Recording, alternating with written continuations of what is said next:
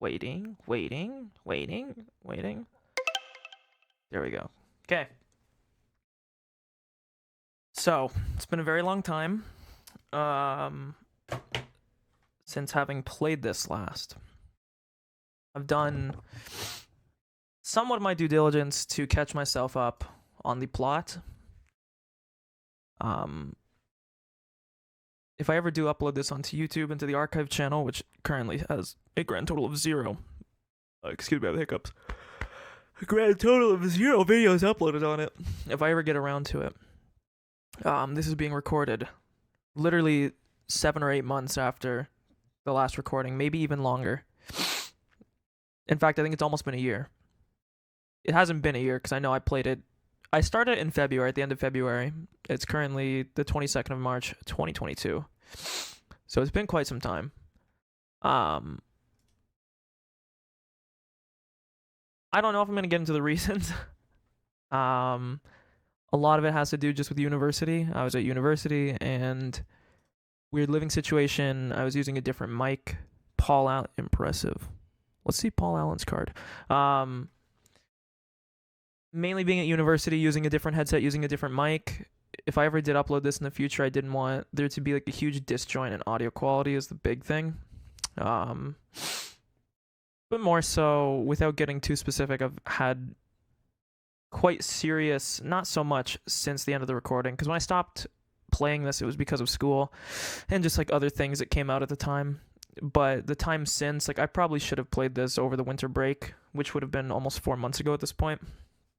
And that's just to do with mental health struggles I've been going through. I don't want to get into too specific details because it's not really important to air out, but it's something I've struggled with for a really long time in my life, and it's been especially bad since about the end of November, a little bit later, start of December of this past year, 2021. So even up to now, it's still been a little bit of an issue, but I don't want to get too bogged down in that. So I'm going to open up my little theory booklet that I used to have saved to dump all that in the past. Let me find, I don't know if it would be, I guess it's window capture. One sec. Oh, look, you can see my chat box. I actually didn't want this to show, but it's fine. Look, you can see what my chat looks like. I can see all you guys constantly. Okay, so first, let me switch this to the proper thing. Oh wait, I'm actually stupid. I didn't even need to use this. Get rid of that. I already have one set up. I didn't even notice it. So here we go. Perfect. This is, let me center this for you guys. We had this massive theory booklet. I'll expand it a bit here. It should expand on, expanded the wrong way. Why did it expand that way? Okay. So I was trying to keep up with the story. You can see I wrote a lot here because we did it going by chapter. Since chapter 7 started, haven't really touched it because there wasn't really much need. Chapter 7 and chapter 8 seemed to be more of like the answer chapters. And I put like, these are basically like the last questions that were important to see. So we know now, having finished chapter 7, that Takano is the villain. She is responsible for a lot of the stuff going on. But she is not the sole person to... There's still some confusing things going on.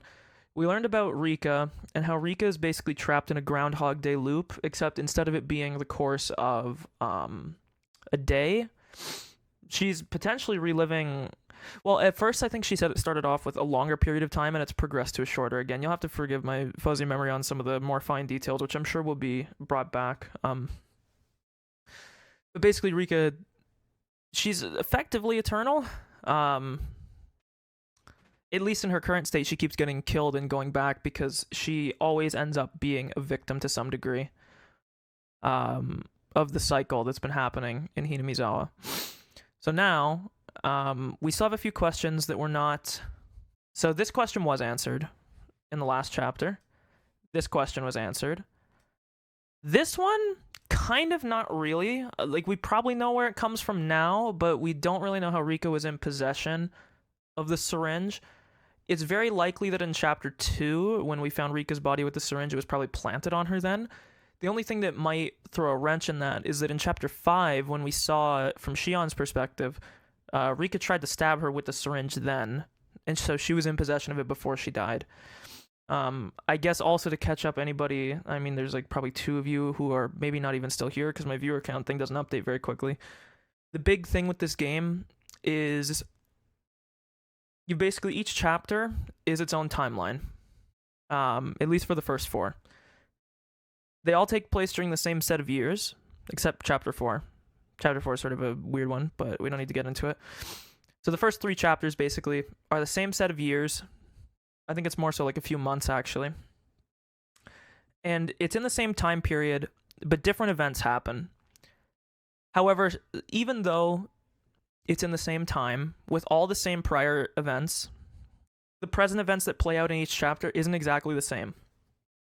And so the big thing that you have to do between each chapter is try to notice which things are consistent between each chapter, because knowing which is consistent in each chapter will help you figure out what remains true among all of them, because some of the details are so different in each that you can't assume all the details to be true. You can only assume a certain amount of them. So a big part of this game has been determining basically like where the start point is. Where is everything the same before? And then going from there. So we still have a few... I know this was answered, that this was not real. So first of all, I guess we can go down here. We can go like answers. And we'll try to like type some stuff in that at least has added up so far from the prior stuff that I remember. So, we know number 1, the volcanic gas meme, not real. There is like a volcanic fissure in the town, if I recall. It's under like the one swamp spot in the town, but it's not real. What actually happened was that Takano had organized basically a big military thing. And she had been operating... that there is some parasite... fuck, dude, this is where I get fucking pissed that I haven't played this in a long time.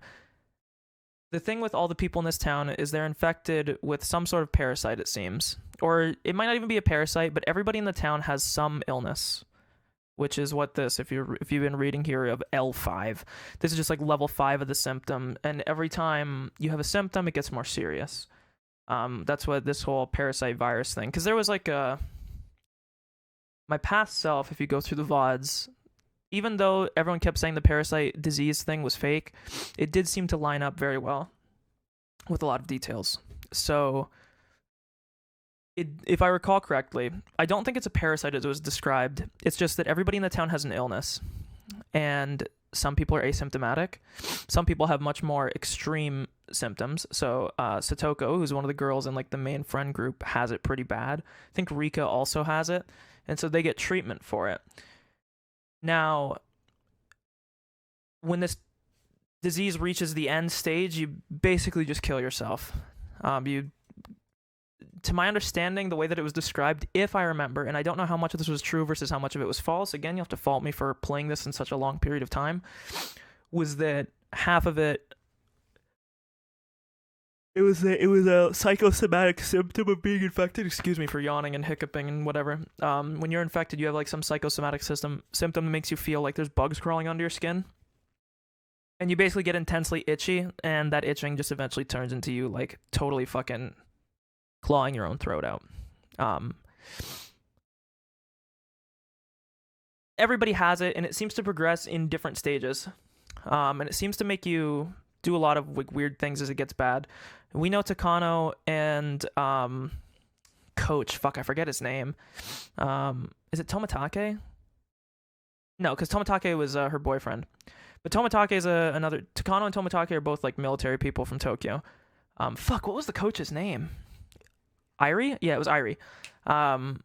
They all work at like basically this hidden like disease lab that's studying this in the town.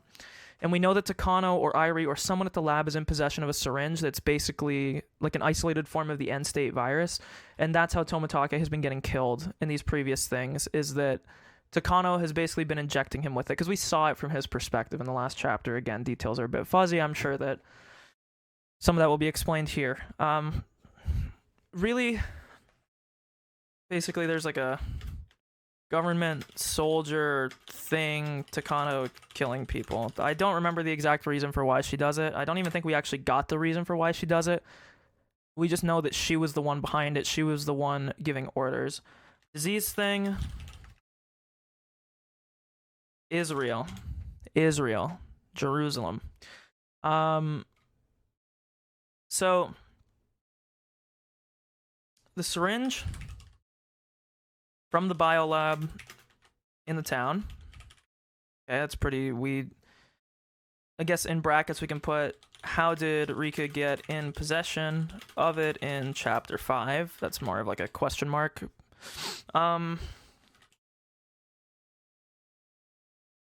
Okay.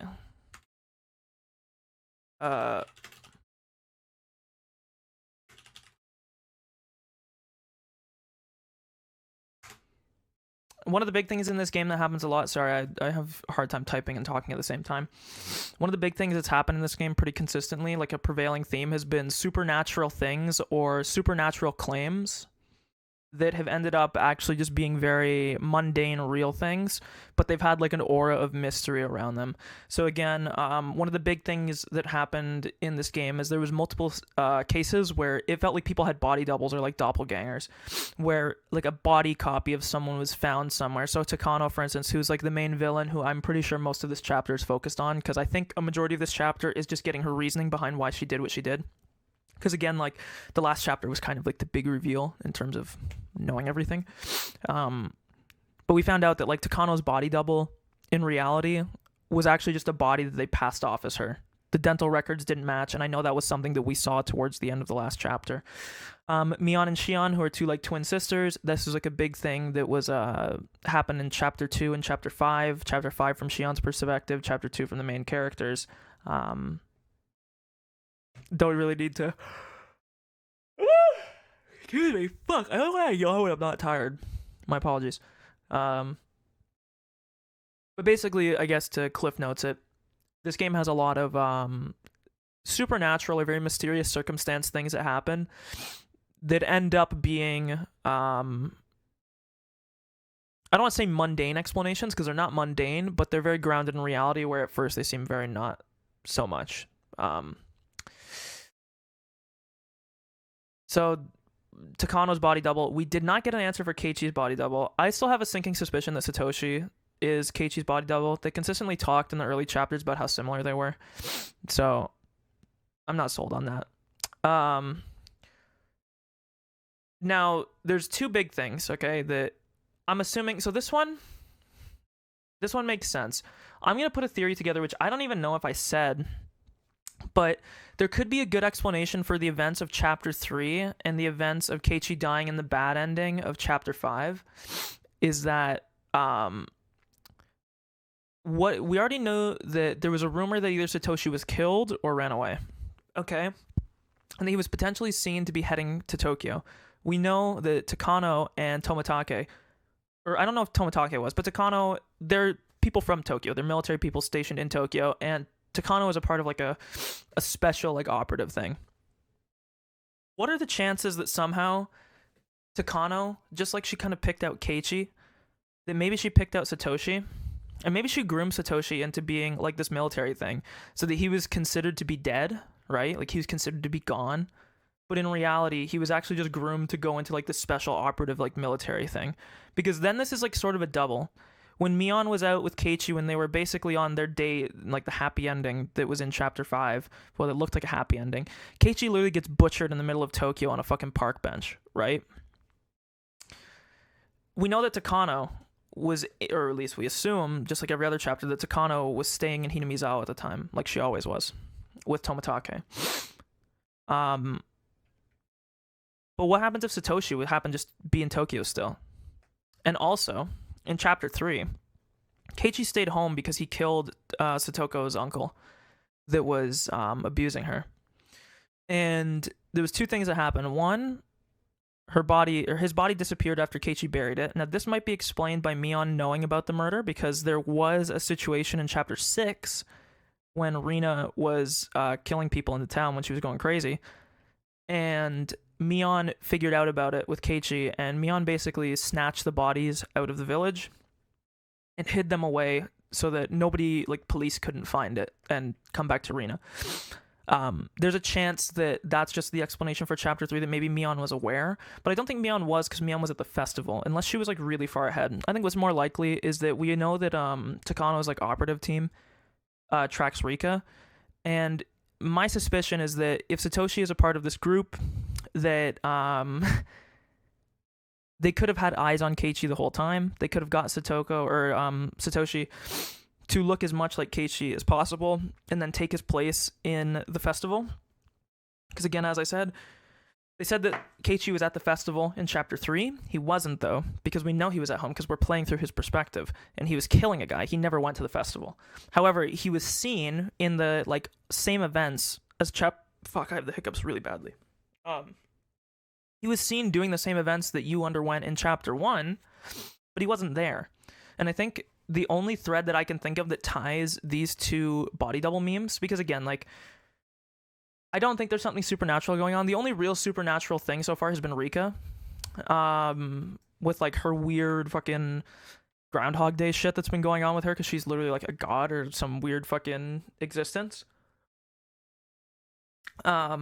But I think the only two things that can wrap up this point would be that Satoshi is a member of this military corps that Takano is a part of, and that conversely, it basically covers both the body double thing. We already been, not to sound like I'm repeating myself, which I know I am, that Satoshi and Keiichi were known to be very similar to each other, to look very similar, to act very similar.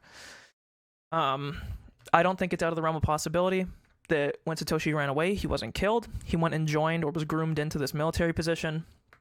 And that during chapter 3, he posed as Keiichi so that Keiichi, I don't remember the details, but so that Keiichi could basically be in two places at once, so that he had an alibi for where he was in chapter 3, even though he wasn't, because he was actually killing someone. And then conversely, it also provides an explanation for who killed him in Tokyo. The only reason why I think this has to be the case is if Satoshi was dead. If Satoshi was dead, I don't. So, because there's two possibilities, right? If my theory is right, Satoshi has to be alive, or if it's some variation of my theory, or if I'm like in the ballpark, basically. The only way that makes sense is if Satoshi is alive, because if Satoshi is confirmed to be dead, which we never really got a confirmation whether he is alive or dead, if he's confirmed to be dead, then this question becomes a lot more imperative of like, okay, like what happened with the body double meme at the end of chapter 3. Otherwise, everything lines up, and I think it can be like somewhat easily explained, 1 sec, let me actually okay, never mind. So this is like as you can see, this was kind of my explanation or my thinking. Yeah, so I mean, there's not really a whole lot more to talk about other than playing it to get our answers, because we're kind of at the stage in this game where we're just waiting for the answers, not so much that it's kind of just like, put it this way, this is like we have like 90% of the puzzle.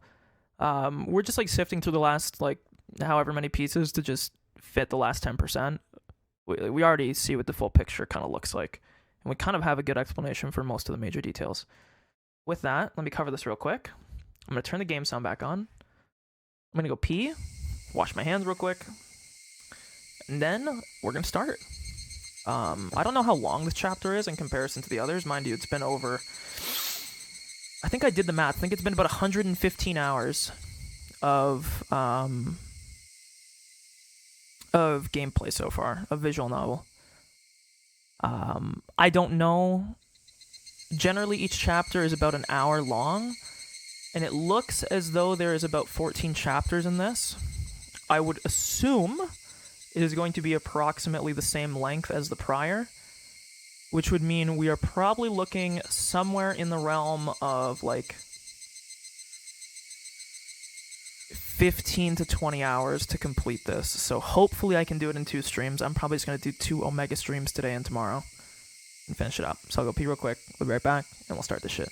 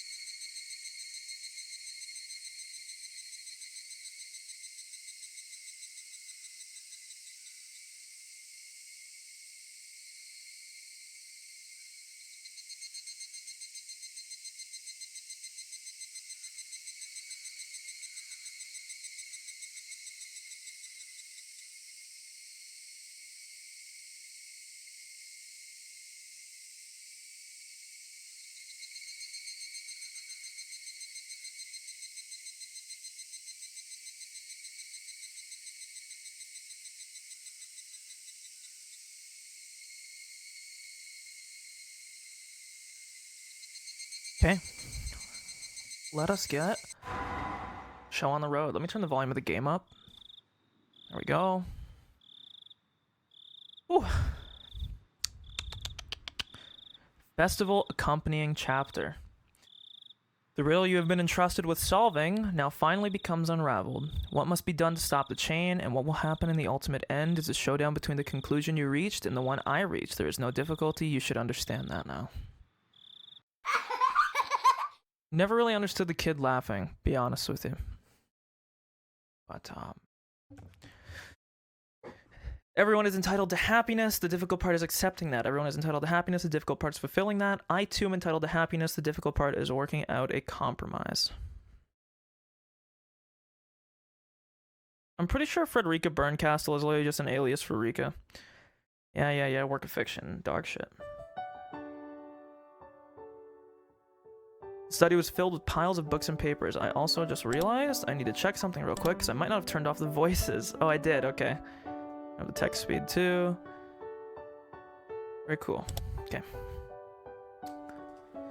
In that study, there was a full-figured old man writing something at his desk in utmost concentration. There was also a little girl sorting out papers on the carpet. She almost looked as though she was playing with them. But the serious expression she was wearing made it clear that she wasn't. Grandpa, I'm done sorting them out. Thank you. Let's see what happened. Look, there are lots of people with the same symptoms. It's way higher than the national average. That's exactly what I expected. There's an intriguing treatise over here too. It discusses psychosurgery and civilization. It also predicts the existence of parasites that inhabit the frontal lobe. Frontal lobe is what causes emotions. That's right. Emotions aren't created by the heart. They're just side effects of the chemicals secreted by the organ known as the brain. Also, yo, I saw this thing the other day and I was like, damn, that's really true. Think about it like this. The brain is the only organ that named itself. Tough. It's probably like a fucking iFunny post, but I was like, damn, not wrong. One sec, there we go. If parasites capable of acting on that organ did exist and spread to create a colony, then that colony's thoughts would be unified. So are parasites the cause of the spread of ideology? When ideologies clash, is that because different parasites are competing to expand their habitat? I mean, that's one way to look at it. That, or to expand religion, to expand national borders, or to expand a race. Monka W. It's hypothesized that our different cultural communities and their conflict are the result of parasites influencing human thoughts. I guess, yeah. Just want to make sure I'm totally understanding this. There are people in other countries who think the same thing as you, Grandpa. Of course there are. There are countless parasites on this earth, and it's well known that some coexist with their hosts and some control their hosts. We've also discovered plenty of parasites that infect humans. Yet despite that, we adamantly deny the possibility that parasites could infect humans and control their hosts. Even the hypothesis of such a thing. Why do you think that is? Humans aren't special in any way. Because that hypothesis would also mean changing our view to see the spread of ideologies from the perspective of epidemiology. If conflicts in ideology can be resolved through debate, then they're peaceful.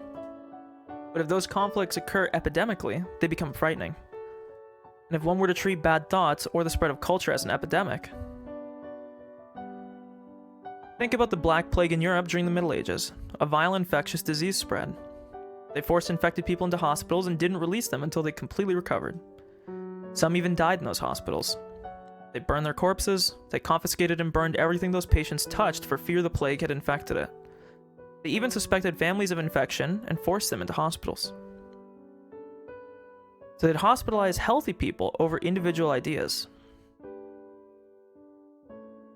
Replace an idea with a disease, the rest is the same. Patients won't be released until they completely recover. People burn everything that may have been touched by the patient. They force the patient's family to go to the hospital. People are free to think what they will, right? Thoughts aren't pests. If an idea was created by parasites, it would be exactly the same as a plague. In other words, an idea is like an incurable epidemic. So you mean anyone with a different idea is treated like they have a disease? That's right. If we bring this to its logical conclusion, parasites could be responsible for mass murders of people belonging to different races or religions. But this can be seen as justifying genocide. Therefore, talking about parasites in brains has been taboo since the war. What does taboo mean? Huh. Have I got a story to tell you? It means something people shouldn't get involved with. That's why nobody researches these things. Nobody even remembers anything about parasites that live in the brain. They assume that parasites which control humans simply don't exist. Huh. It's almost funny. How can they prove something doesn't exist? That's just impossible. Well, yeah, I mean, that's good old Russell Teapot meme. Exactly. Proving that the devil exists is easy. You just have to show him to someone. But you can't prove he does exist. But you can't prove he doesn't exist. You can't show somebody that something doesn't. I'm having a stroke! You can't show somebody something that doesn't exist. It's almost as if the parasites in the brain are controlling people so that they can keep their own existence a secret. Wow. How insightful. Humans are simply another animal in this natural world. We might be at the top of the food chain, but it's foolish to think that we are superior to others. Humans can be controlled by parasites. Just because the existence of such parasites hasn't been proven doesn't mean they don't exist. Okay, but you should also be able to see the dichotomy you're presenting. Just because there's no proof doesn't mean they don't exist. That's true, but we also don't have any reason to believe it if proof is never presented. So, I mean, pick your side of the coin. They exist. I know they do. That's happened before in the scientific world, right? That's right. Not all scientists are recognized for their work while they're alive. There are many who were ridiculed and couldn't prove their theories to be true. But Grandpa, I hope your theory will be recognized before you die. Otherwise, it'd be so sad. Don't worry. God doesn't ignore people who work hard. Hard work always pays off in the end. When will that happen? Nobody knows when God is going to descend from heaven, just like you never know when you'll be robbed. So we always have to be alert and ready, so that we don't miss our chance. That was something that my grandfather said all the time. Nobody knows when efforts will bear fruit, but it will happen one day. That's why you must always work hard so that you have no regrets when the time comes. That's what he meant. But is it going to happen before you die? Even though there were so many scientists whose work weren't recognized while they were alive?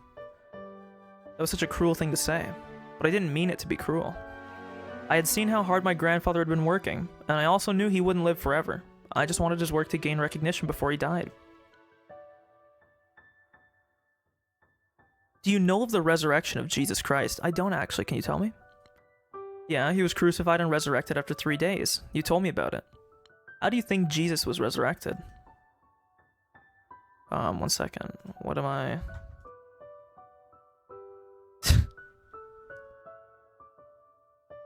Fuck you, Brad, if you're still here. Didn't he just get up as if he was waking up in the morning? He was buried after his execution, so his body was in the ground. Did he break open the tombstone and crawl out like a zombie? Huh, no. That wouldn't be called a resurrection. The sinners who killed Jesus imagined exactly the same thing. Jesus predicted just before he was executed that he would come back to life after 3 days. The sinners buried Jesus, sealed his tomb, and posted guards to watch over it. But what Jesus meant wasn't that he would resurrect physically. He meant his teachings would be resurrected. After 3 days, Jesus' teachings were resurrected and people regained their belief. The hearts of those who wanted to be shown the proper way revived his teachings. That's what the resurrection of Jesus is all about. He came back to life in the hearts of his believers. Jesus doesn't exist physically on this earth, but he exists in people's hearts. In other words, that's when Jesus became an existence superior to humans. Even if it's after the author's death, as long as his work receives a fair evaluation, it will live again as a great achievement. Even if my body is gone by then, my life will return and receive recognition. Does that mean you'll become a god just like Jesus did? Indeed. My research will be recognized for what it is someday. That's when I will become a god. That's why I'm not in a rush to achieve that recognition. I don't know when that day will come. God doesn't know that either, but that day will come. That's why I need to continue to work as hard as I can. That is a definite superiority complex. It was very sad to hear my grandfather say that his life would end one day. He wasn't ill, and he didn't only have a few years left to live. But, set next to the average lifespan, his remaining years didn't look like much. The only person left in my life was my grandfather, so I didn't even want to consider what it would be like with him gone. Grandfather must have remembered that I didn't like to talk about that subject. With a tender smile, he gently patted my head. Of course, I want my research to be recognized before I die. I will do my best. Yep, I'll do my best to help you too. I purposely didn't mention the before you die part. I caught myself before I said it. Thank you, that makes me very happy to hear. Grandfather smiled in satisfaction. His research wasn't exactly outrageous. He wasn't trying to uncover the mysteries of the universe. He was only searching for the possibility that parasites could be responsible for human behavior. Nothing more than that.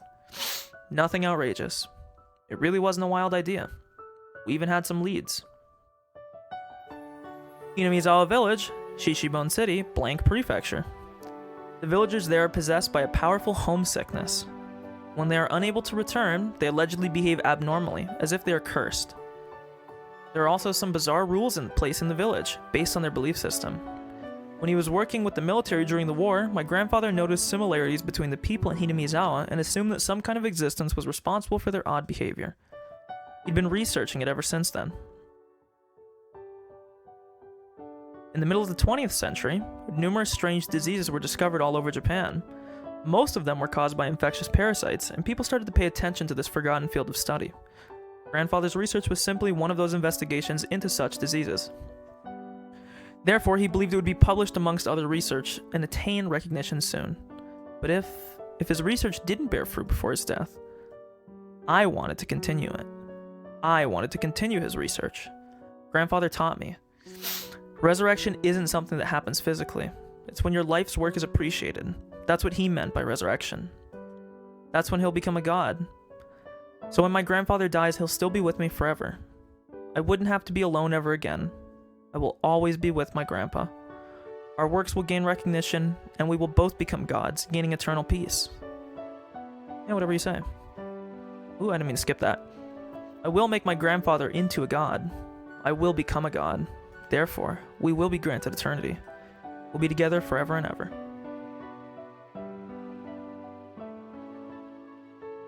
Well, hot damn.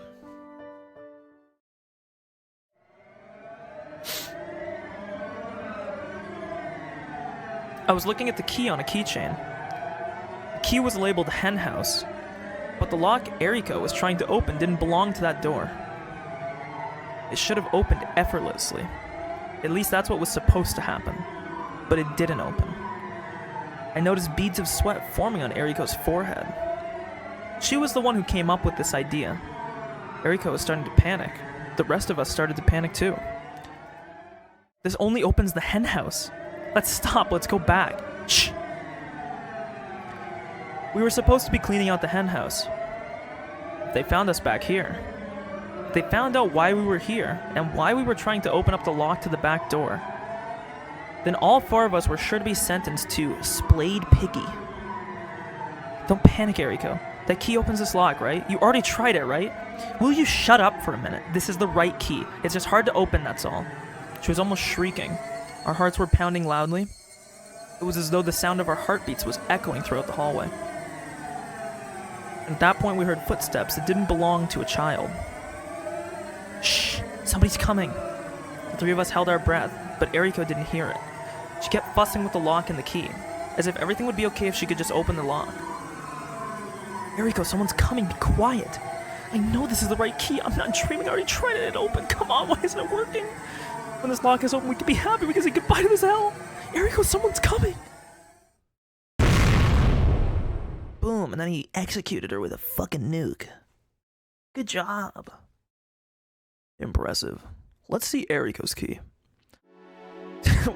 Nice icebreaker here after the, My father and mother died.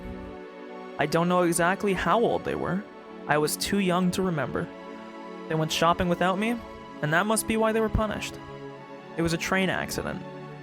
God damn it, train wrecks. What a terrible disaster. A lot of people died in that incident. But maybe my father was one of the lucky ones. He was still alive when he arrived to the hospital, so he was able to share his final words with me. My mother died instantly. I'm not saying that. I didn't want to admit that this person I could hardly recognize was my father. As I called out to him, I hoped that it was someone else instead. But, unfortunately, it was my father. Maybe I shouldn't have woken him, because when I woke him up, he was reminded of the miserable agony that he had forgotten. Oh, Dad. Yeah. He tried to move his right arm, so he could pat my head. But his arm was wrapped in bandages, and his hand was no longer there. I couldn't find his hand anywhere on the bed. I only had scary memories of his right hand. Its main job was to slap me when I did something bad, but I never wished it to be gone. Besides, that hand also patted my head, even though that only happened a few times. It was a big warm hand, okay, but no matter what good deeds I did, he could no longer rub my head. No, his hand was the least of his worries.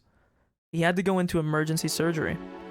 The doctors already warned me that the chance of him surviving was very low. That was why I was allowed to see him regardless of his condition. Not only could he no longer rub my head, he might be gone forever. Dad, the surgery will make you better, right? Dad, you'll get better, right? Right? Listen carefully. Your dad might not make it. Even if I die, you have to be strong, okay? No, you'll get better. The doctor's gonna make you better, so you're not gonna die. He was a stubborn and old-fashioned father. He beat me severely. He believed endurance was a virtue, and he never complained about anything. That was why I couldn't believe he actually said he might not make it. I tried desperately to deny his words, but even that wish wouldn't prolong his life. My father, knowing his time was limited, tried to tell me some important things, but I interrupted his efforts by crying like a baby. I wanted him to slap me, just like he used to every time I cried like a baby. He would never slap me again. Listen well. Your mother and I both lost all of our family in the war. So, after I'm dead, there won't be anyone left to take care of you. He didn't need to tell me that. My parents used to tell me that all the time, so I was aware of that fact. In other words, my father was the only relative I had left in this entire world. If I die, you can count on Dr. Takano. Dr. Hifumi Takano. Can you say it? Hifumi Takano. That's right. Dr. Hifumi Takano. He's my former teacher. He will help you.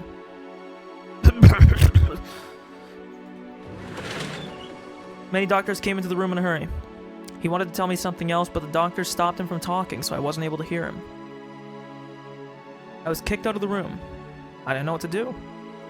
Nobody told me how my father was doing or when the surgery was going to start. And nobody told me. Excuse me. That was going to be the last conversation I ever had with my father. Unlucky, I guess.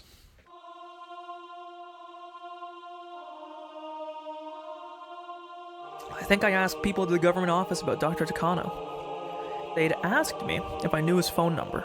I said I didn't. Then they didn't ask me anything further. Sometimes they told me they'd look into it, but nothing led to anything. They couldn't find me a guardian, so I ended up going into an orphanage. At the time, there were plenty of orphans from the war, so although there were many orphanages around, they were all full. Lila, There was also some orphanages. I hate that. I feel like this needs to be a different word. It's very odd to say in a sentence. There were also some orphanages run by civilians. I was sent to one of those civilian orphanages. There was no profit to be had in taking in an orphan in the first place. So I thought, those civilians who were running orphanages must have been very good people. That's some cap. I was sure they hoped that the children would grow in this loving environment and enter into society with a sense of gratitude. But reality isn't so kind. How many children in this world can actually express their gratitude towards their parents in the first place? Children are supposed to be nurtured by their parents' love. Therefore, when that environment is destroyed, their hearts are wounded. Every child has his or her own personality. Receiving affection doesn't guarantee that a child will become someone angelic. Not everyone's heart can be healed. That was why there was some problem kids at the orphanage. Maybe I shouldn't call them problem kids, though. The sadness and despair of losing their parents and the anger at having to hide such feelings filled those kids' hearts. Spending time individually with the children could have solved their problems. But at the orphanage where I was, none of the staff members even tried to spend time with them or put in an effort to understand them. All they could do was make sure that the kids followed the rules. Therefore, they could only see the children's emotional pleas for help as problems. In this world, nobody expresses love without expecting something in return. The person who founded that orphanage was expecting something in return as well. He wanted the children to appreciate him. That was why such a faint dream was destroyed by cruel reality. The children called the orphanage a prison, and nobody appreciated the staff at all. In fact, all they did was complain. That made the staff slowly realize that love alone couldn't run a facility like that. Just like how the children called it a prison, the staff started to recognize the facility as a prison too. It was a chain reaction resulting from mistrust on both sides. The staff bound the children with rules so that they could suppress problem behavior. It was a framed picture of the founder of this orphanage, but I'd never seen him in person. Was he satisfied with the fact that he put his own money into this social service? Or maybe he finally realized his dream of being surrounded by angelic children, and being celebrated for what he did was simply that. A dream? I don't know. But there's one thing I am certain of. That I need to see Paul Allen's card. Such a dream didn't exist at the orphanage. There were so many rules, and several plausible standards outlined for us, but the most valued one was silence. Children's chatter tends to increase each other's volume, just like mics drawing closer. And sometimes that leads to fights and the disturbance of order. So children were forbidden from speaking with each other, but those disallowed, they must have thought things would go smoothly. However, I think I always heard people's voices at the orphanage. There was two kinds of voices, the ones I could actually hear and the ones in my head. One was the staff yelling, and the other was the children crying. We were not allowed to walk around inside of the orphanage freely, so we never knew who it was that was crying. One time, along with crying and yelling, we heard the noise of metallic things being smashed against each other. We knew it was some kind of punishment, but there was no way for us to even imagine what it was. We trembled, pretended we didn't hear anything, and kept working on our assignments. One of my roommates told me it was the casket punishment, but she didn't tell me any further, and I didn't want to know either. Even if we behaved exactly the same way as yesterday, if the staff were in a bad mood, they might pick on us. So even if I didn't want to know, I might suddenly find out what the casket punishment is one day. The footsteps of a staff member were getting closer.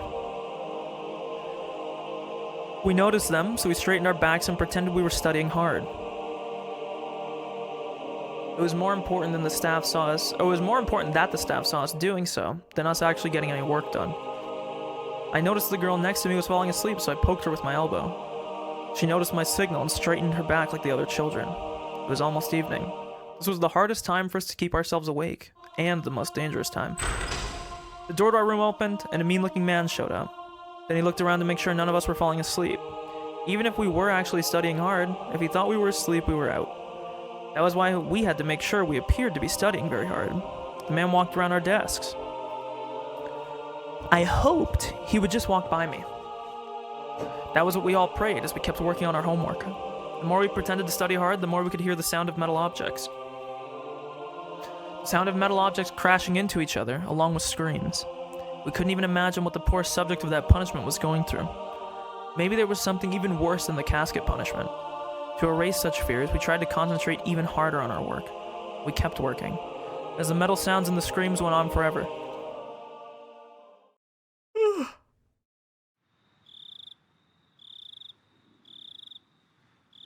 All I'm hearing is crickets.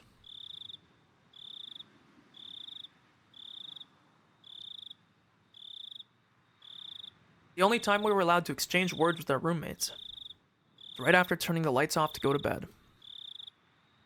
Being located in the middle of the mountains, the orphanage was very quiet at night. After making sure the staff members were far enough from our rooms, we enjoyed talking amongst ourselves. Second. Okay, my bad. That was the only leisure time allowed to us. Though it wasn't anything nice like enjoying pleasant conversation. Why? Because we mostly talked about others behind their backs. We spoke of things like, that member of the staff is only strict or unfair and malicious towards this person, and so on. What the fuck is up with my... Sorry, my Twitch dash, I gotta refresh it real quick. It's still fucked up. I don't know what's going on there. I don't know why that... Okay, never mind. Stupid. We just repeated those topics forever until someone couldn't keep themselves awake anymore. We even discussed how we could get back at the staff, and we took revenge on all of them in our imaginations. Some kids even started to cry when talking about it, difficult as it was for us. Although the subjects we spoke of were negative, talking about them was the only way to vent our frustration. Even though we felt despair about tomorrow, we were able to fall asleep. But sometimes, a different subject popped up. It was about... Oh, good lord. The Yuri Gaoka,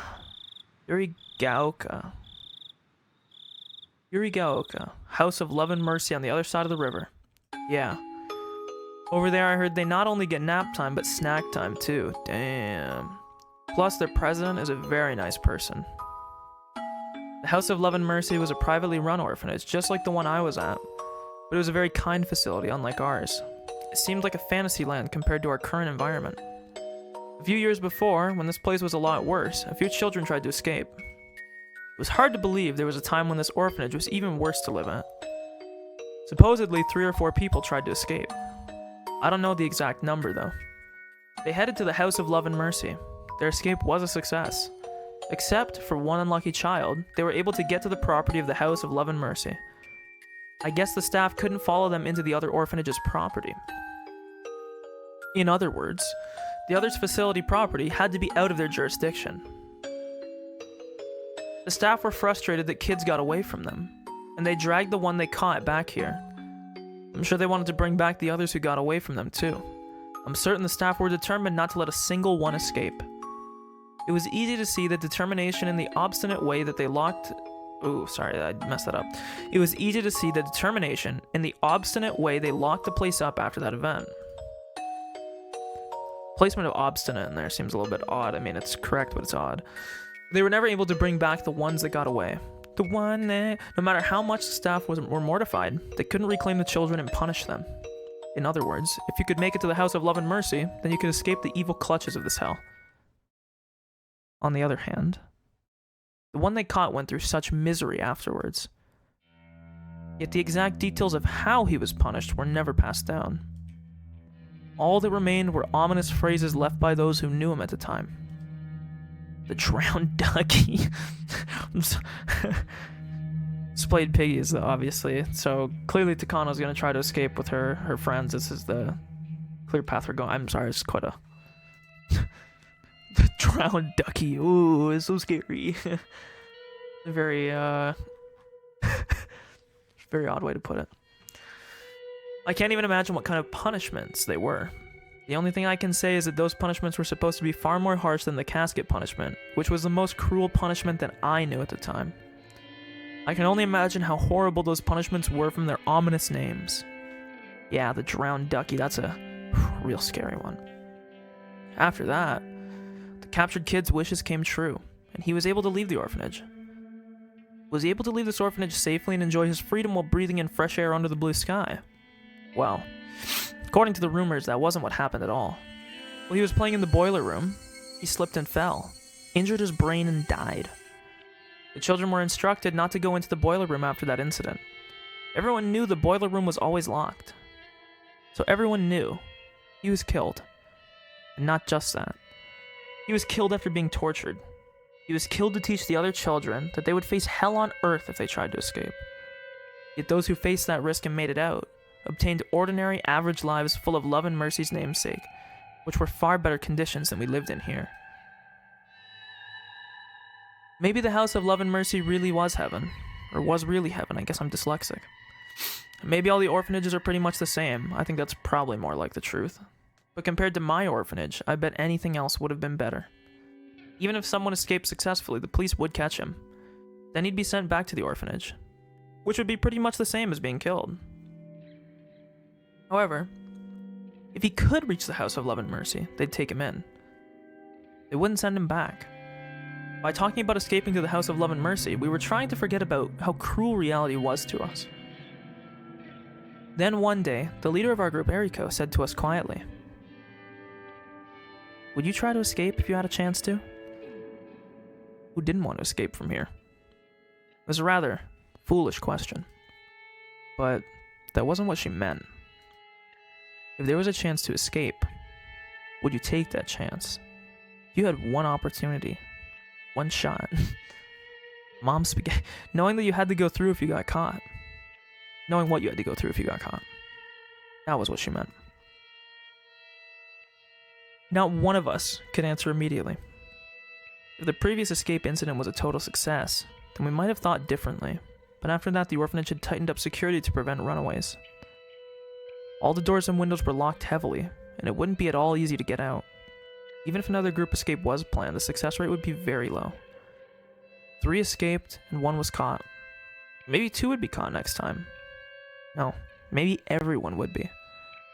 If I could, I'd want to escape. But the House of Love and Mercy is so far away. The bridge is long too. We'll all be caught before we get there. Besides, we can't even go outside. Everything is locked up. There were locks all over the orphanage. To escape, you'd need a key for both the inside and the outside. And after the lights were turned off, even each section of the hallway was individually locked. Make no mistake, this was a prison. According to the rumors, orphanages received government funding depending on the number of the children they house. But if anyone escapes, they lose money. And if we were to expose the conditions at the orphanage, they would end up being inspected, and things would get complicated for them. That was why they were so intent on keeping us locked up. Yo, mother, one sec, I need to check something on Amazon real quick. I was just thinking about this, folks. Excuse me. Oh, I forgot how much reading this is, man. You know, if I was playing this, like, I won't say by myself, because I am playing it by myself. If I was by myself, not streaming, I would have been done this game forever ago. I can read so much quicker than talking. I also feel like I don't process it as well when I'm talking, but who knows? One sec here. Whoever threw that paper, your mom's a hoe. Whoever threw that paper, your mother is a dirty hoe.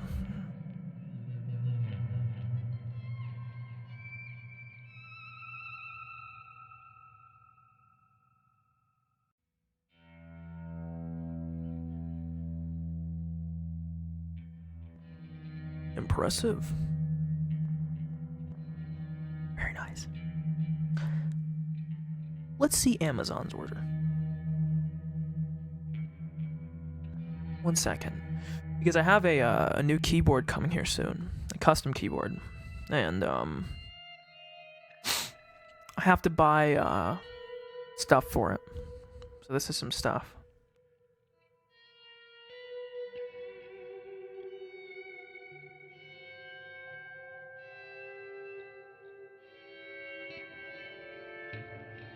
Because I forgot to buy it forever ago. So I'm buying it now. There we go. Awesome. That was why they were so intent on keeping us locked up. Sure, if there was a chance I would want to escape. But realistically, there's no way we could. Every door is locked. Well, did you know the henhouse in the courtyard uses the same key as the door to the back stairs? Huh? Really? Shh. Eriko shushed us. Sometimes, mass-produced locks take the same key. Of course, I need to figure out which one is my mute keybind. Not that, clearly. One of these is my mute keybind. I don't know which one it is. I need to set it in case my dog starts barking. Uno momento, I should have done this before. Microphone? Mute, pause. But I don't know if this keyboard has a pause button. It doesn't. Switch it to this. There we go. So now if I do this, it still doesn't work. Fuck, one sec. Settings. Hotkeys. Is that push to mute? No, I mean, this should work. This? Okay, this is just a dog shit program. What about this? This is a good button. Actually, no, because I might type that. F8, that's a good one. Who uses F8 for anything? Okay, it's just bugged. It's just not working, so never mind. Of course, most places use different types of locks, so this won't happen, but the staff at the orphanage must have overlooked it. There were 2 locks that use the same key at the orphanage. However, most of us have never had a chance to even touch the keys. But there were a few exceptions. One of those was the hen house. Each room group took turns taking care of different chores. Your group was assigned to clean the hen house. You'd have to get the key to it from the teacher's office. You were supposed to return the key immediately after you were done. But, while taking care of the hen house, the key was in the children's hands. While the staff would occasionally come around to check, they couldn't keep an eye on us forever. Eriko, you aren't thinking about using that key, are you? Let's not. It's too dangerous. Of course it's dangerous if there's only one of us, but it's different if we're in a group. Wait, why? Do you know why only one kid was caught the last time they tried to escape? They were desperate. And so to escape as a group, they did something to increase the chances of... Damn, they fucking left him behind? That was why only one of them was caught. What did they do? They scattered as they ran. They dashed in different directions. They waited until the day when there were only a few people working at the orphanage and ran this way and that. So, although it all depended on luck, it would increase the chance of success for sure. On your own, you'd probably have no hope, but if the staff were to chase after other children, then your own chance of escaping successfully would increase. In other words, Eriko was inviting us to escape with her. The more children joined, the more each of our chances would increase. But among us, there were children who tattled to the staff for their own benefit. So she had to be very careful about who she talked to. Eriko must have trusted us a lot. Eriko, me, Tomomi, and Kikuko. 4 children. Or Kikiko, I don't know how you would say it. It's a very, kind of a cool name, but weird to say. Do any of you want to stay here a day longer? The 3 of us shook our heads. Yes, we do. We love it here. But at the same time, we couldn't agree to escape with her either. Of course, we don't want to stay here a day longer, or even an hour longer. Even if we did exactly the same thing as we did yesterday, we might get yelled at tomorrow. I can't stand it anymore. I can't stand living in fear of what to do and what not to do, so I won't be yelled at. We all feel the same way. We could endure strict rules, but it was almost impossible to endure vague ones. It wasn't too much of a stretch to say that the rules depended on the mood of the staff. This is okay. That isn't okay. Such borderline rules change daily, and if we were to say anything about that, we would be treated horribly for it. I will escape, even if I have to do it alone. Like I said, the more people that join, the better our chance. Think about it. If they find about this henhouse key trick, they're sure to change the lock on the back door. In other words, we only have one chance. So even if you regret not joining in later, it'll be too late. But, oh, I'm scared. I'm scared too. If we get caught, we'll be killed. Tomomi and Kikiko weren't the only ones who felt afraid. The fear was perfectly understandable, because all of a sudden the fear of the punishment that would follow had become very realistic. I'm sure Eriko felt the same way too, but her courage was suppressing her fear, and because of that she shared her idea with us. So do you plan to stay here forever? No way. I know you're scared, but this is the only chance we have. You have to be brave just this once. What about you, Miyoko? Also, I guess to further asterisk this, obviously if you've played the games or if you were watching, Miyoko is Takano, the girl that I said earlier is the killer in the future. They called her Mio. I don't know why she dropped the KO. Maybe because she's a knockout, she doesn't need the KO. I don't fucking know. But they just call her Mio Takano. Maybe it's to hide her identity or something, I don't know. Obviously Takano is not even her real last name, because she inherited the last name of her grandfather, who in reality was just a dude that her father studied under, which we learned from this. Don't you want to go with me? Unlike Tomomi and Kikiko, I wasn't trembling that much. Of course, I was scared in my own way, but compared to the other two, I must have appeared rather calm. Can we really escape? Of course, Eriko couldn't guarantee our success, but I had to ask her anyway. There's no guarantee, but if you join me, I'll have a better chance of escaping than trying to run on my own. Of course, the same goes for you two. Eriko gave a calculated reason, but I'm sure she just wanted a friend to agree with her. That was probably more important to her than increasing her chances to escape. Momi Kikiko, if you're too scared, then I won't force you. Miyoko and I will escape ourselves. 2 is enough. Well... Eriko rushed the two to make up their minds. It almost looked cold, but that was her way of mustering their courage. It was very possible that regardless of the outcome of our escape attempt, as our roommates, those two would be held responsible. It's not like we'll do it tomorrow. Our turn to take care of the hen house is in a week. We'll wait for the perfect time to do it. If we don't feel that it's safe, then we wait until our next turn. We'll be very careful. And so I'm guessing that the lock was changed before she ever got to it, I'm guessing. The rotation of the staff and the timing were important, but we also each had to know the way to the House of Love and Mercy. We were planning to split up, so we had to know the area. I made up my mind. Okay, I'm coming with you.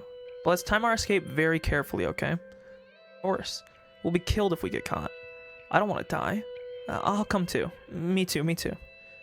Tomomi and Kikiko agreed, and so we all decided to escape as a group. We waited for the perfect opportunity. We waited for the day where only a few staff members were at the orphanage, and we decided to let God take care of the rest. It's open. Maybe it was the way I did it. Eriko tried to open the lock several times without success, but I got it open on the first attempt.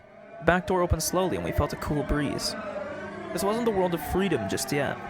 In fact, it was the exact opposite. If the staff were to find out we were here, we would be in big trouble. It was a world of danger. But unless we went through that dangerous world, we wouldn't be able to go any further. Okay, let's go. I think Eriko wanted to say that. We were planning to leave with that as our cue. But what we heard instead wasn't Eriko's voice. What are you kids doing there? We started to run. It was raining. We all got soaked immediately, and our clothes stuck to our skin. While that would normally be very uncomfortable, we couldn't even stop to think about that. We could only keep running in the rain. We were dashing on gravel, but it felt more like trudging through a muddy rice field. My feet kept sinking and I couldn't pull them up. I was frustrated because no matter how fast I tried to run, I wasn't gaining any speed. I felt a sense of urgency. I heard someone yelling, "Escape," behind me, and all I could do was run like crazy. Okay, everyone go in different directions. Come on, scatter. With Eriko's cue, we all went different ways, hoping they wouldn't be coming after us. Would we be able to reunite safely at the House of Love and Mercy? All 4 of us there together. Or maybe someone would be missing. Maybe everyone else would make it. And I'd be the one who gets caught. My thoughts were interrupted by the voice of a staff member coming from behind me. Hold it! Wait! Hold it right there! One sec, my arm's itchy. The staff members should have numbered fewer than us, so if I was lucky, they wouldn't be coming after me. Praying that the staff voices I heard in the distance weren't after me, I looked back for a moment. If I had time to turn around, why didn't I take another step forward? Why didn't I try to escape further? As I turned around, I felt a huge hand cover my face. Its pinky finger slid. Ooh, that's kind of a gross thing to... The hand grabbing my face shoved me into the muddy gravel. Of course I didn't stay quiet. I fought back, and then I saw his face. It was the scariest face I'd ever seen. I realized it immediately. He only wanted to capture me alive to use me as an example. And considering what would happen to me afterwards, killing me here on the spot wouldn't pose any problem, would it? Yes. He looked at me with unworldly hate, ready to end my life here and now. Okay, I don't want to... This is just weird. Yeah, cool. Oh my... You bit his finger, right?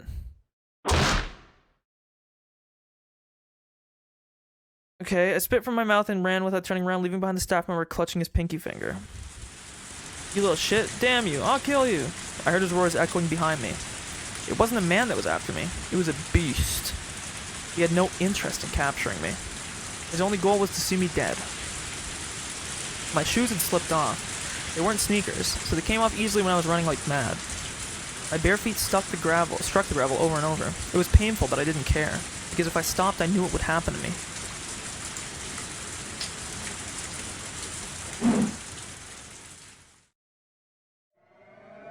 Tree branches cut my face and barbed wires scratched my thighs. My feet and toes were bloody from running on gravel. The blood from the staff member's pinky finger dripped down from my mouth, staining my chin and chest. I was running for my life with scratches and cuts all over my body. If I were to get caught, I would be killed. If my pursuer had any sense, then I would be killed after being tortured. But if he didn't, I would be killed on the spot. I don't want to be killed. My lungs and heart were about to explode. My mind was blank from fear and lack of oxygen. I was about to lose consciousness. I might have given in if I didn't hear the voice of the staff member coming after me. My knees were shaking. My legs wouldn't move properly. I felt like I was going to fall like a puppet with its strings cut. But I couldn't fall. Not yet. It was too late. My face had hit the gravel. I felt the awful sensation of falling, and immediately after the roar of the beast coming from behind me.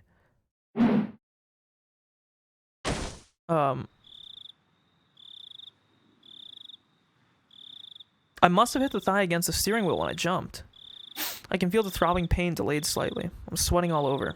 I wiped the sweat on my forehead and put my hand on my chest. Only then I realized how fast my heart was beating. I rubbed my thigh. I rubbed it in a straight line. It's not where I hit the steering wheel. But I feel like this is where it hurts. I can't see a scary beast in the moonlit car. I have my shoes on and I'm not covered in blood. My toes are fine too. Someone knocked on the window, startling me. Major, it's time. Oh, okay, so now we're back in current time. Thank you. I wanted to take a nap, so I told him to come wake me up in an hour. Maybe an hour is too long. Too long a nap actually makes you tired. I put my seat back up and got out of the car. Cool breeze feels good on my skin. I only see the moon. There's nothing else to see on this mountain trail. My car and a command vehicle disguised as a trailer are parked on the side of the street. I can still feel that bad taste in my mouth. I spat it out on the side of the street. But even that couldn't get rid of it. The taste of blood, saliva, and rain. Sweat from my forehead and raindrops got into my mouth, but I couldn't swallow, so I ended up drooling. That sensation around my lips brought back memories, and I tried to wipe my mouth. Huh. Maybe I'm nervous. That's why I had such a bad dream. I think there's a coffee machine in the command vehicle. An unpleasant cup of coffee will wake me up. So, has anything happened yet? No, not yet. We just got Gifu's scheduled check-in. Everything's okay over there. I see. Hey, could someone make me a cup of coffee? Sure. Cream and sugar? Just cream, please. And... no, please put some sugar in, too. The feeling of biting and crushing his little finger and his filthy blood filling my mouth. I'm sure a sweeter cup of coffee will wash down that bad taste and also wake me up from my nightmare completely. End of the chapter?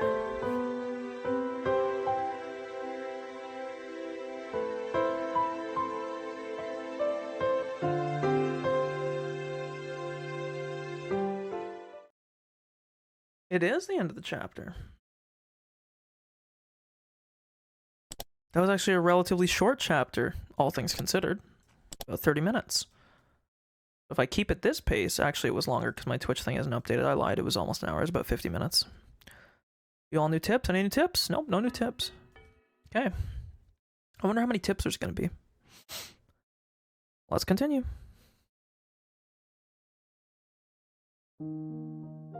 Banquet to back end over. One more speaker, then the toast starts. Are you ready? This is the back end. We are ready. We can't hear anything from inside, so please give us a cue when the speech is wrapping up. Listen up. 10 bottles of beer per table. Make sure to deliver them to your areas smoothly. Young hotel workers dressed smartly in bow ties pulled bottle after bottle out of the beer cases, preparing for the toast. They waited for their cue to serve the drinks while listening through the intercom. At a normal party, they could put bottles of beer on the table ahead of time, but if there was a lecture before the party, then they couldn't. Guests don't mind sushi going dry due to a long speech, but they don't like seeing their tables get wet with the condensation from the bottles of beer. And more than anything, they certainly don't want to drink warm beer. That's why beer has to be served right before a toast. However, there's always a speech before a toast, and usually a long one. Especially at a big party like this, there are lots of guests that give speeches, so it's extremely difficult to know when to serve. For that reason, the bottles end up sitting outside by the banquet room, and people end up drinking warm beer anyway.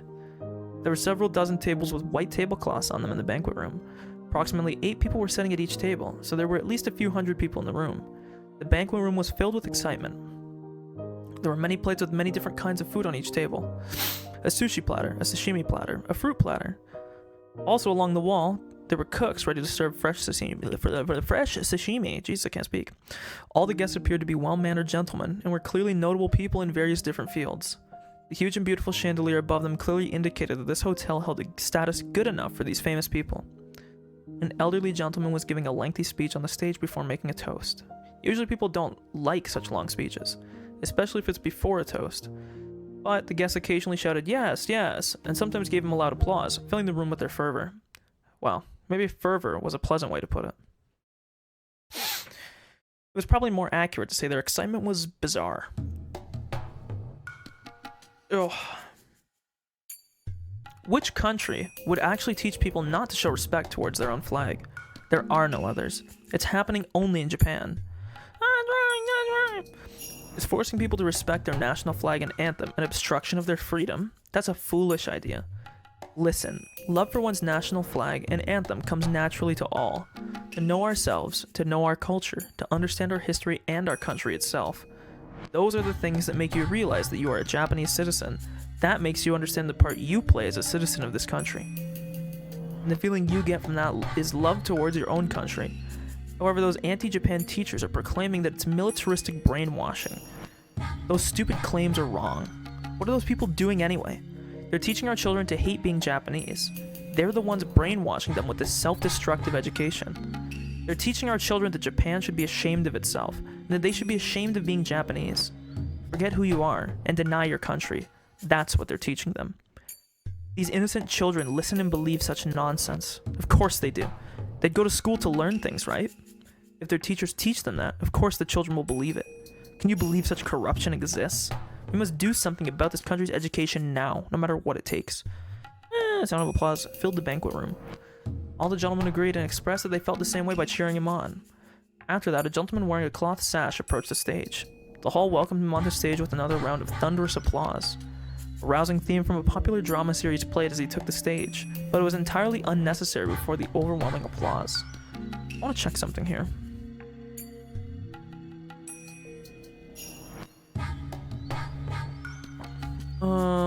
So there's there's 12 chapters to this then. There's 14 total achievements, and there's 2 that are just for reading tips and for doing the post-chapter, but the post-game conversation. So we have 11 more chapters, which are approximately 50 minutes to an hour each, potentially longer, and they'll probably get longer towards the end because this is the last chapter. So let me see what the HLTB is on this game. I actually just want to check it.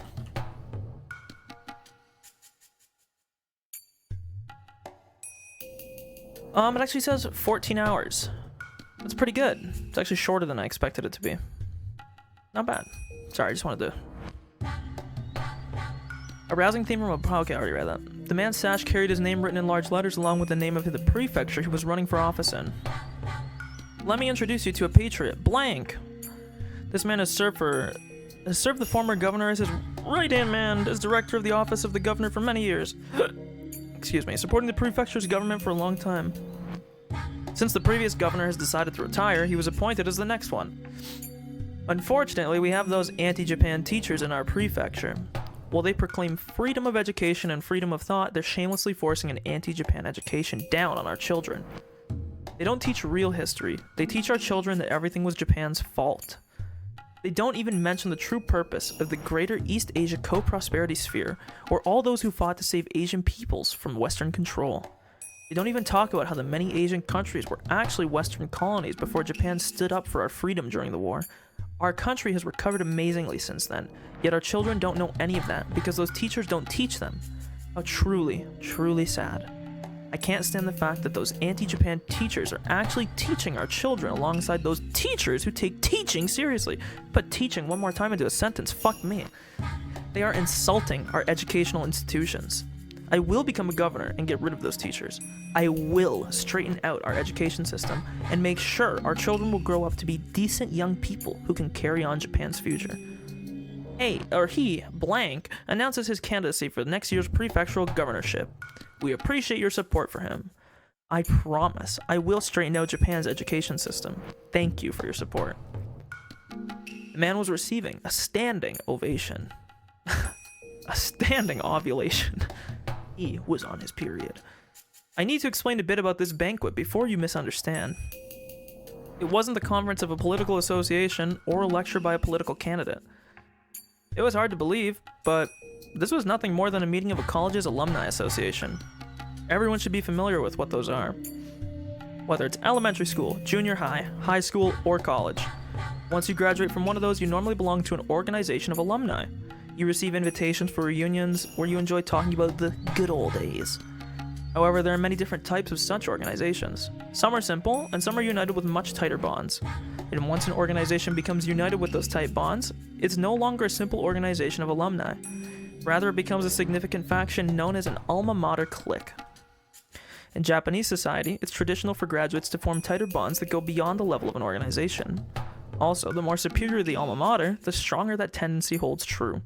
The Imperial University, one of the best universities in the country, is famous for the deep bonds its graduates form. Why do superior people like to bond?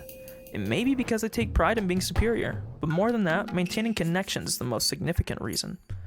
All Imperial University graduates are elites in their respective fields. They are likely to succeed and become important people.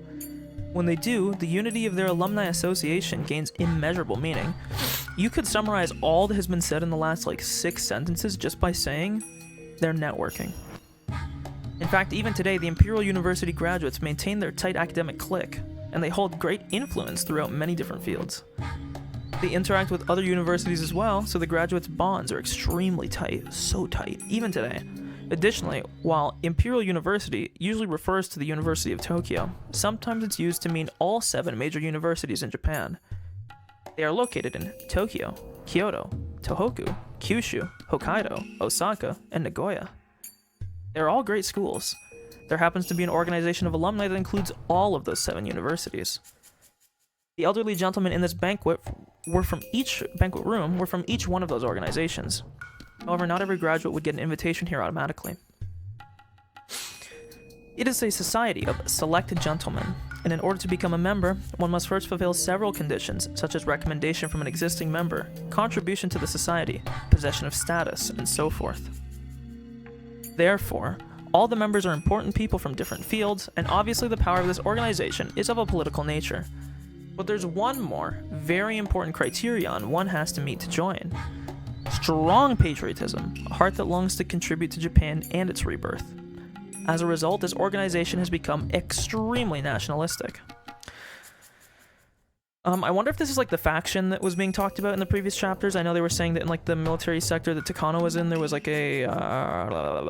some kind of military schism thing where there was a far-right extremist group that was a part of the thing or something, but I guess we'll find out. Up on that stage, the candidate for the prefectural governorship was still talking passionately, and among those elderly gentlemen in the crowd, Takano can be found. I just got a friend request on Steam from a person that I have no clue who they are, and has very likely commented on my profile, saying something along the lines of, "Yo bro, want to trade?" Because this is usually what they all do. It's probably a scam account, so I will just close it and pretend I never saw it. Takano seemed used to this kind of conference and seemed unsurprised at anything that was said, but at the same time she looked rather fed up with it. As she was in attendance, she must have been one of their members, which meant she possessed not only an extremely excellent academic background, but that the older gentleman here had acknowledged her equivalent contributions to society and that she possessed strong patriotism. However, her academic background was the only qualification she had met to join. She was only able to join as a special case because of her connections. She didn't even hold prejudiced ideas like the other members did. So why was she here today? Probably because of the same reason as the man giving a speech up on stage. There was something to gain by being here. The man on the stage didn't actually have prejudiced ideas, much like Takano. He only prepared a speech that he knew his guests would like. Politicians only want votes. Each and every person has a vote, but appealing to each one of them takes too long. So the most efficient way is to appeal to organizations with a unified idea and a unified will. In other words, this man was giving this speech so he can garner support from those powerful people. The elderly gentlemen in this banquet room will then do their best to support him, since he appears to share their ideals. They can offer many different kinds of expediency, support, and assistance. To an outrageous degree, I might add. Good lord. If the day's event continued in the same way, the organization would likely decide to officially support him. They will probably give him a great deal of financial aid. They'll assist him in different ways as well. Of course, the man on the stage won't be the only one gaining something. When he wins the election and becomes a governor next year, the organization will welcome the governor as a new member and gain even more political influence. And eventually, the organization will become so powerful that nobody can ignore it. Those of you reading this right now probably get the sense that they're no mere alumni association. You'd be absolutely right. After reaching this level, they were a fine syndicate. No, they would be a secret society if the group wasn't so open about its activities. Now, I'm sure some of you readers are brushing this off, thinking there's no way such a suspicious organization could exist in Japan. But everything I've explained is entirely true. Excuse me. Oh. There are several such influential groups and organizations within our society, and you need to understand that they hold powerful political clout. That's a weird... This is definitely a translation meme because I'm sorry, nobody used this word ever. Now all of a sudden it's everywhere, you know? And influence our national policies. Some are alma mater cliques like the one I've described above. Others are scientific societies serving different parties, industrial groups, advisory committees, religious organizations, community service groups, and so forth. Also, there were right wings and left wings, the hawk and the dove. I won't go listing their specific names here, yet you've probably read them every now and then in your average newspaper. In Japan, the terms for such forces aren't very common. Most of you readers probably think of a suspicious organization wearing white hoods when you hear the phrase secret society and laugh at awe. But unfortunately, that's a huge mistake. In America, where there's far more territory and citizens, there's way more groups like that. And they possess such vast influence that ignoring them is impossible. So the terms they use for such forces doesn't apply to those on the scale of this syndicate. Sometimes people say that such groups have more power than the White House, and they are referred to as the shadow government. Even here in Japan, we had a shadow government before the war. Our Zaibatsu. What do you mean they have? Oh, that's what I was about to say that too. I thought they were I thought they were getting to the clan. I thought that's what they were like talking about there. Which, depending on when you are talking about, like Woodrow Wilson, I'm pretty sure Woodrow Wilson was a Klan member. So you know, don't quote my history on it, but it's actually not off base to say to say that literally the Klan may have had a good sway in the White House. After we lost the war, the DHQ dismantled those blocks, but 40 years have passed since then. There's no guarantee our country hasn't given birth to another shadow government, given how good we are at collusion, groundwork, and backroom deals. Mio Takano was in fact attending a conference of such a shadow government. Okay. So are we just gonna like learn her rise to power here? Because like her rise to power is kind of excuse me. Rise to power is not really. I don't care. It might appear to be a guest house at a huge golf course. There were no golfers in sight, but by appearances that must be it. But appearances can be deceiving. This wasn't a golf course, but a huge backyard. The guest house was in fact a very stylish mansion. Normal people would be surprised to learn that this was a private residence. Okay, why is my stream buffering so much? I'm not dropping frames, so... And I'm not downloading anything, so... I don't know what's going on. The interior of the building was as lavish as the exterior. Is Twitch dying? Because I'm actually not dropping frames somehow, which... Okay, nope, now I am. Okay, we're gonna wait a moment. This happens with this internet because it's a fucking... Oh, shit. I'm gonna get a drink real quick then if it's gonna fucking lag for a second. So I'll be like 2 minutes if even.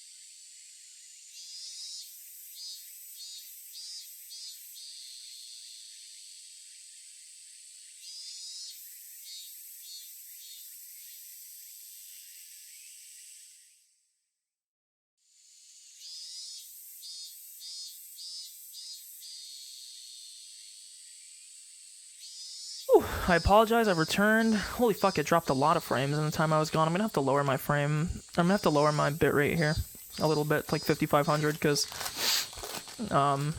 internet is just way less stable here. Well, not less stable. It's actually more stable in the sense of not going down, but the internet's not as good, so the bitrate's...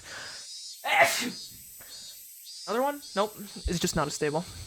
Oh god, it's going red again. I mean, it's not dropping a lot. Like, the recording will be fine, but might look lag for you guys. Let me just turn the bitrate down. I'll turn it down to 5600. See what we can do with that. Because it looks like it's just stable and then it's just tanking randomly. I don't know why it does this every now and then. It's because my internet's not very good. I got a Kit Kat while we're gone. You know, Kit Kats are so good, man. So overly hated. For no reason. They're so good.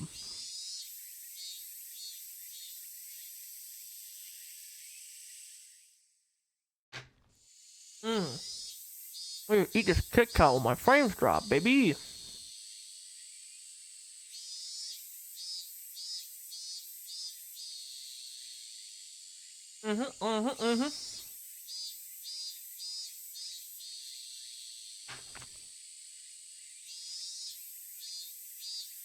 God, Kit Kats are so good.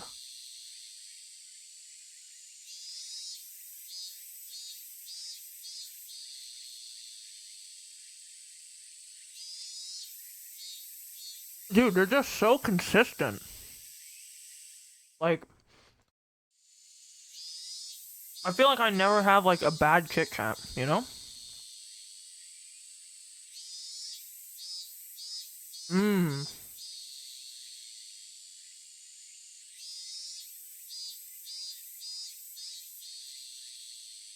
eating the last bar right now. Give me a sec.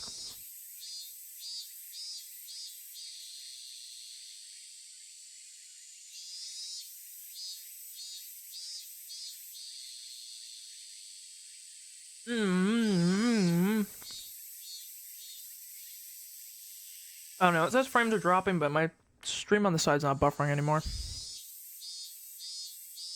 I don't fucking know. Oh my god, what is this new? Oh, never mind.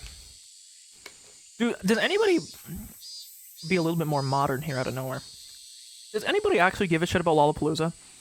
Like, I remember hearing people talk about this for like years, and I'm reading the Lollapalooza lineup for I guess this coming year in July. It's terrible. Like, Lollapalooza is supposed to be for, I think, like, more like younger artists and younger people. The fucking headliner is Metallica. And don't get me wrong, it's not like Metallica's like bad. I like Metallica. It's just like, I just don't feel like that's the type of, I don't think the people that are gonna show up to Lollapalooza are gonna want to listen to Metallica. Their other headliners are fucking Machine Gun Kelly and Green Day. Like, are we living in 2004? What's going on here? I apologize, let's continue. The interior of the building was as lavish as the exterior. There were beautiful carpets on every floor, expensive-looking decorations on the wall, and expensive-looking bottles of alcohol on the shelves. That's the kind of room Takano was in. There was a knock at the door, and an old man in a wheelchair and a young woman pushing it entered. As Takano stood up to... If I was developing this game, I would have used the fucking knocking noise that's like the very realistic-sounding one, just to fuck with people. As Takano stood up to bow, the old man stopped her by raising his right hand.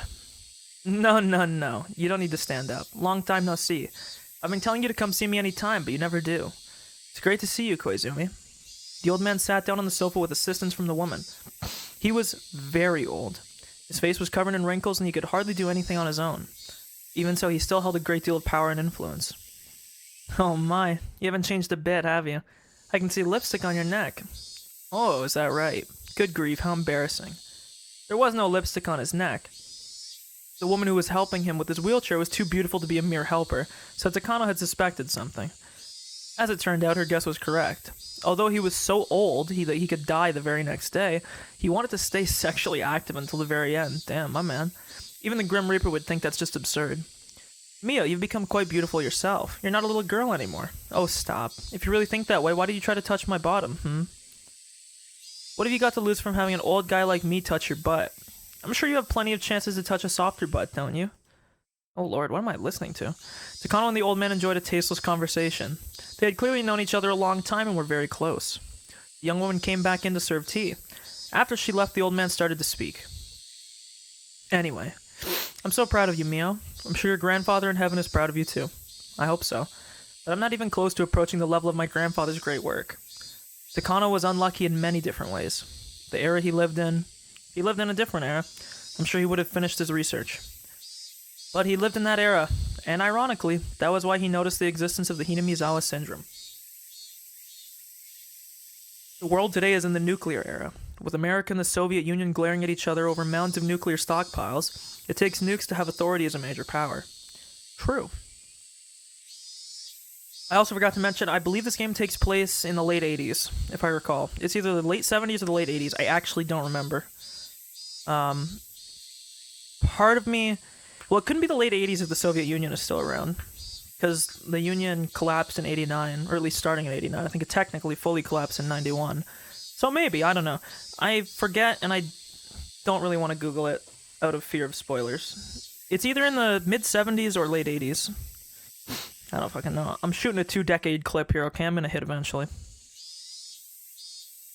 Yet we've forever abandoned our nukes thanks to our 3 anti-nuclear principles. In this age, we are now a nation without nukes.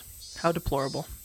In the middle of the 20th century, despite rising tensions between East and West, there was a temporary peace known as the Cold War brought by a balance of nuclear weapons pointed at one another. Permanent membership in the UN were monopolized by nations with nuclear arms.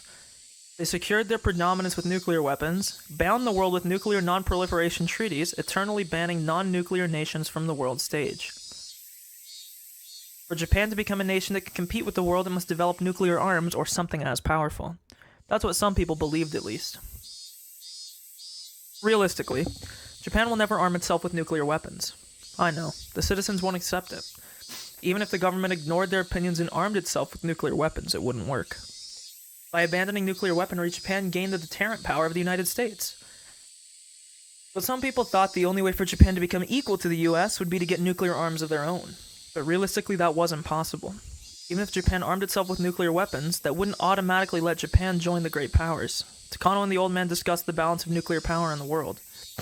Eventually, the sound of the cuckoo clock reminded them to return to the main subject at hand. The old man pointed to the attaché case that had been sitting next to Takano. Takano nodded once, opened it up, and removed the contents. There were brand new bills packed in it. How much was actually in there? A bundle of brand new million-yen bills is 1 centimeter, so there must have been at least enough to make up 8 digits. There were also 2 more attaché cases by her side. However, neither Takano nor the old man were surprised at all. Takano closed the attaché case and bowed. Thank you very much, Koizumi. I'll never forget about this. That sounds a very weird way to phrase it. It should be, I'll never forget this. I mean, I guess it's not wrong, but I don't know, it's very wordy. Money should be handled by younger people. I can't take it to heaven with me. I just hope this will be of assistance to you. Use it wisely. Of course I will. I'll use this money only to make my grandfather's dream come true. I envy Takano. What a wonderful grandchild he has. I'm sure he's bragging about you up there. I haven't done anything yet. I'll have earned this praise when I complete my grandfather's work. I'm so jealous. My boys are no good. They're only interested in making money. What really matters is how the money is spent. How you contribute to the country is what's most important. That's how you repay your debt to it, you know. Oh.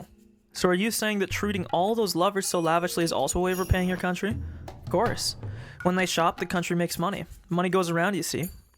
However, those lovers would probably end up buying some foreign goods. Things probably don't work quite the way this old man thinks they do. Takano chuckled to herself. But the money I give to those women, and the money I give to you, are completely different. I know that very well.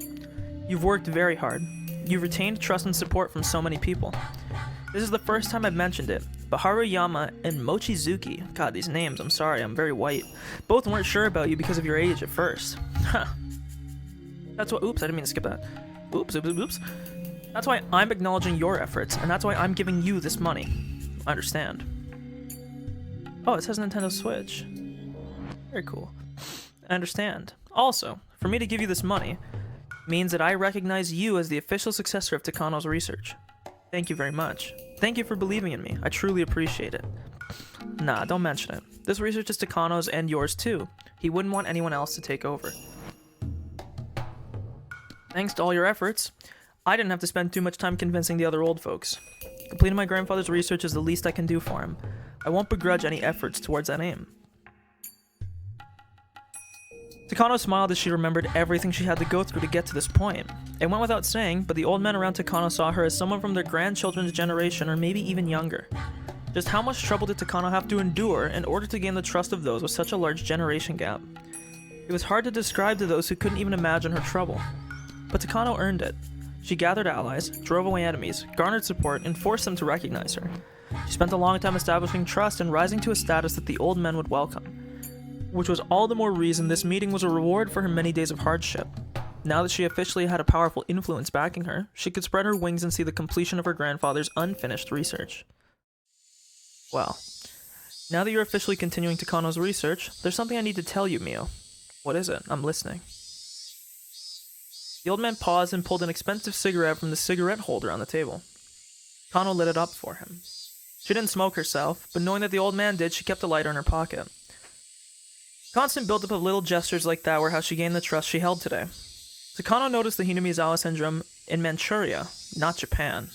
Yes. According to my grandfather's journal around 1940, he learned that many soldiers sent from Hinamizawa to the Kwantung Army expressed terminal symptoms, which led him to surmise that an unknown infectious parasite dwelled in Hinamizawa. Under the harsh conditions of war, people sometimes lost their mind. In those conditions, those who were sent to a far-off battlefield from Hinamizawa spent their days under duress, and occasionally they exhibited terminal symptoms, hallucinated, and caused twisted incidents. Yet that all occurred in the extensive chaos of the battlefield. Every incident was handled separately, and no one suspected there was an underlying cause. At the time, Takano was working as a military physician in the Kwantung Army. He was researching the prevention of different infectious diseases. And one day he noticed that several incidents of deranged behavior were occurring among soldiers from the same hometown. He hypothesized that these symptoms were unique to those from Hinamizawa and began his own personal research. He hired soldiers from Hinamizawa as workers in his research center and studied them there. Then he learned of this unique Hinamizawa faith in Oyashiro, and he was convinced that he found an infectious parasite with unique properties. Some may wonder how he could be so certain that these symptoms were caused by unusual parasites. At the beginning of the 20th century, German doctors proved that some unknown diseases were caused by bacteria and parasites. At the time, it wasn't too far of a jump to assume that unknown pathogens could be beyond or behind unknown diseases. For instance, in modern times, it's since been revealed that beriberi is caused by vitamin B1 deficiency. But at the start of the 20th century, many loudly proclaimed that it was the work of an unidentified pathogen. What is beriberi? I don't even know what that is. I've heard it before, but I have no fucking clue what it is. Beriberi is a deficiency of thiamine, more commonly known as vitamin B1. Your body needs thiamine to break down and digest foods you eat to keep your metabolism going and help your muscle blah blah blah. Okay, that doesn't tell me what it does though. Beriberi is rare in the United States because most foods are vitamin enriched. Okay, what is...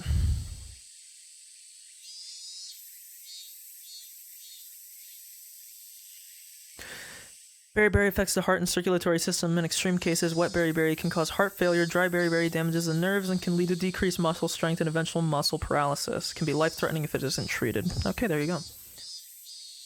Yes, my grandfather predicted that his research would be valuable to the army, so he asked for a budget, but they just laughed at him. As a researcher, her grandfather was very talented and passionate, but when it came to gaining the aid of political powers, he simply struck out. Hinamizawa syndrome. No. The possible existence of a parasite that infected the human brain and controlled emotions. Even though he made his remarkable achievement of discovering a mystery no one had explained before him, he was unable to convince others of that achievement and spent his life alone, unable to garner support and unable to achieve proper recognition for his achievement. Independent research has its limit. Talented people, funding, and backup. A research project can be successful only if all those things are present. Takano had noticed her grandfather's mistakes, and that was why she did everything she could to obtain all of that. The military at the time was hoping for a low-cost, immediate-acting weapon. For a low cost. While Takano's research was extremely intriguing, it didn't meet the military's expectations. But I heard you were the only one who understood my grandfather's research, weren't you? In his journal, he calls you his best friend. We came from the same hometown. It was a miracle to run into someone from the same town on such a distant battlefield. Although we weren't close in age, we became very good friends. So we talked a lot. Many times he told me his research would be revolutionary, and asked me to lay the groundwork to secure funding for full-scale research. I read in his journal that you talked to many different people about his research. Unfortunately, its value was never recognized, but I'm sure your support meant a lot to him. But I was never able to really do anything for him. That's why I want to help you, Mio. Helping you is like atoning for my mistakes. Thank you very much. He was lucky to have you as his best friend. If only there were more understanding people like you in the military's upper echelon. It's very regrettable to think that my grandfather's life might have been different. The old man closed his eyes and paused for a moment. Shortly after that, he looked into the distance and spoke. Actually, that isn't true at all. The higher-ups were interested in Takano's discovery. What? Never heard that before. Then why didn't they support his research? Something came up, and they couldn't let him look into the Hinamizawa syndrome. Only a few of the top brass and myself knew the reason. Now that all but myself have passed, I think I should tell you, Mio, since you're carrying on his work. What came up? What was it? Takano had believed until this day that her grandfather's research was ridiculed by everyone, which was the reason why I had never gained any recognition. Also, I should mention as these bells are ringing, the bells in this game usually tend to insinuate something much deeper or something that will come back in the future. For the longest time, I was trying to figure out if the bells were anything more than just an audio cue because they seem to always appear at like very important moments and stuff. But I don't actually think it's as deep as I tried to think it was, to put it quite bluntly. I think I read a little bit too deep into it is all I'm saying. But just as a forewarning, if you hear the bells, it usually means it's something important or some big revelation of some kind. Her grandfather had asked the military for funding so he could uncover the secret of Hinamizawa syndrome during the war. But just like the old man had said earlier, the military wanted an instant acting weapon. That was why they weren't interested in his research. That's what she had believed. But as it turned out, the military had actually shown an interest after all. Here we go with another story. Before I go on, I need to explain about the Kwantung Army in Manchuria at the time. While the Kwantung Army was stationed in Manchuria, opinions were divided on whether to advance our forces north or south. At the time, Japan had troops in Manchuria, but opinions were divided on advancing north to deter the Soviet Union, or advancing south to expand our territory and secure resources. With the Soviet Union and its predecessor, Russia, being a landlocked frozen nation, they had long yearned for an ice-free port that wouldn't freeze over in the winter. It's actually a thing they're doing currently at the time of recording. They had made numerous attempts to expand their territory southward, too. Those expansionist policies were said to be a cause of the Russo-Japanese War. In the history books, it said that Japan won the Russo-Japanese War, but it was actually a draw ending in peace signed at the Treaty of Portsmouth. Both sides had simply set aside their spears after mutually exhausting their forces. It wasn't like Russia capitulated and offered a complete surrender. As a result, the perception of the Russian threat continued to smolder. Later, the Russian Empire was overthrown by a revolution, but Japan was unable to shake the threat that the new Soviet Union would advance south. According to the history books, Japan went south. They signed the Soviet-Japanese Neutrality Pact and abandoned the northern advance. As a result, when the Great Patriotic War began, the Soviet Union was able to respond to pressure on their German front by pouring in their eastern forces. Though the Germans had managed to lay siege to Moscow, the Soviets launched a massive counteroffensive that reversed the tides of the war. Even with the Soviet-Japanese Neutrality Pact, the Soviets couldn't tell if Japan would attack them at some point. Because of that threat, the Soviets had to leave some forces in the Far East, and they weren't able to devote enough troops to the German front. For starters, the Soviets had forged the Germany-Soviet Non-Aggression Pact too, which was broken. Yet Germany broke the treaty and attacked the Soviet Union. To make matters worse, Japan and Germany had forged a military alliance. This is also true. With all those factors in play, the Soviets naturally couldn't trust Japan to uphold their Neutrality Pact. Ironically, the Soviet Union was the one who broke the pact, but I won't go into that now. I'm guessing they mean the Japanese-Soviet pact, not the... Because obviously we know Germany broke the Soviet-Russia pact. Happy? Is that Brad? Is he very happy? Exactly. Hitler signed the Tripartite Pact because he expected Japan to keep the Soviets' other front in check, but ultimately Japan abandoned the North. With a superior German offensive, many supported the idea of waiting and watching it play out. They believed that even if we did advance north, it would be after Germany conquered Moscow. However, That plan was exposed to Sorge. Sorge, huh? The fuck is Sorge? Is this a person? Richard Sorge, German journalist and Soviet military intelligence officer who was active before and during World War II and worked undercover as a German journalist in both Nazi Germany and the Empire of Japan. His codename was Ramsey. There you go. He was killed in 1944 in Japan, so I'm guessing he was found out. The Soviets transferred their heavy tanks from their Far East border to the German front. That secured Germany's defeat at Moscow, and the Germans began seeing a string of defeats starting with the Battle of Kursk. It was a turning point in history, huh? During the Cold War, the Soviet Union was recognized as a global power, but at least in 1940, the Kwantung Army didn't think it was a particular threat. Japan had earned a victory with the Russo-Japanese War, and they took the new Soviet Union government lightly, assuming it wouldn't be stable after overthrowing the Russian Empire. That underestimation was corrected after they can't just throw, I'm fucking white, okay? I have trouble with Asian city names.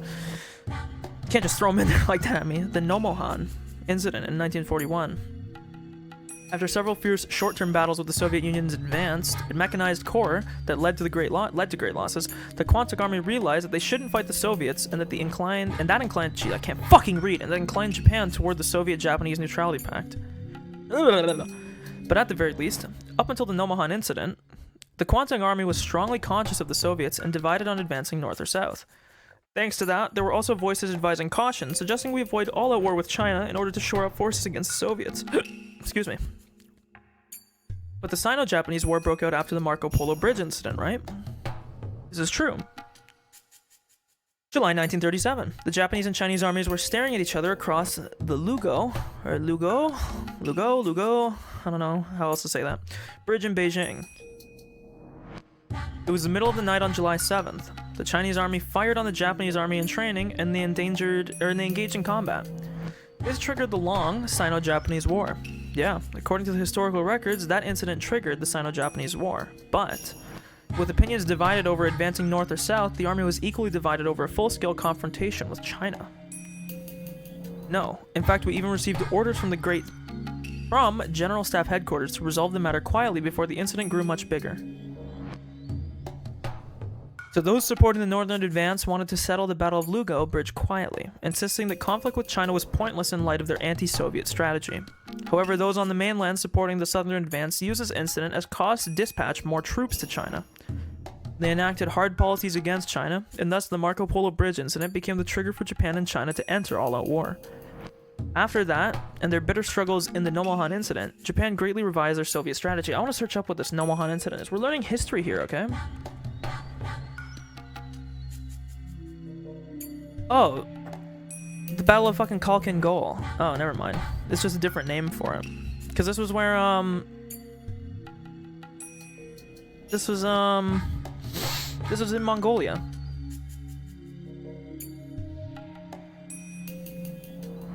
The Battle of Khalkhin Gol were the decisive engagements of the undeclared Soviet-Japanese border conflicts involving the Soviet Union, Mongolia, Japan, and Manchukuo in 1939.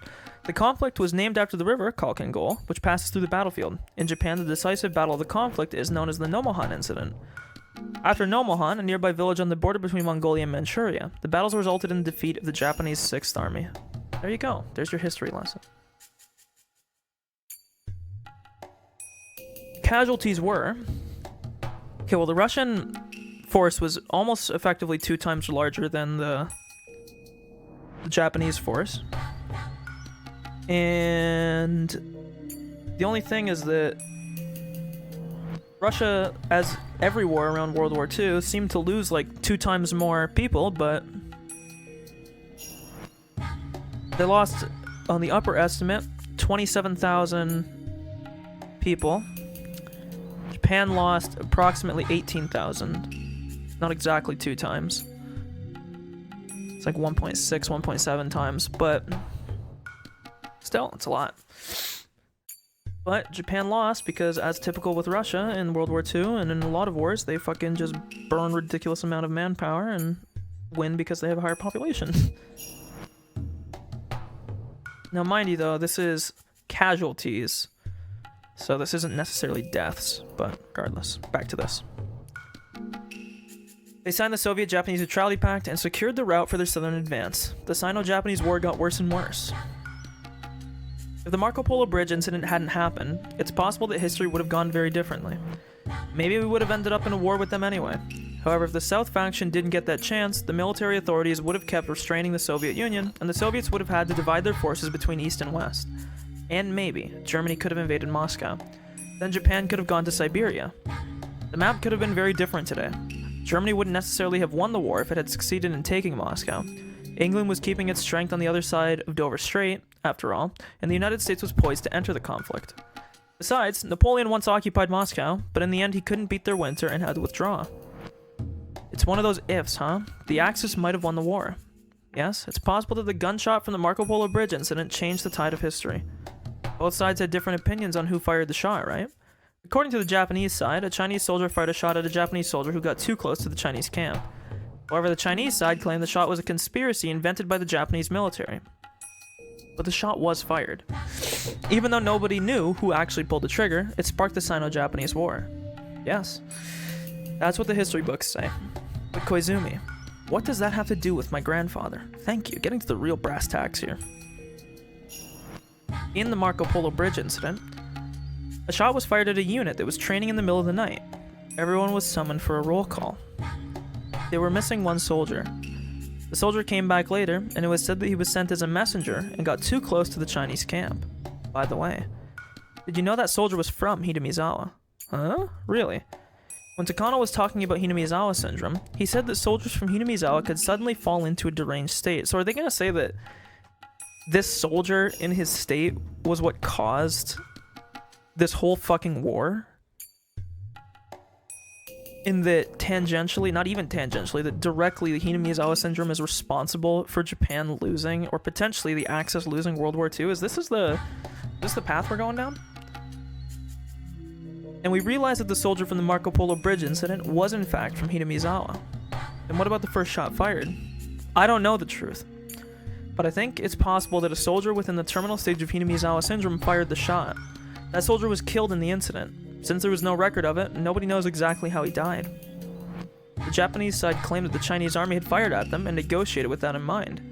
Just a scant few days after the incident, Japan demanded an apology from the Chinese and as a show of force dispatched 3 divisions of reinforcement.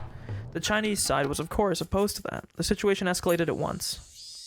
If research into Hidemizawa syndrome continued, the higher-ups thought it would negatively influence the Japanese army's claims. So in order to avoid the risk of traversing that political gray zone, they rejected Takano's research. So because of the implications of it, they refused to acknowledge it. What the fuck is Lick Easy F?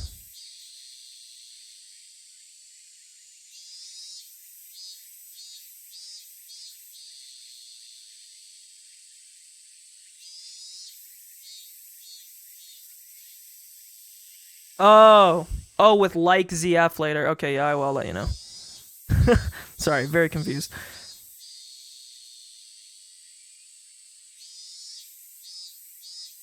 That's exactly it. The war is over now, but there are still some conflicts there regarding historical recognition. Even if Takano didn't mean for it to happen, if his research into Hidemizawa syndrome became public, it might cause a resurgence of quarrels over the long-ended war. Certain authorities were afraid of that, so they made sure his research was ignored even after the war.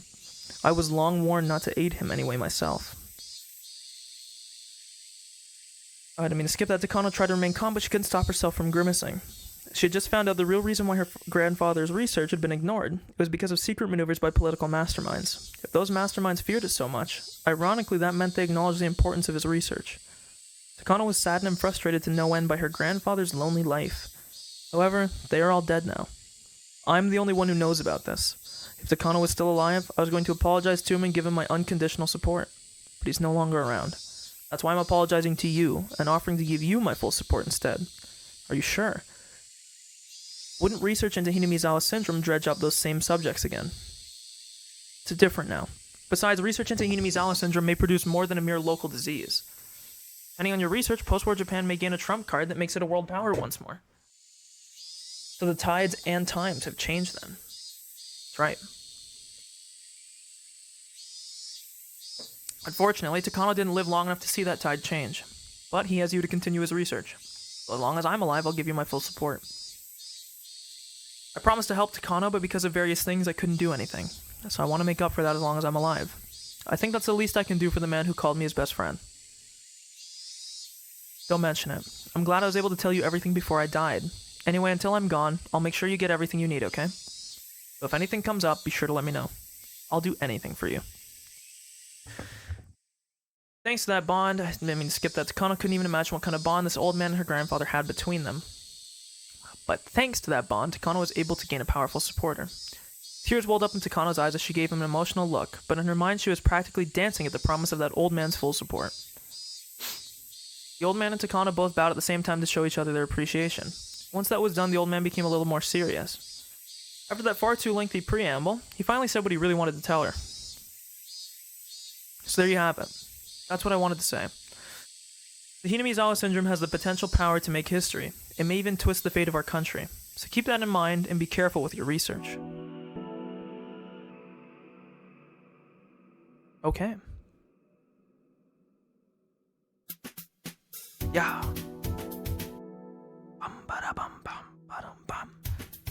After the proprietor finished serving the food, she bowed and left. The room was very tastefully put together, reminding them of a tea ceremony room. While it was sparsely decorated, quite a bit of money had obviously gone into it.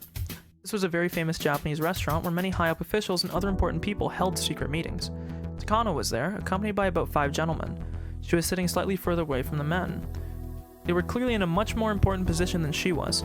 One of the men, wearing an expensive double-breasted suit, told Takano not to be so nervous. Please relax, Takano. What we read is very interesting to us. I can't believe this research was just sitting there for dozens of years. It is surprising. I thought most of the research on BC weapons, I'm guessing it means biochemical or biological, I guess it could, I'm assuming biochemical, but the Japanese military conducted during the war failed to bear fruit, and nothing was left after the US military confiscated even the fundamental research. I heard this research was barely even glanced at by the top brass. I see. That's why nobody knew about it, and the GHQ didn't investigate it. In that sense, at least it was truly fortunate. Interesting that Dr. Takano's research would be succeeded by a different Takano. I suppose that's fate. It's like the deceased is using your body to complete his life's work. Maybe that's true. I feel a mysterious connection to him too. Takano adored Takano Hifumi and called him grandfather, but she hadn't revealed that relationship to others. She realized it wouldn't be beneficial for people to think she was involving personal feelings in her continuing Dr. Takano's research. So publicly, she once had exchanged with Takano Hifumi, and after his death discovered his research documents with his remains and chose to carry it on. At least that's how the story went. Well then, what do you think? The defense agency was very interested. According to Nakagawa, the defense agency's Technical Research and Development Institute showed great interest. They offered to sponsor the research too. Oh, that's wonderful! Congratulations, Takano. Yeah. Here's what they said. There's a research council for next generation deterrence being led by experts from several different ministries. One of those is called the Alphabet Project. It's called... Never mind. Have you heard of it, Takano? There was no way she would know about something like that, but it was very possible for these nationalists to research something dangerous without citizens knowing about it. Societies... My dog's barking. This is why I need the fucking mute key. It's actually not coming through though. Or at least that one didn't. Societies form something like a web made of connections between people. People hold hands with other people who share the same ideas and end up knitting a net. Of course, some nets are well known, but there are some secret ones too. There was no way of guessing just how the men at this meeting were connected. A society involving research into deterrent weapons for the next generation. The Alphabet Project. With those words, it was possible to imagine what that might entail. Deterrent weapons. That usually refers to nuclear technology. Weapons are normally used to destroy enemies. However, the general idea of deterrent weapons is very different. The assumption is that they won't actually be used against anyone. Nuclear weapons are largely used as a threat to prevent enemy invasion. Both the US and Soviets possess large stockpiles of nuclear arms, keeping each other in check, but they will never actually use them. Well, have I got something to tell you about a little country in eastern Ukraine, or in fucking Eastern Europe.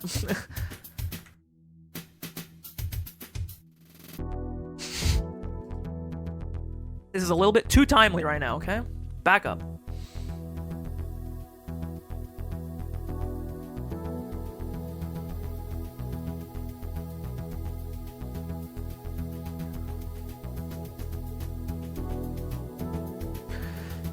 Because if they did, there'd be a nuclear war, and both countries would be destroyed. Yes, my good sir, before they say it in about 2.1 seconds, this is the principle behind MAD. So they're like a legendary weapon you never draw. What's the point of a legendary weapon if we're never gonna use it, baby?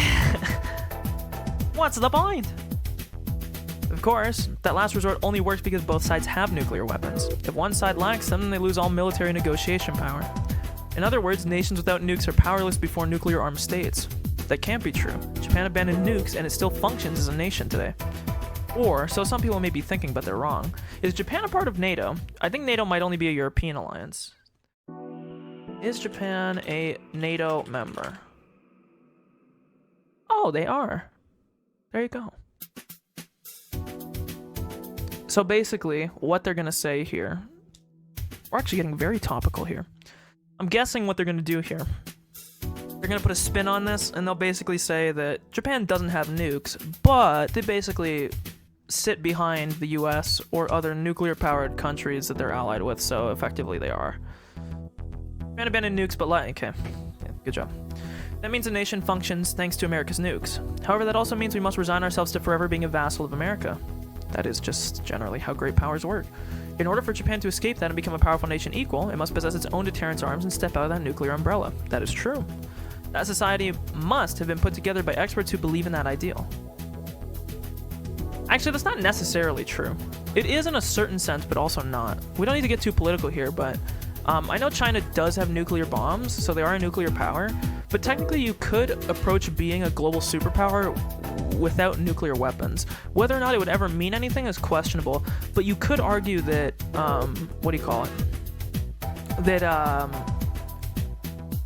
that someone like China even save the nuclear weapons is still a global superpower just because of their economic, the economic dependence every other country has on them. But we don't need to get too political here. Given that, even the name Alphabet Project makes sense. Nuclear weapons are weapons of mass destruction. However, weapons of mass destruction aren't always nuclear. They also include biological weapons and chemical weapons. Atomic, biological, chemical. The initials of these three words make up ABC. That's why weapons of mass destruction are sometimes called ABC weapons. I won't go into weapons of mass destruction that don't belong to those three categories because it would ruin my acronym. ABC Alphabet. In other words, Alphabet Project must be a code for research into weapons of mass destruction. As it happened, this guess of Takano's was correct. By rights, Japan should possess nuclear arms. We established ourselves as a peace-loving nation after the war, and after our vast international contributions, we've been recognized as a permanent member of the UN. Yet until we possess nuclear arms, we won't be recognized as a proper nation. That is the long-held desire of post-war Japan. Exactly. However, realistically, thanks to the Nuclear Non-Proliferation Treaty, the major nations hold a monopoly on nukes. Worse, our domestic public opinion is growing allergic to nukes, so foreign and domestic pressures make implementing them impossible. Actually, one second, I want to change something. I was just thinking of this.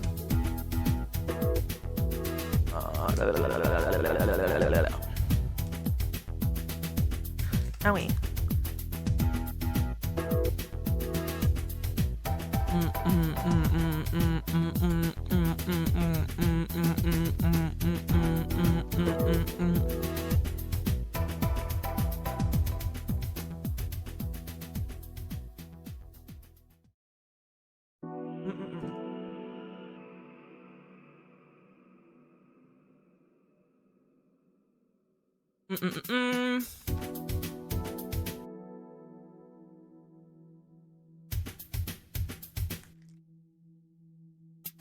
Fuck, I want to chew gum, but I can't.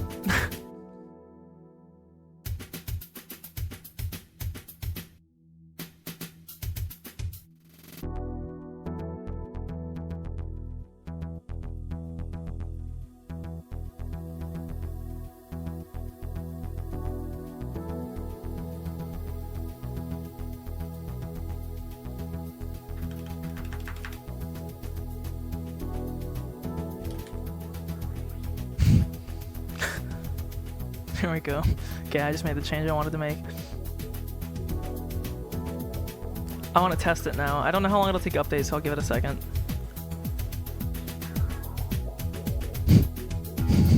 I think it'd be kind of funny. Okay, let's see. This is a test. It worked. Sorry, just had to test that.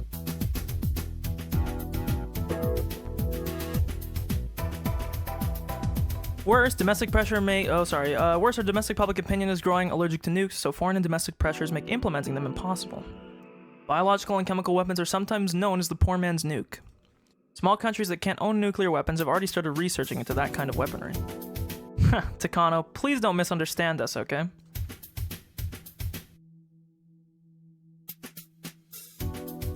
The purpose of our research isn't to obtain a biological weapon, instead our goal is to prevent such weapons from coming into Japan from other countries. So this is research into self-defense. I want you to understand that. Yes, I'm aware of that. Takano hated this Japanese tendency to make excuses, but she didn't let it show on her face. No matter what they said, they already saw the value in using the research toward biological weaponry. However, in truth, that was just an excuse as well. If they actually wanted to research biological weapons, then it would be much faster to research diseases like smallpox and anthrax instead of an unidentified disease like Hinamizawa syndrome. So it wasn't actually correct to say the defense agency was interested in it as a biological weapon. In other words, Takano needed a powerful sponsor who could back her up with funding, personnel, and a facility to conduct her research. So she used her connections and turned to the old men behind the government and economy, reaching out to each of them and getting them to forcibly pull funding out of the defense agency under the excuse of its application toward biological weaponry. That was the truth. Therefore, her project wasn't officially recognized by the defense agency. To be exact, the people who secretly controlled the defense agency were the ones who knew about it. These masterminds diverted funding from the defense agency to the Alphabet Project, and then they pushed for Takano's research to be a part of it. Takano gets her funding, and the influencers get to drain public funds through kickbacks. Considering that, it was doubtful this project was genuinely about researching the next generation of deterrence arms. It was probably just an excuse for the masterminds to funnel money into their own pockets. Well, those complicated matters didn't matter to Takano. Again, I'm gonna be a little nitpicky here, a little bit of a translation meme. Use different words who don't say matters didn't matter. Well, those complicated matters didn't matter to Takano. It just sounds odd. Whatever those old men and influencers were planning wasn't her business. As long as she could get the funding for her research, that was enough. Either way, Takano had found her sponsor. It was one of the biggest organizations around, too. This had always been her grandfather's dream. Takano was trying to stay calm, but she was about to jump up and down in excitement.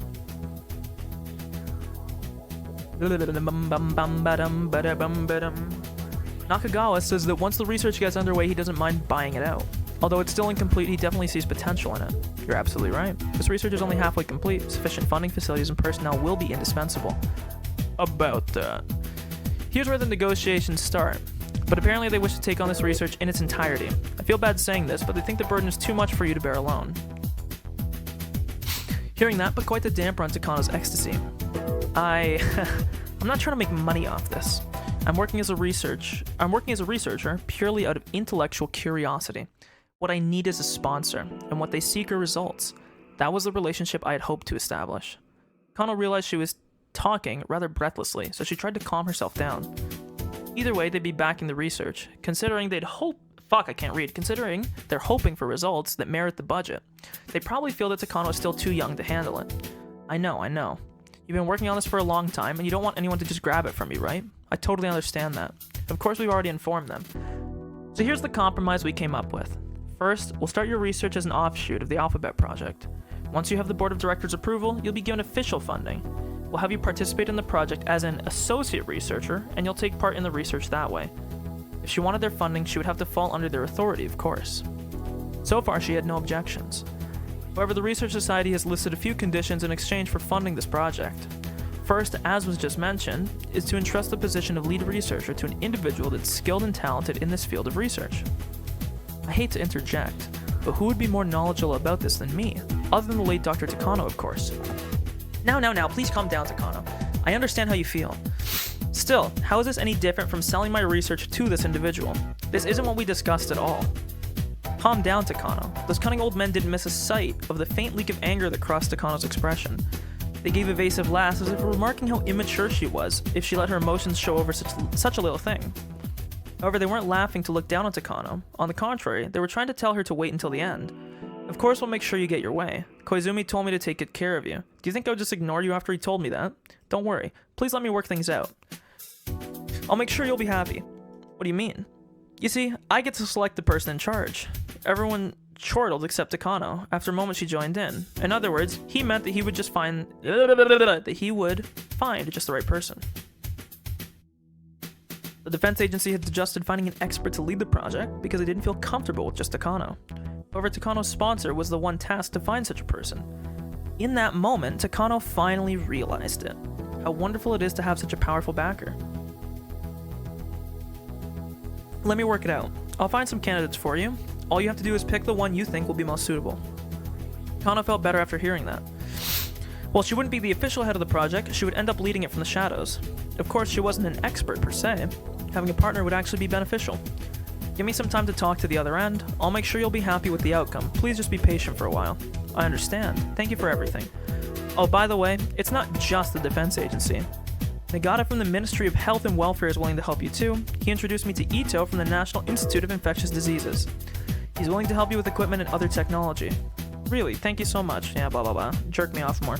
This is a national project, isn't it? Congratulations, Takano. This is all because of your effort and the deceased Dr. Takano's hard work. Oh no, this is all because of Dr. Takano. I haven't done anything yet. Being humble is a good virtue. Just like Koizumi told me, you truly are a nice person, aren't you? Boy, that's some cap. No wonder he adores you. Anyway, they want you to join the defense agency. Luckily, you have a doctor's license, right? We'll secure your position as a medical officer of the TRDI. You mean I'll be a public servant? I wasn't expecting that. All the organizations that are involved with the Alphabet Project are public institutions. The SDF is actually interested in this research as well, and they're making strong requests to dispatch some of their personnel too. So depending on the circumstances, you may be treated as an SDF member. Well, just think of those matters as officials squabbling over jurisdiction. So to stand above those officials, you'll need your own official position. No matter what, we'll make sure you'll be happy, so please don't worry about anything. I understand, I'll let you work things out. But knowing Dr. Takano's research was once rejected by the old Japanese military, it's hard to believe that the Self-Defense Force is interested now.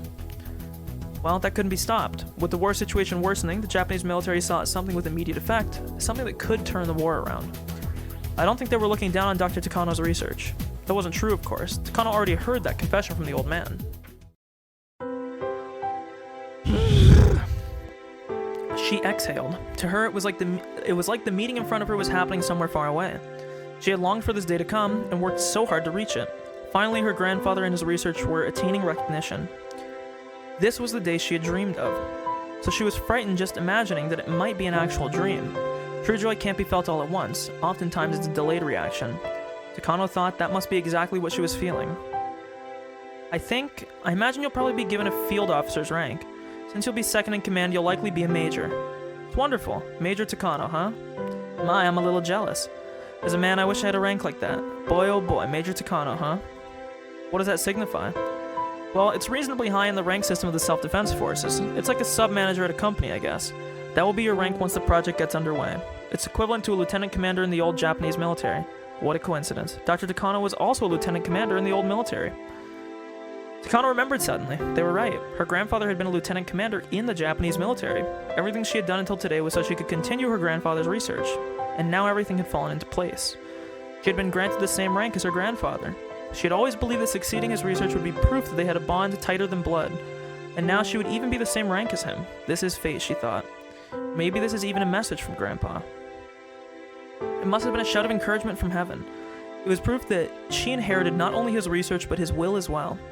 Takano couldn't help but feel a sense of destiny for attaining the rank of major. Grandpa, I'm finally here. Nobody else could hear her say that, but her grandfather in heaven could. That's what Takano believed. She had only come so far. There was still a lot of things to do for this research to be recognized as a great work. Otherwise, her grandfather wouldn't become a god. She wouldn't become one either.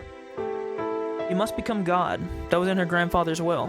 I was unable to do so. That line preceded it. It was her grandfather's dying wish. Her grandfather entrusted it to her. All of his research. A god can't be physically brought back to life. A god is made in the hearts of the people who remain alive. Her grandfather will live on in her heart. His exploits will be known to many, and all the scholars will fight to read his documents. To steal them from each other. And they will learn about Hifumi Takano, who began his research during the war. They will know that nobody understood him, and that he ended up devoting his lonely life to his research. And finally, they will extol his grand achievement. End of the chapter.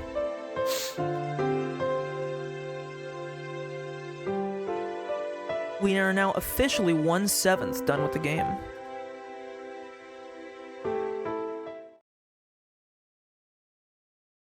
There was still no nothing. So we continue.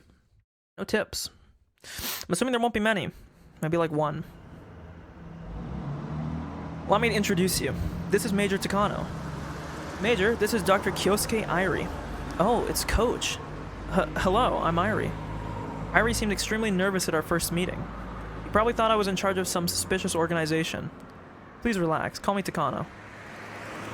Thank you. Thank you for having me here. I really appreciate it. Please have a seat. A model lower middle-class citizen was a good way to describe Kyosuke Irie's demeanor. One could also say he was the stereotypical type of person to get conveniently discarded after those crafty elders use their seniority to constantly pick on him. He certainly doesn't seem as cunning as I am, but that doesn't mean he isn't ambitious. Like me, he's a young person who dreams of accomplishing something great and leaving his name upon generations to come. While he acts humble in person like this, his articles were actually quite progressive as well as aggressive. The gap between the two was quite intense. I've read the data concerning this Hinamizawa syndrome.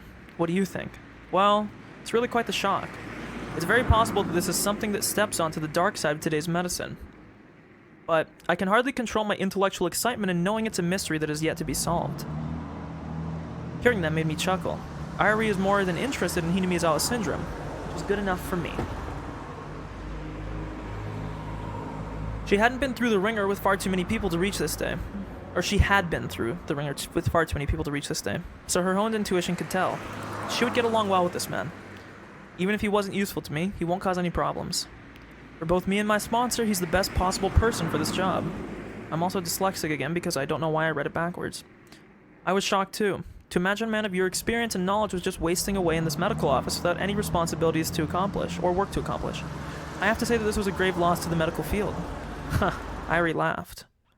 He probably thought I didn't know, but I had received detailed documents on him, so I knew why he was exiled from the limelight despite his rare talent and achievements. Ooh, I don't know if we ever learned this. Maybe we didn't, I forgot, but I don't think we did. He displayed extraordinary skill working under a neurosurgery expert, and everyone expected a bright future from him, but he was kicked out due to an ethical controversy. Irie's pet theory was that the antisocial behavior of individuals could be explained by brain disorders. He believed that no one in this world was born a villain, and that they were all just poor patients in need of treatment. He proposed that they were all proper and normal when born, yet as they matured, psychogenesis and various exogenous forces, or factors, caused brain disorders that made them into villains. Therefore, what those evil people needed isn't punishment, it is treatment, and if their diseases are treated, they will become good citizens again. That manner of thinking actually fell in line with the Confucian belief of innate human goodness. According to this theory, humans were born with the capacity for altruism toward their kind, and it is only afterward that they learn and acquire cruelty. Irie believed that acquisition was the result of brain disorders. The human brain creates human thoughts. Therefore, if one becomes emotionally ill, that means their brain is ill. So if their brain gets treatment, they will recover emotionally too. That field was called psychosurgery. It's fallen out of practice in the current Heisei era, but the surgical techniques were applauded until the mid-Showa, especially since it produced spectacular results on a chronic mental patient that was said to be incurable. The man who invented it even won a Nobel Prize. That was how revolutionary it was. Humans think. That's why they become ill. Yo, can I get this framed on my wall here? Except replace humans with Connor thinks. That's why he's become ill. Everyone knows that's why those who overthink matters are prone to I'm getting fucking called out, man. Leave me alone. When the organ that thinks and debates grows ill, humans deviate from social behavior. That part is called the frontal lobe. Put simply, psychosurgery is surgery performed to operate on the frontal lobe. So what you're saying is, give me a lobotomy. This kind of surgery doesn't require removing the whole epicranium. This is literally literally a lobotomy. A small hole is drilled through the cranium, and a special scalpel is inserted down to cut it. It's not a major surgery, just a technique for quickly operating on the precious frontal lobe. Indeed, it was revolutionary in its simplicity. But wasn't the whole problem with, to my knowledge, and I'm sure they'll get into this, so this is going to be a useless blurb before they get into it. In my knowledge, they are describing a lobotomy. My understanding is that lobotomies were very revolutionary when they first came out because they did seem to treat mental disorders, but it was later found, or it was later believed at least, they weren't actually curing the disease, more so just stopping the expression of them.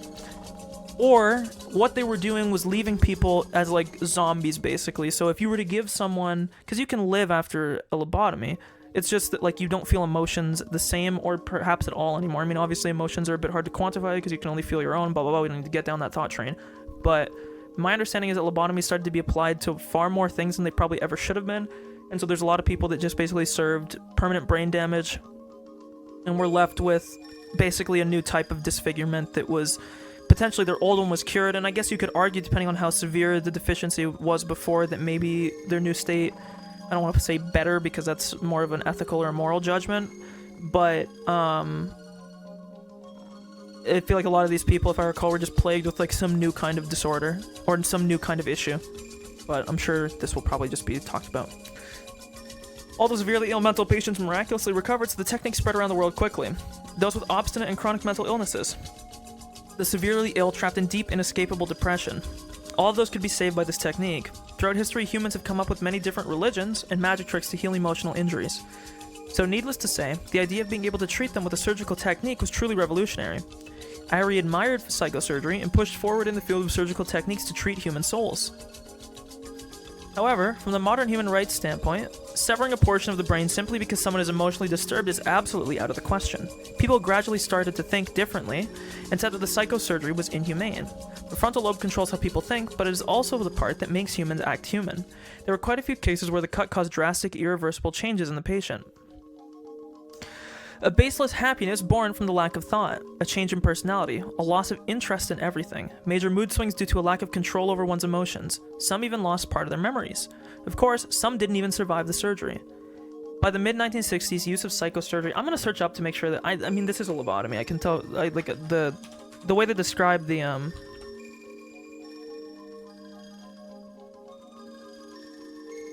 is a lobotomy a form of psychosurgery? Yes. Okay.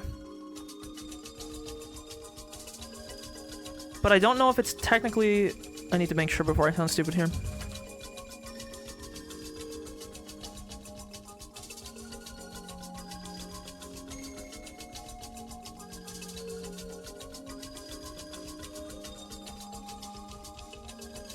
Okay. So, to my understanding, if my very quick 10-second Google is correct here, a lobotomy, specifically, was severing the prefrontal cortex. And the prefrontal cortex is a part of the frontal lobe. Or maybe they are talking about a pure... But who knows, okay? I'm just gonna keep assuming that I'm right, because I'm always right. Also, due to the development of psychotropic medicine, the surgery was hardly performed anymore anyway. Yet some people still believed in the idea and continued to perform the surgery and gather clinical data. They wanted people to recognize the value of technique once again. Basically, yes, the bite of 87. That's all I got from this. Some of these surgeries were performed without consent. One theory is that in Japan alone, there were thousands of people who woke up from general anesthesia only to find part of their brain had been removed. Okay, also, asterisk on this. Their brain was not removed, it was disconnected, sort of. This is like your controller got unplugged, but you can't replug it. They basically just severed the connection. They weren't literally removing a piece of your brain. Today, to perform such surgery without patient's consent is considered totally unethical, but it was different at the time. For one thing, the idea that doctors required prior patient consent was proliferated in the modern Heisei era, or Heisei, I don't know how you say that, because I'm not Japanese, I'm sorry. Therefore, people at the time didn't think it was that big of an issue. It was only later that people started to argue that it was inhumane. Finally, a decision was reached, and the curtain closed with the rejection of psychosurgery. Later, the Japanese Society of Psychology and Neurology passed the resolution to end psychosurgery. After that, psychosurgery was banned throughout Japan and made a forbidden subject of Japanese medicine. Irie was a leading person in the field of psychosurgery. He continued to advocate its effectiveness and results. Therefore, he was treated as a war criminal who practiced inhumane medicine, and he was exiled from the public eye. However, that doesn't mean he changed his beliefs. He still believes that immoral behavior is caused by brain disorders, and the secret of treating them is in fact hidden in the brain. So the existence of Hinamizawa syndrome, caused by parasites living in the brain that control human emotions, actually affirms his theory. If it's alright with you, I would love to accept this position. Of course. Given Irie's history, he would never turn down this offer. Despite his mild-mannered appearance, Irie was possessed by a mighty ambition. There was no way he didn't desire a chance to complete research that would prove himself to the medical society that ostracized him. I'm handing him that chance on a silver platter. Well, thank you very much. I knew you'd accept. We're very lucky to have an expert like you. You'll be a great help. But are you okay with me being the director? Wouldn't it be better for you to hold that position, Takano? I'm just a simple doctor. Being in charge of other people is... Don't worry. I'll give you my full support. Our sponsor wanted to pick a civilian. Besides, wouldn't you like to be called Director Irie? Hee hee. And so... This basically... I'm assuming I already talked about this in the previous things, but at the end of Chapter 1, there was a very big scene where Mion and Rena were both, like, basically undergoing terminal stage of the illness or whatever. And one of them said, call the director. And then when he said director or some shit, she was like, I said doctor. And now it's funny because we find out, because I think even, I had a theory somewhere in the past, I know I said this, I don't know when I said it, and it's over 100 hours of footage, so I don't expect someone to dig through and find it. But I did say somewhere that I thought that it might have been a misspeak, and it was sort of the big reason why I suspected Irie, because director does sound a lot like doctor. It could be like a kind of an easy Freudian slip, but then it would also make sense if he was the director, and that's why they would refer to him as such, and yada yada yada. But not that this is surprising. I mean, we already knew his position before this chapter. I'm assuming I already went over this, but you know, it's been 7 months. Give me a fucking break. Also, I want to see what the other models look like. We're gonna switch between these. One of these is the original model, so I will warn you, they are exceptionally ugly. This is the remake. Yeah, this is the original. I prefer the console. The console style is nice. This one is okay, but it looks kind of shiny and weird. This one is just very personable, you know? This looks like I drew it. This is nice. Huh, well, Irie laughed to hide his embarrassment. We're building a research center in Hinamizawa. Publicly, it will be a clinic. So with your consent, Dr. Irie, we'd like to call it the Irie Clinic. Lord of my own castle. That's more than I deserve. You'll also be placed under the SDF, so you'll be registered as a medical officer with them. Since you'll be my superior, you'll be a lieutenant colonel. Lieutenant Colonel Irie. How does that sound to you? I'm not a military man. I'd rather refrain from being called lieutenant colonel. Director is already a frightening title as is. He's getting a chance to research brain parasites, plus being given the title of director of his new clinic. New clinic as camouflage. Plus it comes with staff and funding. You'll even have support from the Defense Agency and the Ministry of Health and Welfare, as well as a research lab with state-of-the-art equipment. No wonder he's laughing so excitedly. However, there are some risks too. Since he'll be involved with the secret research, he has an obligation to keep it a secret. Also, he is going to an area plagued by a mysterious and bizarre disease. There's no guarantee he won't contract it himself. But Irie's too young to even think about those things. Aware of all the risks, he quickly signed the contract with the ambition to have people recognize his talent once again. This is another thing, too, that I don't know if I ever touched on. But one of the big things that's confusing with Hinamizawa is the acquisition of the parasite. Or the disease, if it does exist, which we kind of know it does. How did it happen? It could have just been a very basic... It could have just been like a very basic, like, just disease spread. But it doesn't really seem to be like that. I don't know, it's very odd. But I'm guessing it'll hopefully be covered at some point. I mean, the only thing that's kind of sucky about this being the last chapter is, unless it does answer everything, it's kind of hard to just sit here and go like, well, I hope it gets answered. Because if I get to the end of this and it doesn't get answered, it's gonna be like, huh? But... I'm also assuming that a good portion of this is just me forgetting stuff, so... I didn't mean to skip that, but... When I saw him sign the contract, I finally relaxed. I knew he would agree to join us, but at the same time I was afraid of the chance that he'd refuse. Ouch. Selecting a director proved more difficult than expected, and the only candidate Takano paired well with was Irie. So if Irie refused to take the position, then frankly she'd be placed in an even worse situation. Now that Irie has agreed to take the position, research on Hinamizawa syndrome can finally begin. The research center, or rather the clinic, will be completed next spring. The Ministry of Health and Welfare and the Defense Agency will send the best equipment and staff, plus an abundant supply of funds. Then, finally, our research will begin in earnest. Everything is going well. Of course it is. I put so much effort into making sure things went smoothly up to this point. Okay, that's it. Congratulations, Director Irie. Major, the contract has been signed. Thank you. I look forward to working with you, Director Irie. I look forward to working with you too, Takano. I hope we can get along. I'll be devoting my best efforts to this. No, thank you. Let's both give our best. Now the position of director has been filled, everything is set. Okay. That's great, just great. Congratulations, Takano. No major Takano, isn't it? This was all possible thanks to your assistance. I must give my thanks to all of you. Oh, don't mention it, but we should save our congratulations until you finish your research, huh? You're only at the starting line, aren't you? Exactly. I'll be devoting my every waking moment to this research. We can hardly wait to see the result of what Dr. Takano couldn't finish. Well now, Sensei, let's not talk about business today. Let's have a toast to congratulate Takano and the Irie Institute. Hello everyone, I'm Nagata from the Ministry of Health and Welfare. I would like to say a few things before the toast. Takano, make sure he works hard, okay? His research center will be supporting the Institute. If you need any technical support, just call him. Make him work hard? No. I have to thank you for your support. I'm Takano. Pleased to meet you. Takano, let me introduce you to these gentlemen. Meet Tomatake and Okanogi from the Self-Defense Force. They're your backup from the SDF, so this is where Tomatake comes in. I'll let them introduce themselves. Nice to meet you. I'm Tomatake. I've been commanded to serve as auditor of this project. I look forward to working with you. The funding for our research is largely coming from the SDF.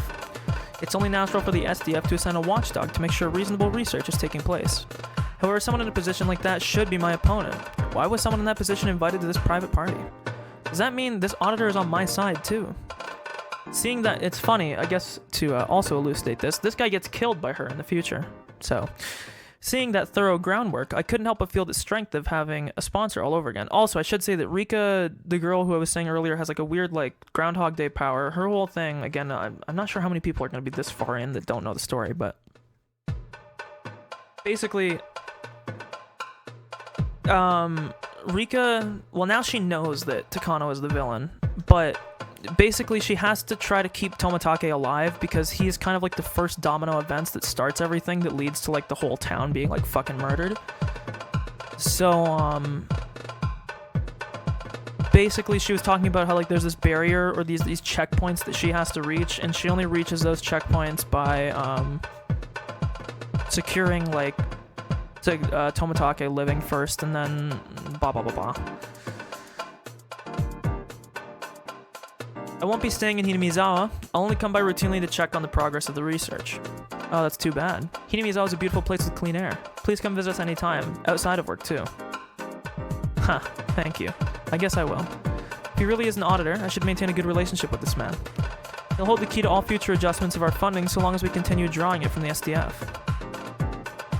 I'm Okanogi. Nice to meet you. He's the commanding officer of the Mountain Dogs, one of our unconventional warfare units. He'll be stationed in Hinamizawa to provide you direct support, Major. Should I consider you my bodyguard, then? Their principal duty is guarding VIPs and preserving secrets. Think of them as your hands and feet, and work them hard. Thank you. Tomatake seems to be an honest type for a military man, but this Okanogi person looks like the complete opposite. His main job is to preserve secrets, but I bet he's also good with espionage tactics like counterintelligence and information control. That would explain his demeanor. Since the SDF is funding our research on Hinamizawa syndrome, of course this is considered a military operation. Therefore, this research has to be done in secret. That's why a unit like this is necessary. Besides, it's very reassuring to have someone capable of combat working under me. I should maintain a good relationship with him, too. Okay, enough introductions. Come on, Tomatake, you can relax, too. Let's put aside our ranks today and let's have a toast. Well, this is supposed to celebrate the establishment of the Irie Institute. Irie himself isn't here. But that is his job, after all. Irie is simply a puppet to fill a seat. Of course, I expect him to help me a little with his expertise, but he's ultimately an outsider. This was supposed to be a gathering where I would show my appreciation to those who helped me establish the Irie Institute. But it's turned into them thanking me for all of my efforts. I'm always the one to pour alcohol for others, but today people are pouring alcohol in my glass. The new participants were trying to make me happy, and all the top people talked to me casually. They all praised my hard work and my efforts. My research is now recognized by many institutions, and I'm ready to spread my wings open wide. And all the people who are expecting some returns once the research accomplishes something are trying to curry favor with me. But right now, I'm just very grateful regardless of their motives. Let's have a toast to wish the best of luck to Mio Takano and also to the new Irie Institute. Arai, or Arai. Please lead the toast. It's like a dream. I know. This is just the beginning, and I shouldn't be satisfied with this alone. But just for today, I can forget about everything else and enjoy this celebration. I'm not a heavy drinker, but the drinks taste good tonight, and the more I drink, the happier I get. This is really wonderful. To be called Major by Tomatake and others is wonderful too. That's the rank my grandfather had during the war, we know. It means I finally caught up with him. This is only the beginning. From here on, I intend to reach where my grandfather couldn't. This is the best night of my life. I end up leaving to fix my makeup. I'm filled with elation. I need to feel fresh air to calm myself down. My heart is about to explode because I'm so happy. The gathering is taking place a little distance away from the main building. The restroom is in the main building, so I need to walk across the hallway. A beautiful and well-maintained Japanese garden is visible from the hallway. It's raining. I usually don't like rain, but I don't mind it at all today. I feel... Oh, my one monitor unplugged it. Come on. Unplugged.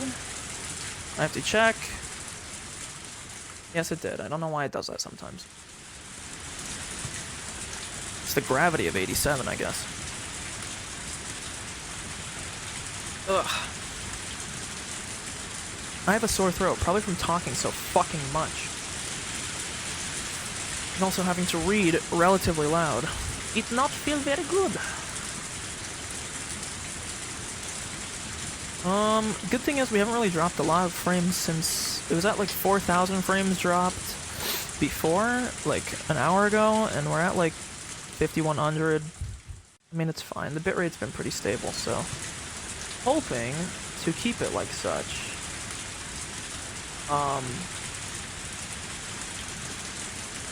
Sorry, I'm having a little bit of a stroke here.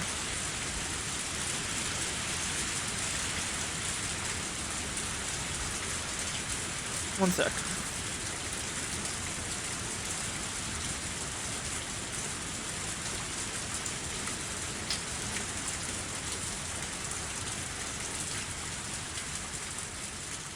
Yeah, bro, this rain going hard. I know. I'm trying to fix a little thing here. It's going off.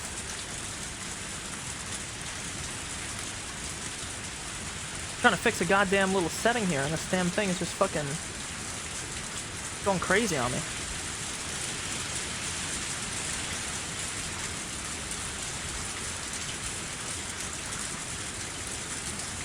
I need to find like a recording of like what do you call that? Like some fucking like HD fucking like rain noises, you know? It's like I love the noise of rain, but this just sounds like really compressed, you know? I don't know how to describe it. It's fine, okay? The cool air feels pleasant on my skin. It took me a moment to notice how unsteady my footsteps had become.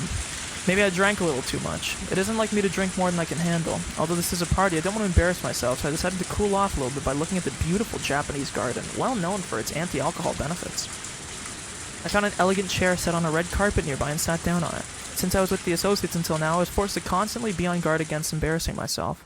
But now that I was alone, I could let go and truly relax. When I look up at the sky, I realize it's still raining hard, but in the distance, the horizon is a little lighter. Maybe it won't be raining for much longer. Well, that's normal. Rain stops eventually. Unless you're in the UK, then it doesn't. No matter how cold it is or how hard it's raining, rain stops eventually. I saw a pair of sandals and an umbrella, almost inviting me, so I took them into the garden. The tasteless laughter coming from the party sounds far away. I lifted the umbrella and looked up to the sky. I felt the raindrops hit my face, then gazed up at the sky for a while, forgetting all about my hair getting wet. You just said you had an umbrella, the fuck? I thought the rain would cool down my boiling heart, but as my body got cold, I started to feel miserable. My bare feet were swollen, and the throbbing pain I felt made them seem twice their normal size. Are we back to running away? Yup, we got a PTSD flashback, baby, baby, baby, baby. Not that it's a good thing, but... The gravel road continued forever. Forever, and ever, and ever, and ever, and ever, and ever, and ever. I didn't even know what direction I was headed in anymore. I could no longer hear my pursuer. I'd probably lost him by running through the woods like mad. My body was covered in scratches. I finally started to feel the pain from that. I felt both cold and hungry. There was no place nearby to take shelter from the rain. I was just on a little path in the woods. My worst fear was that I could end up heading back towards the orphanage. After bolting and losing my sense of direction, I had crushed that man's finger. I'm gonna be honest with you. I don't know if that's possible. not to, I know this is a little bit of my dumb fuckery coming out, but do you really think you could break? Yeah, crush someone's finger? Like, do you think you could? I don't know. I don't think you could.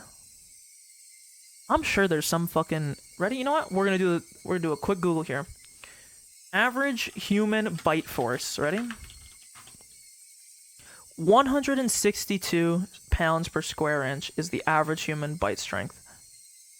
Now, oh, I need in newtons actually. In newtons. This will be important. Okay, so it's looking like 1100 to 1300 newtons applied. How many newtons to break a finger? The average of the maximum force applied, or in cadaver fingers, the average of the maximum, okay, so I'm just, fractures occurred at an average force of 1485 newtons. So it's not impossible, but for a child, exceptionally unlikely. And that's for a fracture. Now, when it says a fracture, I don't know if it just means a crack, or if it means a clean break, or what. I would almost guess that it's not possible for most people. I'm reading a thing here that it says 3,300 newtons has a 25% chance of cracking an average person's ribs. I know it has nothing to do with fingers, but I just refuse to believe that she could crush a person's finger as a child. Sorry, continue. Taking that into consideration, it was very clear to me what kind of torture awaited me back at the orphanage. Therefore, I'd have to reach the House of Love and Mercy. If only it had been daytime, then I could easily have found the right way to go. This fucking rain is loud, bro. Like, loud. However, with this rain, there was nothing I could do, but I couldn't stop. I had to keep walking until I reached something. I wonder if Eriko and the others had escaped safely. I didn't know how many people came after us, but at least one came after me. In other words, it meant they had a better chance. Did they reach the House of Love and Mercy? Were they drying themselves with soft towels? And if they still remembered me, would they save a towel for me too? I felt so cold. I wanted to find shelter and sit down, but there was nothing of the sort. I saw a tree that looked like I could take shelter under it, but the branches and leaves were dripping with water. It was then that I realized the sky was gradually getting darker. Would this day end in rain? There were no streetlights where I was. Soon enough it would be totally dark. Then I wouldn't be able to walk any further. I just wanted to sit down, even if it was raining. But if I did sit down, I probably wouldn't be able to stand up again.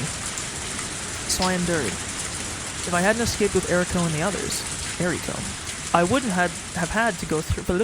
I wouldn't have had to go through such misery. Though compared to what I had to go through at the orphanage, this was nothing. Thinking about that was the only way to make myself move. When I thought about that, it's true that this freezing cold rain was far better than my life at the orphanage. But that was only when compared to the life at the orphanage. Was it better than the normal life of normal kids my age? I didn't even need to think about that. While my parents were alive, although we weren't rich, we led a normal life.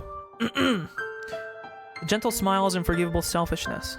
The sound of my mother cooking breakfast in the morning, and the sound of a newspaper being folded.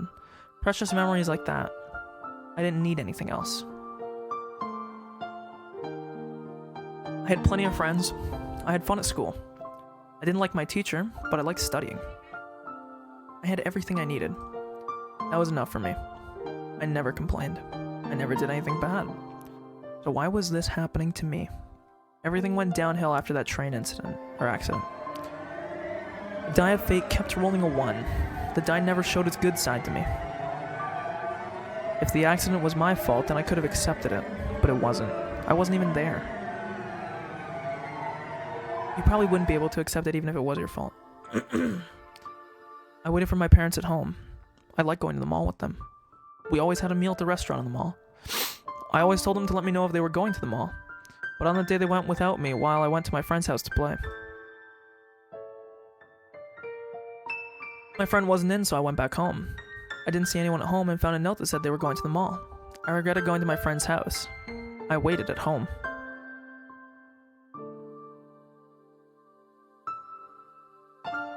They didn't come home. They were still gone by dinner time. I was getting hungry and got angry with my parents for leaving me. I thought they were having dinner at the mall restaurant without me. If I hadn't gone to my friend's house, I would be eating dinner at the restaurant too. I loved the little flags that came with the kids' meals. I was collecting those. Yeah, I was. I was trying to collect 20 of them, thinking that once I collected 20, something wonderful would happen. But I couldn't collect 20 of them. I only needed one more. If I had one more, maybe the accident wouldn't have happened. Very sad memory of a flag from a kid's meal. I kept waiting for my parents to come home from that mall. I was hungry, so I started to eat some dried fish. Ew. If I ate too much, my mother would find out, so I was careful not to gorge myself. Then the phone rang. I assumed it was from my parents. I answered the phone in an angry manner, but it wasn't them at all. Hello, it is the police. What happened to the house? We'd rented it, so maybe someone else had already moved in. What happened to my room? What about my desk and all the little flags that were in the right middle drawer? If it wasn't my house anymore, then where was I supposed to go? Even if it remained my house, my parents wouldn't be there to welcome me or protect me. Just because I didn't have my parents to protect me, the whole world became so cruel. How could anyone take me away from the house I was used to living in, just because my parents were gone? Why didn't they just leave me alone? They asked me many things. They tried to confirm many things. But how could I have understood any of the forms they gave me? I was asked a yes or no question. I had no choice but to answer yes. Before I knew it, I ended up at the orphanage. It was beyond heartless. I didn't do anything wrong. I was just a little girl. I had to sign so many papers, but why this? I didn't mean to skip that. The warm and gentle world ended suddenly without any advance notice, and I was thrown into the cruel and merciless world alone. Was this the real world? Did I have any allies at all? Just because my parents died and I didn't have any relatives, the world had become so sad. When is the die going to come up with a 6 instead of a 1 to make up for the continuous series of the latter? Tears were pouring down my cheeks. The salty taste further saddened and irritated me. I couldn't do anything but cry. No matter how hard I cried or pitied myself, the cold rain wouldn't warm my body or save me. I didn't even know where I was or in which direction I should go. Erika showed me the map to the House of Love and Mercy when we were planning our escape, but we only learned the shortest route. I was completely lost. But strangely, after I finished crying, I felt a groundless strength within myself. I once learned that tears wash away particles in the eyes, but there is a different purpose to them too. Tears also wash away what's in the heart. I clenched my fist and forced my feet to move. I headed in the direction that I believed to be correct on the gravel road. The rain was still pouring, and it was getting darker and darker. I roared at the sky amidst the rain. My sadness was turning into anger. Wow, we have a CG. You stupid god. Why? What have I done to deserve this? What did I do? I didn't do anything. I was just living a normal life, that's all. So why this? My dad told me there are good things and bad things in life, but neither lasts for long. That means this misery won't last that long either, right? I won't be all alone in this miserable place forever, right? Isn't that right? When I looked up, I felt the raindrops hit my face. There is no God. I knew that in my heart. But such disbelief wouldn't save me. If I believed he was there, I should have been saved. No, I needed him to be there. Was he gonna answer me? I heard thunder. Then I realized he was there. He was there and he was listening to me. In his eyes, everyone was supposed to be equal, and he was listening to me. I've gone through enough. More than enough. If I was too happy before, then I could take this misery. But I wasn't. I was living a normal life. If you ask me if I was happy, then sure I was. But this is what I get in return? It's not fair at all. I heard thunder again. He was listening. I continued. If this fate of mine was your mistake, then let me be free. Please end my misery and let me be happy again. But if this is in fact my fate, and I'm supposed to live this way until the end, then I don't want it. Kill me. Kill me now with your lightning. Just finish me off now. Come on. Kill me ruthlessly right here and now. I heard thunder again. It was loud enough to make me shiver. Normally I would just hide in the house and wait until the thunder went away. But on that day I wasn't afraid. They literally just zoomed in. They didn't even do a... no. I mean, hey, it's a lot of work, but... Come on, kill me. Miyoko Tanashi is right here. That's her real name. We never got her real last name. Just like you killed my parents, take my life too. Heavens replied to my provocation. The heavens took aim at me, a lowly human who dared sling constant insolent insults at them. That was my wish. I opened my arms. He's God, so he wouldn't miss me. However, I guess even God makes mistakes sometimes. Although he's supposed to be fair, he had been unfair with me. Come on, kill me. Take me to heaven. But if you fail to kill me, then try turning my destiny around. Pitiful child. You dumb fuck. I thought I smelled something burning just before it hit. The sheer force knocked me to the ground. It was a strange experience. It was something that had just happened, but it already felt like it happened many years ago. I had no idea how long I was down for. I smelled something odd. The bad stench woke me up. When I looked up, I saw that a huge tree behind me had been split open. Its leaves were smoldering. I looked up and saw sparks in the darkness. I couldn't understand what just happened. I just stood there. The thunderbolt had struck. It didn't strike me. It struck the tree behind me. I didn't get to die. He was telling me to keep walking in the woods in the cold rain. I won my bet with God. I bet my life. I bet my life against the lightning and the thunder. It could have killed me instantly, but he missed, so he had to fix my life. I looked up at the sky, laughing and bragging that I was still alive. And then it killed me. I heard thunder again. It was acknowledging its loss. Come on, God, save me. I won the bet, so save me from this misery. Sorry, I stood there. I waited for God to do something while the rain poured down on me, but he didn't answer me again. I couldn't hear the thunder anymore. Again, I felt the warm tears pour down my cheeks. What am I thinking, or what was I thinking?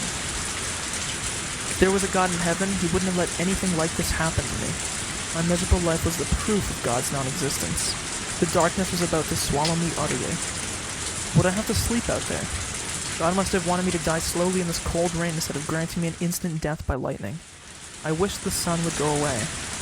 I wished the sun would never rise. I wished that as the woods had grown completely dark, my existence would be hidden by that darkness. I wished that I could just disappear. Had it been an eternity, or was it a matter of seconds? I couldn't even tell time in such darkness. It was then that I saw something. It was a flashlight. Oh, it was a light. I noticed it only because the woods were so dark. But was it really there? Had it been there this whole time? I felt like the light was inviting me towards it.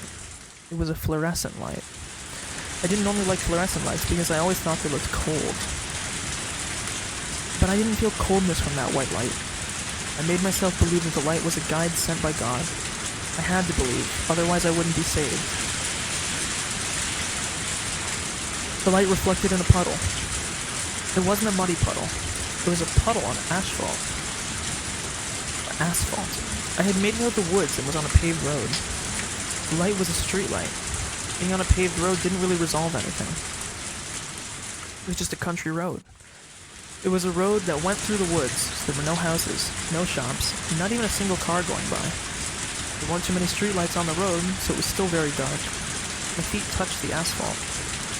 It felt so different from the gravel I'd been walking on earlier. It felt almost merciful. My feet had grown used to walking on gravel. But after feeling the softness of my asphalt... Sorry, I don't know what the fuck. But after feeling the softness, I don't know where I pulled my from. After feeling the softness of asphalt, I never wanted to go back to the former again. I could only choose between heading left or heading right. Follow Beyonce, baby, to the left. I was grateful to God for leading me to this asphalt road, but I wish that he had given me a little more guidance. Such a little bit of luck couldn't make up for all the unhappiness I'd gone through. And that was when I sensed his guidance. I saw another light in the distance. It was only on the right side. I headed towards it. And when I got there, I understood what it was. I was amazed to find it there. A telephone booth. Who would actually make a call in the middle of nowhere? A telephone booth in the countryside was rather unusual. There were plenty of red public phones all over, but I'd always thought telephone booths only existed in big cities. It almost looked as though the telephone booth had been put there as punishment for doing something bad. When I thought that, I felt bad for the lonely telephone booth. It reminded me of myself. Even if I went inside the telephone booth, what could I even do in there anyway? I already knew the answer to that question, but no matter what, I just had to get in there. Well, to my knowledge, I'm assuming telephone booths are just like any other phone. You can probably call 911, you just won't be able to do anything else. Or whatever the equivalent is in Japan. I would assume they're about the same.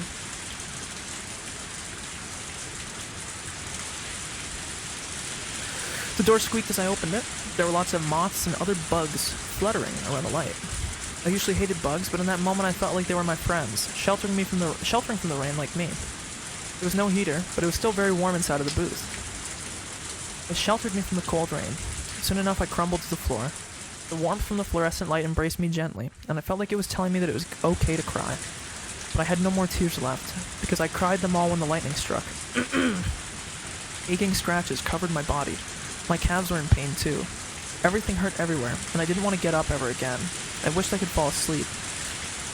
But if I did that, the staff from the orphanage might find me. The windows on the booth were high up, so if I sat down, I wouldn't be visible from the outside.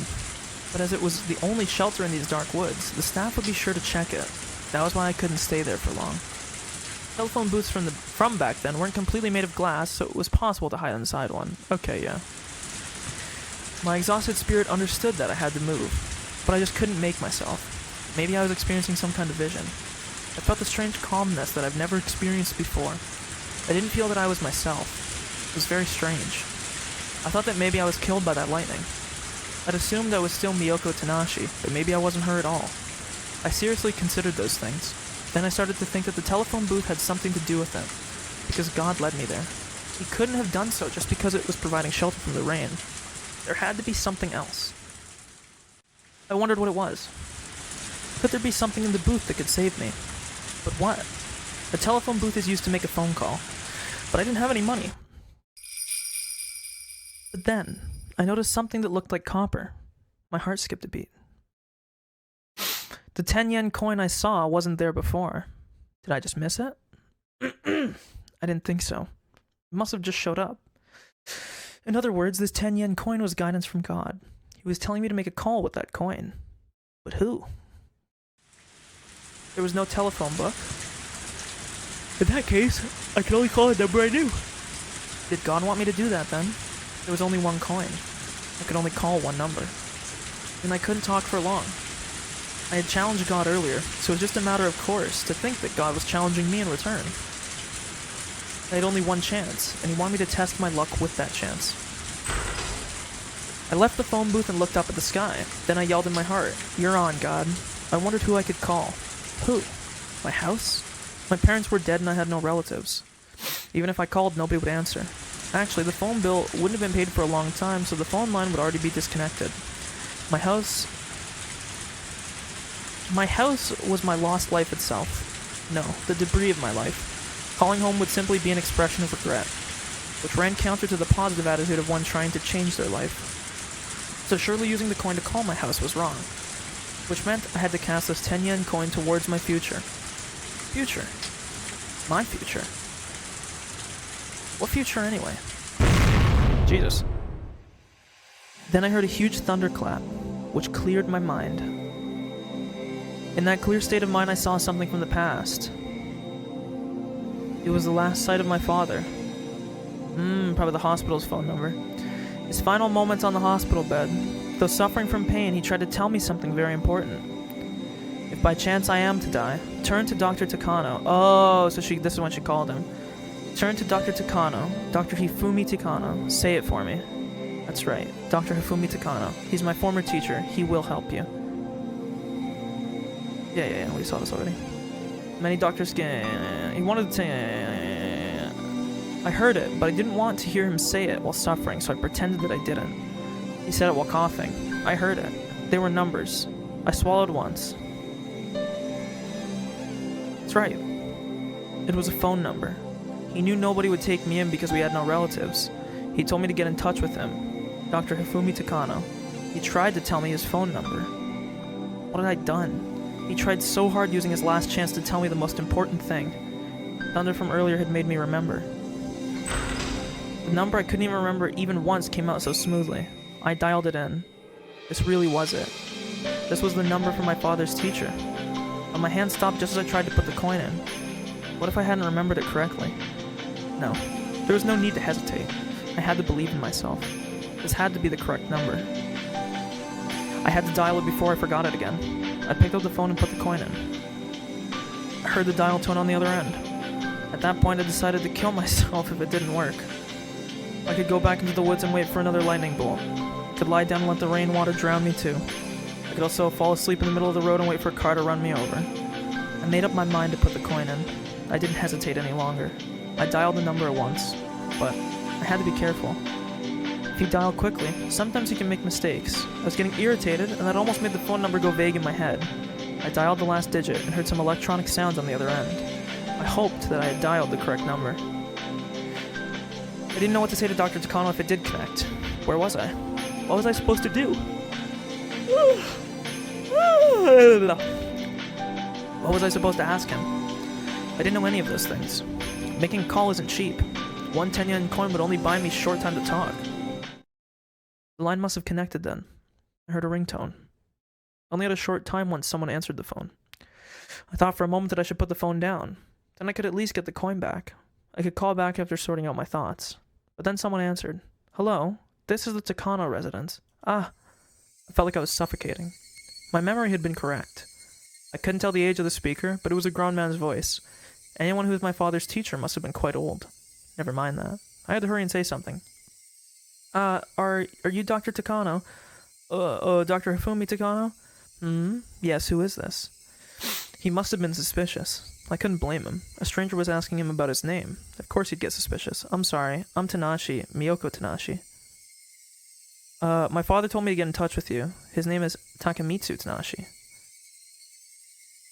His voice suddenly changed. Dr. Takano had remembered his old student. I'm his daughter. He told me to call you. Did something happen to Tanashi? Not good. I was gonna run out of time. My parents died in a train accident, and I was told to call you. Tanashi is dead. I see. Both of them? I'm sorry to hear that. I knew him from when I was teaching at a college. He was a very hardworking young man. I think the last time I saw him was at the wedding. Obviously, he didn't know when I was born, but he remembered my father. That was truly a stroke of luck. So, what did Tanashi want to tell me? Well, I didn't know what to say. I was only told to call him. How could I tell him that? My time was running out. I felt more and more anxious by the minute. Phone calls are disconnected without notice, but somehow I sensed it. I only had enough time left for one sentence, so I decided to say one sentence filled with all of my hopes. Help me. The phone call got disconnected. Maybe he only heard part of what I said. I could only hope he was able to sense my despair. I couldn't hear anything from the receiver anymore. But I actually talked to Dr. Takano. I confirmed that Dr. Takano existed. He existed and he remembered my father. If he grieved over his student's death, he could only come visit my house, and he would find out I was sent to an orphanage, and then he would come get me. Oh, so she's gonna dude, she's gonna go back. That's when tears flowed down my cheeks again. I thought that my life was hopeless. I never knew that finding even a grain of hope could make me feel so happy and strong. The voice I heard on the phone was so warm and dependable. My father must have thought about me for a long time in that hospital bed, and came up with a name that he could trust his daughter with. I had to believe that he would find me, but it might take more than just a few days. I'd have to wait patiently. A few days? A month? More? I could only wait patiently. Either way, I couldn't stay in the telephone box. The staff would easily find me there. I went out into the rain again. This time the rain felt a little warmer than before. I'm gonna fucking burp, I can feel it. Or hiccup, that too, I guess. Excuse me. Ugh. I had wished to die by lightning, but after that phone call, I was filled with hope and the will to live. I wanted to live, and that was why I felt pain all over my body. When I still wished to die, I didn't feel anything. I had to wait patiently until Dr. Takano came to pick me up. I had to get to the House of Love and Mercy. That would be the best place to wait for him. I didn't think the orphanage would tell him I escaped to the House of Love and Mercy, but the house wouldn't stop me from calling him. All I'd have to do was call him again and let him know where I was. But I didn't know where I could find the House of Love and Mercy. I couldn't see any signs anywhere, and I didn't even know what direction the orphanage I escaped from was in. But I couldn't just stop. I had to walk. I had to find shelter. I had to find someone and ask for directions to the House of Love and Mercy. I had to keep going, because I finally saw the light at the end of the tunnel. The chills and throbbing pain tormented me, but I couldn't die until I met Takano. I wished the car would come by. If it was someone who lived in the area, I could ask. But the police wouldn't do me any good. I was sure the orphanage had already called the police about our escape, and they wouldn't be forgiving. Oh god, am I a bit rating again? I did a little bit, but... The police were sure to send me back to the orphanage. Either way, I wish that someone would show up. Otherwise, I'd have to keep waiting on the asphalt, I say asphalt, I'm sorry, in the darkness forever.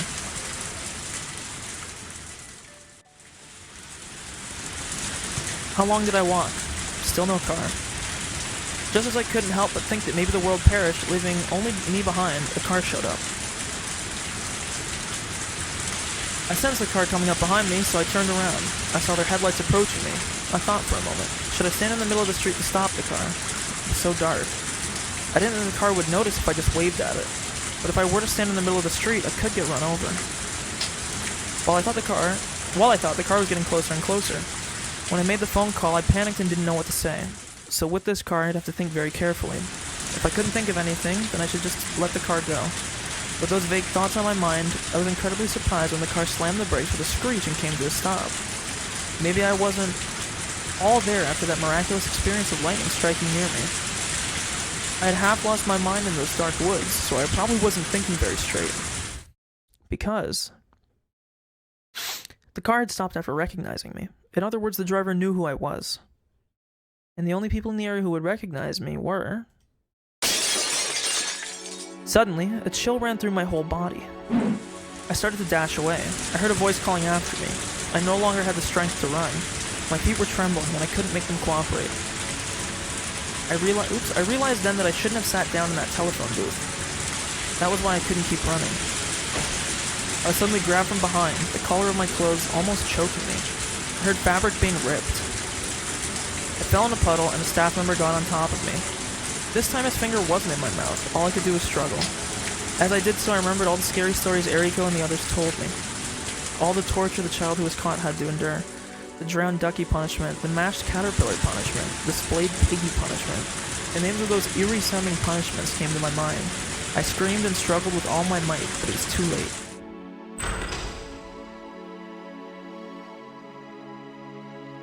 I was shoved into the back seat of the car. Why couldn't they just let me go? Simple. They didn't want me talking about them to anybody. The staff were yelling and screaming while chasing me. But once we were in the car, they went silent. It was like the Grim Reaper had come to get me. Whether I liked it or not, I had come to terms with the fact that my luck had run out. But I had called Takano, so I knew he would come to get me. I didn't know when that would be, but I knew it would happen someday. So I wanted to live. I would be saved if I lived. I couldn't even imagine the kind of punishment that was waiting for me. Gotta crack my fucking fingers. Ouch. Ow, fuck. I couldn't even imagine the kind of punishment that was waiting for me. But even so, I said to myself, I have to live. I'd already found the light at the end of the tunnel. All I had to do was endure until I reached it. The car stopped. We arrived at the front gate of the orphanage. The two staff members grabbed my shoulders so I wouldn't run. My shoulders were very skinny, so it hurt a lot. I was scared of what I would have to go through. We went through the door and I was finally sheltered from the rain, and so were my ears. Holy shit. In a way, I wasn't sheltered at all though. In the middle of the night, and long past time to turn all the lights off, the orphanage should have been quiet. But I heard a noise. A strange noise. The noise of a shower. The noise of metal objects crashing into each other. Also the staff's yelling and screaming. A chill went down my spine. What could I possibly write down to fully describe this fear? A staff member knocked on the door of the storage room and the door opened. The moment it did, an angry roar issued from inside. The sight leapt into my eyes. I couldn't completely take in the bizarre scene before me. Two staff members were hitting a mat with bamboo swords while yelling violently. It was a mat used in, you know, the one you use when you do gymnastics. But why was it rolled up like that? So they have a kid inside the mat, they're beating the shit out of the mat to make, I guess, like the bruises less apparent, or to stop the bruises. This is like the old meme that people used to say, that if you beat someone with a phone book, they don't bruise.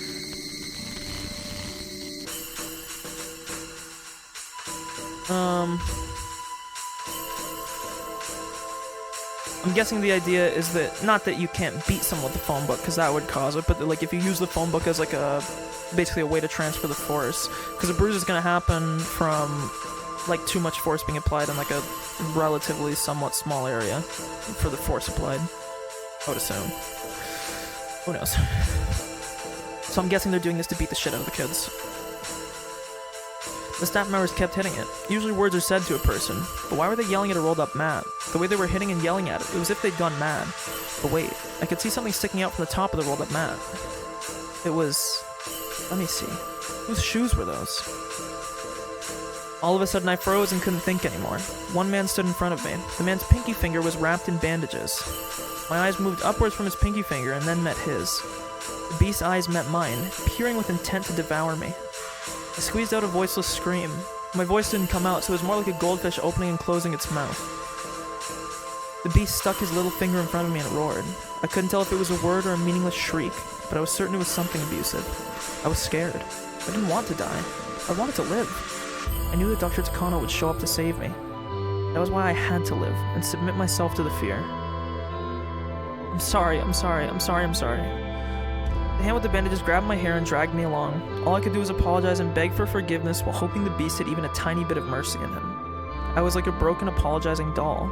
A mad doll that kept muttering apologies until its key wound down.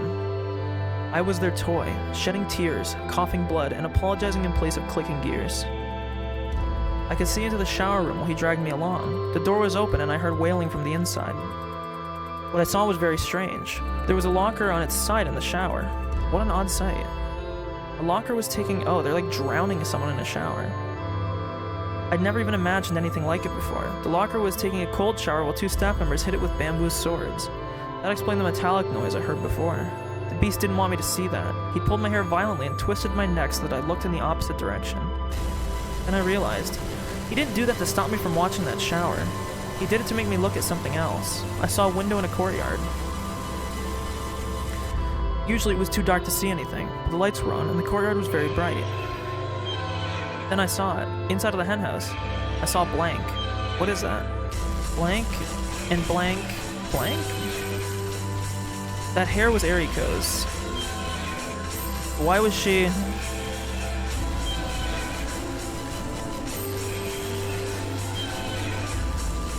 I'm sorry. Yeah. I don't want to die. I know Dr. Takano's coming to save me. I know he's coming. I was taken to the staff bathroom. It stunk of ammonia.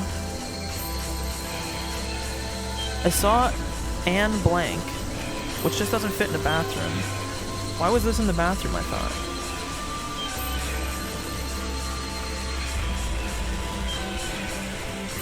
I don't know. That's what I'm wondering, because there's not really been anything ever censored in this. I think it's just blocking it out of her memories, because I don't ever remember anything in this game being censored to this point. Like, there was a torture scene in a previous chapter, and it wasn't like... it was very graphic. So I don't, like... I don't know, Google it real quick if you can, and then tell me. I'm not sure. I don't want to Google it for obvious reasons. Tanashi, this is your punishment for breaking the rules, okay? Everyone must follow the rules. If you don't, you get punished. Do you understand? I'm sorry. I'll never do it again. I'll do everything you tell me to do. I promise I really do. Please spare me. Please spare me from blank. No, that hurts. No.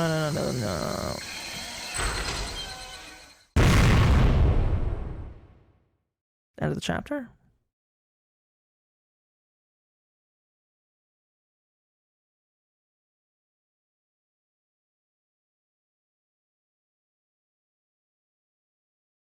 Yes. Okay.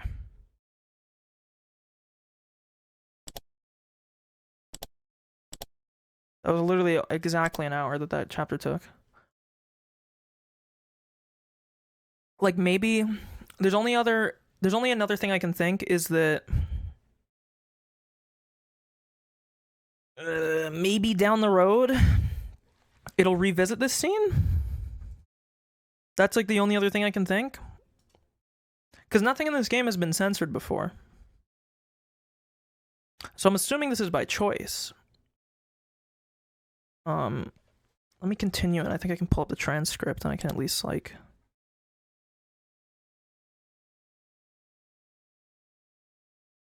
Let's see.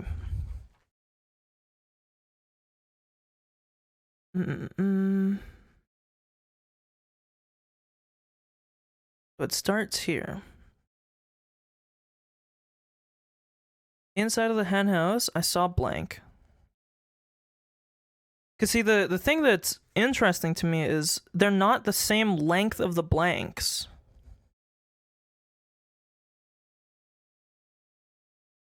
Like so it feels like they're trying to insinuate something.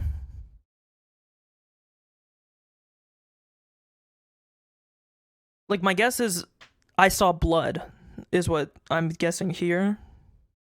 Because it fits. Inside of the hen house, I saw blood. And I'm guessing that each of these 5-letter things will be blood again. I saw blood. What is that? Blank and blood. Blood, because he's freaking out. But see, now it doesn't make sense here, because this 5-letter blank, but why was she blood? That doesn't really make sense. So it's not the same word.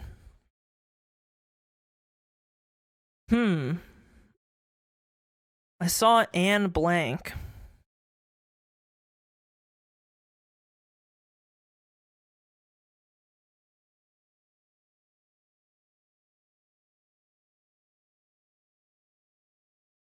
It could be naked. Why was she naked?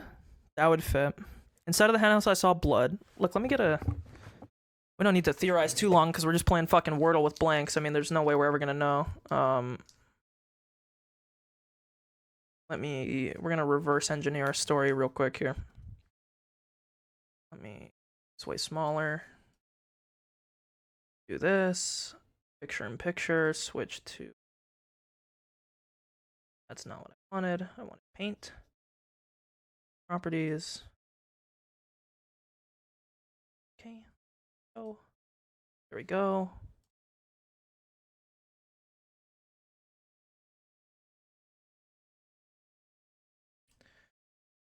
We're trying to guess here. The first blank, I'm guessing, is blood. Makes the most sense. Inside of the hen house, I saw blood. 2, 3. I think 3 and 4 are the same, so I'm going to put them together because I think they're repeating it here. 5 is 3 letters. This one should be... And then 6 is another one. 7 and 8. I don't think there's any way we're going to be able to guess this, but we can try. Inside of the hen house, I saw blood. If it's a hen house, I think this is the 6th blank. 1, 2, 3. We have 3 and 4 together. 3, 4. 1, 2, 3, 4, 5, 6. This was naked. But why was she naked? That was far too blank.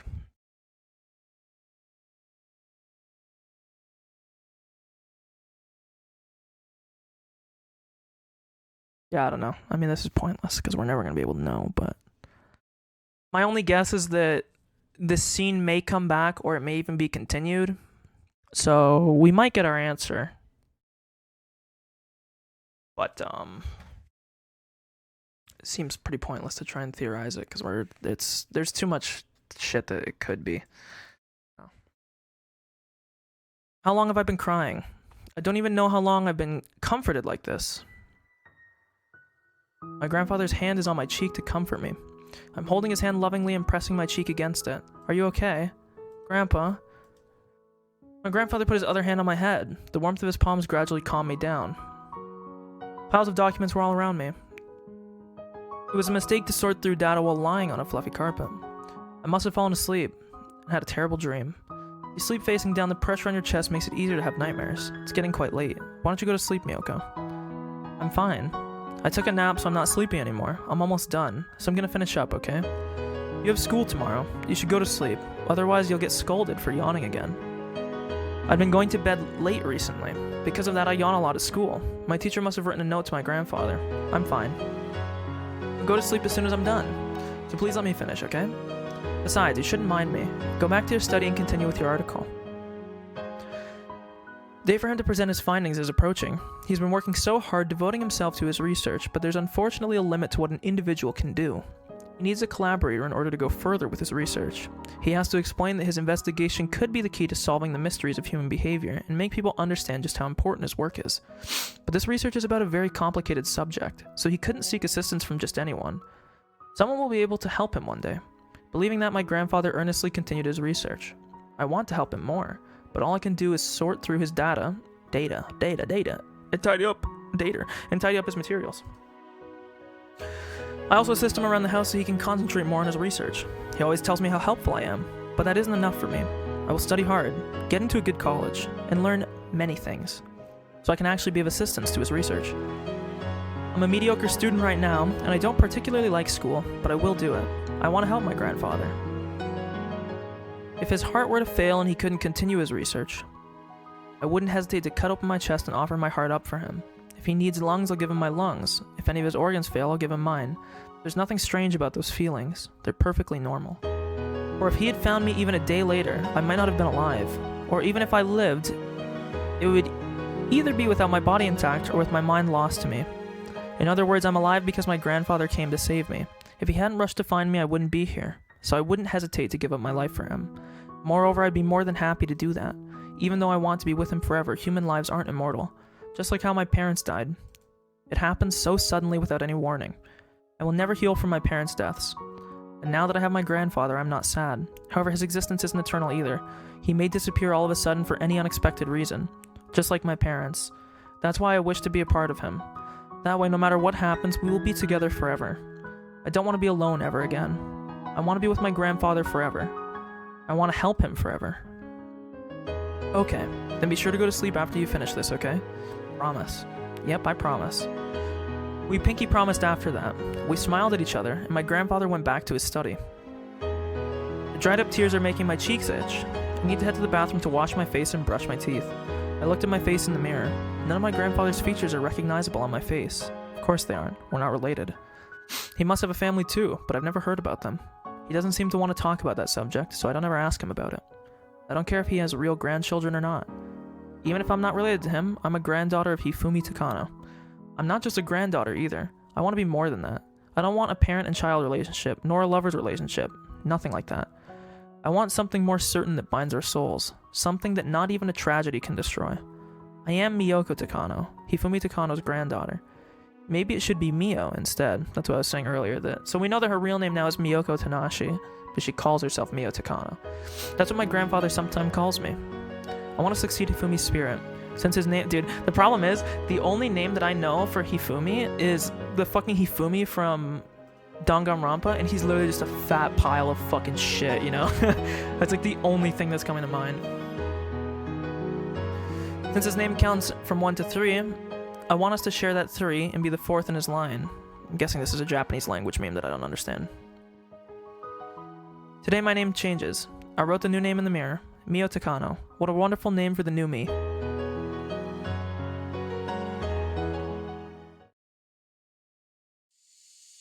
Fuck, dude, I want to know what that scene was.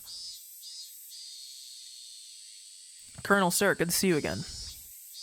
Takano, come on now, no more Colonel stuff, no. I was worried when I heard you were ill. You sure look great now. My grandfather always told me he doesn't have any friends. He used to tell me everyone died in the war, but that's not true. He has one very close friend. This is him. He's an elderly man my grandfather calls Colonel Koizumi. I don't exactly know where they met, but every time they get together, all they talk about is the military and the war. So I guess that's where they met. Look at you, Mio. How tall are you now? We just had a physical checkup the other day, and I think I've grown 2 centimeters. That's wonderful. Good girl. Make sure you eat well, play a lot, and grow big and healthy. I envy you, Takano, for having such a cute granddaughter. That guy's a pedophile.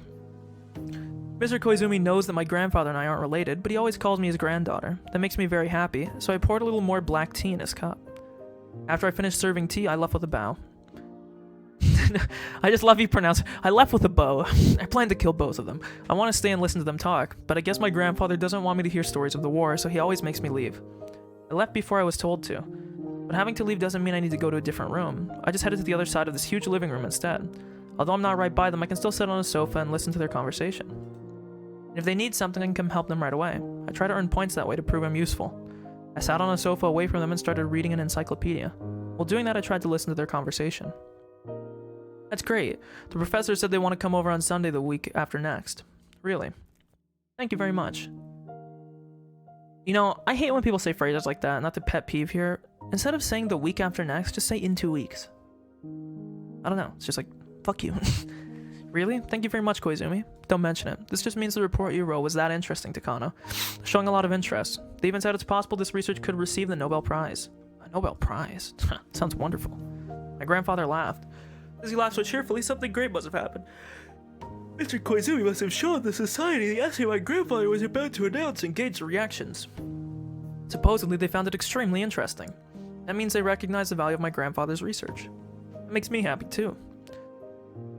But what worries me is that you'll get infected with the syndrome yourself. Make sure you don't end up clawing out your own throat, okay? Well, maybe I'm already infected, but Hinamizawa syndrome is harmless if you live a normal life. It was a dangerous disease back when the villagers believed in Oyashiro and bound themselves with strict rules. But those have faded over time, and now people rarely show symptoms unless something major happens. After that many cases, a patient's emotional state has a lot to do with how the syndrome develops. As long as you live a normal life, there's nothing to worry about. So when one is under a lot of pressure like during the war, the disease gets worse. That's right. Well, there's nothing to worry about. The subjective symptom of the initial stages is a paranoia akin to that in depression. Fuck, these hiccups won't go away. Once you notice it happening, you can teach yourself to relax emotionally and physically by using my breathing method, as well as my supplement that I sell at hifumitakanosupplements.com. You should also get at least 9 hours of sleep a night over a 1-week period. That's how you prevent it from worsening. In fact, all of the Hinamizawa soldiers under my direction, of all, not even one died mysteriously.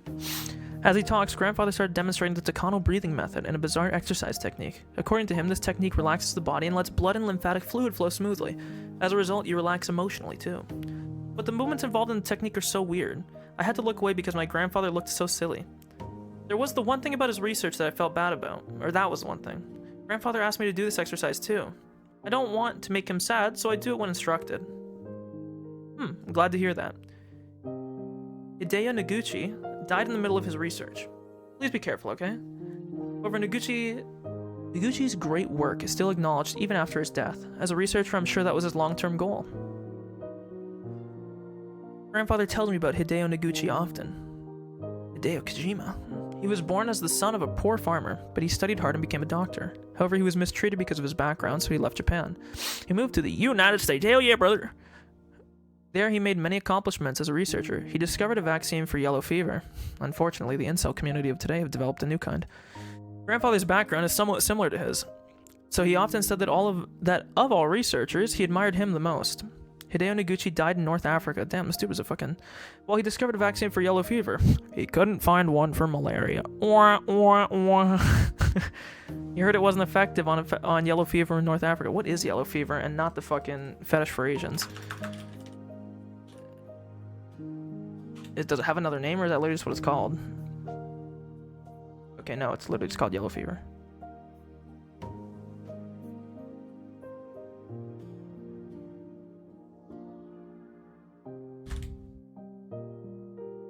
Yellow fever is a disease caused by a virus that is spread through mosquito bites. Symptom takes 3 to 6 days to develop and include fever, chills, headache, and backache and muscle aches. About 15% of people who get yellow fever develop serious illness that can lead to bleeding, shock, organ failure, and sometimes death.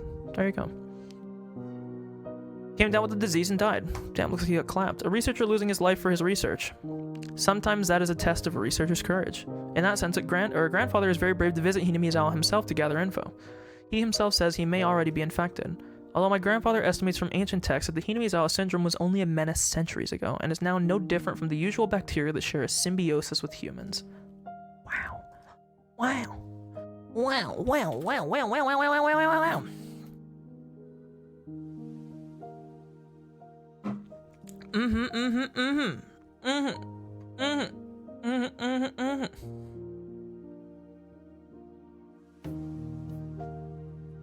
Many people became ill with the disease during the war, but that was because they were in an extremely abnormal situation. In today's peaceful environment, it's almost impossible for a person to develop symptoms. He sounds very optimistic, but he never brought me with him to Hinamizawa, so maybe he isn't as optimistic as all that. However, since I live with him, there's a possibility that I'm already infected as well, but I'm not worried at all. That's because my grandfather has taught me that as long as I maintain myself physically and emotionally, I won't develop any symptoms. I know all about the horrible terminal symptoms of Hinamizawa syndrome, but I'm not overly fearful of them. Grandfather is enjoying his conversation with Mr. Koizumi. That is understandable. Mr. Koizumi told him some people showed great interest in his report. They even want to come over on Sunday, the week after next, to meet and talk to him directly. With the rapid advance of modern medicine, explored frontiers are steadily dwindling. Was it possible the Hinamizawa syndrome my grandfather discovered might be a new continent in the field? It'll be decided in 2 weeks.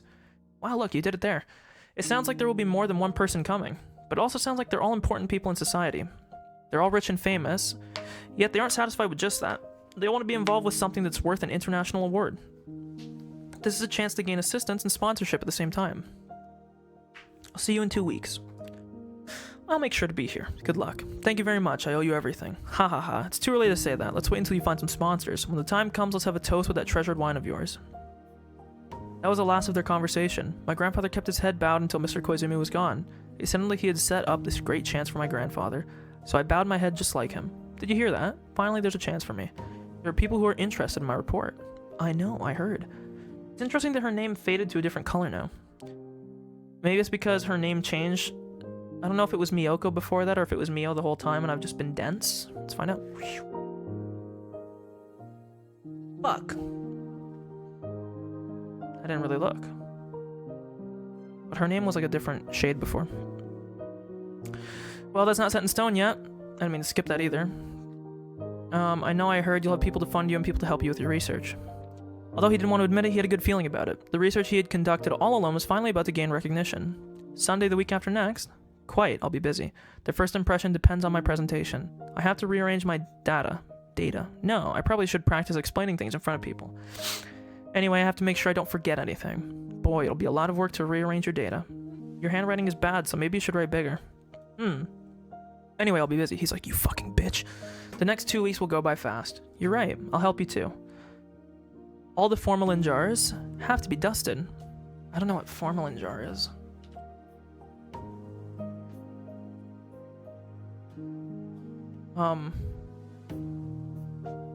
What the fuck is formalin?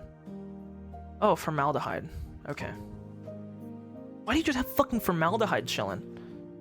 Also, we need to straighten our rolled up documents. Do you think leaving them laid out under the rug overnight would fix it? We have plenty of things to do. Mio, could you help me? It's almost like she literally just said 2 seconds ago she would help you, you dumb fuck. I'll skip school for it. No, you can't miss school. We laughed together, thrust our fists in the air, and motivated ourselves to work hard the week after next. 2 weeks from now. Or the next 2 weeks. Since that day, my grandfather spent more time in his study. It's not easy to create a report that you're going to show to other people. Copying machines hadn't been invented back then, so everything had to be handwritten. He knows it's somewhere, but he just can't remember where he put the data he needs. As for me, I have to make sure I have enough guest cups to serve tea, so I'm counting them. Do I have enough tea leaves? Maybe I should get something to go with the tea. My grandfather knows nothing about these things. There's a whole list of chores to do. I need to clean the windows so the room will be bright. What else? The 2 weeks pass quickly while we're busy ourselves getting things done. What a wonderful 2 weeks it is. I can finally feel that I'm actually doing something to help my grandfather with his research. I hope the day of the meeting will be a memorable one for my grandfather. I hope that day will be a beautiful and clear one. It wasn't. He fucking died that day. Okay. We're at a little bit of a pause. I'm gonna go get more water. I gotta go pee. I gotta talk to my dad real quick. I don't think I'll actually be that long, so I will, excuse me, hiccup and be right back.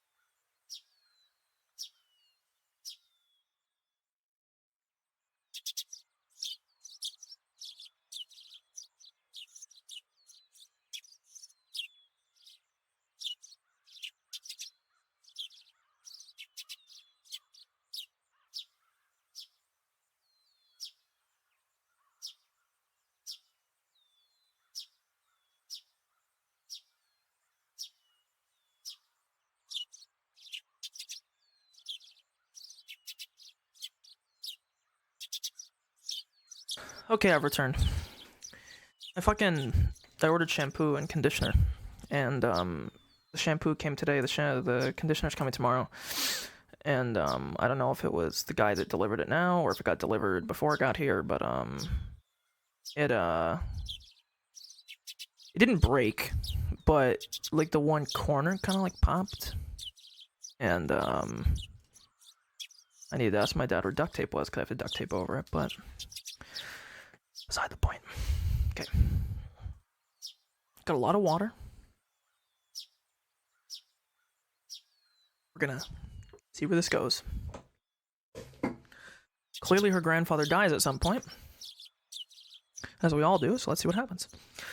Just as I wish, the day is beautiful. B-E-A-beautiful.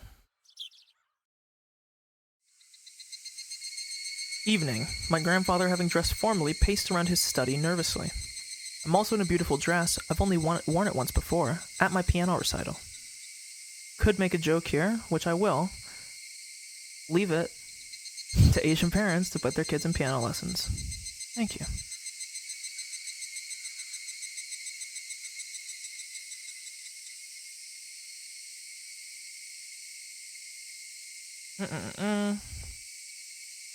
But I'm not nervous like my grandfather. His silly nervousness actually relaxes me. Are they here yet? Grandfather looked out the window. Then a black car stopped in front of the gate. Back then, a car was a luxury item. I don't think I had even one classmate whose family owned a car. It only makes sense that the men coming out of the car look respectable. Grandfather and I run out to welcome them. Welcome. I'm Takano. Thank you for coming today. May I take your jacket? I greeted them and filled the role we decided ahead of time. Though my being relaxed by my grandfather's silliness ended at that point. Both my grandfather and I were stiff with anxiety as we greeted them now that the moment was here. Nice to meet you, doctor. And hello, young lady. Are you his granddaughter? Yes. Mio, please say hello. Very nice to meet you. I'm Mio Takano. What a good girl. I'm here in place of Koizumi. Something came up and he can't make it today. He says he's very sorry. I see. I'm sorry to hear that. The person who set up everything isn't here. My grandfather even had his treasured wine ready, just as they promised 2 weeks ago. Everyone, let me introduce you. This is Dr. Hifumi Takano. Dr. Takano was a leading member of the Research Center for the Prevention of Epidemics in Manchuria during the war. He made many advances in developing synthetic food and synthetic alcohol as measures against malnutrition and ration shortages. Nice to meet you. Pleasure to meet you. Thank you for having me. The men are even older than my grandfather. They take off their hats one at a time to greet him. Their beards, expensive-looking canes, and glasses tell me they are very high up in the society. Grandfather bows to each one of them. Everyone, please come into the study. Please excuse the mess. Come in, come in. Mio served tea for everyone. I wasn't nervous at all earlier, but now I think I'm the most nervous one. I'm not the one making the presentation, and I'm not the one being evaluated, so it's ridiculous that I'm feeling so nervous. I don't know if I should use that as my excuse. But I was so nervous that I knocked over the thermos I had filled to the brim with hot water and ruined the black tea I'd chosen specifically for this day. I apologized to my grandfather and started to boil water again. I just need enough for the guests. By the time I had cups of tea and cookies ready, grandfather's presentation was at its key part. Here we go. We get to learn how it works. Hopefully we can learn how it spread initially. It pierces the blood or lymph vessels and spreads to the spinal cord, and from there it travels along the cerebrospinal fluid to the brain. I've confirmed many cases of encephalitis after autopsies. I know what encephalitis is, but I don't. Let me look it up. Encephalitis, inflammation of active tissues in the brain caused by... Okay, yeah. Oh my god. I like to think I'm pretty good with words. That is a fucking... Let me slowly read this for a second and see if I can dunk this. This part's not too bad. Eosinophilic meningoencephalitis. I did that wrong. Meningoencephalitis. Eosinophilic meningoencephalitis is known to be caused by a roundworm. I probably butcher. I want to search this up now. Eosinophilic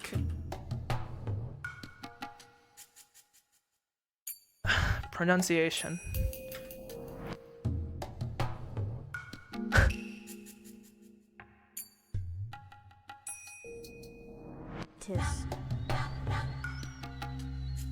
Meningoencephalitis. Meningo? That doesn't sound right. So I'm guessing it's like meningitis? I don't know. Meningoencephalitis. Meningoencephalitis, if I want to be my dumb way. Google Translate. Eosinophilic. Eosinophilic. Eosinophilic. Eosinophilic meningoencephalitis. Look at us go. Is known to be caused by a roundworm, and we predict its behavior to be extremely similar. Grandfather said, walking between samples in formalin jars and pointing to several as he gave his explanation. There are over 100 formalin jars in here with parts of brains in them. They were all very dusty, so I spent a few days cleaning them. I am rather proud to see the sparkling jars all lined up like this. However, roundworms induce an extremely wide range of symptoms: a headache, narcosis, derangement. None of those are characteristic symptoms of roundworms. On the other hand, symptoms of Higurashi syndrome are very specific to that disease. You're saying that one of them is to claw one's own throat out, yes? I said that wrong, but same thing. Exactly. Some soldiers witnessed it just before their fellows died. Such self-mutilation was never seen before in any disease. It only occurs in Higurashi syndrome. Also, since that symptom was only seen with terminal stage patients, I believe that's a means of exodus. Something we've seen. Oh, so maybe they're saying that's how it spreads. Because an exodus is a leaving. So maybe that's a way for the parasite to go and infect a new host, is by exposing itself to the environment once their current one is deemed like not useful anymore. The parasite uses all it needs, it gets to terminal stage, the person claws their throat out, and exposes basically their blood to other people, and then the parasite can travel through the blood into another person. Parasites mature inside of an organism, reproduce, then leaves the host. Let's go! Sorry. So what do you think about the fact that the cases were only seen in the soldiers from Higurashi, even though other soldiers touched their blood, which must have been full of parasitic eggs or larvae? True. This is what I was saying. Don't you think there was a possibility of them getting infected? I suspected things like an incubation period, but since it was limited to people from the Higurashi region, I believe something such as a unique local climate may play a role. So he might say, and I think this was touched upon previous, that it's a dormant parasite that is benign, but due to the very hyper-specific environmental conditions in Higurashi, it provides basically the perfect breeding ground and operational form for the virus. I'll talk about that in the next part, but the ancient indigenous beliefs that Higurashi have, that can't be possible, Dr. Takano. I've never heard of parasites behaving socially. Yes, well that is one of the revolutionary discoveries in the Higurashi syndrome. The elderly gentlemen mumbled to each other while pointing to the data. With that, I finally realized things aren't going too well. Dr. Takano, I've been reviewing your data, while listening to your gracious presentation. How is data supposed to be pronounced? I think it's technically data, but I like to say data. Data. Oh my god, God is good. First of all, it is simply impossible for parasites to control human minds. Human thoughts are controlled by the brain, which is a work of art created by God. Furthermore, ideology is an extremely advanced aspect of human thought. It's an advanced capability bestowed only to humans on this planet. Yet you would say parasites intervene in that? Please, that's absurd. I agree. Ideology can also be considered a manner of thought that prioritizes the whole over the individual. In other words, that's the most important prerequisite condition for a society. There's no way parasites would be gifted with that when their only demand is to pass on their genes. In the field of biology, there has never once been a discovery of socially or eusocially within parasites. But there are cases of parasites interfering with the host's behavior. You're misunderstanding one thing, Dr. Takano. God, I need to burp really bad or these hiccups aren't going to go away. They're not hiccups, I make indigestion. The principle that drives parasites capable of controlling their host is always reproduction and propagation. It's only that primitive concept. Even in the example you used before of a rat infected with Toxoplasmosa gondii, see, this is another one that everybody knows, losing its aversion to cats. The altered behavior is simply a means to let their host be eaten by a better host in order to change hosts, so he's saying this is an evolutionary advantage. But that's still a change in behavior incurred by the parasite. Because who's to say that, well, I guess this guy's point would be, because, like, if you get rid of this first statement, you could assume that this guy's argument is just saying, like, hey, dude, your situation doesn't really make sense. Because if I remove this, I could say, hey, this is just basically evolution. They lose their aversion to cats because Toxoplasmosa is a very common parasite found within cats. Like, it's like 50% of... There's like I probably... Well, I have a cat. I'm definitely infected with this parasite. Most people are, if you have a cat. And the idea behind it is that rats that are infected with this parasite lose their aversion to cats, get killed by cats, get eaten by cats, and then it's spread through cats to a better host. You could argue that from the parasite's point of view, this is just a better... is a better reproductive advantage of evolution because it's basically expanding its pool that it could go to. It's going to a host that will potentially be able to meet more things, it will be able to spread it to more places, because it serves as a purpose for it to continue propagating. The only thing that I would say here is that saying that this is just the altered behavior is simply a means to let their host be eaten by a better host. But you're not denying that it's a change in behavior. The only thing that you could argue, though, is that in this case, this still follows an evolutionary concept. It's still following that it's seeking to basically reproduce, but that the Hinamizawa syndrome isn't. So that it wouldn't fit with a typical, like, evolution meme. Like a purely evolutionistic view. It wouldn't really fit. Because the Hinamizawa syndrome, it can spread, but it only works in like a very specific environment, and that doesn't really seem to make much sense if it's supposed to be similar to other parasites that have altered behaviors in the past, is basically what he's saying. The only thing... So he's basically saying the thing that's causing this is reproduction and propagation. Hinamizawa syndrome doesn't really make sense, because if it were controlling behavior, it doesn't really meet the reproduction and propagation because it only activates itself in a small amount of people. However, he's also kind of wrong, because you could also say that it's just benign in people who are not in Hinamizawa, that it's just like a dormant parasite. It would still be passing on its gene, it's just not really doing much. I don't know. There's not really much to like argue about here, I'm just kind of giving my thought process. It's just like a grasshopper infected with a horsehair worm drowning itself. Once a horsehair worm matures, it becomes aquatic. When that happens, it guides a grasshopper to the water and drowns it, then enters the environment it's adapted for. Exactly. The suicidal act of clawing out one's throat corresponds to that in the case of Hinamizawa syndrome. For example, guinea worms escape the body by having the host scratch the affected area. Indeed, the purpose of all these parasites is reproduction, for them to infest the brain, God's masterpiece. No. Infecting the brain itself isn't that strange. But to say they infest it and influence human ideology is frankly delusional. In fact, that's a dangerous idea. I don't think it's that strange, that Hinamizawa, an isolated culture, developed its own unique faith. There are actually many examples of that all over Japan. You are saying all of them were due to parasites, or that they were all due to cultural reasons, except the one in Hinamizawa, which was caused by parasites. How do you establish this distinction? Well, as I said in my autopsies on the Hinamizawan soldiers who died in the war, there was sufficient evidence to believe... Excuse me, Dr. Takano. Go fuck yourself. I don't think you've gathered enough case studies to call it clinical data. Furthermore, as you said, it was during the war. No, I mean, as I explained in the next part, Hinamizawa syndrome develops when one experiences suspicion, nervousness, and stress and becomes emotionally unbalanced. I think it's a unique approach to suspect some manner of commonality. There were several cases of unique and bizarre self-mutilation, such as clawing one's throat out. Yet that's all the more reason it's unreliable. Maybe it was just a coincidence that such rare cases happen under abnormal circumstances like the war.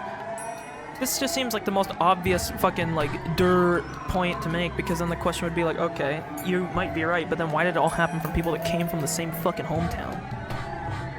You might have been able much more to say. I thought he was going to go with the path here and say that maybe their unique faith led them to do such practices under the stressors of war, but instead he's just saying it could have been anything.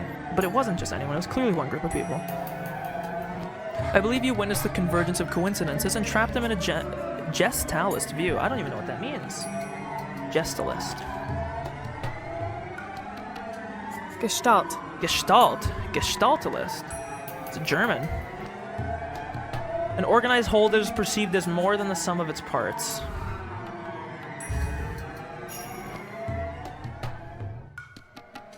Gestalt.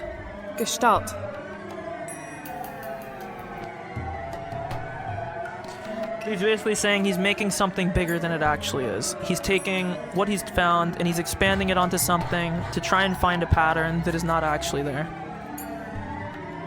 Gestaltist. This is very weird. To prove otherwise, you would need an enormous amount of clinical data on Hinamizawa syndrome patients. But ethically, that's impossible to prove. The natives' act of recognizing it as a cure suggests it's more within the realm of culture-bound syndromes, and you think that this is a delusional parasitic disease. I hate to say this, but I think you admire the beliefs of the Hinamizawans a little too much, and as a result, you yourself have been taken in by their culture-bound reactive syndrome. Actually, that happens quite often with people who research more unusual fields of study. We're trying to be careful ourselves. The more they talk, the paler my grandfather's face becomes. I was just stunned myself. We've never heard of parasites like that. That's impossible. It was just a coincidence and there isn't enough data. Talk goes on, and every time grandfather says something, they dismiss it like that. Before he knew it, my grandfather could only hold his silence before their criticisms. Well, no revolutionary discovery is accepted at first. Maybe this research of yours is one of those things. Even if it is ridiculed at first, it may achieve recognition in later years. That happens all the time. I'm just an amateur. Just a private researcher who didn't graduate from an elite college, nor do I belong to any academic clique. I don't have any connections with experts or research centers. That's why this is all I can do. Is the Hinamizawa syndrome real, or is it just my delusion, just like you all say it is? To find out, I need your help. Of course, if this was a discovery of the century, it would create a major uproar. After all, you're suggesting that human culture and ideology is all the will of parasites, and our frontal lobe is a place for them to live. What an audacious theory. If a link between the existence of this Hinamizawa syndrome and the disease carrier's belief in Oyashiro could be established, then it would be possible to explain all religions, no, all cultural divisions on Earth. I feel like this guy's also missing the point. I don't know if this dude is saying that, and maybe he did say this earlier, not this guy, the bureaucrat guy, but I don't remember if Ifumi said earlier that all divisions were caused by parasites in the brain. Just that it's another path that could cause them. I don't really remember. It was 4 hours ago at this point. What a magnificent and unique idea. Dr. Takano, instead of showing people like us your essays in secret, you should publish a book about it for the general public. Grandfather looks to the ground, his fist trembling a little, but their words were far too cruel. I don't know anything about academics. I'm just a little girl. I don't know exactly what they're talking about, but grandfather worked so hard by himself until today. But to prove his research and delve further into it, he needs sponsors. Yet those sponsors are casting him away, calling his research a delusion. It's outrageous. Like asking which came first, the chicken or the egg. It was the egg. Besides, if his research was at the level those cheeky men want to see, he wouldn't need their help. But they're saying that they can't help him unless they see some results that are beyond the level of private research. In any field, doesn't research always start out with just a little idea? If you can prove its existence beforehand, then what's the point of researching it to begin with? If a wild idea can't be the subject of research, how did we gain any knowledge at all? But never mind that. When Mr. Koizumi came 2 weeks ago, didn't he say they were really interested in his research? What's going on? This is the complete opposite of what he said.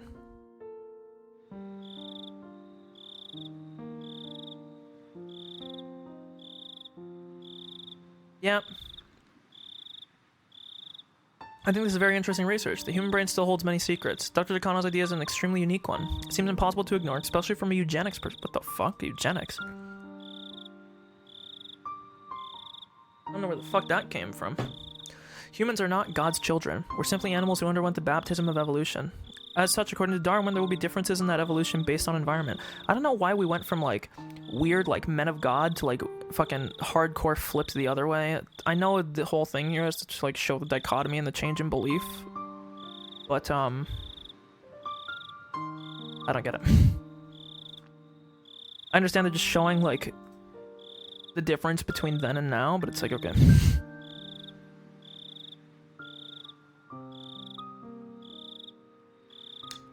In other words, humans can be either superior or inferior. As a nation, we must think we can maintain good bloodlines. Okay, so that's why he was talking about eugenics.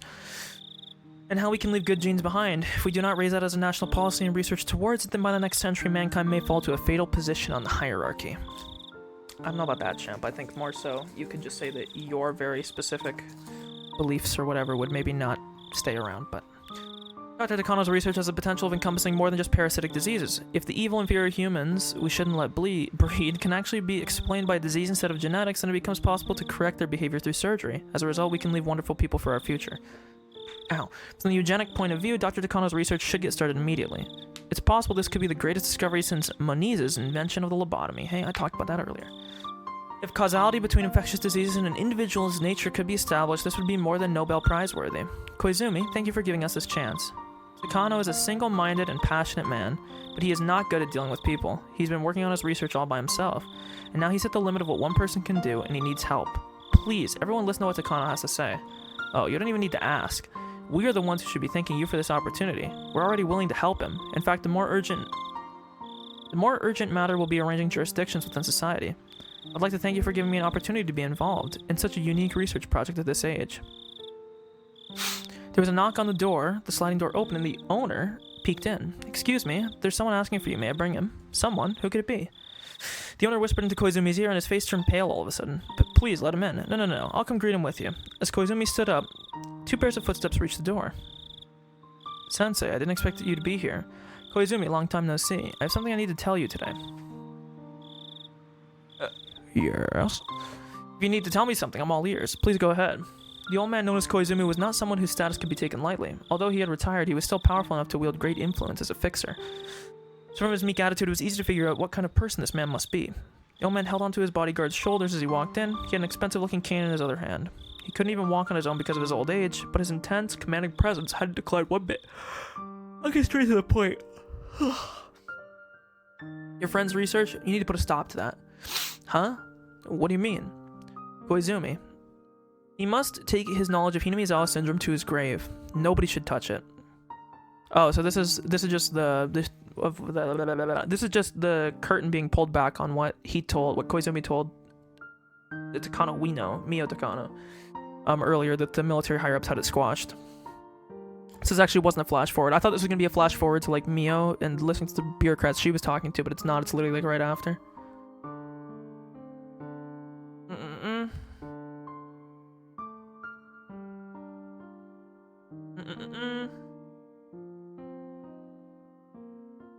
Ow.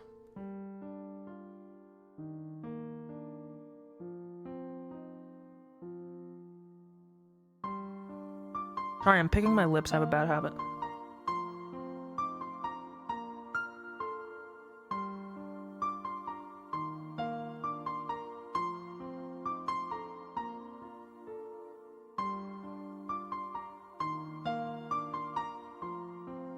Ow.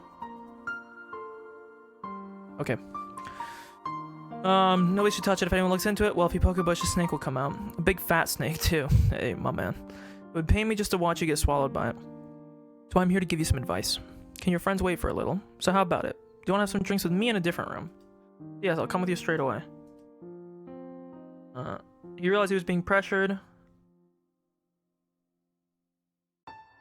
He didn't know which direction it was coming from, but clearly some authorities weren't comfortable with the research on Hinamizawa syndrome and were trying to stop him from supporting it.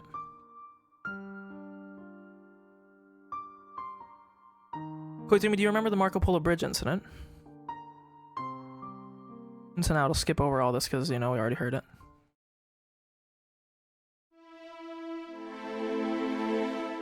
I always love this dramatic music, I don't know why.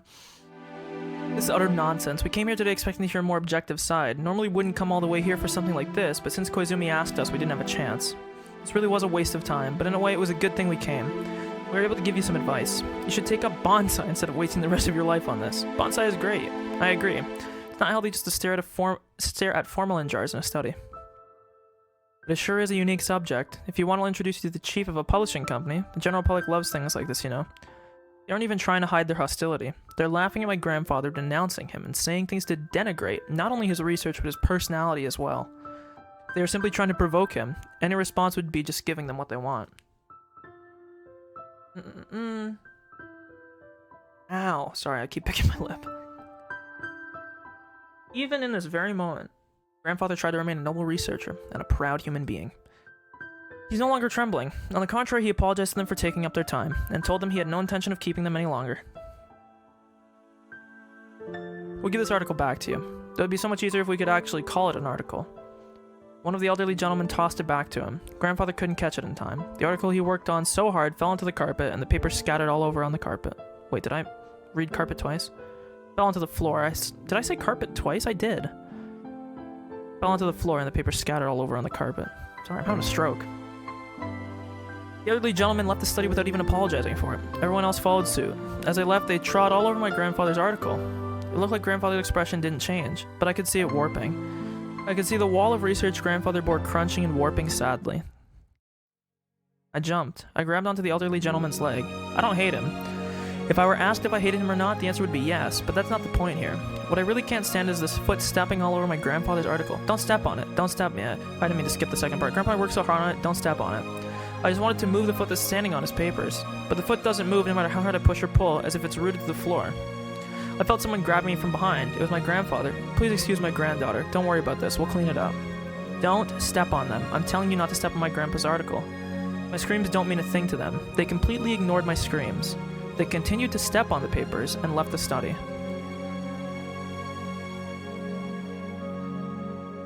Only my grandfather and I remain in there now. My grandfather's still grabbing the back of my collar. I don't have any words left to say. I say only tears, only cries. My grandfather is determined not to show any emotion. He doesn't even open his mouth. So I have to cry for him. Just then my grandfather slapped me in the face. That startled me. I'm crying for him, so why did he slap me? Then I understand.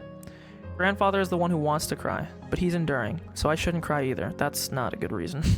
I wipe my eyes and my runny nose, and I silently turn my eyes to the papers on the carpet just like my grandfather. Sorry, Mio. I don't understand why he's apologizing. I thought he was going to complain about their rudeness. If I had worked harder, this wouldn't have happened. Until today, you helped me so much. And it was all for nothing. Sorry about that. How courageous he is. Even after that disaster, he's still concerned about me. I shook my head and put my hands on the floor. I tried to gather up the papers, but then they began to fall. My tears are overflowing again, blurring the ink on the papers. These are all handwritten by grandfather. He was so happy that finally there was someone who understood his research. He was so happy. He spent all night writing these, but they stepped on them. They might as well have stepped on my grandfather's very soul. I didn't work hard enough. If I had done more, this wouldn't have happened. Sorry. I'm so sorry. I'll work even harder. I won't give up because of something like this. I don't know if he's saying that to me or to himself. Don't worry.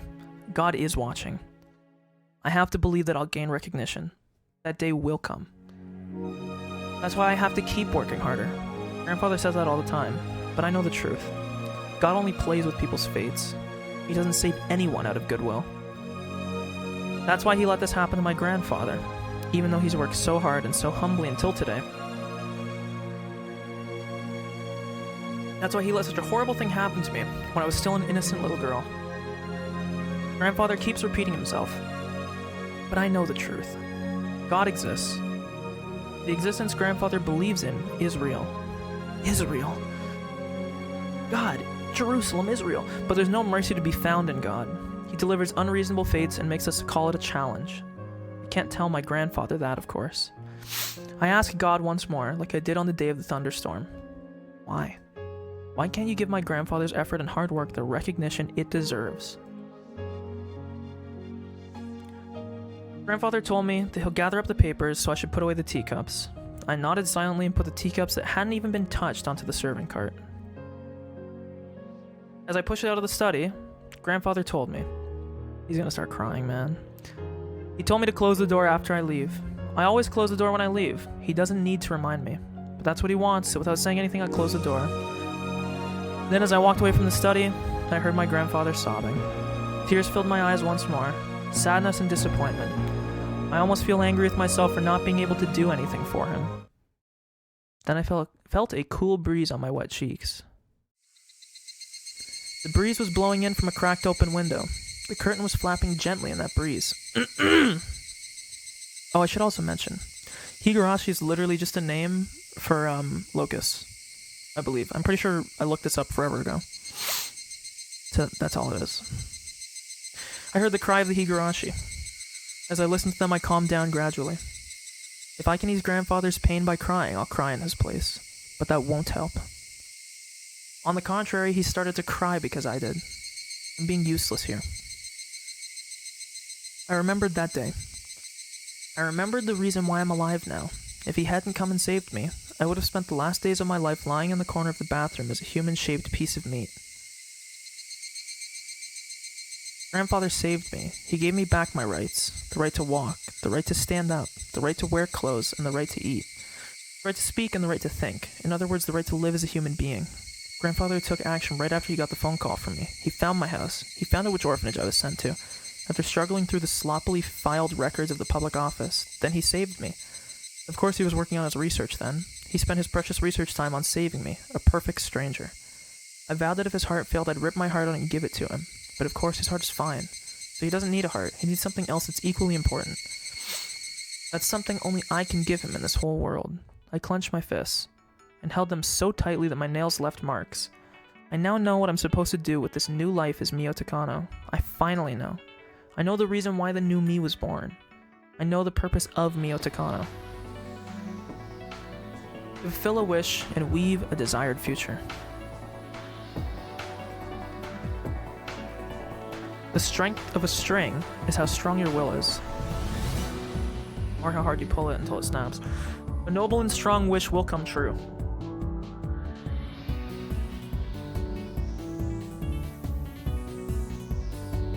If you want to cope, I thought I knew of my grandfather's greatness, but I actually didn't know the half of it. For me to be able to really help him, I have to reach his level. All my lessons lead back to my grandfather. There wasn't a single subject I could ignore. Right now, studying hard is what I can do for him.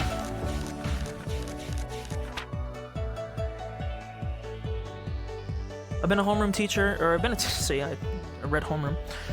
I've been a teacher for a long time, but I've never seen such a hardworking student. You've learned not only academically, but socially as well. You've made a great deal of friends. I have a goal which I can only reach by studying hard. Also, I know how powerless and isolated genius is. That's why I need to learn to socialize. It's not enough. I'm not even close to where I want to be. Entering college is only a step forward. What matters is what I learn there.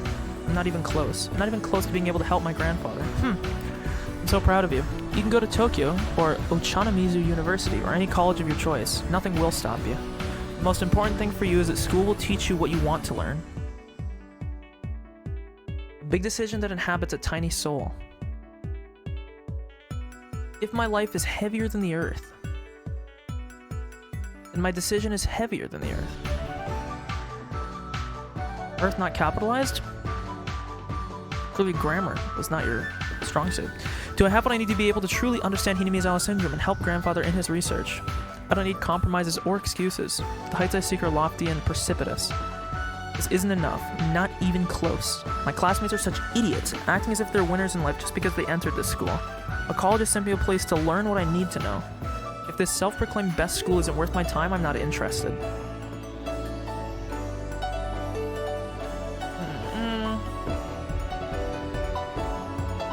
I didn't expect a talented woman like you to end up at this parasite research center. I'm sure everyone wanted you, huh?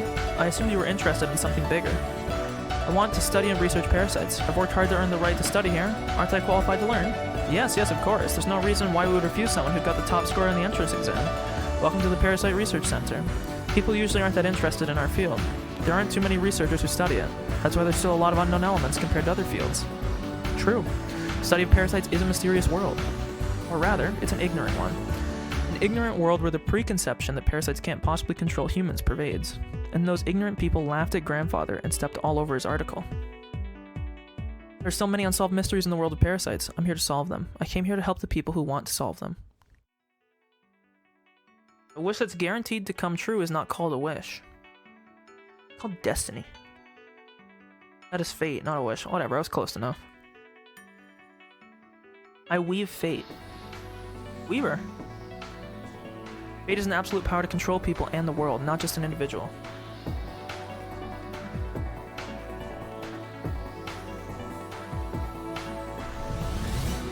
Learning isn't enough for me. I have to be able to research with my grandfather, and so I don't ignore the means to gain the help my grandfather couldn't get. Grandfather's research isn't complete just when it's finished being written on a desk. I need the help of plenty of people to present it to the world, so his great work will be praised by many. Yes, that's correct. This is an association only the top graduates of the Imperial University are allowed to join. Therefore, as only 7 people per year are allowed to join, it's a small group compared to a normal organization of alumni. However, its solidarity is unrivaled. Thank you for inviting me to such a gathering. I'm honored. I'd like to take the lowest seat. We can't let someone with such accomplishments and experience sit in the lowest seat. I'm sure everyone will welcome you. The cabinet minister and several important government officials, company presidents, and company advisors will be here. They'll all need you, and they'll all provide the help you'll need.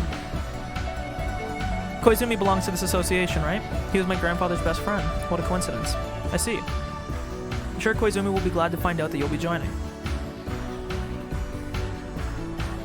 An isolated genius is a useless one.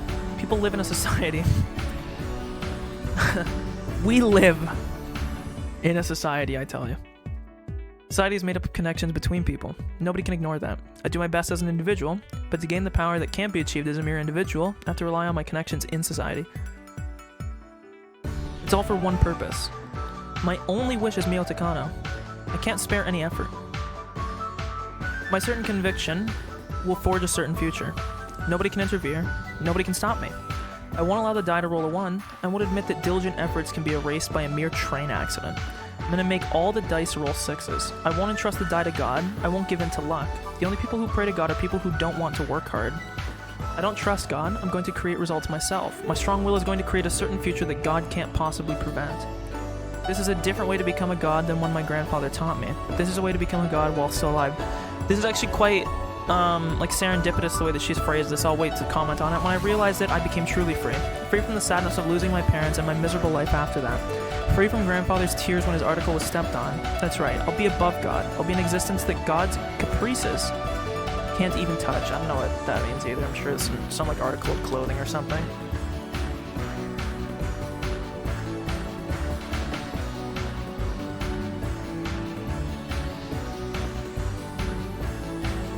I don't know what this means.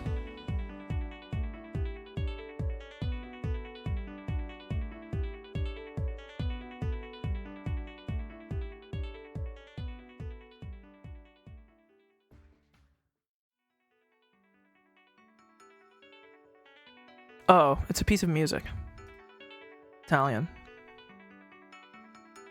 There's my like 30% coming out or whatever it is. What an odd word to... I'll make people recognize grandfather's research. That's the future I wish for. The future I promised will come to pass. People will fight over grandfather's article. People will respectfully read the same article that was once ridiculed and stepped on. Even if grandfather dies before that day comes, I won't cry over something like that, because he already taught me. Even after being buried, one can be resurrected. I'm going to complete his great work, and the whole world will praise him. Grandfather will resurrect and become a god. He will be eternal. That's an everlasting bond, a bond not even a train accident can break, a bond not even a die that rolls a 1 can disturb. Since the day of the train accident, my die has kept rolling 1s over and over and over, but I didn't give up. I kept working hard until today. I'll rise above the die. I'll decide what to roll on it. I'll decide my own fate. I'll do that with my unshakable willpower.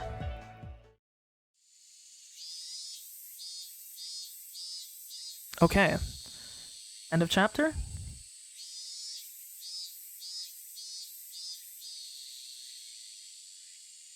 When does the clinic open? Is there going to be air conditioning? I heard it'll open next month. I hope there'll be a young doctor there. Yeah. I heard some old ladies talking amongst themselves when I was going up the stairs to the shrine. The IRE clinic is already completed and it's waiting and ready for opening day. The state-of-the-art equipment has been delivered and the research is waiting to begin as well. IRE 2 is standing by in top form and he's almost as passionate as I am about the Hinamizawa syndrome. The Mountain Dogs, the counterintelligence unit to support and protect our research, are already stationed at a dummy company somewhere near Okinomiya. They're getting in touch with various public institutions. Everything is going well. The only thing to worry about would be the rumors about the Hinamizawa dam construction plans. There's a rumor that the Ministry of Construction is pushing through a dam project that will submerge all of Hinamizawa, but they're under pressure from several groups. None of my contacts have much influence in the Ministry of Construction, so things aren't going well. Even if applying pressure doesn't work, there are other measures, so either way, it'll come to a deadlock. I'm not being optimistic, I just know that's how it'll end. I will conduct research here in Hinamizawa. I'm going to accomplish that with my absolute will. That's why even if God rolls a 1 on the die and says that he's going to submerge Hinamizawa, I will not be afraid. I won't entrust my die to God. I'm the one who's going to pick up the die, and I will roll a 6. I didn't come to this shrine to declare war on the god of this place. I came because I know that you can get a great view from up here. I like that. That was a good line. I walked by the shrine and headed to the spot I found last time I visited. It's a perfect spot for overlooking the entire village. The strong winds remind me that I'm only at the starting line, that there will be a headwind before I reach my goal. I looked over the village without faltering in the wind. Grandfather approached the syndrome from a medical point of view, but he also approached it from a folkloric one as well. Strange belief system in this village is proof that the existence of Hinamizawa syndrome was already known of, even in ancient times. So it'll be extremely useful to research their history too. My grandfather hadn't been doing research for hundreds of years, of course. But this place had been here for hundreds of years, and they'll be living with Hinamizawa syndrome. They've been for that long. Therefore, the beliefs created in this place and the legend itself can be considered the foremost researchers. It's simply stupid to call them old folk tales or nonsense. I've been researching them slowly, but they are indeed very interesting. No wonder Grandfather was intrigued by them. Hinamizawa syndrome has many fascinating sides to it. It's like a kaleidoscope, showing infinite light with an ever-slight change in angle. It's so much fun to trace Grandfather's research. Finding the same result as my grandfather reminds me that I am indeed following in his footsteps, which makes me very happy. This shrine is dedicated to Oyashiro, excuse me, the guardian deity of this village. But this god the villagers worship is simply a delusion that was created by the parasites. When I solve their secret and announce it to the world, the god of this place will be no more. That's the moment I will take revenge on the one who put me through misery and tested my fate. That's it, isn't it? This isn't just about making my grandfather's dreams come true. It's also about me getting revenge for my miserable life. I went back to the front of the shrine. It's an offertory box there, and I'm tempted to throw in some coins. But normally, you offer coins to ask for mercy. I don't entrust my fate to God, so I don't need to give an offering. I'm going to unmask him. But until then, Oyashiro is a god. In that case, I'll show respect for now. As a declaration of war, I pulled out a 10 yen coin from my wallet. The 10 yen coin I found in the telephone booth changed my life. If I hadn't been there, my life would have ended then. I'm grateful at least for that 10 yen coin. I'm not grateful to the god of this shrine though. But I haven't forgiven you yet. I never expected anything from you, and I am here because of my own hard work.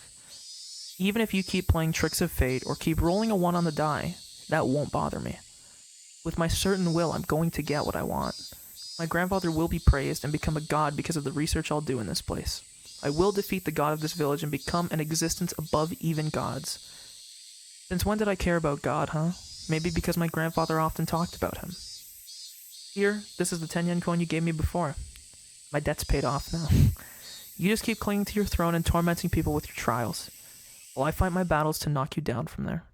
And so I chucked the 10 yen coin I once borrowed from God into the offertory box. Huh? For a moment, I couldn't understand what happened. The 10 yen coin was supposed to fall into the offering box. Was it rejected? How can I explain this? That's not what happened. I aimed correctly, for certain. Who could miss an offertory box anyway? That's not it, because a 10-yen coin stopped in midair, as if it got stuck in a spider web. Then it bounced back to me and fell by my feet. It was as though the offertory box had refused the coin. Of course, an offertory box is to respect God, but what I did was challenge him. That means this is... I jumped, because I thought I was the only one here. Anyone would jump when finding there's someone else standing there unexpectedly. I'm guessing it's Rika. Oh no! It's Hanyu! Why can't Takano see Hanyu? It's like she came out from the shrine. A mysterious girl is standing on the other side of the offering box. She's wearing a shrine maiden uniform, so she must be one of the caretakers here. That's what I thought too. But there's something else about her. She's not just one of the shrine caretakers, she is the shrine itself. Because the girl's staring into my eyes. No, she's glaring. I smiled back fearlessly. I think she heard my words of challenge to God. She's wearing that expression on her face because of that. The words came out naturally. You're the god of this place, aren't you? The girl didn't nod, but I took that as a yes. What a contradictory feeling. I'm rejecting the god of this land, denying its very existence. Yet I don't doubt this girl is that god. The girl opened her mouth to speak. Strong will reinforces fate. That's right. That's what I say to myself often. I've never said that to anyone or quoted it from anything. So under normal circumstances, I should be surprised to hear this girl say that. But this girl isn't human, so I'm not. I replied to her. God throws the die of fate and has fun with people, depending on what he gets. But people have willpower. The stronger the willpower, the less chance of being bound by the result of the die. You see? People can gain a power that's strong enough to fight fate by working to their limits. Yes, I understand that very well, because this is literally what she's been trying to convince Rika to do the entire time. An unshakable conviction defeats the die of fate. That's right. That is mankind's revenge against the gods who toy with them by dice roll. The hymn of those who would slough the gods' interference and forge their own destiny. Know my divinity, and that I earned this day through effort after enduring all misfortune. Spiteful laughter flowed out of my mouth, but the girl's face displayed a strong will of her own. Her expression didn't change a bit. I understand very well. No matter how many times we repeat, our fate doesn't change. That was all because of your strong willpower. That's right. Strong will reinforces fate. That fate, so empowered, isn't bothered by the result of a die. That means it's a certain future. You, a human, found that truth before us gods. Got a drink here, fuck. Who have been living for hundreds of years. I admit it. Your existence is close to that of a god. I'm honored. The girl glared at me with her eyes half shut. No, it was more like she was proclaiming something to me while displaying her own strong willpower. I won't be defeated this time. We always thought we couldn't win against you. That was why I surrendered. I abandoned hope and crawled around in the wheel of life. But then I learned. The power of belief can cause a miracle that forges your destiny. Are you saying you'll cause a miracle using your strong will that will defeat the destiny woven by mine? That's logical enough. Because that's a law of this world. A strong will can make a desired future possible. We won't be defeated by your will. That's fine. So you insist on being an old god. Try and see if your willpower can defeat mine. God tests people, yet people aren't allowed to test God. So I'm going to test you here. See if your willpower can defeat mine. Come on, go ahead. Try it. That's clearly a declaration of war from me to God. This is the beginning of my revenge towards God, who put me through so much misery. And this girl, this god, is accepting my challenge directly. I'm not as powerful as you are. I can't do as many things as you can. Even if my willpower is as strong as yours. Whoa. You're still more powerful than I am. That's right. I've gained an overwhelming power. Overwhelming. You have absolutely no idea what I had to go through to gain it. You can't even touch me. I know. I know how powerful you are. Compared to yours, the power my friends and I command is insignificant. Oops, I mean to skip that. But I can choose not to give up. I won't admit my loss. I won't give up until the day when your die rolls 1 and my die rolls 6. I'll prove the strength of my willpower by not surrendering to you for eternity. Stacking up stones on the riverbed will allow us to cross the river and appear before you as an equal. And that's when this long battle of fate will come to an end. Fine, come on then. We'll see who has the stronger will. Whoever has a stronger conviction will create the future. The future desired by the stronger conviction will come to pass. I will hold my ground. In my future, my grandfather's great work is praised, and he becomes a god. And I take revenge on God for testing me by making me go through such misery.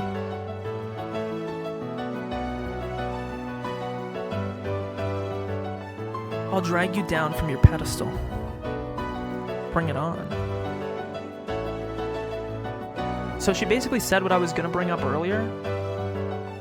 I said it was kind of ironic with the way that she had phrased her sentence, that she was saying that, like, do we get a tip finally?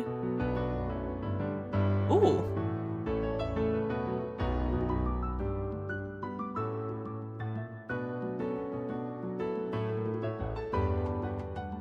I was gonna say, do you think you could make masturbation out of an, fuck. Sorry, my brain was cold starting there. I was gonna say, do you think the title of this game is an anagram for masturbation? But it's not, because there's not a T. Oh wait, yes there is. No, there's not two, sorry. My bad. What I was gonna say earlier is that it's funny because in all the other timelines when you were playing as Rika talks about like repeating the same timeline over and over and always getting to the same result no matter the difference of events, and that she started to believe that it doesn't matter the change of events, that like the same outcome will always happen. And it's interesting that the way that they phrased it, I mean, it makes sense, is that it's kind of been a theme in the last chapter, was that if your conviction was strong enough, even if you believe you have no power, that your conviction could maybe forge an opportunity for yourself that could change like what may be a certain future.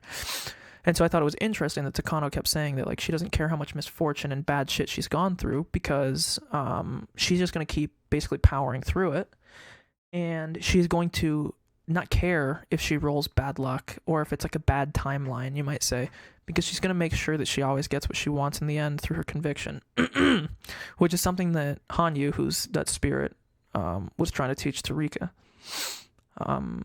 Basically over the last course of the chapter and all that time, she always just kept telling Rika, like, you have to believe that it's going to be different. You have to have a conviction that something will change, because if you don't believe it's going to happen, it's not going to. And so now basically we've kind of got the setup for like how it's going to happen is that, well, I mean, not that we kind of already knew the setup, but when did this was 10:56, so it actually took a little bit longer than the other ones, but I did go to get a drink, I think, during that one. Do we have any tips yet? We actually don't. I don't know if we're gonna get any. I mean, we probably will, because I think there's an achievement for getting a tip, so I would assume that it does exist at some point, but no, continue we go. We're officially a third through the game now, because there's 12 chapters. Okay, so yes, it looks like we're going back to Rika's perspective. It looks like we're done with Takano's perspective. So we've learned her background, we've learned her reasoning, more so for why she's doing what she's doing. We're gonna go back to being Rika, it looks like. So I guess the game just, after chapter 3, said, you want to play as Keiichi? Too fucking bad! Actually, you do play as Keiichi in chapter 6, so that's a lie. But, oh, sorry, I'm allergic.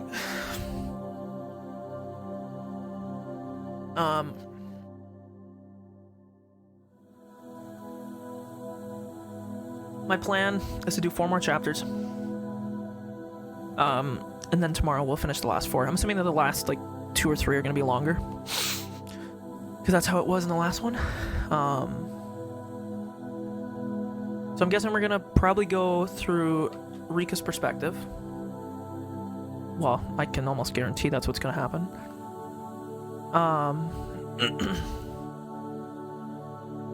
So then now the question is going to become,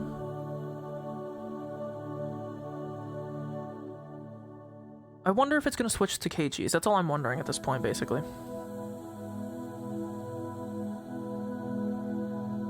I'm kind of just wondering if this is going to stay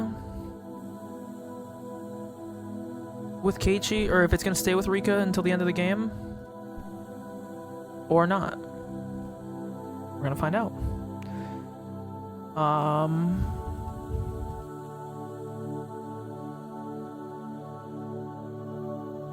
But regardless,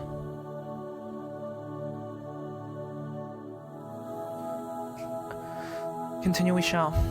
Welcome. Welcome to the world of Higurashi, Chapter 8, Japanese word Matsuribayashi. Oh, in this world you will be able to recreate the story from Hanyu's point of view. Your objective is to create the June 1983 ideal for you. So there was the year, it was early 80s, I was wrong. You'll need to collect many different fragments to make that possible. However, Takano's conviction is very strong. To overturn it, you will need a lot of effort and a lot of fragments. I'll warn you now, it will be a slow and painful process. Hanyu went through it for over 100 years, and she even had to stop and give in to fate. Defeating Takano's conviction will not be easy. The trial in this world will put you through as much pain as Hanyu had to endure. You may surrender just like Hanyu did after being emotionally worn down by the constant repetition of the worlds woven by countless fragments. When you feel like surrendering, you can end the game at any time, but if you do, the worlds revolving around your friend's fate will be limited to Onikakushi through Minaguroshi. Which chapters are those? I just want to check. So 1 through 7. By forgetting about this world and uninstalling this product, you will finally accept death. Just like Rika did. Your ideal June 1983 can be created by putting together 50 fragments that are scattered all over this world. To connect these fragments together, you will need the right ones. There are 50 of them, which may be dizzying. However, this world isn't that merciless.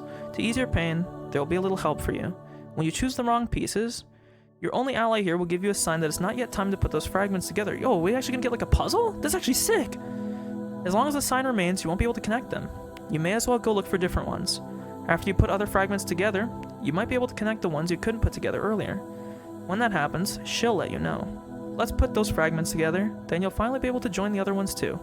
When you connect all 50, they'll become one big fragment. There you will find your ideal June 1983. And that's where the long-awaited Matsuribayashi will begin. Before you peek at each fragment, why don't you line up all 50 of them first?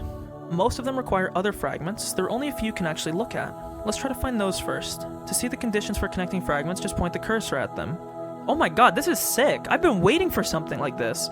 When I read this game, when I read the difficulty splur at the start of the first chapter, it said the difficulty is very hard, and I was expecting it to give me like a mystery at the end and like a checklist or like a thing that I had to pass, right? This is fucking sick.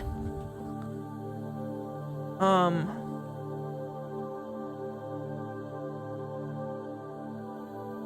my god.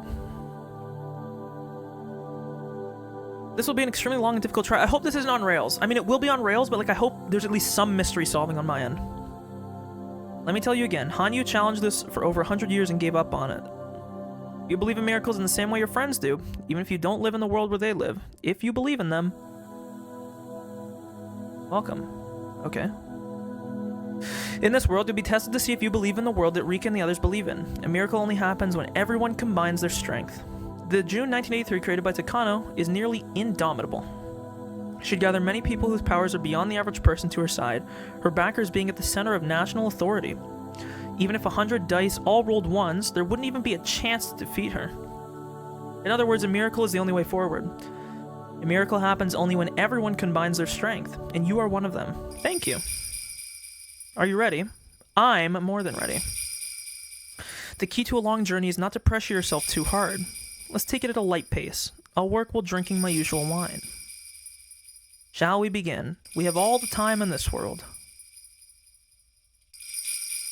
Oh my god, I hope this is actually like a puzzle solving thing. This will be so sick. I've been waiting for something like that.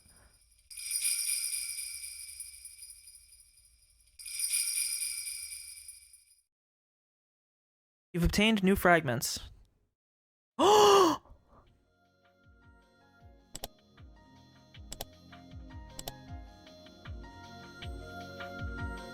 Oh my god, this is sick!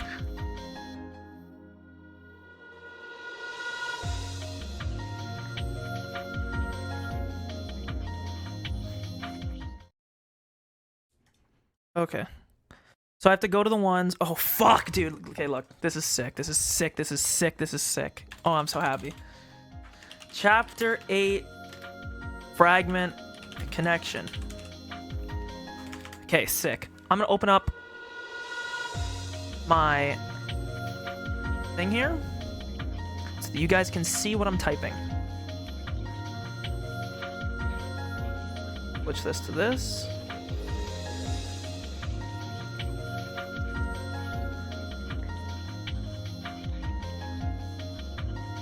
Okay.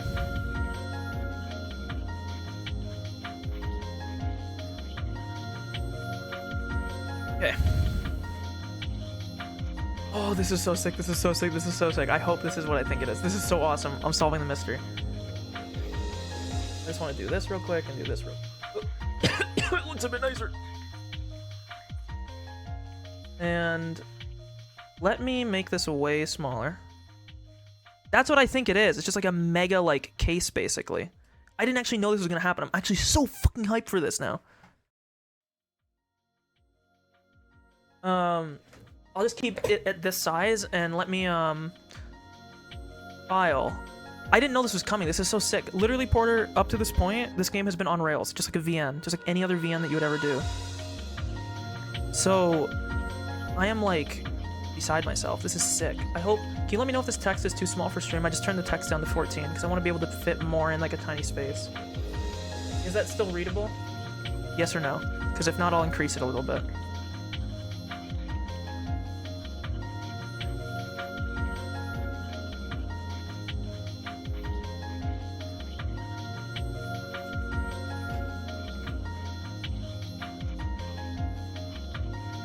Oh, this is actually terrible because of how long it's been since I've played, but thank God they give me the fragments to remind myself.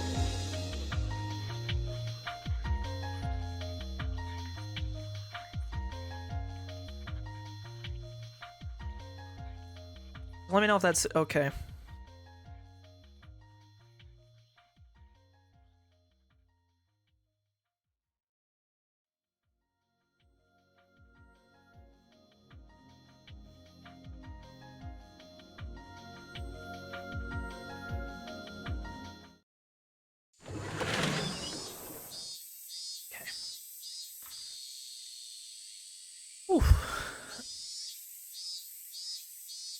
Let me also move this a little bit more like this.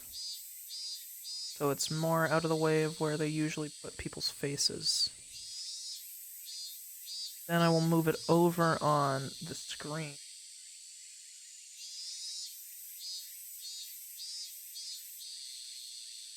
Okay.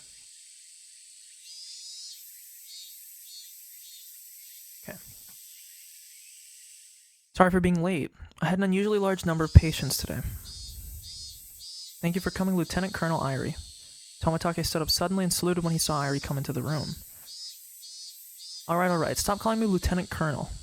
I'm a doctor, I just can't get used to military ranks. He called me Director instead. Understood, Director Irie. Tomitake, of course, knew that Irie didn't like to be called Lieutenant Colonel, so it was something of a joke. They laughed casually together. On the other hand, Takano looked rather fed up with it. She couldn't stand hearing the same joke over and over and was even thinking about talking to Tomitake about it. But she didn't want to hurt his feelings, so she simply never had the chance. Maybe it's because of how Tomitake pronounces it, but she keeps hearing Risa. Lieutenant Colonel in Japanese, Nisa. Okay. Once she heard it that way, she kept hearing Irie Risa every time Tomitake said it. When Takano told Irie about it, he had a good laugh. Today was just a simple meet and greet, and tomorrow was the actual meeting. Tomitake had already arrived, but there would be more inspectors from Tokyo at the meeting, waiting to hear about the progress that had been made. Anyway, I heard the whole village is all up in arms about the damn construction project. You can say that again. The village is in such a mess. I participated in the local municipal explanation meeting as an official, but the whole thing was alive with angry shouts and profanities. After the basic Hinamizawa Dam project was announced, the village was consumed with uproar. The government retracted their plans for concessions rather early on. They made their aggressive stance clear. They didn't want the locals to take advantage of them by showing their willingness to compromise. However, that backfired horribly. As they had historical ties to the land, the government's action only made their bonds stronger. Neither the government nor the locals wanted to back down. People from Hinamizawa are rather hot-tempered, maybe because they're descendants of demons. It's not funny. That wild meeting lasted all night. I feel your pain. Really, it's not funny, Tomitake. So what's going on with the dam construction? Excuse me. Are they really going to submerge this village? Tokyo's applying their pressure on the situation too. Things might seem clamorous on the surface, but in the truth, the supporters behind it are wavering rather hard. I hope their pressure produces results soon. The whole village is buzzing with action from dusk to dawn. I worry the villagers' minds are growing agitated. Sometimes I have to listen to my patients go on and on about their opinion on the damn construction plan. Why'd you even listen to them? You're too nice. I have to. I'm a clinic director first and a research center director second. It's part of my job to listen to them. Very nice of you. It's admirable. I know the people in Tokyo will call off the plan sooner or later, but the villagers don't. So they have to live in fear that they might be forced to leave the land where they've lived for generations. Even if they're told to leave, they don't have money, and a lot of them are old. Maybe some wanted an increase in the amount of compensation they'd be offered, but the government changed its mind. I don't think it's possible for them to come to a peaceful agreement at this point. There were actually some villagers who were satisfied with that amount and were willing to leave. However, the Sonozaki family didn't want to change their stance against the issue. They're actually leading the villagers in the fight against the government. There are blaring announcement vans everywhere, and ads and flyers are attached to the circulation notices. It's a serious matter for them. I guess I can understand. I hope the construction plan will be called off soon for their sake. Once it's called off, this village will become peaceful once again. I know that, of course. Things are moving right along in Tokyo, so please give us a little more time. Heard a rumor from Tokyo that you're having problems finding a way to pressure the Minister of Construction. Is that true? Oh, haha. I'm not sure, but I've heard myself they're having a little problem with some of the details. Takano had powerful people supporting her, but didn't control all of Japan. There were some things they excelled in, but also other things... Why, thank you, Jordan. Thank you very much. I'm glad that my notification thing is over top of the little thing I'm doing. Because if not, I would have covered out the very cool pog face. So thank you. Jordan, you have come in at literally... What?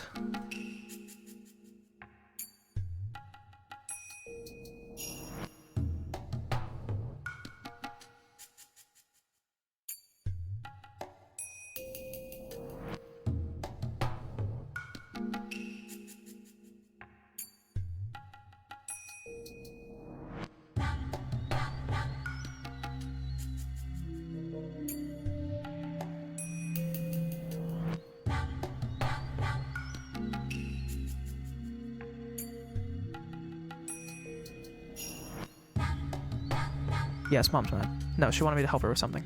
Okay. Oh my god, I sorry.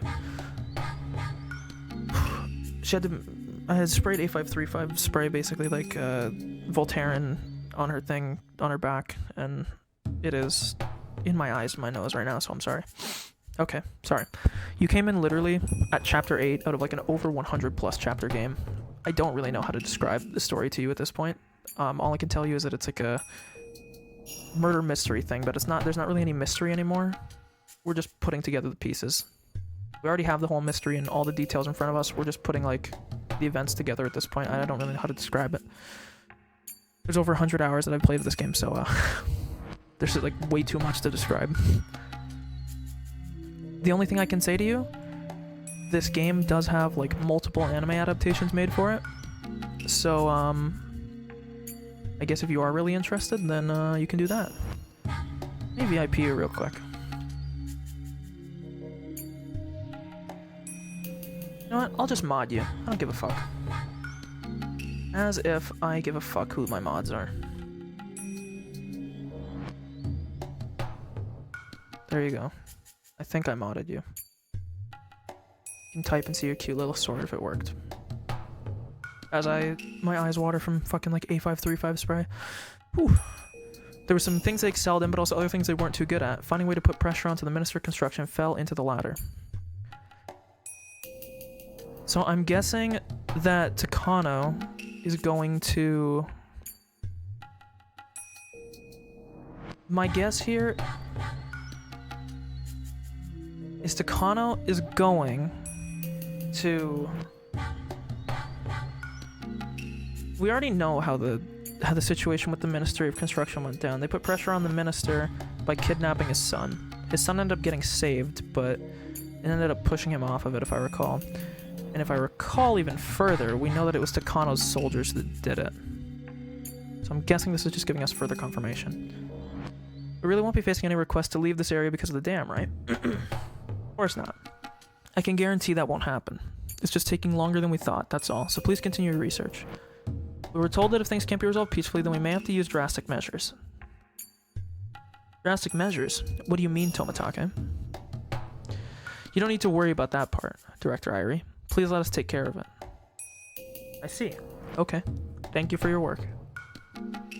It's fine, Director Irie. The dam construction plan will be called off. It's already been decided. As Takano giggled, Tomatake laughed too.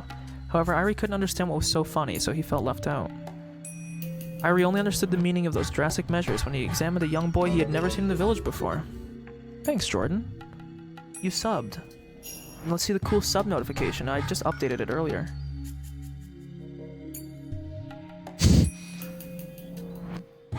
Impressive.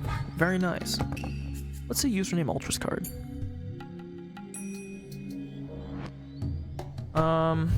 Thanks. I don't get money from it, because I'm poor. Twitch, they scam me. But, look at that. You got a cute little... I don't even have a badge. Look at that. When he examined a young boy he'd never seen in the village before. Okay, so I'm guessing this was literally just... Yeah, so this basically put together.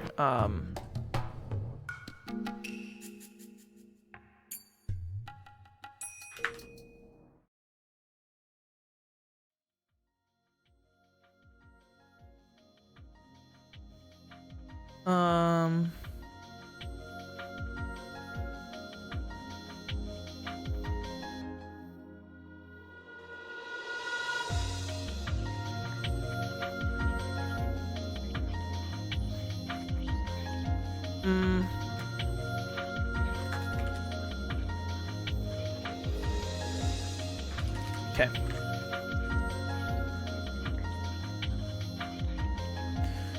A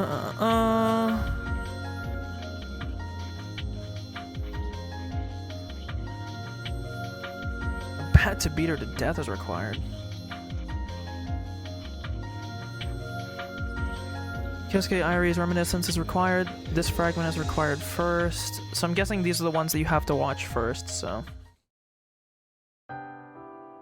Group physical exams are very meaningful for our research. Although it's only for certain age groups, we can examine many of the Hinamizawa residents at the same time. It's a perfect cover for our research center. Also, because of several arrangements, we have a monopoly on the villagers' corpses. Ooh, and can perform autopsies on them too. There certainly wasn't an environment this rich in opportunity for those in the medical field. Our follow-up on the work of the late Dr. Takano is going smoothly. The amount of data he compiled, is absolutely astounding. He truly was an incredible researcher. Excuse me, Director. Oh, Takano, thanks for your work. We just received the rest of the test results from Tokyo. Here they are. Thank you. It's getting interesting, isn't it? I'm glad we can share this joy. Takano is my assistant, who is sent from the Self-Defense Force.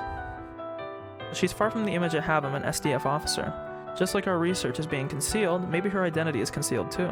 I'm sure her name is an alias as well. Yes, it is. Her real name is Miyoko Tanashi, which we learned. I'm just a doctor and a researcher. Without Takano's support, it would all be impossible for me to manage this. Or it would be impossible for me to manage this institution. She's a pipeline to her clients in Tokyo. My assistant, as well as a researcher who is an expert on Hinamizawa syndrome. Her existence is absolutely necessary here. The more I think about it, the more I feel this should have been the Takano Institute rather than the Irie Institute, and she should have been the director. But that was explained to me when they asked me to take this position. My client wanted a civilian to manage this place. They searched for a person who met the requirements, and there I was. I became the director. I have a feeling I'm just a puppet on their strings, but I won't just sit here and do nothing. I was asked to research a rare disease. I am a researcher, so of course I'm excited about that. My client's goals might be different, but I'm here out of the desire to unravel the mysteries of Hinamizawa syndrome and be the first person to uncover a new mystery for mankind. We have all this data that suggests the existence of a parasite as the cause of the syndrome, yet we still can't find factual evidence of the culprit microbe itself. That's true. I thought we'd find it easily if we used an electron microscope. Viruses are too small to see with a regular microscope. The invention of the electron microscope was a dramatic advancement in the world of medicine. However, it's very expensive and there's no way for a normal doctor to acquire one. The late Dr. Takano said an electron microscope could find the cause of the disease, but it seems his theory has been proven wrong. Even Takano was hoping an electron microscope would find it. She was disappointed when she didn't uncover anything after all the autopsies she performed. Our research seems to be having its first snag. It has actually stalled our work for several weeks now, so we need to think about where we go from here. Which means they're either smaller than microscopic, or maybe there's something wrong with the specimen itself. What do you mean? For example, as you know, wild mice have tons of fleas on them, but you can't find fleas on dead mice. That's just because when the mouse dies, their habitat dies as well. If the host dies, the parasite's world will end too. That's right, just like you won't find a living human in a post-apocalyptic world. What do you mean? I played Fallout, bro. Therefore, we just have to look into the Earth before it ends, right? True. However, we need to think about human rights. It's hard to look into a brain while their patient is still alive. Examining a living human's brain, no matter how you sugarcoated it, that bore very grave meaning. From a medical standpoint, it's necessary, but we have rules and morals in this world, and we have to advance medicine within such boundaries. There was a time when I was studying lobotomies for the betterment of mankind. I don't think I was wrong, however, could I ever be forgiven under ideas of ethics? I don't know. One day my judgment will be handed down by the devil. Whether I'm guilty or not, I have to accept it. As I reflected upon my past, I heard a voice. It was Takano's. It was very clear and simple, yet it struck me with surprise. Understood. Let me prepare a world on the verge of death. What? I'm startled. Sometimes the phrase advancing medicine bore the whisper of the devil, tempting us to accept sacrifices. I heard that devil whisper. Hee. It's not that difficult. I just have to find a Hinamizawa resident who is about to die. That's all. But even if they're about to die, who would be brave enough to provide their body for research while still alive? Don't worry about that. If they're dying anyways, we're just going to put them to sleep a little sooner. On paper, of course. The patient would be legally declared dead even though they're still alive. We perform an autopsy while they're still alive. That's impossible. Besides, if we perform neurological surgery, we have to do a circular incision on the cranial area. Their family will notice the marks for sure. That's where we come in. Yeah, dude. This is what they did with her. I'll have the mountain dogs look for a patient in the local hospital that matches our needs immediately. All you have to do is wait with a knife and a fork in your hands. I'll bring you your meal right away. Okay. Are we so different? I don't know, but I think my nose is bleeding. Yes, it is. Give me a second. I don't know why. It just started bleeding out of nowhere. Give me like 1 minute.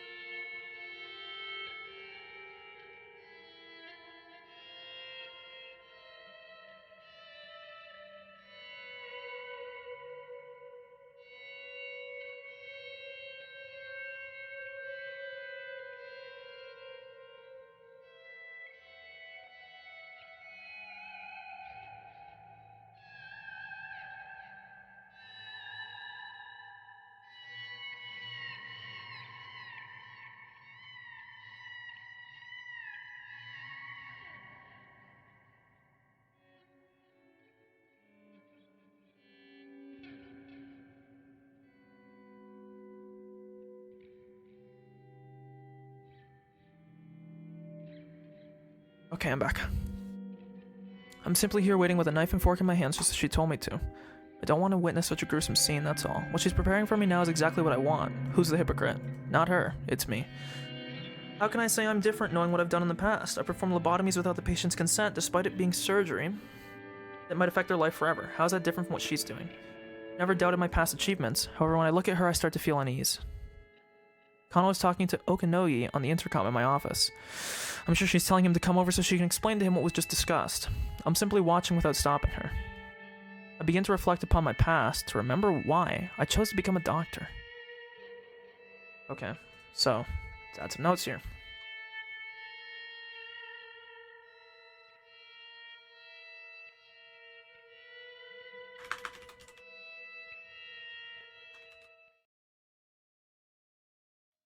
Okay. I actually don't think this is going to be a mystery thing, unfortunately. The more I seem to understand this is just going to be like procedurally going through and finding and clicking the correct clues. Unfortunately, I think I got too excited for nothing. I thought it was going to be more like putting a puzzle together when it's really just like clicking the right piece at the right time, but at least it can give you a recap of some kind of all the events. So I guess if you want to watch the anime, you should stop watching now because you're going to get spoiled, Jordan.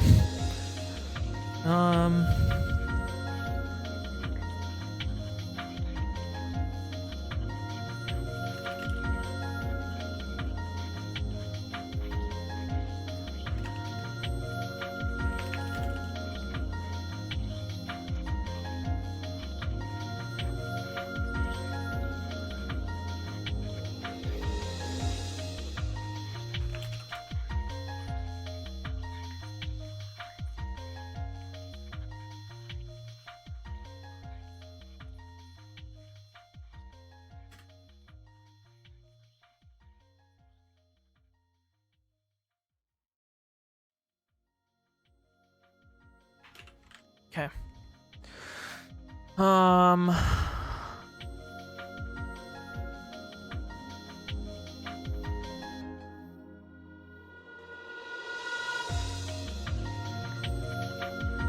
Satoshi.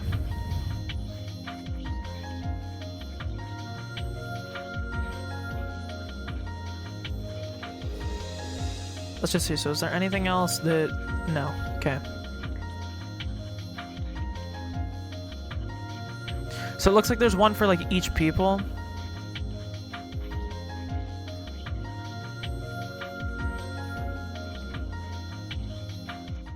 So we'll watch Tomatake's now. The forecast said there was a chance of rain in the evening, but I didn't think it would rain so hard. We decided to wait at an abandoned bus stop for the rain clouds to clear. I'm sorry, Takano. Oh, don't be, Jiro. I knew it would pour, so don't worry about it. Takano giggled. Although she said the weather might change suddenly, I dragged her out here. I feel stupid for making her come along and ending up ruining her precious day off. I have to go back to Tokyo tonight, so it'll be a while before I can return to Hinamizawa. I didn't want to spend my last day at a cheap hotel in Okinomiya, so I asked her to go for a stroll. It's just... I'm really sorry. Teased me for a while, but only a little. She wasn't actually enjoying driving me into a corner. It's just her way of communicating, and I find it very charming. I think I'm becoming captivated by her. But on her part, I'm just an auditor from Tokyo.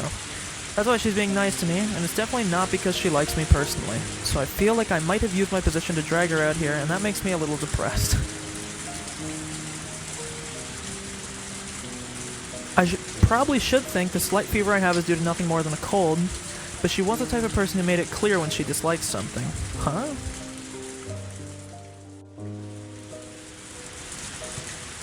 She wouldn't say so directly, but she would use all kinds of indirect expressions that meant the same thing. So I want to believe she's out here because she might be even a little bit attracted to me. I shook my head as I frowned upon my selfish thoughts. She chuckled as though she knew what I was thinking. I felt myself starting to go red after that. You're a mysterious person, Jiro. I bet women don't leave you alone, huh? So why are you hanging out with a weirdo like me? A weirdo? No way. You're fascinating, Takano. Actually, I feel bad making you spend a day with someone like me.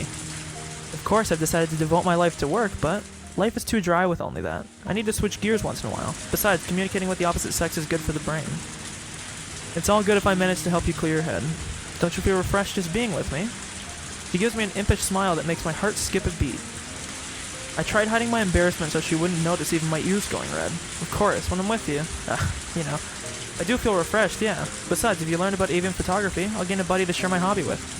So next time I'll bring my old camera. It's really expensive to buy a new one, you know? Thank you. I would love to learn about the avian photography that you're so intrigued by. I'm looking forward to joining you on a stroll next time you go. So I don't need to buy a camera, do I? No. Try with my old camera first, and if you enjoy it, then you can buy one for yourself. I'll send it to you when I get back to Tokyo. Thank you. I'll have you critique my photos when you come next time. Sure. I can hardly wait to see them. They'd be nothing compared to yours. It'd be my very first time doing it, you know? While she keeps her cool and smiles, all I can do is blush and scratch my head. Am I being conceited? I can't help but think that Takano likes being with me. If it's mere flattery, I don't think she'd come along this far. Taking women's flattery seriously is a mistake I always make. Too true, brother. I shouldn't assume that she's attracted to me. By the way, this isn't the first time we've been alone, or isn't this the first time we've been alone like this? Yeah, you're right. Usually the director or some other research staff is around. I don't know anything about you. I don't know exactly what you do in Tokyo, or what you've done in the past. I wonder what you do in the self-defense force.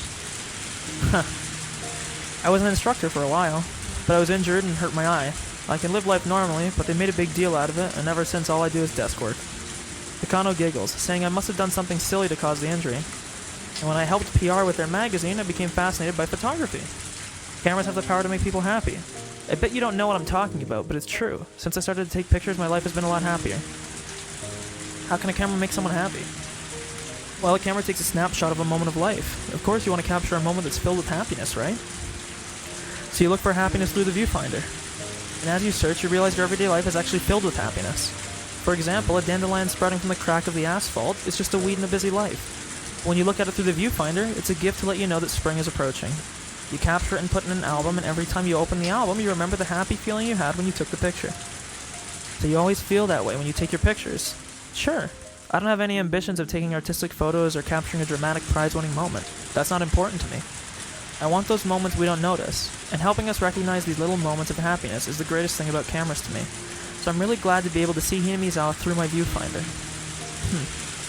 I have a tendency to go overboard when I talk, but most of the time Takano playfully twists my words right back at me, so it's very unusual for her to listen to me like this. Takano sat down next to me and tried to fiddle with my camera. I don't know how much of an impression I made, but I think she's indeed interested in cameras. I was expecting her to tease me like usual, so I'm happy to see this as a reaction. You want to try? Do you think I can? It's easy.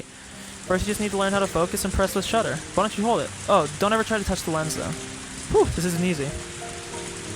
She seemed to show an interest in cameras. I wanted to take a walk around Hinamizawa and take some pictures of the scenery, but unfortunately, the brain doesn't seem to want to stop. But she was still having fun, and kept taking pictures inside the bus stop, so the first set of pictures she ever took were of odd things in that dark little building. Since then, every time we'd meet, we'd end up walking around the village with our cameras in our hands. Okay, that was quite slow. The only thing we learned is that,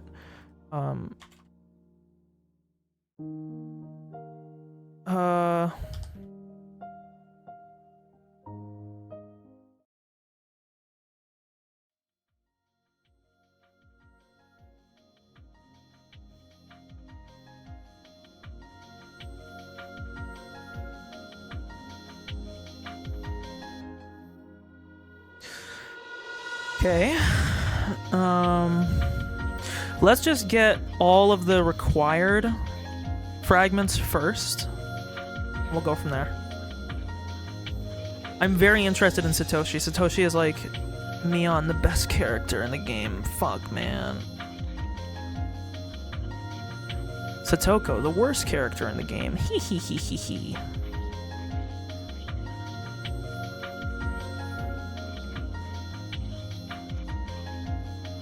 There's no way this is 50, right? There's 8 pages each. Oh no, I guess there is. Whoa. What the fuck? Why is it shattered? Huh? I just don't know why it... Okay.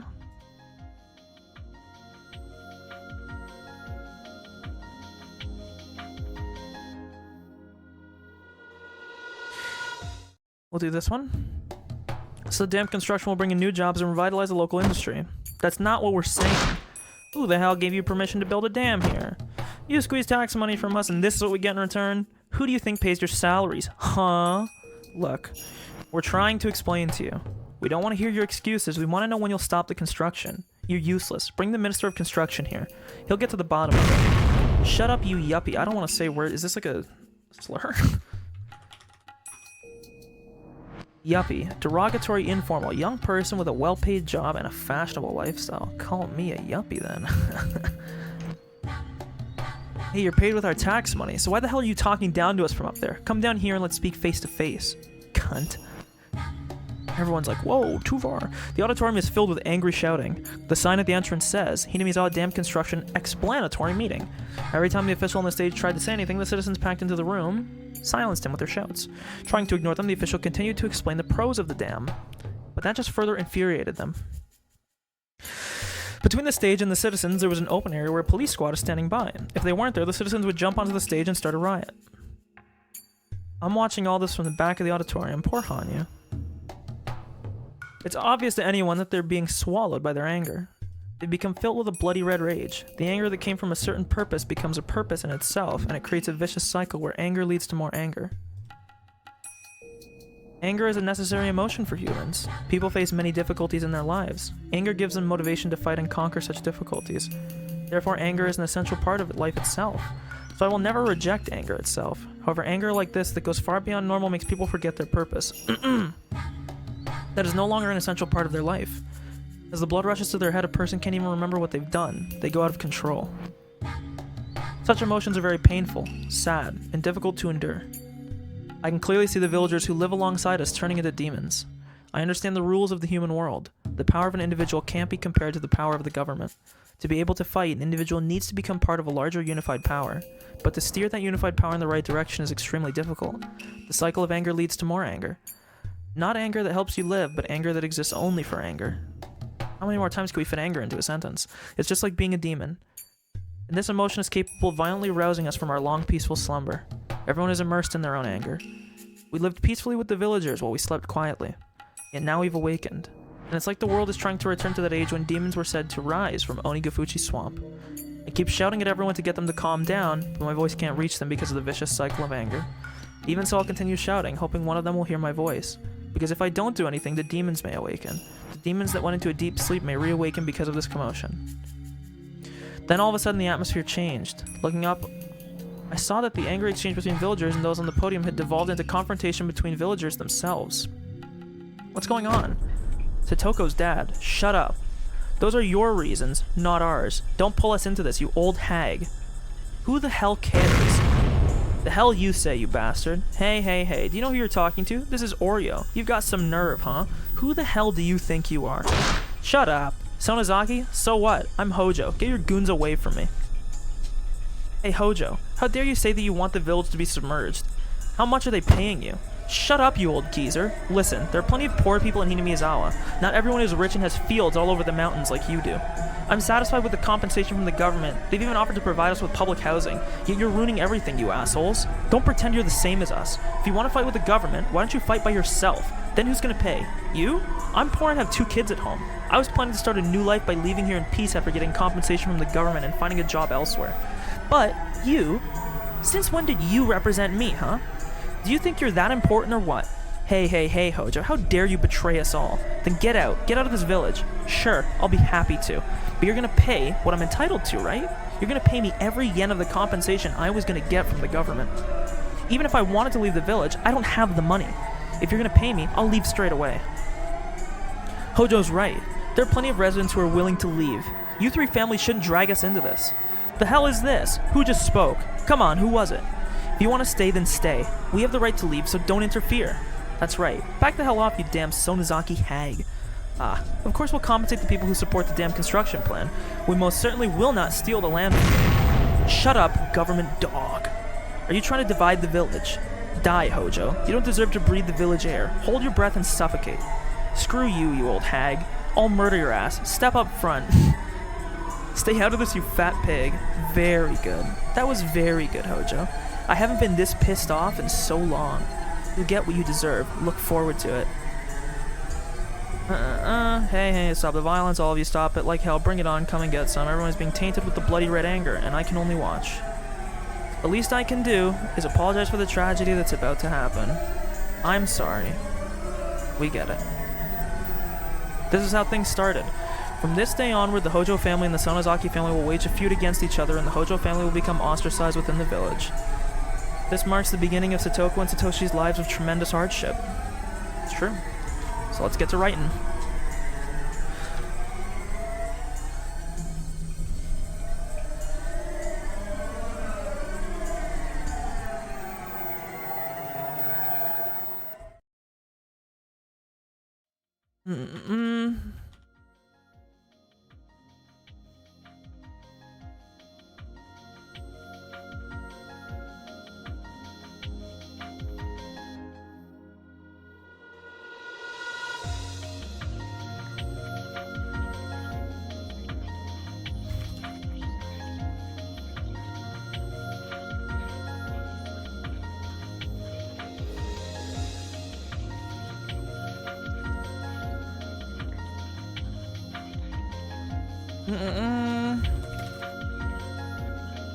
Okay.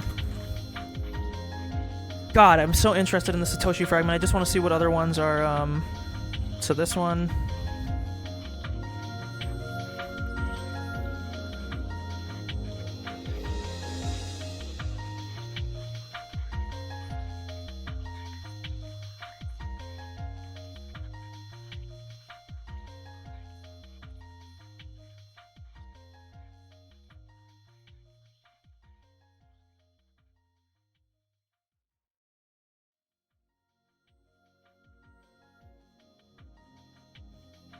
Okay. Just want to see what other ones are. This is all like way later stuff.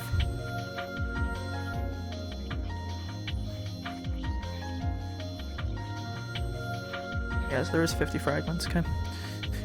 Hey, Satoshi, my guy, I'm so interested in learning about you. Because you've been like a big question mark for me. When I asked Rika, she said Satoko might have possibly gone up to the mountain behind the shrine. She's fond of going there. That mountain is covered in with trees, vines, and fallen logs, and she really likes the area. Any child would dream of having a secret base, and to Satoko, her secret base is the whole mountain.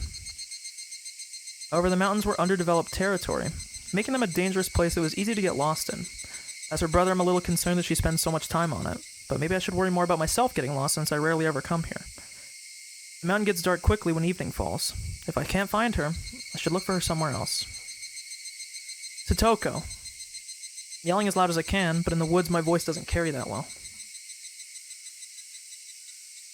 Bro, I fucking pray that whenever I get around to playing fucking Yumi Neko, I fucking pray that it's voice acted. I will suck a dick for it to be voice acted. Holy shit. There's no way it will be, though.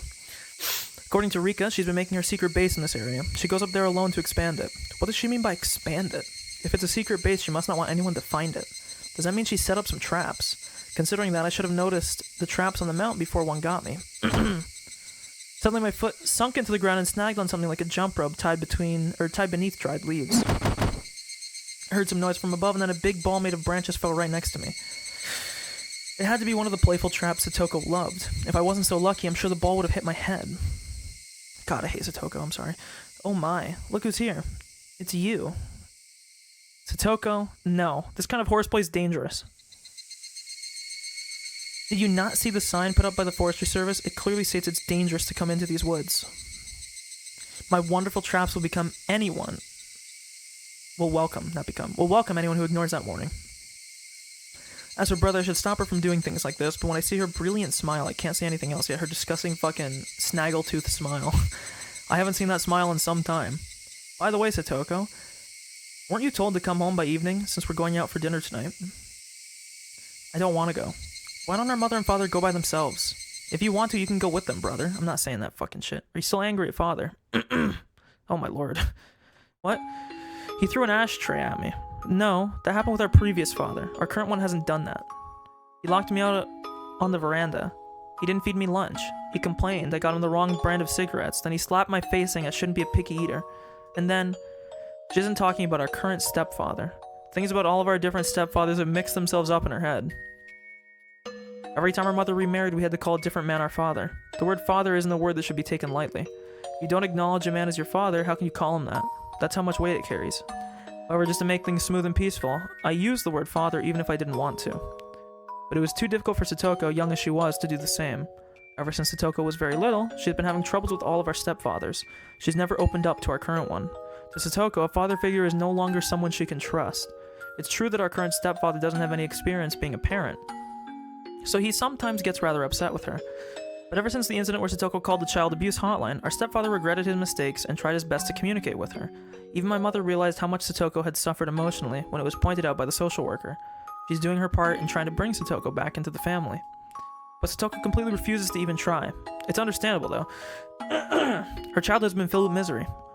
I am in. Satoko can only open up to me. That's why I have to be the one and only family member she can trust, otherwise she'll be all alone in the world. But a brother and a sister alone can't be considered a family. Even if we don't get along now, if we continue to communicate, even in a small way, we may be able to become a real family someday. Satoko, our current stepfather is getting nicer. He says he wants to make up with you. That's news to me. That's because every time he tries to say something, you run away. He wants to talk to you. He says he won't make you eat pumpkin anymore. That's a lie. He said I couldn't leave until I ate my pumpkin, and he tied me to the chair. Again, she isn't talking about our current stepfather. Satoko, just come home with me, okay? Mother got a free dinner coupon, and we don't want it to go to waste, do we? We already have the reservation, so we have to go today. Why don't you go, brother? I prefer staying home. Satoko usually doesn't stay out playing this late. She knows we're going out, and that's why she's here alone. Although I want to snap at Satoko, I controlled myself, because she only has me. I can't scare her. Please, let's go home, Satoko. You don't have to decide to go or not right now. You can think about it after we get there. Besides, without your help, I can't find my way down the mountain. Brother, I brought you here so many times already, and yet you still haven't learned. What am I gonna do with you? Satoko holds out her hand. She often says she's embarrassed to hold my hand in front of other people, but she's holding out her hand right now. I took that hand. I have to protect her as her big brother. Let's go home, Satoko. Sure. Okay, that was rather uneventful. I'm not even gonna write anything down about this one. We didn't really learn anything that we didn't already know that wasn't, like, abundantly obvious from the past. Yes, Satoko very much like Satoshi, yes. We know that Satoko has been mentally fucked with because of mistreatment, yada yada. Not to dismiss it, but we already fucking know it, and I'm not really too interested in, going through that, so we can do these two now. Satoko Hojo. Hojo is my current father's family name. I was also Satoko Hatake, Satoko Yoshizawa, and also Satoko Matsura because of my previous fathers. I'm still not used to being called Hojo. If someone calls me Satoko, then I know that person is talking to me. Okay, so it seems like... I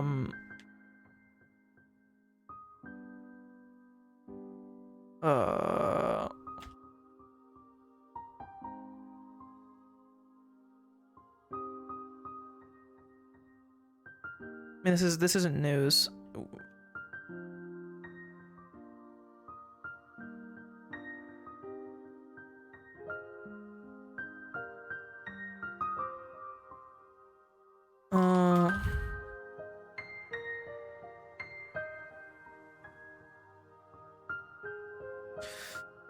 Someone called Satoko, then I know that person's talking to me. Because Satoko's name I've been using ever since I was born. I don't understand why mother keeps getting married and divorced. If she's gonna get a divorce, why does she get married? If she's married, why does she get a divorce? I've asked her before, but depending on the situation, her answers were different. When I asked her when she was married, she got angry. Oh. When I asked her after she got divorced, she cried. I don't understand the meaning of marriage, so I have no interest in drawing pictures of a bride in a wedding dress. I don't think I'll ever get married. I don't want to keep changing my child's last name. My teacher once asked if I liked my mother. I think it was when I was in kindergarten in Okinomiya.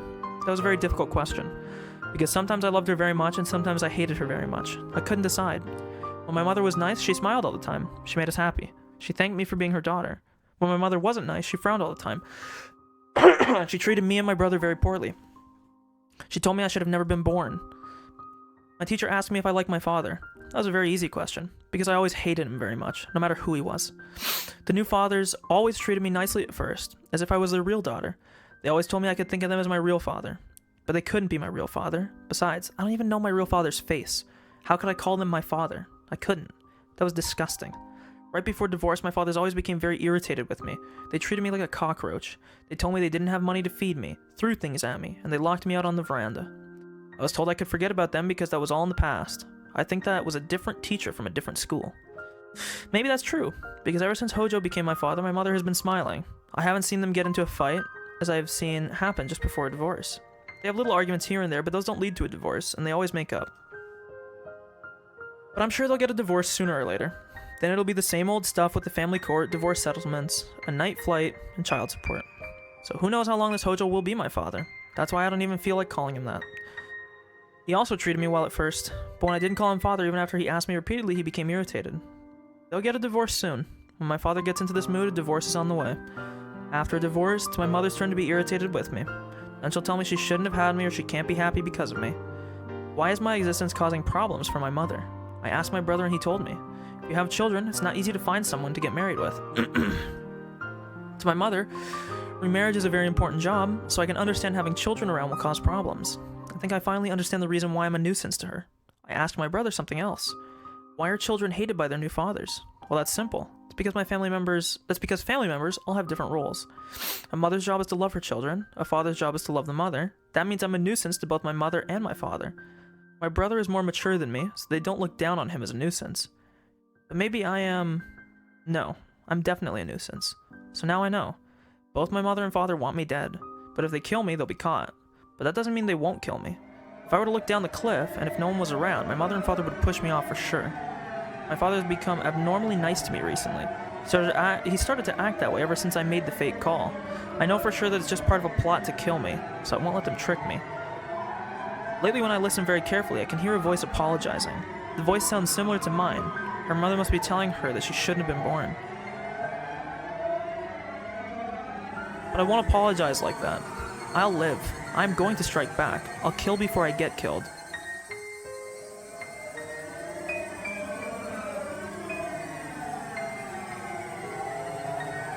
This isn't really anything new. We knew she had paranoia because she's like one of the high, like late stage people that has the syndrome because of the duress she's gone through.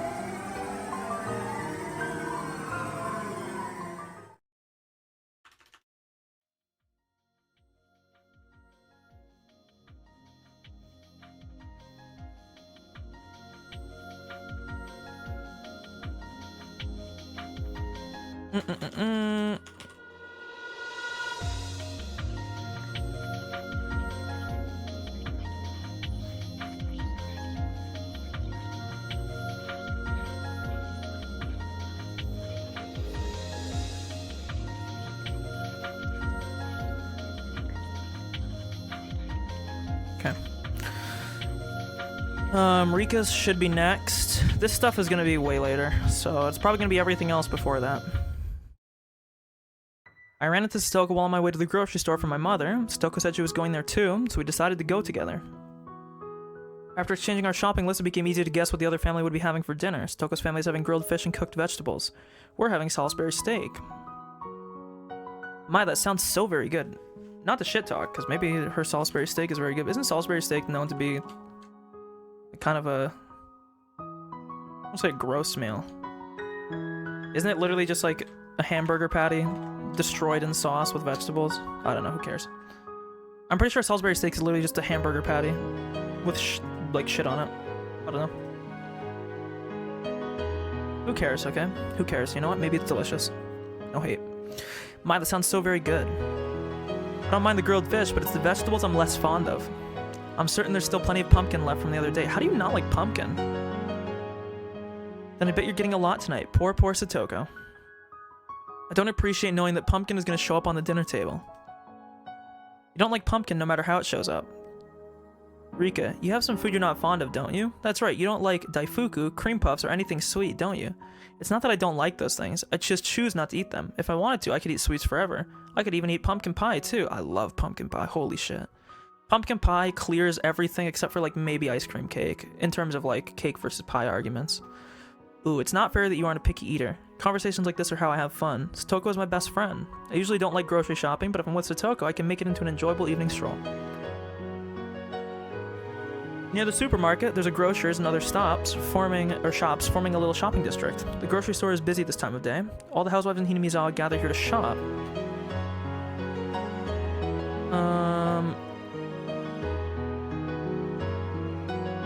Porter, I already told you, bro. I've never had cheesecake, okay? Or at least, if I do, I don't remember having it, okay? You guys flame me for this constantly. I know, okay? Maybe I'll try it one day. It's just, in essence, it just doesn't sound good. I'm sorry. I know everyone says it is, so it probably is. It's just cheese plus cake, that sounds nasty. All the housewives in Hinamizawa gather here to shop. Since Satoko and I have different things to buy, we decided to do our shopping separately. Welcome, welcome. Oh, Rika, are you shopping for your mother? What a good girl. I'm not reading that line. I'll give you this. There were several candies for the owner's occasional asthma attack inside a... Owner's occasional... What? Why the fuck would you have candies for an asthma attack? Huh? Wait, am I missing something here? If he was diabetic, this would maybe make sense. Like low blood sugar or something. 1 second.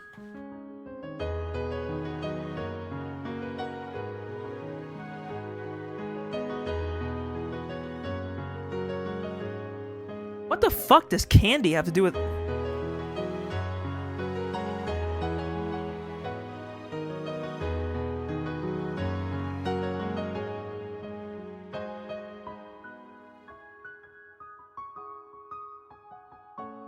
I don't know. Is this like a mistype or something? I don't understand this. There were several candies for the owner's occasional asthma attack inside a sieve full of change hanging in the front. He picked out a sweet from there and gave it to me. It was my favorite flavor, strawberry milk. I put it in my pocket so I can brag about it to Satoko later. I get a lot of fun out of teasing Satoko and making her jealous. She always overreacts, so I never get bored when I'm with her. What are you having for dinner tonight, Rika? Wait, I had some fucking... Where'd I put them? I had a bag. My mom buys these like it's like assorted like dark chocolate, like nuts and pretzels and shit. I just don't know where I put it. It's somewhere here. do have beef jerky as well. I guess I can settle for that. Oh, here it is. I found it. But now I want to eat beef jerky, so. Ground pork.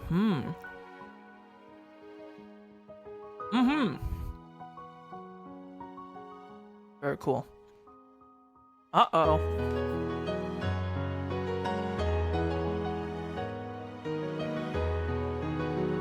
Then I overheard some women whispering. Talking about something that's a little harsh. They're talking about Satoko. How long do those village traders plan to stay here? They should just leave. They don't even have the guts to go shopping themselves and make their daughter do it instead. The women went on and on. Ever since the Hojo family and the Sonozaki family got into a huge fight at the explanatory meeting for the dam project, the Hojo family has been ostracized within the village.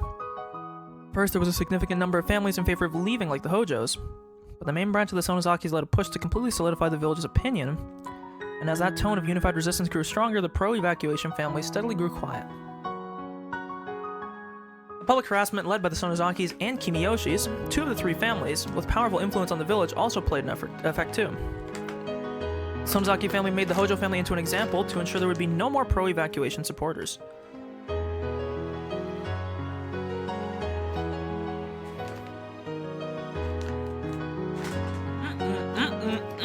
Sorry.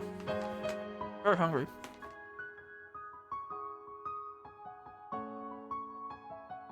The ancestors of the village have lived here for generations, and the villagers also know that they themselves will be buried in this village, so this harassment put a lot of pressure on them. Who was it that agreed to make the Hojo family the leader of the pro-evacuation group at the explanatory meeting?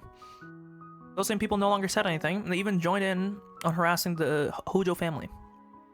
The harassment they faced then became pressure from the entire village. The Hojo family is hardly wealthy, and they haven't paid the town council fees in a long time.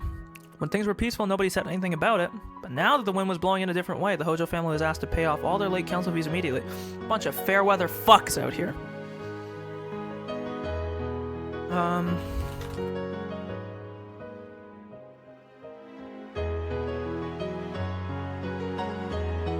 It wasn't an amount they could afford, but the Hojos recognized a fight was being picked with them, and they responded to it.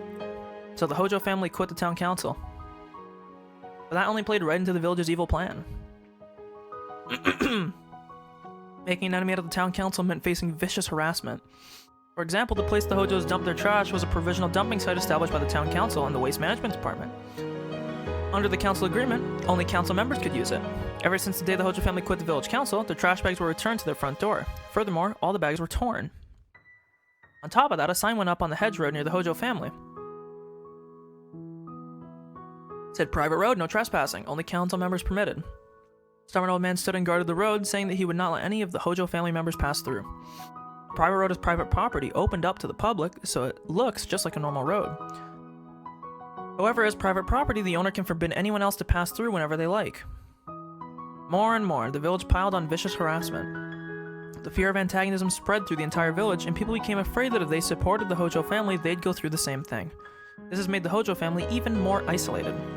The grown-ups have told their kids about what's going on so Satoko isn't harassed in any way at school, but it wasn't hard to imagine she probably spent her days feeling so anxious she could hardly breathe. Even the women whispering in here aren't saying anything directly to Satoko, but it's not like she doesn't notice their muttering and their cold stares. When did the village become so cold towards her? As her best friend, it's very sad for me. Satoko's shopping experience is nothing like mine. When I say hello or buy things, I usually get treats or a discount, but that doesn't happen to Satoko. On the contrary, she's served last on purpose, and sometimes shop owners even pretend they don't hear her. Obviously, people don't want to have anything to do with her. Satoko has been weaving through the housewives crowding the shop, telling the fishmonger... What the fuck am I reading? This isn't English. Satoko has been weaving through the housewives crowding the shop, telling the fishmonger what she wanted. She kept getting... What is a fishmonger? I'm sorry. It's just like weird... What is a fishmonger? Like, it's just a weird... Who sells raw fish and sea... I'm sorry, that's such a weird... That's just such a weird word. I'm sorry. I just hear warmonger is all I... Sorry. So seeing fishmonger is just a weird... Sorry. But kept getting ignored. She decided to keep her smile and pretend she doesn't mind, but I know. It was far too painful for her to endure. At that point, Satoko dropped her coins on the ground. Maybe her fingers got stuck or something when she was trying to put the change back into her wallet. I ran through the crowd to help her pick them up, but as I did, I noticed something. Satoko dropped a lot of coins and is struggling to pick all of them up, but nobody's helping her. It's not just that. It's almost like they're acting like they don't even see her there. Satoko isn't expecting anyone to help her since she's the one who dropped them. But there are so many people around, and not even one is trying to aid her. Satoko, I'll help you. I'm okay, Rika. That reaction is all I need to tell how hurt she is. Excuse me. My throat is tickling. Furthermore, when I started to help Satoko, other housewives started to pick up the coins too. As if it's the natural thing to do, so they can only help if it's a shrine maiden of the Furude family does. Or sorry, they can only help if a shrine maiden of the Furude family does. If I didn't help, they would have disregarded her completely. And the fact that other people helped only because I did only hurt Satoko even more. I grabbed the coins from the housewives without thanking them. I'd rather spit at them than do that. Thank you very much, Rika. Everyone. If she didn't thank them, people would talk about that too. Satoko forced out her words of gratitude. The housewives looked down at her with blank expressions. I can't stand this. I can't stand what Satoko is going through right now. We're done, let's go, Satoko. Sure. I grabbed Satoko's arm and pulled her away. I was frustrated, sad, and bitter. What has Satoko done? Reality is just too cruel. Everybody loves me. But can I share that love with Satoko? Satoko must be wondering why people treat me so differently. I shouldn't come shopping with her. Or rather, I should have done her shopping instead. Satoko? What is it, Rika? I feel bad that you dropped your coins, so here's something that'll make you happy. I wanted to at least ease her pain a little bit, so I pulled out the strawberry milk candy I just received, but Satoko refused to take it. That candy was given to you. My hand froze. She saw me getting this candy. That person wanted you to eat it, so if I did, it'd be rude. Satoko turned her back on me and kept walking. Without even saying goodbye, she continued on to her house with the shopping bags in her hands. I only wanted to ease her pain, but I ended up rubbing salt in her wound. How can I call myself her best friend? I think you're both being a little bit overdramatic. If I could, I would have crushed the candy right there. I mean, just throw it in the fucking... You live in like a forest, just fucking throw it. Okay, like what the fuck? I can't let her.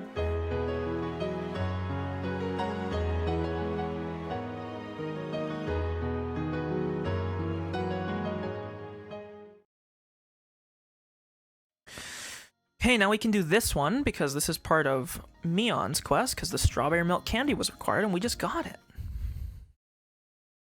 Mion is my favorite fucking character in the game. Best character, best girl, best whatever. Any adjective you want to fucking use. Best person in the goddamn game. Nobody comes close. I heard the housekeeper's voice. Our house and the front yard are huge, so unlike normal houses, ringing a doorbell or yelling my name repeatedly and asking to play won't work.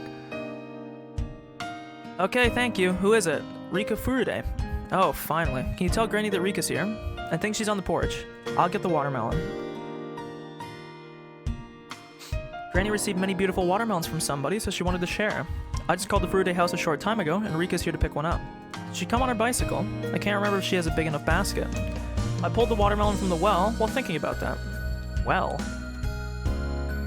The cold water in the well is okay. And the condensation makes it look delicious. The 3 members of the Furude family will enjoy it for at least 2 nights. How the fuck are you getting a watermelon out of a well? Someone want to explain that to me?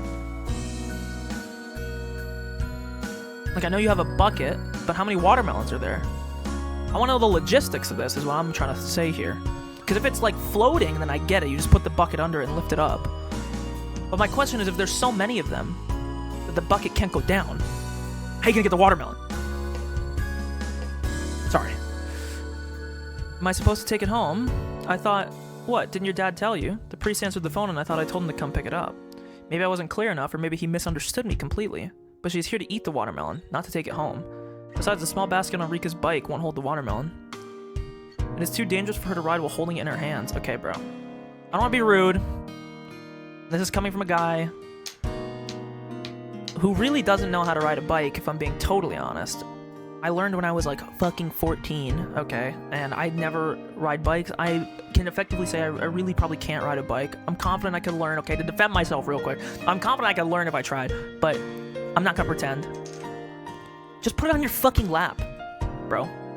And ride. Your knees stay parallel for the most part. Just fucking put it on your lap. Unless you're doing fucking BMX, I don't think it's gonna matter.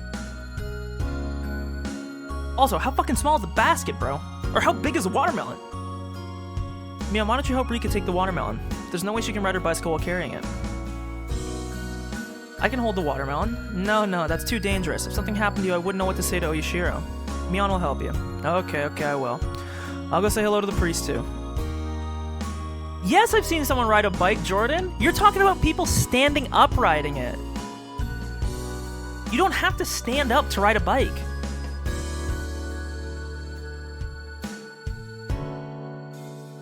Don't make me pause the stream and pull up GIFs of people. They alternate, dude. If you put it closer to your chest, your knees are not moving that much. Are you guys riding the most massive fucking bikes? This is not a bear versus gorilla situation because I'm fucking right in both of them. Your legs do go up and down. They don't go up and down that dramatic amount. Again, how fucking big is this watermelon?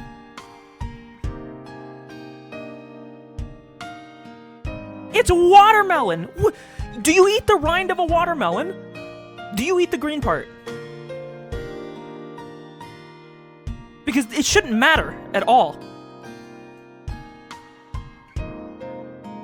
What do you mean sticky? Have you ever held a watermelon in your life? It's not just the fucking red cord part. No, it's a whole watermelon. Dude, do you think she couldn't carry a fucking slice? How tiny do you think she is?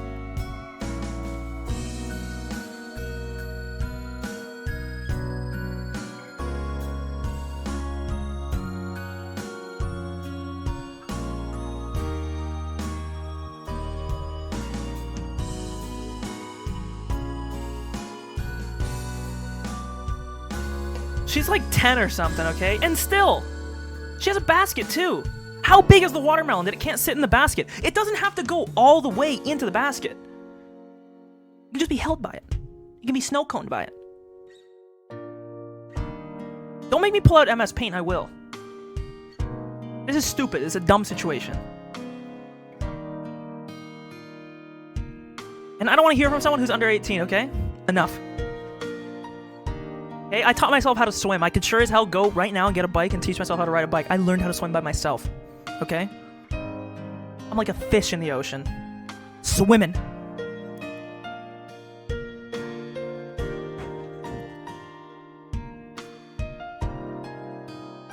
It's 1 a.m. I don't own a bike. Wanna know why? Because I don't fucking ride one.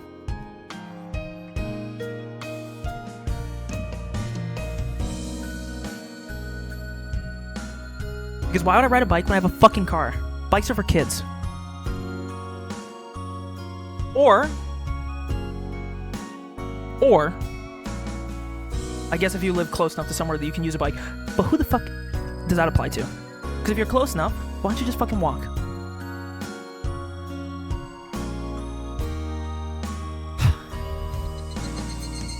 No matter whether she rides or pushes her bicycle, Rika's hands will be occupied. So I'm gonna carry the watermelon. So you're gonna walk behind her?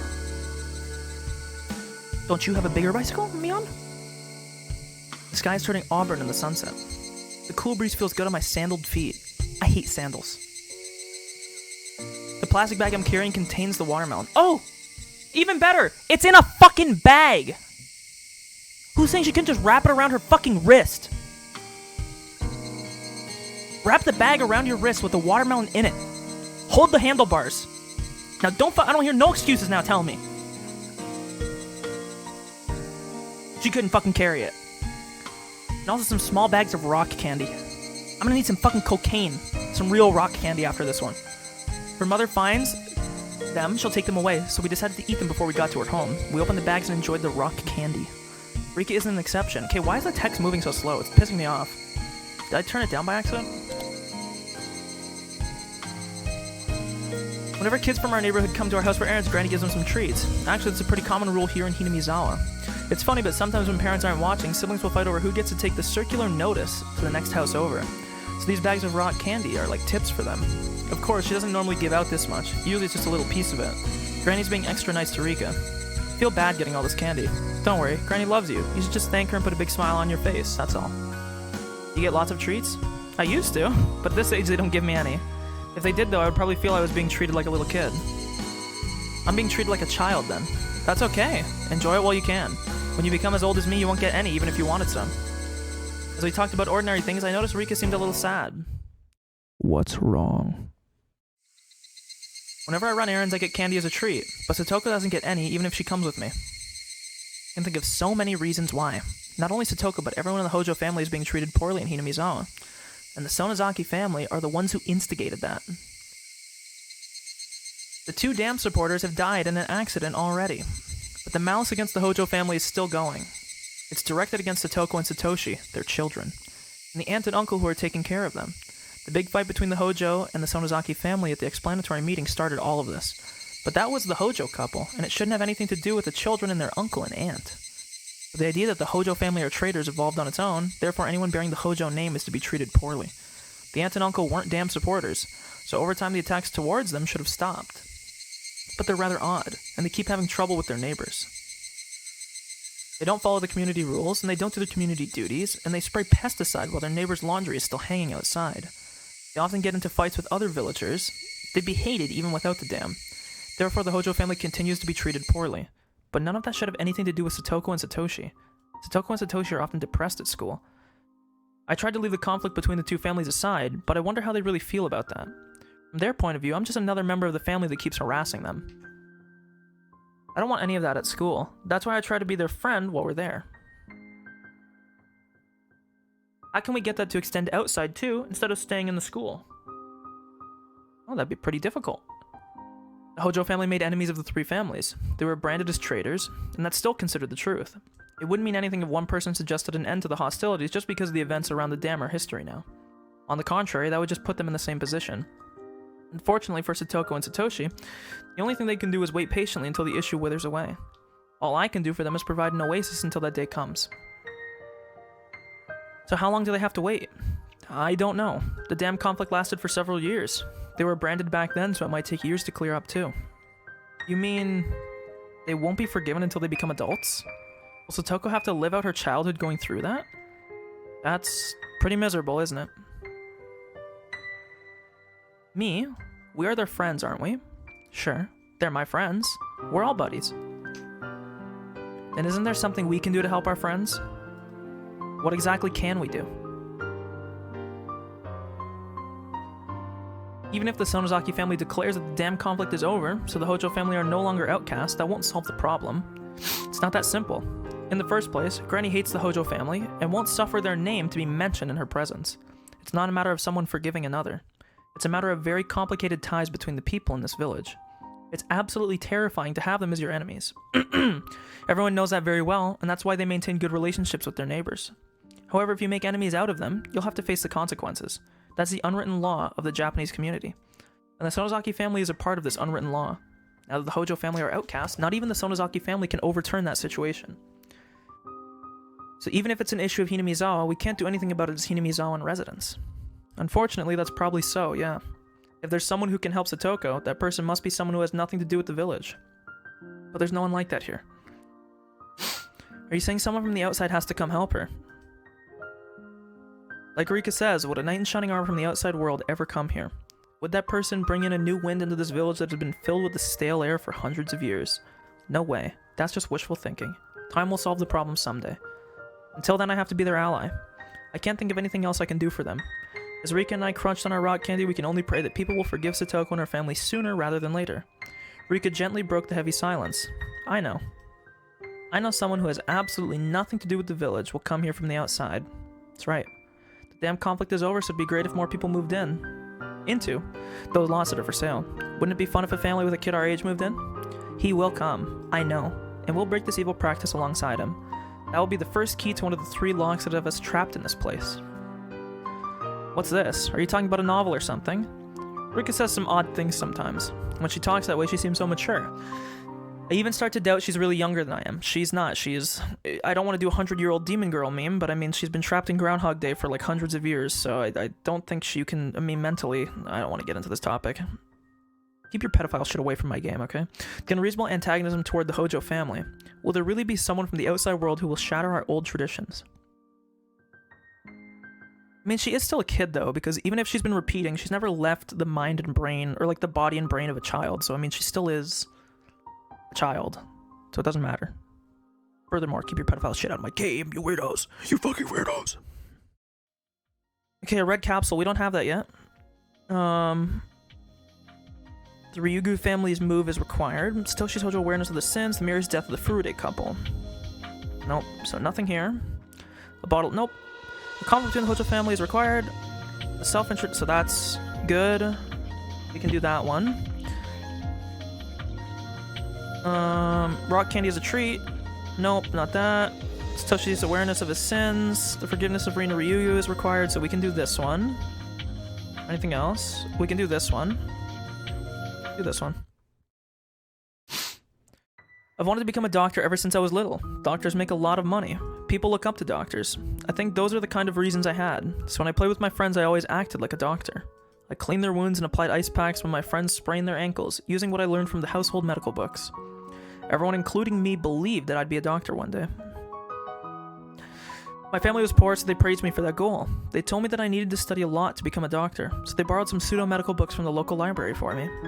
The rental fees weren't cheap, so I would speed read one book in a day, and the next day my parents would go back to the store to exchange it for a different book, saying they accidentally borrowed a book they already borrowed before.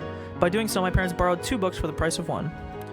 Of course, now I know those books were rather useless, but they were highly motivational just the same. My neighbors called me Dr. Kyosuke, and I was always picked for class health officer at school. Even my teachers helped me with the classes I needed to take to become a doctor. Of course, in reality, becoming a doctor isn't as easy as it might seem. I had to study diligently, and the path was most definitely rough. To become a doctor, one must attend college. Since my family was poor, I was told I wasn't allowed to go to an expensive private school, so I had to be admitted to a national public university. My grades weren't bad, but the admission rate to the national public universities is very marginal. Especially since I wanted to go to a medical school, my chances were even smaller. I studied like crazy. My only driving force was my childhood dream of becoming a doctor. The dream of becoming a doctor and to be looked up to by everyone kept me going, and I was admitted.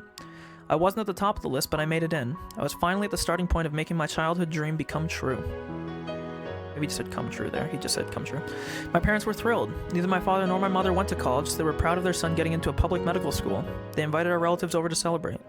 Although it was a public university, tuition wasn't cheap, but they still had an extravagant celebration anyway.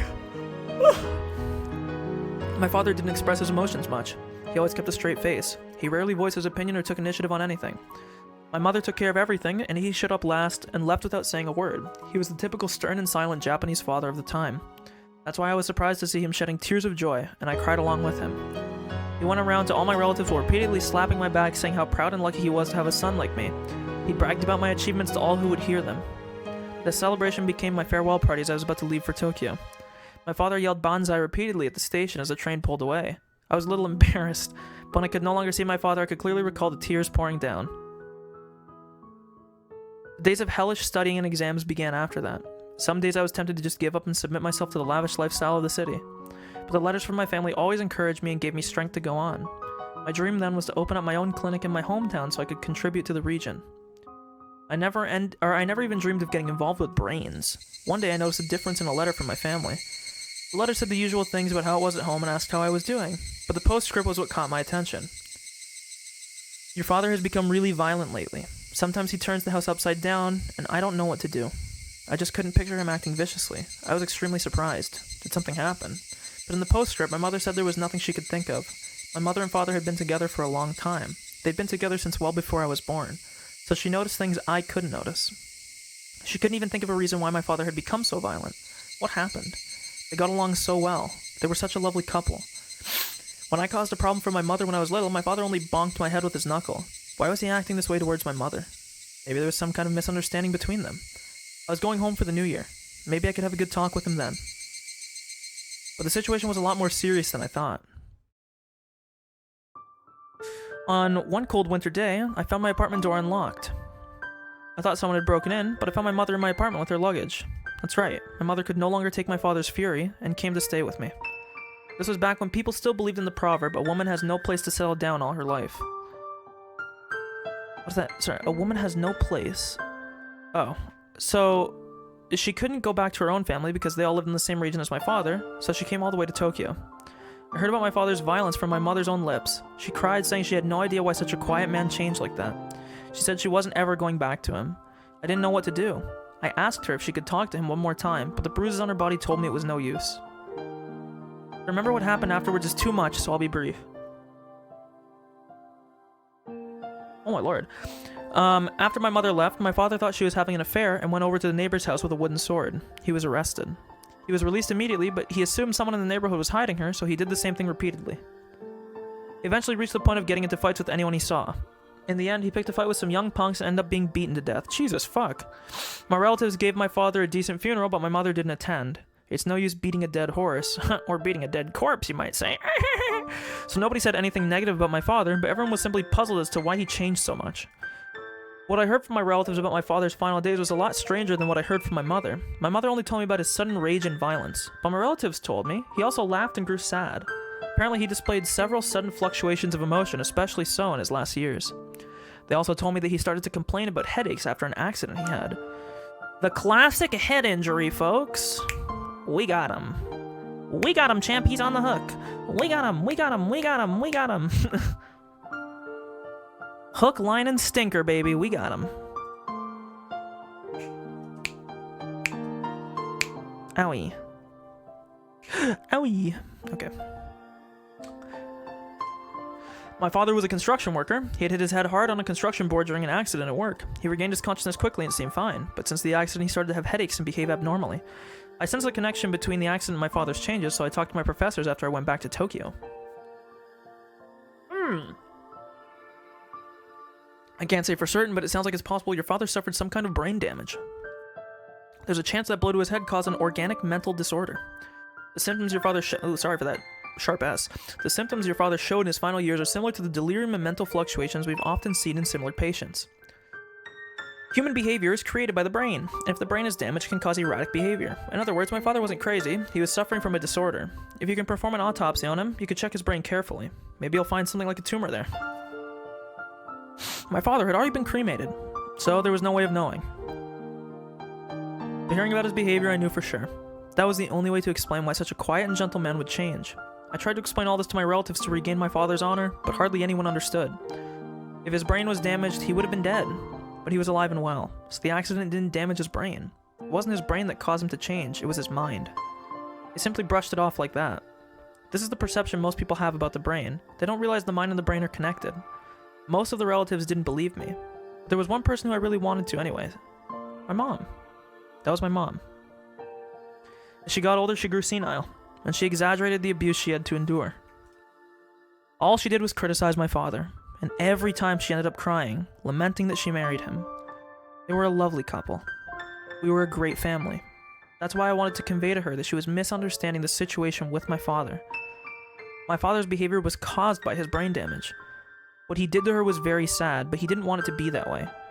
Okay, so this is where I'm gonna give a maybe hot take, but I actually don't think it's a hot take at all. He's in the wrong for what he's saying to his mom, whether she's senile or not. Whether or not what his father did was a result of a disorder or not, doesn't mean that the actions resulting from it are still okay, just because this was some happenstance thing that happened by chance that was caused by this. So for instance, like, if I get brain damage, or let's not use me as an example. If somebody suffers a brain damage incident, goes and their behavior drastically changes, they become violent and they like kill someone, or they kill someone. You can't go to the family of the person who was killed and say, hey, he wasn't at fault. It was the disorder that made him do this. You're not necessarily wrong. The problem is, though, is that you're using that as an excuse when in reality it's just the reason. It might be the reason, but you can't excuse what he did because of the reason given. That's a difference between giving a reason and giving an excuse. A lot of times they're basically the same thing, like a reason can be used as an excuse. But in this situation, the only way that you could tell this, and I know she's senile, and so they're trying to say that she's like losing her mental faculty, but the idea that you shouldn't be putting any blame on her and trying to absolve your dad of any guilt that happened. All you can do is recognize how she feels. Say, hey, it was because of the brain damage, but still what you went through is horrible. Like, I don't think you need to straddle this line where you have to come down hard one way or the other. And I think he's doing I know this, again, it's fake, but there's a big disservice in not realizing the difference between the two. And just because there might have been a reason to why somebody did something doesn't mean that it absolves the emotion felt by the other person, even if that reason might have been good or was out of their control. That's the cliff note. My mother didn't understand. Before she took her last breath, I begged for her to forgive my father, but her final words were, "Please don't bury me next to that man." And again, I'm sorry, you can't blame her for feeling this. Their experiences are mutually exclusive. That doesn't really make any sense. Her emotion does not have to be tied to his fault. She can still feel a way regardless of whether he did it of his own will or whether it wasn't. The effect on her is still the same. So, you can say that maybe she's not being... I don't know, I disagree with him. My father wasn't at fault. He was simply the victim of a brain disorder. You don't complain to a person who's coughing because he has a cold. Yeah, but you can tell him not to cough on you. Because coughing is just a symptom, and he should be sympathized with. In my father's case, the symptoms weren't as obvious as a cough. They took the form of changes in personality, which were much harder to recognize. If I had studied the brain more, I could have explained it better to my mother so that she could have understood him. This is also totally wrong, because there might have never been a level. One, not only were her faculties fucked, but might have never been a level that you could have been able to reach. I mean, you'll never know this. There might have never been a level that you could have reached that would have been sufficient to explain this to your mother, especially given her state. So... when I realized that, I cried. I also realized there are plenty of people like my father in this world who are suffering from a disorder, yet are misunderstood and despised for it. And then I found out about a miraculous cure for such disorders called a lobotomy. Ever since that day, I spent my days learning about the brain so I could help people who are suffering from mental illnesses. My father's gone. But if he was still alive, I could cure him myself. So he and my mother could reconcile. That's the main reason why I'm here. Yeah, I don't know. I mean, I said my piece. I'll type a little thing.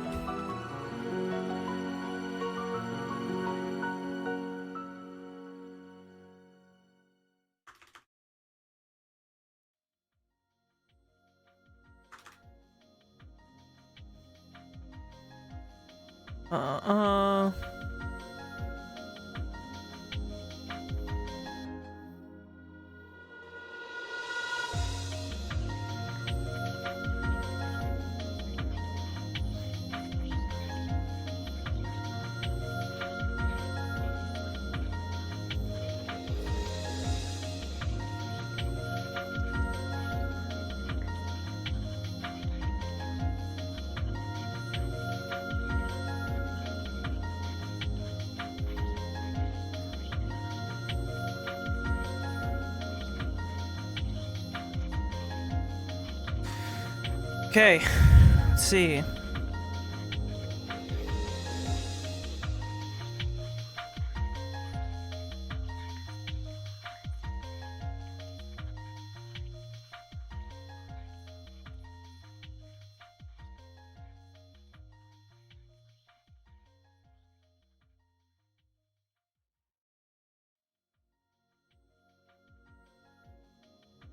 Wait, this might be... Okay, I was about to say, the repetitive apologies were Satoko.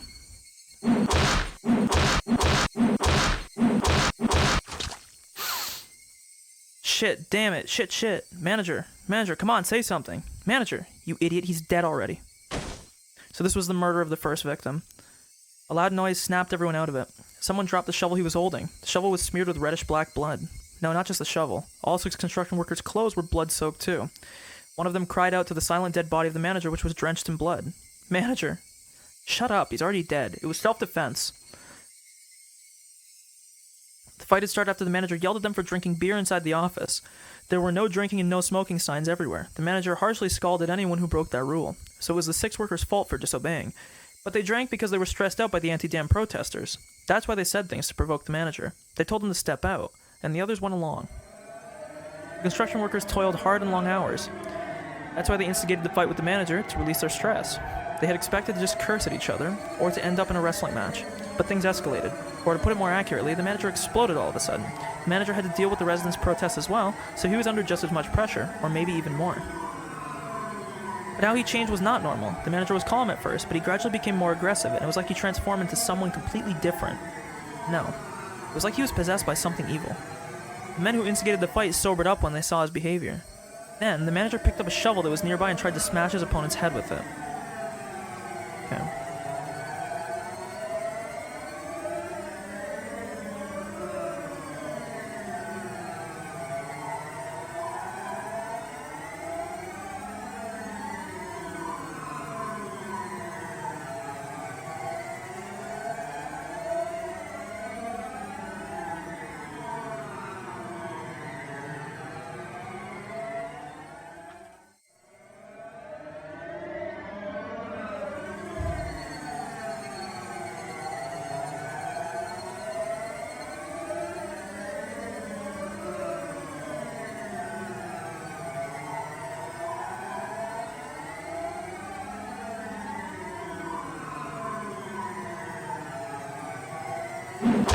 He managed to avoid the hit, but if he didn't, his head would have surely been split open.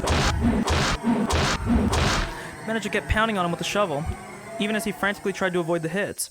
By this time, the workers had realized this was way beyond a simple fight, so they tried to hold the manager down, but the manager turned on them with the shovel too. One of the men tried to protect himself by crossing his arms above his head, but there was no way that he could have blocked a shovel swung with such force.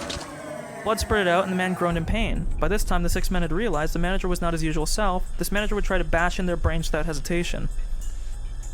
Since their opponent was using a shovel as his weapon, they had to find some kind of weapon too. One of them grabbed a huge hammer. The others realized they needed to find something as well. To restrain the manager in that condition, it was better to arm themselves. It wasn't supposed to be this way. Oh, you don't say. Didn't take that long for the madness to infect the 6 workers. It was only a matter of time. Excuse me. Got a hiccup. Oof.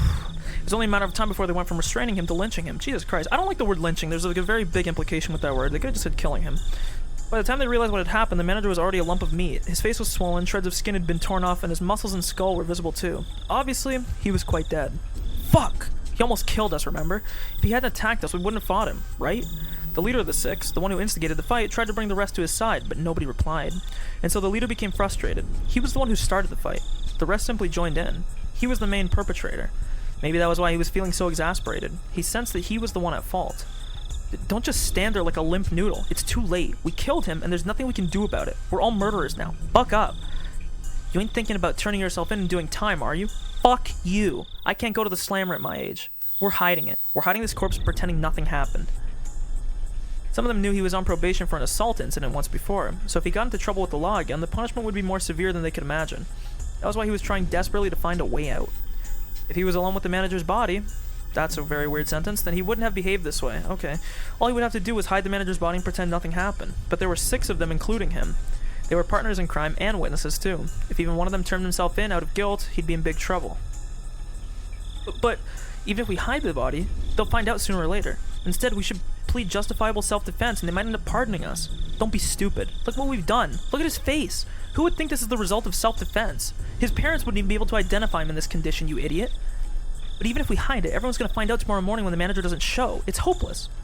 What's hopeless is your damn brain, you shithead. He slapped the other man in the face. The leader had such an evil look in his eyes. Well, listen well, dipshits. We're all murderers, okay? Keep griping now, and we'll all get slammed with 5 or 6 years. 5 or 6, bro. Knock that up a bit more. Just one of you here who try and blab, we'll all be locked up. Don't underestimate the pen.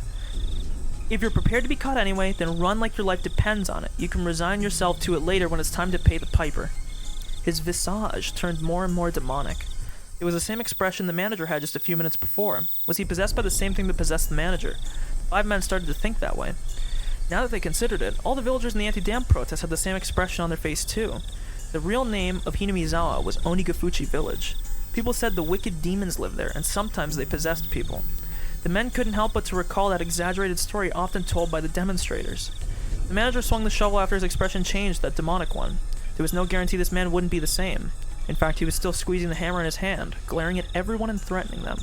If someone suggested surrendering, he'd probably smash their head in with it. I know. To make sure nobody betrays the rest, I have an idea. It'll make it easier to hide the body, too. What is it? We're gonna cut up the body into 6 pieces. They all wanted to object to the idea. Killing him was a serious crime itself. Dismembering the body would be too much. But if anyone objected, he'd be killed on the spot, so no one said anything. We'll all cut him up together. Remember what the manager used to say? Teamwork! We're all in this together. We'll each take a body part and hide it responsibly. What do you think, huh? This way, we're all equally guilty, right? I won't let anyone give themselves up. The 5 men were all taken in by his ghastly face, and they could even feel the fear of the Onigafuchi demons creep up their backs. Okay.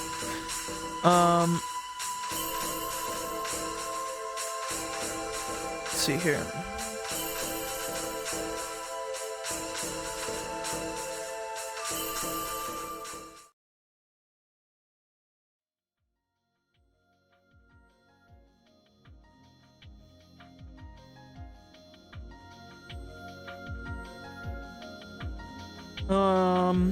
How do I word this here?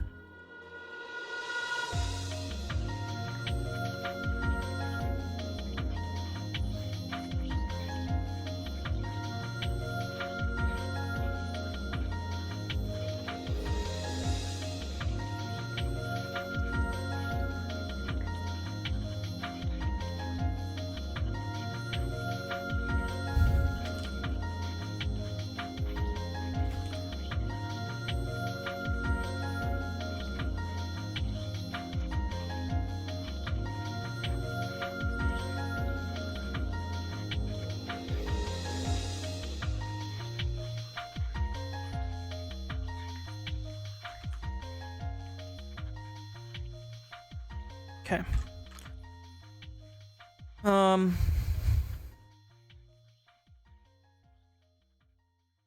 So tragedy at the damn construction site has happened.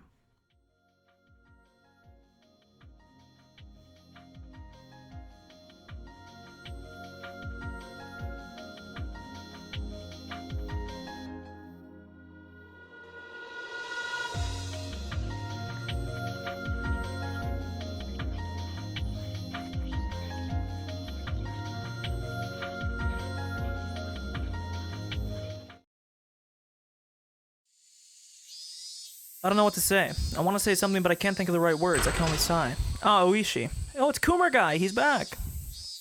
My boy Kuma Guy, otherwise known as Kumar Guy. I've been looking for you. The section manager has asked me about the wanted poster. Be quiet. This is a place of rest.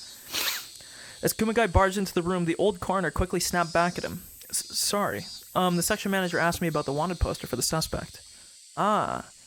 Can you talk to Komiyama about that? I need to speak to the coroner here. Could you tell him I'll be right over? Okay. Kumagai ran out of the autopsy room with the same haste he entered in. Lively, isn't he?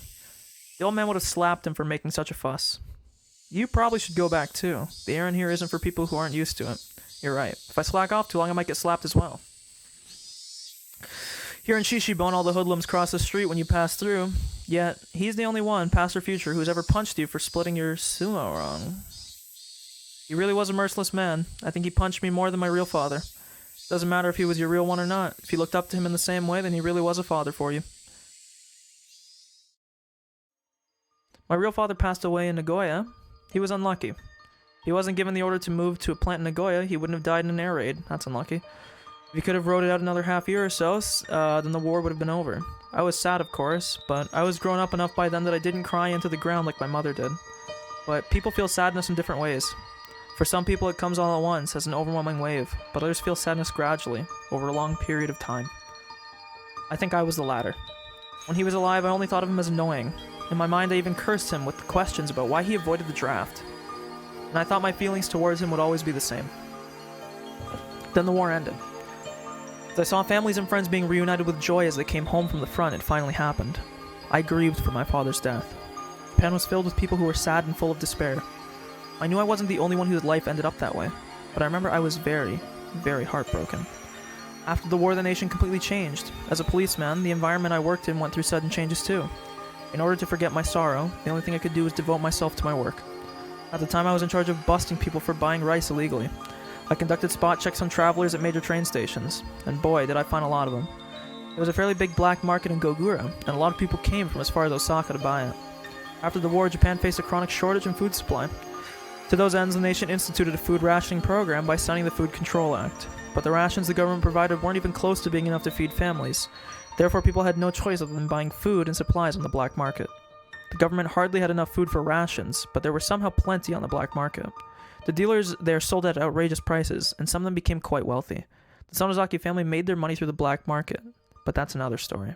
Okay, we'll put that down, because I don't know if that'll be important, but...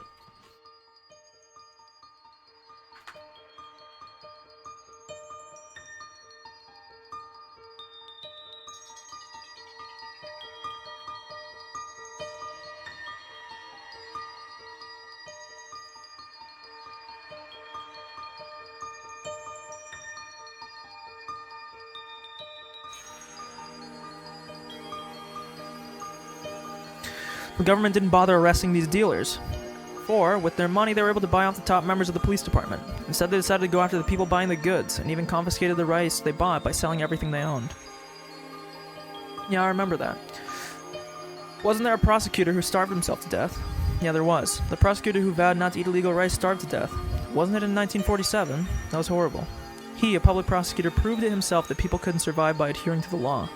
That prosecutor had grown tired of the government charging people with doing whatever they could to survive, and he proclaimed that he was never going to buy black market rice again. In 1947, he starved to death when he was only in his mid-30s. The law prohibited people from buying black market rice, but that was the only way to survive. In that case, was the Food Control Act a bad law itself? The death of the prosecutor was seen as a desperate message to the government about the unjustness of that law. We rounded up people with bags of rice and lined them up at the temporary inspection point next to the station. It was like a military tribunal. We inspected their bags and confiscated everything that they brought at the black market. The women all cried. They sold everything they owned to buy the rice. They pleaded that if we confiscated the rice, how would they feed their starving children? Doesn't make sense, huh? Yet they forbade you from going after the sellers, so it was absolutely unfair from the view of the people. Everyone was on edge. If they heard a police inspection was set up at the next station, they'd jump off the train and run. We were aware of these people, so we set up several officers near jump-off spots in order to capture them. I remember chasing after women carrying several kilos of rice on them. That was when I first met the old man. Man, was I surprised. Remember my father? He looked exactly like him. I really thought that maybe my father had miraculously survived the air raid in Nagoya. I was chasing a man who was running away from the inspection point. There was no way for him to run with a heavy bag of rice on him.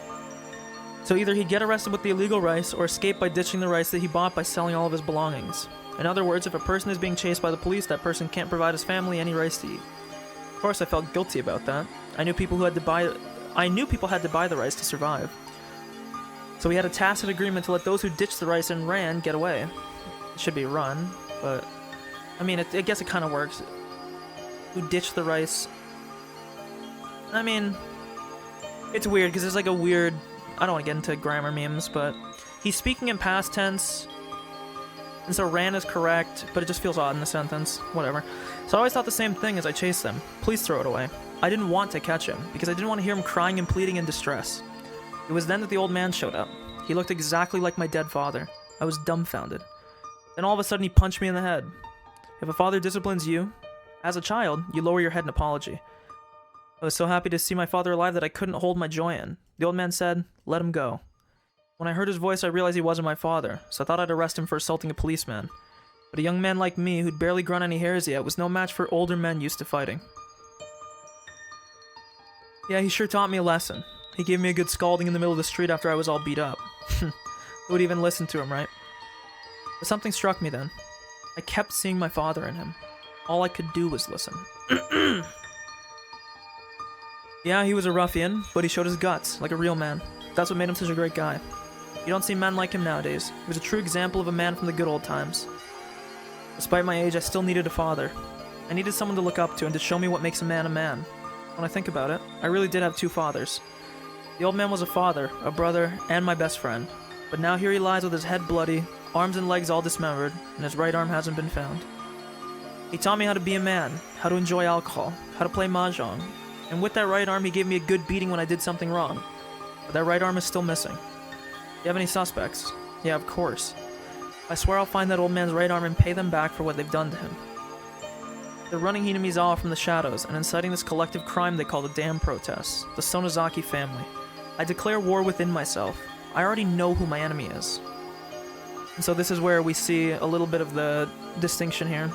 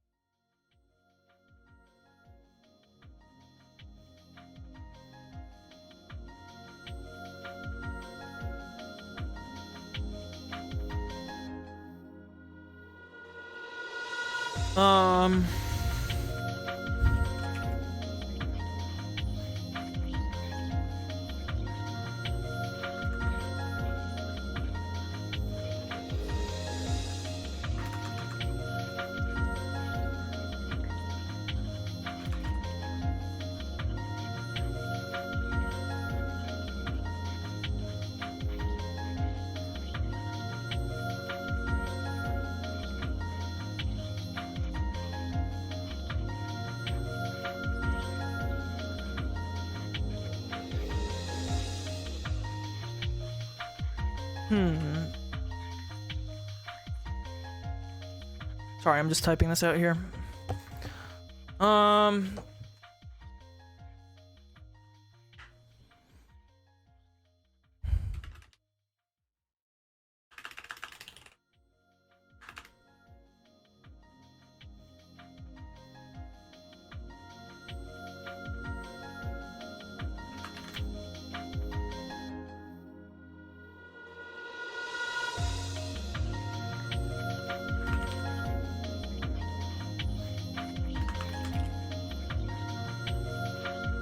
Okay.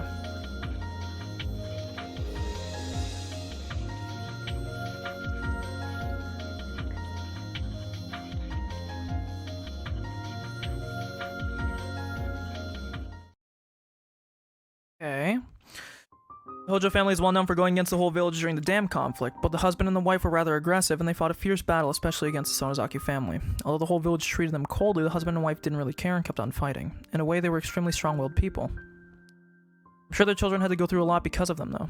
Satoko and Satoshi were treated coldly by the villagers as well. In addition to that, Satoko and her stepfather didn't get along, so their stress levels must have reached their limit. Because I'm the director of the local clinic, a rather respected member of society, people usually tell me a lot of things. So I was aware of the treatment they were receiving even before I met them. I met Satoshi first. Satoshi came to the clinic because he felt ill from too much stress. He must have thought he had a cold. When I examined him, he even told me that. But hearing his repeated sighs and by seeing the exhausted look in his eyes, I knew right away it wasn't just a simple cold. Medication would heal his symptoms, but that'd only be a temporary measure. The only way to truly cure him would be to change his living environment. That was easier said than done. He was surrounded by tangled and complicated relationships with the village and his family, so just resting for a few days and taking some medication wouldn't do. Time was the only thing that could ease off the cold treatment from the villagers, but we were talking a very, very long time. That's why I felt I had to be their first ally in this village so I could rescue them. I couldn't do anything about his stressful environment, but I could try to diminish the anxiety. I thought the best way was to teach him how to vent his stress. And playing sports is the best way to do that, so I asked him to join the junior baseball team that I coach. As a researcher, I devote most of my time to Hinamizawa syndrome, but I too need to do something else to relax. I used to play baseball, so I decided to coach the local kids team. After a while, the children of Hinamizawa started their own baseball team, and somehow I became their coach. Doctors can't provide health just by giving medication. You need a sound mind in a sound body. I believe health can be maintained through sports as well. But our team needed more people, so I thought of asking Satoshi to join. Being a bookworm, Satoshi wasn't interested in playing sports. He wasn't sure how joining the baseball team would help his situation. I didn't need to go on and on about athletic medicine to explain why sports help people become healthy. I just wanted him to experience it himself, to realize how great it feels to play sports. I think he realized it gradually. He was reluctant until the very end, but he attended all the team activities and games. As I saw Satoshi slowly regain his liveliness, I realized my plan had worked.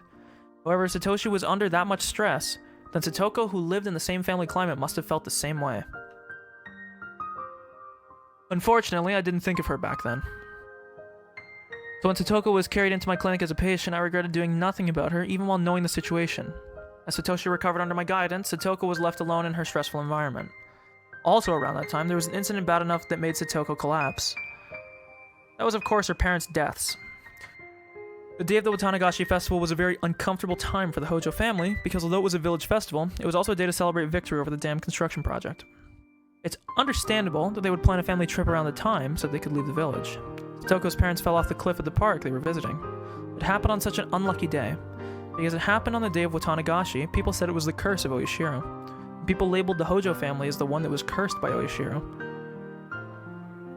Parents were given the cold shoulder by everyone in the village. So with their parents gone, Satoshi and Satoko should have been freed from that. But, unfortunately, the accident happened on the day of Watanagashi. That's why the members of the Hojo family continue to be shunned. Satoko was the only one who was at the site of the accident. Satoshi didn't go on the trip because he had an event with the baseball team. This is starting to lead into the fact that I think that Satoko's paranoia is what ended up killing her parents. I think she actually might have killed them. Like, she might have pushed them. Because there was never, like, a confirmation of that. But it does feel like that, to some degree. Therefore, the police mainly interrogated her. The detective, Oishi, suspected an act of organized crime by the village, so with Satoko as the only witness on site, he drilled her with questions.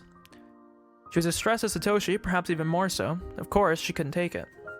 During the interrogation, she began to wheeze and gasp for air. The anguished look I saw on Satoko's face when she was carried into the clinic was very, very tragic. It broke my heart to just imagine what she had gone through. Coach, is Satoko okay? Yes, don't worry. She's a bit confused, but only temporarily, that's all. May I see her? She finally fell asleep, so I'd rather not wake her up just yet. Let's just let her rest for a while. Maybe it's a good idea to have her stay here for a few days, too. Don't worry, I'll take good care of her. Thank you. I know Satoshi is a great big brother who truly cares about his sister. He empathizes deeply with her. In other words, Satoshi's worries and stresses were reflecting Satoko herself. Maybe I shouldn't say this, but while Satoshi was, of course, sad about his parents' deaths, he may at the same time have been a little relieved that they were gone. His sister wouldn't have to be driven into a corner anymore. Unlike Satoshi, Satoko didn't have the social skills to get along with her stepfather. So, putting her mother aside, I was certain that losing her father, the greatest cause of stress in her life, would bring great change to her home environment. but I couldn't have believed what happened next. The two were sent to live in an even worse environment with their aunt and uncle.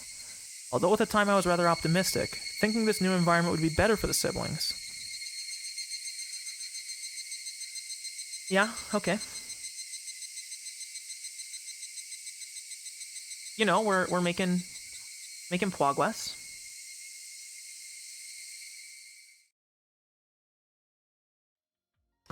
So I wonder now if he's joined the baseball team, if that counts as with a bat to beat her to death. We're gonna check out the other one here. Koizumi isn't dead yet. We have Tomatake's fever. We don't have Rika's fever. We haven't heard anything about medicine yet. Don't have that yet. Rika and Stoko's shopping trip, the Shinto priest, nope. Footsteps following Satoshi, nope, not yet. Nope, we haven't even met Rina yet. Nope, haven't seen any of that. Rock candy, nope. This might actually be...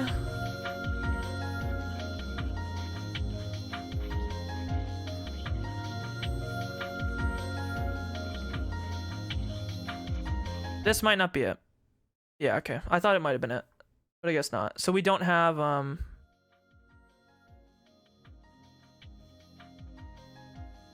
oh, we might actually have enough for the death of the couple now, actually, though.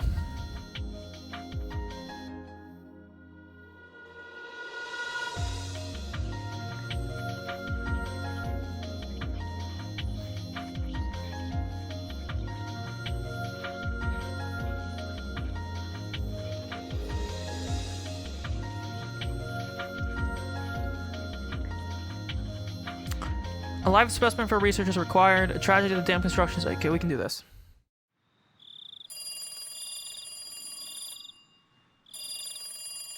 And so I'm guessing now, seeing that it broke after I clicked it wrong, I'm guessing that's why it's broken.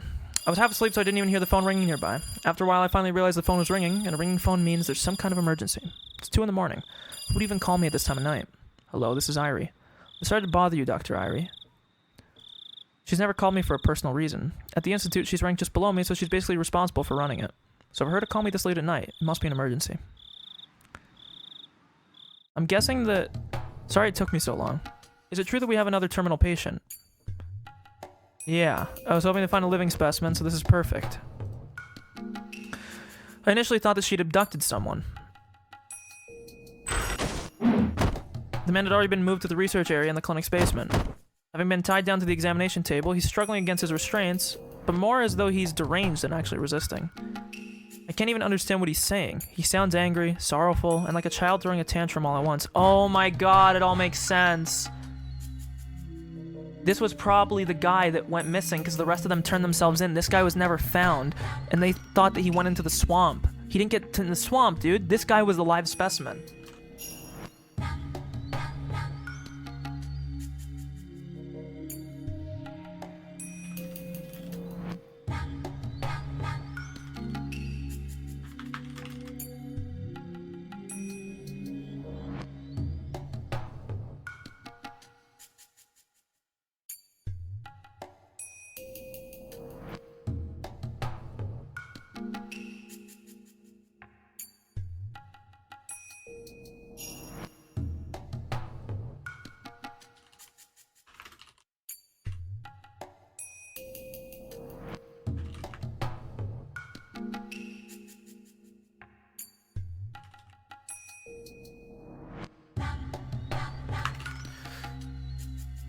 Sorrowful and like a child throwing a tantrum all at once. It's obvious that he's not in the right state of mind. Anyways, let's put him under anesthesia. He might kill himself otherwise.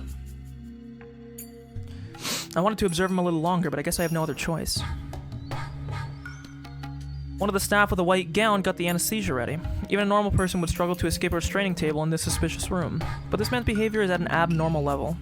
I'm sure Okanogi and his friends from the Mountain Dogs are the ones who captured him. Capturing a man in this state of mind couldn't have been an easy task. According to Takano, she ran into this patient on her way home from the clinic by accident.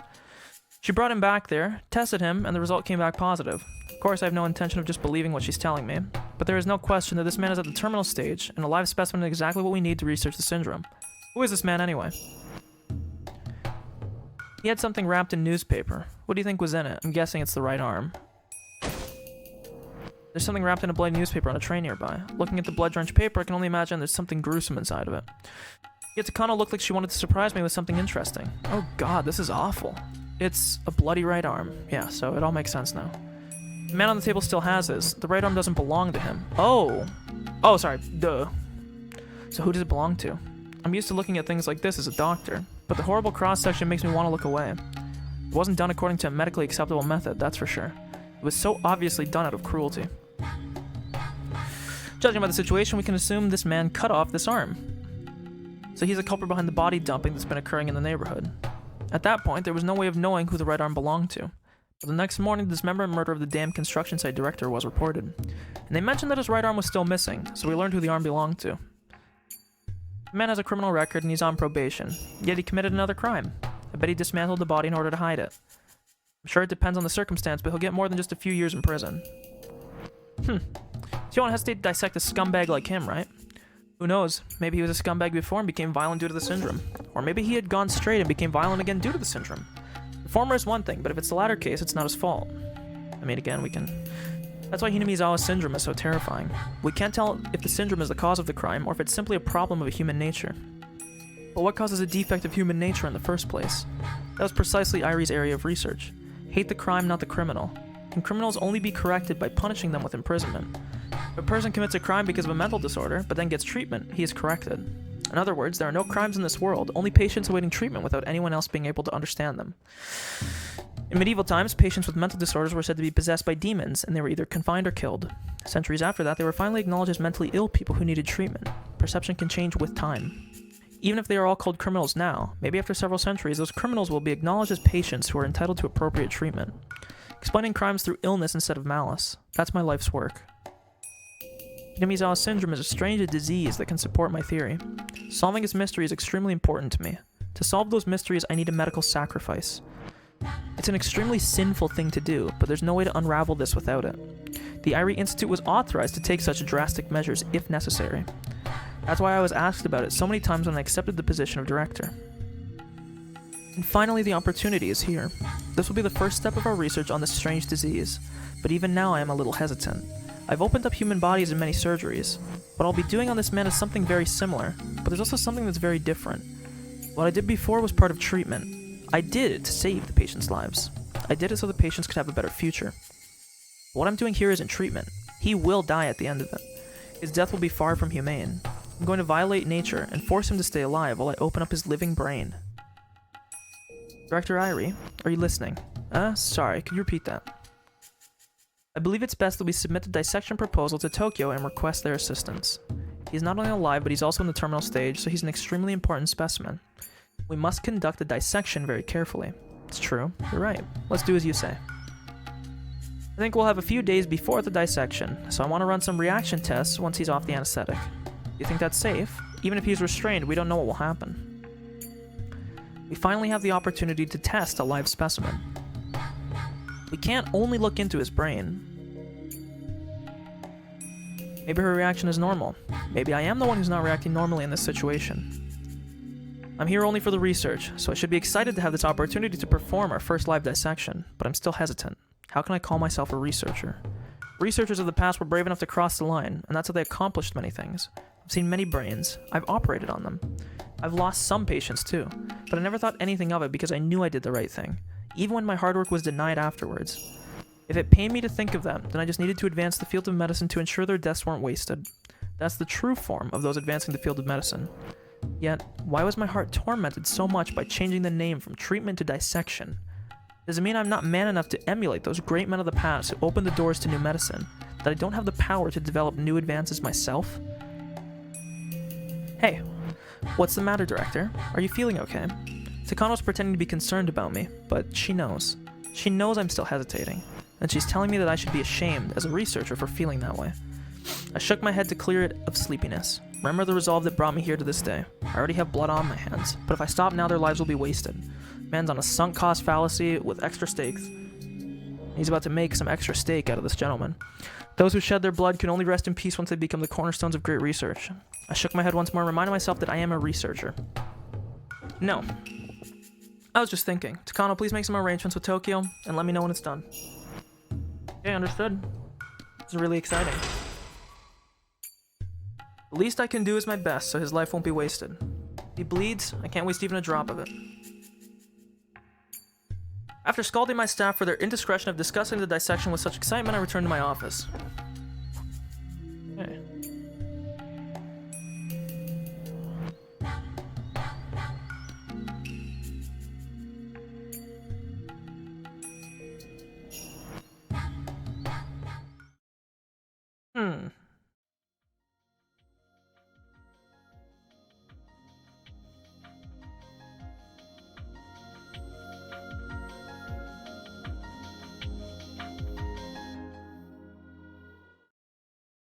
Satoshi is a good brother who takes great care of his sister. He went to visit Satoko straight after the school and kept encouraging her to get better every day.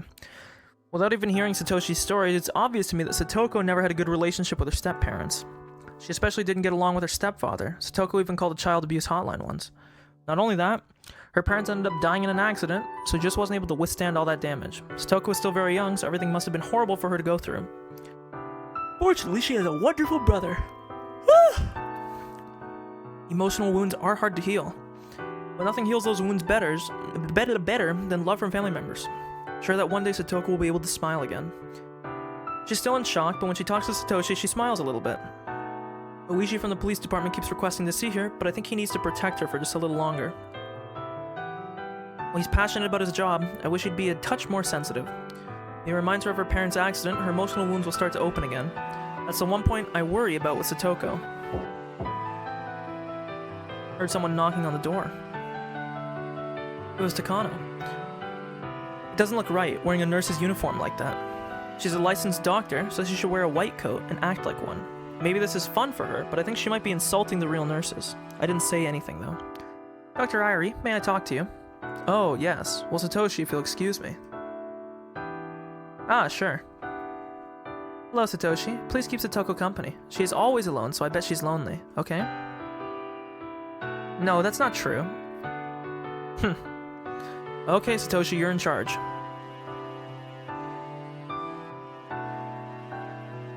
Something happened. Not right here. Let's go to your office. Takano smiled meaningfully. Ouch. Gotta crack my knuckles again. Ouch. Usually smiles bring happy feelings. When it comes to Takano, that's rarely the case. Are you sure? Yes. The initial test results show there's a possibility she's at L3 or above. We need to keep her here and run some more tests. The results aren't in yet, but from what I can see, it's very possible that she's at L4. Takano's eyes sparkled in a weird way. There's a reason for that. For us, finding patients in the terminal stage is a valuable boon to our research. In fact, as a result of dissecting the murder suspect from last year, we've made great progress in our research. In other words, we finally managed to isolate the pathogen. We also discovered that when the host dies, the pathogen melts away within a few hours. Okay, let's write this down. Pathogen found in Foreman's body. Pathogen melts away after a few hours. Melts away a few hours post-mortem. Now, further terminal patients are being looked at.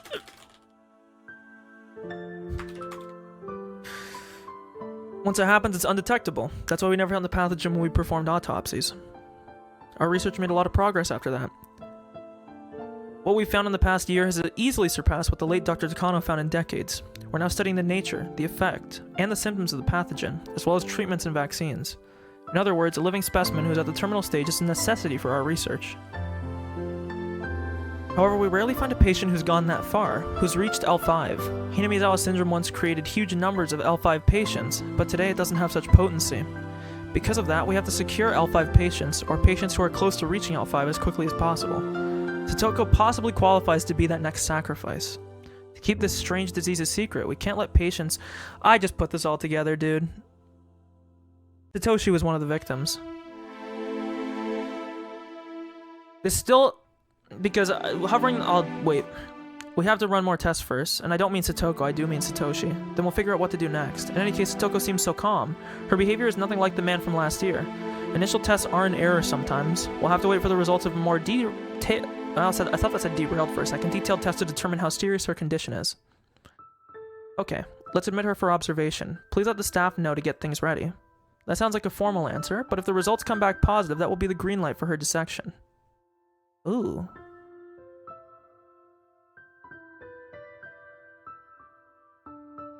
I don't know Satoko that well, but I've known her brother Satoshi through the baseball team for a long time. How could I dissect the apple of Satoshi's eyes? I can feel scary images flashing in my head for the first time.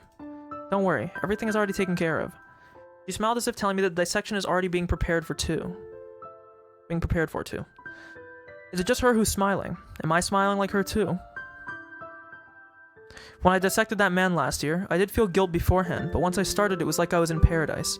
All the pieces of the puzzle that were left by the late Dr. Takano fell in place, and at the same time they didn't. How exciting it was. Knowing that we are the first ones to take the first steps to solve a mystery, that is. I don't even know how to explain this feeling to those who have never experienced it. There's no way to describe it with words. The only thing I can say is that even a year later, I still remember it vividly. So if the results show that Satoshi's beloved sister is to be dissected, can I control myself? How can I stay calm? But that means I'm a failure of a human being. I know very well that the Hojo family was treated poorly by the villagers, and I know what Satoko had to go through. Also, I know Satoshi loves his sister, who is his one and only blood relative. How can I dissect Satoko using my research as an excuse? I didn't feel much guilt for the man from last year, but I feel unbearable guilt towards Satoko. That means what I did last year was very sinful. I don't care if a stranger dies, but I don't want Satoko to die. That's not right. All lives are equally precious. I tried to convince myself that he was a violent murderer. Maybe he only became that way because he was at the terminal stage. I don't know anything about him before he became deranged. This is a very weird take, but I was reading this where he was saying, not to speak on the morality of an issue, but it's not really surprising that he doesn't want this to happen to Satoko. You do not have to, you're not obligated to care about. Just because all people are equal does not mean that you have to care about them all equally, obviously. I think everybody can agree to that. So yeah, the morality of it is still bad. It'd be bad either way. But it's not surprising that he wouldn't want to do it if he cares about that person more. I don't know anything about him before he became deranged. Maybe he was a model citizen who was worthy of respect. Unfortunately, he became ill and ended up doing what he did. Maybe he was a victim himself. Just like my father. I know more about Hinamizawa syndrome than anybody. This disease makes people act in bizarre ways, without those people realizing it. So when the people at the terminal stage do such strange and violent things, one should be sympathetic. I already knew that back when I decided to go down this path. I should have remembered it sooner, but I only did just now. I finally realized what sinful research I'm working on. Satoko Hojo's detailed test results came back. The results say L5. She's at the terminal stage of the terminal stage. It's actually a surprising result. In last year's case, the patient was extremely deranged. According to Takano's records, he complained about itching coming from the lymph nodes all over his body and wanted to claw at his throat, just as the late Dr. Takano mentioned. But Satoko isn't displaying such symptoms. Even in the late Takano's data, throat clawing is said to be a characteristic symptom of terminal stage patients. However, not all patients experience that symptom. Besides, emotional expression is very different in each person. Even if it's the same emotion, one patient may express it rather violently, and another may express it calmly. There's no way of knowing by just looking at a person. But Satoko's detailed test results say that she's at the terminal stage of the terminal stage, L5. In other words, she may be feeling what the man from last year was feeling. It's just that she isn't expressing that feeling in the same way the man was. Hinamizawa syndrome affects the frontal lobes of the brain. It simulates the most primitive of emotions, doubt, very strongly. As a result, terminal patients are trapped in delusions and paranoia and end up committing horrible crimes, which, again, I think will be confirmed that she did kill her parents. Satoko seems to show improvement when she is exchanging friendly words with Satoshi, but there's a paranoia stirring inside her that may put her in a deranged state at any moment. I can't let her leave the clinic like this. However, if things go according to the manual, I will have to make a decision on her dissection. My decision will only be a formality. I can't actually refuse. Kano appears to be already working on the dissection schedule. That plan will then come to me. Would I feel the same way while dissecting Satoko? Would I be able to experience that trance once again? No. The question is, can I fight that temptation? As I pretend to question myself, I'm letting Takano prepare things on her own. By doing so, I am passively agreeing to Satoko's dissection, or am I passively? If possible, I want to save Satoko. I don't want her to be a sacrifice for this research. I don't want to dissect her. Then, what about the man from last year? Do I only care about the lives of the people I know? I mean, literally by definition, yes. How can you can care about people that you don't know. But how can you ever expect to care about them equally to people you do know? If I don't dissect her, do I let her live and leave the clinic?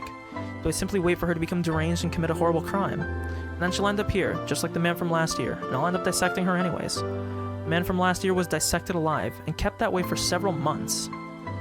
With his skull open, he wasn't allowed to die for several months. He was kept alive just for our cruel experiments. I don't want to do that to her.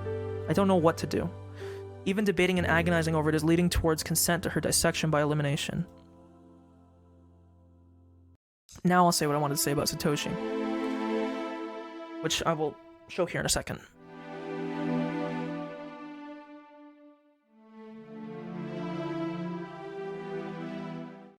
Okay. Above this, I see this. Oh, sorry, never mind, I read it wrong. It said Satoko, not Satoshi. I thought this said,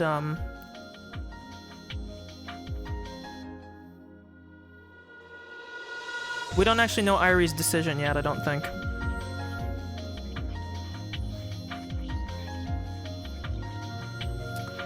But I do still think there's a chance that Satoshi was dissected. I'm not as strong because I thought it said the discontinuation of Satoshi Hojo's dissection plan, but it doesn't. I just misread it. But I think there is a possibility that Satoshi going missing is the same thing as this guy, because this guy was never publicly found. They never found this dude that stole the arm, and I think Satoshi might just be the same thing. Now, the only thing that I said at the start of the stream is Satoshi's kind of like... He's kind of like the golden goose for this whole thing, because it's gonna answer like one of the last big mysteries that I want to know, which is the logic behind the second person, the second Keiichi in chapter 3. That's the only thing that I'm still confused about, really. Everything else seems to be going on at like a good rate and getting answered, but I still have no answer for that. And I like, I'm sure there could be another explanation, but in my head the only explanation is Satoshi.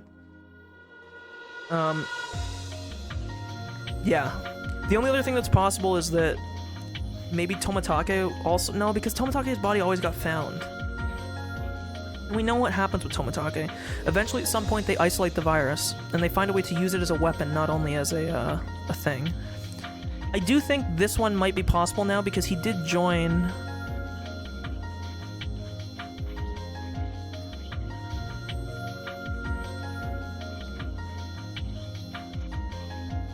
Can't do that yet.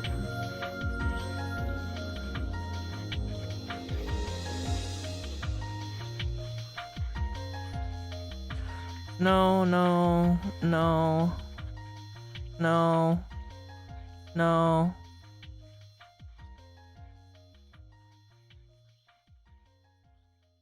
Rock candy, this one.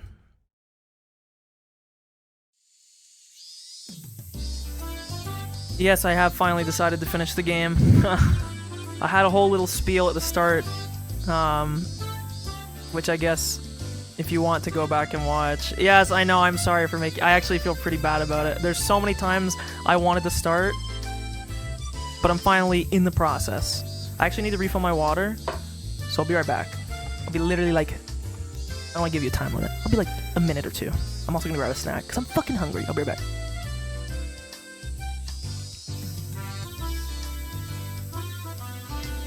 Before I go, actually, I'm gonna write down my thing about,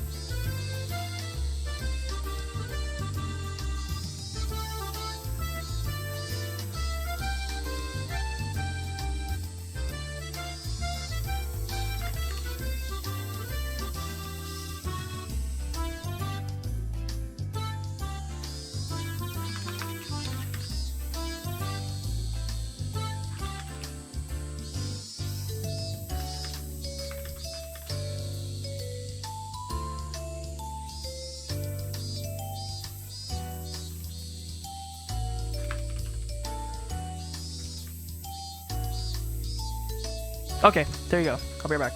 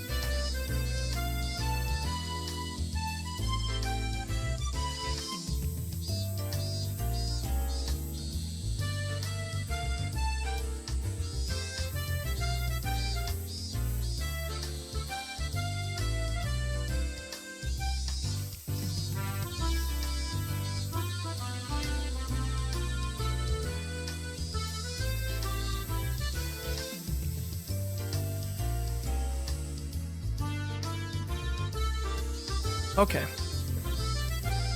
I just decided I'll eat my beef jerky. Ugh.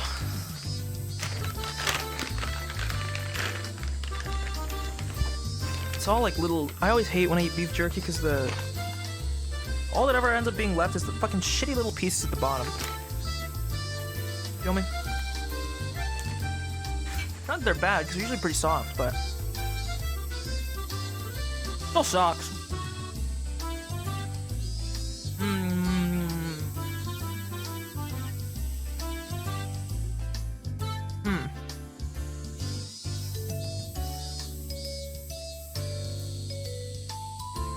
The only question here is who else would serve as dissection victims? Because clearly Satoko doesn't. Because we know she lives. Or at least, to a certain point. She may have become a dissection victim in Chapter 3 if she was captured. We don't know because Keiichi dies, or the whole mental patient thing happens. I'm sorry, I'm eating my beef jerky. You just gotta deal with it.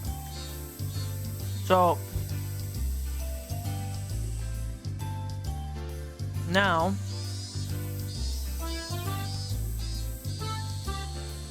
so the potential people... Satoshi, definitely. Depending on the timeline... well, it can't be Satoko because everyone's gotta live happily, so I don't think Satoko could be. Potentially her stepfather and mother. Potentially her uncle. But... because obviously we know the aunt gets murdered by Satoshi. My only other thing I can think is that maybe they find out about Satoshi murdering his aunt, and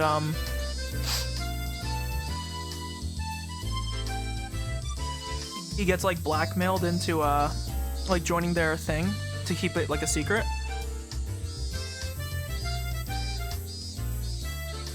That's the only thing I can think of. There's two possibilities. Satoshi either dies, which means that he gets cut up, or he joins them in some facet. And I think that joining them makes much more sense for what I was talking about with the body double thing. So I'm not sure. Let me finish this last little bit of beef jerky and I will continue reading. I don't really know how the, oops. I don't really know how the achievements work here.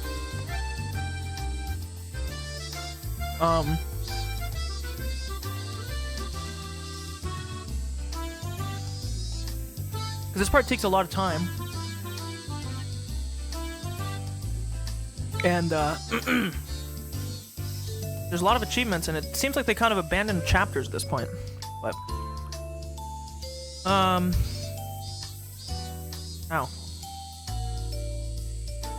A group of boys are playing baseball under the powerful sun. The sound of cicadas make the heat stand out even more. But to those boys, it's just another kind of cheering from the crowds. Of course, they go through training exercises to build stamina, but the boys don't actually like such routine activities. What they look forward to the most is the free game after practice, hell yeah. The school in Hinamizawa is actually borrowed from the forestry service. The schoolyard is made of gravel, so it's not very appropriate for playing sports on. Compared to that, the grounds of the school in Okinomiya are properly maintained for athletic activities, so the kids grow even more energetic when they come here. Kids from Hinamizawa really don't care if the ground is made of gravel or not. So their instructor is watching the game, so I decided to go get some drinks for the team. Coach, where are you going? I thought I'd go get some drinks for everyone. Do you mind helping me, Satoshi? Oh no, not at all. Satoshi decided to come along with me. Sometimes kids don't like what grown-ups choose, so I'm glad he agreed to help. Satoshi and I got in the car and headed to the grocery store nearby. Manager, how is Satoko doing? Well, she's doing fine. Although it's an extremely slow process, her emotional wounds are healing. I think we should let her rest for a little longer. It's natural for Satoshi to be worried. Satoko has been in the hospital for over 2 weeks. Of course, he doesn't know his sister has Hinamizawa syndrome. Not only that, she's almost at L5. She could become deranged at any moment. He believes she's depressed because of the shock of their parents' accident. He came to the clinic every day to cheer his sister up, but Satoko has become emotionally unstable and was showing some dangerous symptoms, so we called off the visits. In fact, Satoko is not doing so well. L5, the stage Satoko is at, is a very abnormal one. The man from last year who was at the same stage was acting so abnormal that even a drug addict in his final stages would have turned and ran. There's no guarantee Satoko won't fall into that same condition. When we performed the autopsy on that man last year, we learned the true identity of the syndrome and gained a great understanding of its mechanisms. We even discovered some important facts that may lead to the development of a cure. However, we have yet to find a method of actually curing the disease. If Satoko becomes unrecoverable, we may have to dissect her, just like we did with the man from last year. How can I tell Satoshi about his sister's situation? All I can do is make vague comments and lie to him about how she's recovering. What if she becomes much worse? That would make me an unforgivable liar. A tiny bit of conscience that remains in me hurts. If it's okay with your clinic, can she stay there a little longer? Why are you saying that? I thought he wanted her to come home as soon as possible, so I'm a little surprised. Well, actually, Satoko doesn't get along with our aunt. I heard she didn't get along with her parents, but she can't get along with your aunt and uncle either. Satoko doesn't open up to grown-ups. Satoshi's told me about their family background. Their mother's constant remarriages wounded her children deeply. Satoshi was able to overcome it, but Satoko was too young to be able to do that. That left her traumatized, and she now has a tendency to distrust or dislike guardians who aren't related to her. Actually, nobody would like a guardian who isn't related to them. That is not true at all. What? It's not just Satoko, but usually people try to deal with that, even if they don't like it. I guess Satoko is not capable of that. Our uncle isn't home much. Besides, even when he is, he's either sleeping or watching TV, so he's not the problem. But our aunt really goes after Satoko. Why doesn't she like her? I can guess why. Satoko's parents were dam proponents, and because of that, the villagers considered the aunt and uncle part of the Hojo family and ostracized them as such. Moreover, they passed away suddenly in an accident and left 2 children behind, so I guess there would be more hate there than gratitude. If she had been obedient like Satoshi, everything would have been fine. But Satoko can't be that way. She shows that in her attitude and expressions, which leads to her and her aunt fighting, or having a big fight. I told my aunt about Satoko's situation, but she can't understand. I think you're a great big brother, big brother, Satoshi. You're the one and only relative Satoko has left now. Right, I feel that way too. Satoshi said with a slight hint of a sigh. He doesn't say it, but it seems Satoshi has grown tired of having to cover for Satoko every time she and her aunt fight. He's a good person as well as a good big brother. I'm sure he'll do anything to cover for his sister. But that's a very exhausting thing to keep doing forever. Satoshi was already doing that when their parents were alive. And eventually, his mental equilibrium couldn't handle the strain. He grew sick, and he visited my clinic. I thought his circumstances might have improved after the initial cause. His parents were gone, but it seems things were even worse than before. I understand. I can't release Satoko if things are like that. Her symptoms may return again. Now, don't worry about the hospital fees. I'll make sure Satoko truly recovers. While trying to pretend I'm listening to his request, I feel a little disgusted at myself for making such selfish excuses. I'll make sure. Takano is working on her dissection plan as we speak. If that's possible, that'll help me too. What? I mean, if Satoko stays in the clinic a little while longer, then I can relax as well. That's all. What do you mean? As soon as Satoko comes back, I know she'll get into fights with my aunt again. Then it's probably gonna go back to the days of constant fighting and screaming again, and I'll probably get dragged into it too. So if Satoko were hospitalized for a very long time, that would be the easiest on me. When I think like that, I hate myself. Satoshi's a great big brother who always sticks up for his little sister. But that doesn't mean he doesn't feel burdened. To think things like that, what a terrible big brother I am. The more I think that way, the more I hate myself. I guess I dropped a lot of frames in a little bit of time. Not recently, I don't know when it happened, but... Satoshi said, sniffling once. His expression was one of anguish, as if truly feeling his own sin. His desire to be a model big brother is putting himself under great pressure. I feel bad for Satoko, but I also feel bad for Satoshi in a different way.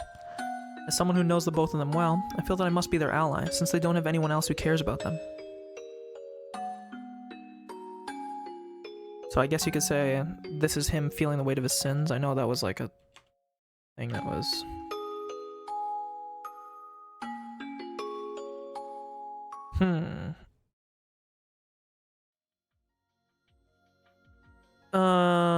So, yeah, I don't know why I clicked on this, because the Furude couple isn't even dead at this point.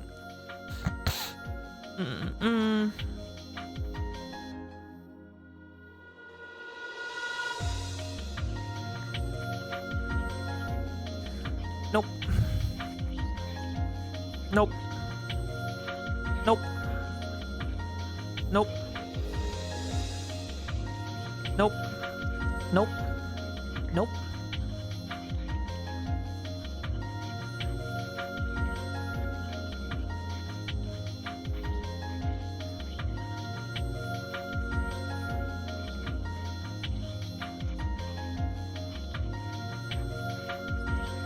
I think this might be one. I think we can do this one. Fuck. I thought we had his motive. I suppose not. Yeah, it's gotta be this. Because he joined the baseball team. Okay, I guess not.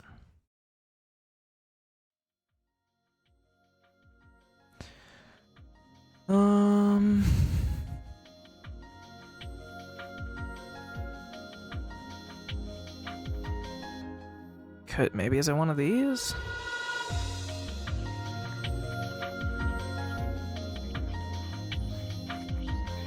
No.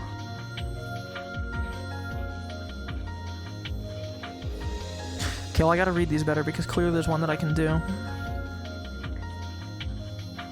Nope.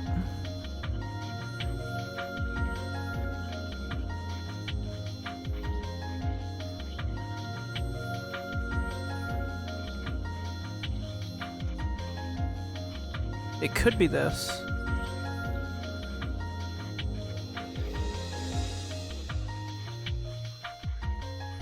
Truth of the Shirakawa.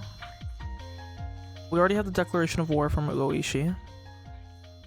We don't have an execution order. Can't do that. Obviously can't do these two.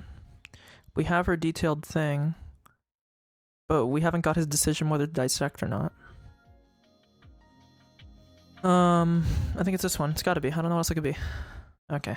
I'm getting fucked. In the butt.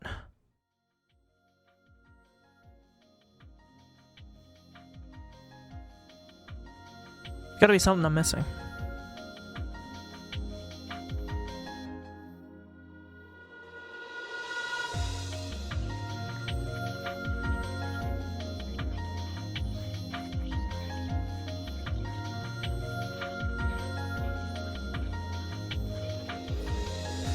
It's not this because Rena hasn't moved in yet. I don't remember anything about a red capsule. I mean, Rena's... I can try this, but I don't... Yeah, I was about to say, I never got a red capsule, so... I don't feel like breaking these fragments is very good either.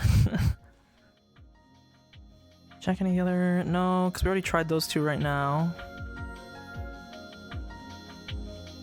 Let me remember the order of the murders, because it was her parents that died next. That's the only thing that I'm wondering.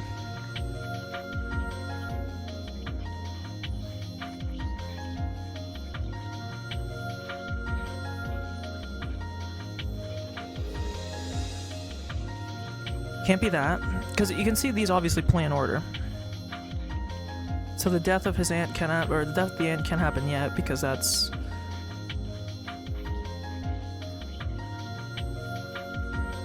We already have the declaration of war. Research hasn't stagnated. Haven't completed that.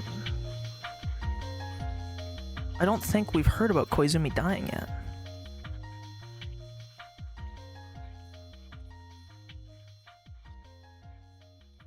So clearly, after this is when Rena's happens. So we need to remember the years of the curse. The first was the dismemberment. The second were Satoshi and her parents. The third was Rika's parents, or her father, I think. No, both of them, because her mother killed herself after. Or, air quote, killed herself. And the fourth year was,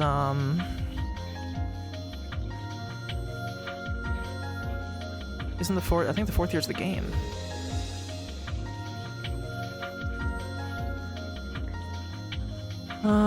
So me being a dumbass. Nope, that can't happen yet, because the Furude couple isn't dead. The awareness of his sins, maybe. And we don't have red capsule. Bottle of wine, no. The shopping trip did happen. I don't think the priest contacted... We haven't heard the footsteps of Satoshi. Because this is gonna be Keiichi, and this is him. I don't think this was it. I know that we have Tomatake's fever. I actually can't believe I'm hitting a stump because I feel like I actually have rolled through everything this far. So I don't know what part of me is being a dumb fuck. Help from the Queen Carrier doesn't mean anything, because we don't have it yet.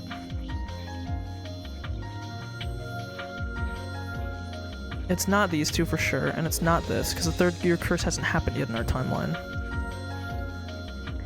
I really thought it was this. I'll try it again, but I don't think it is. Yeah.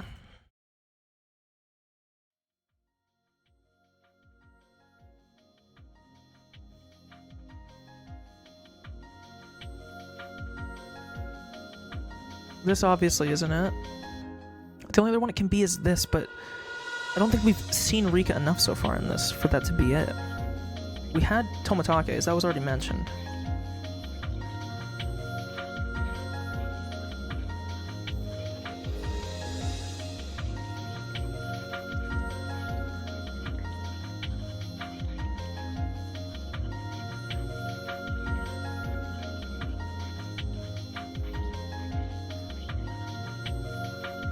Watermelon from the... Yeah, because the move hasn't happened yet.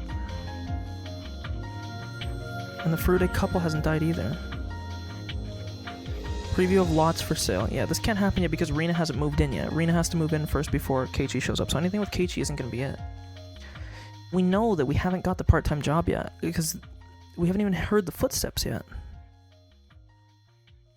I guess I can try this, I don't know. Yeah, I know it's not that one. I know it's not, because we haven't heard anything about Rika's fever. I don't just want to click these out of stupidity. I want to, like, actually...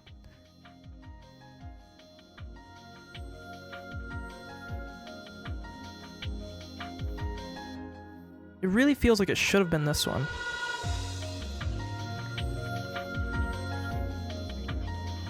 Because this is requesting assistance from a queen. Which is the lock for some of these.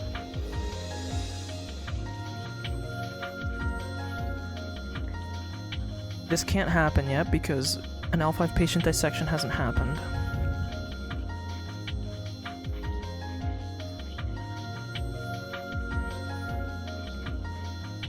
The only other one could be this. Death of Koizumi. We haven't heard anything about Koizumi is the only thing. I don't know. I don't want to just like blindly click these because it kind of ruins the fun of like the mystery.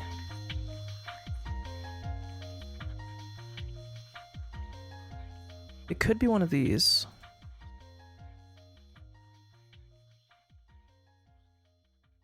No, because it looks like these are all... Yeah, some of these are like in sequence. In sequence, as Apather would say.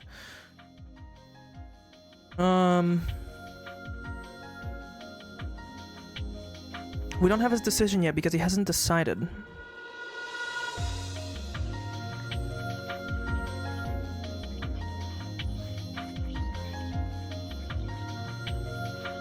I'll try. It's not this, though. So we didn't get this. Dude, I fucking am stumped.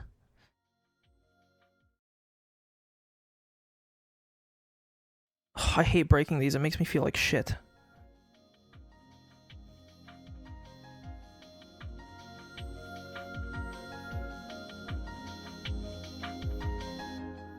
Maybe this? I don't want to just click these. It ruins the fun. Dude, but it doesn't feel like any of these make sense. It has to be one of these.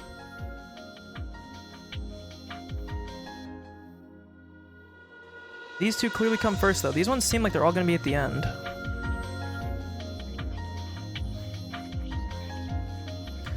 A red capsule, which is this. It's literally called a red capsule.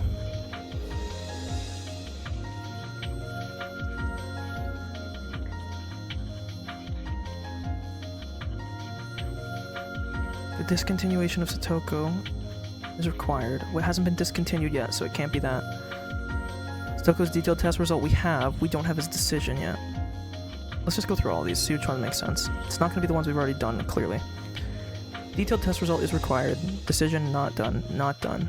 Third year curse, we're not at third year curse. Can't be that yet. L5 dissection is required. Help from the Queen Carrier. Don't have Queen Carrier. Rika's father being marked? Nope. Neither of those. The death of Satoko's? Nope. Hasn't happened yet, so it's nothing on this page. Help from the Queen Carrier is requested. No. Results? No, because we don't have either of those. The research seems to have stagnated. No. Satoshi Hojo must not be allowed to visit his sister at the clinic. True. Satoshi Hojo's sense of responsibility as a big brother is required. I feel like it has to be this. It doesn't make sense that it's anything else, which is why it keeps confusing me. This says this can't be connected. Execution order for the third year's curse required. Declaration of war. We have it. I'll try this. It's not. I know it's not this. I fucking know it's not this because it's been going roughly in chronological order so far.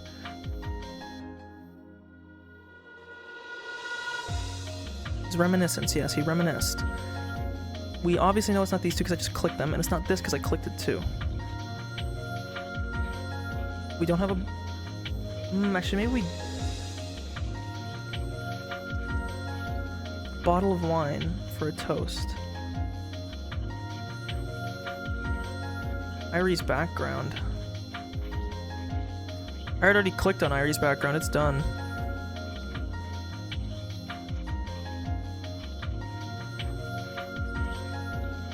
Something is missing here. Not missing. I don't know how I'm... It can't be Keiichi. That's way too far. It's not Keiichi changing schools because he's not even here yet. It's not going to be any of these. Because we just did this, I believe. Let me just click on this again and check. Was this what I did? No, it's not what I just did.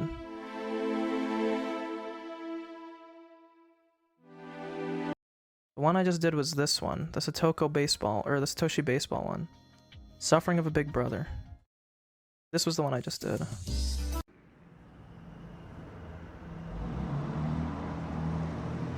Yeah.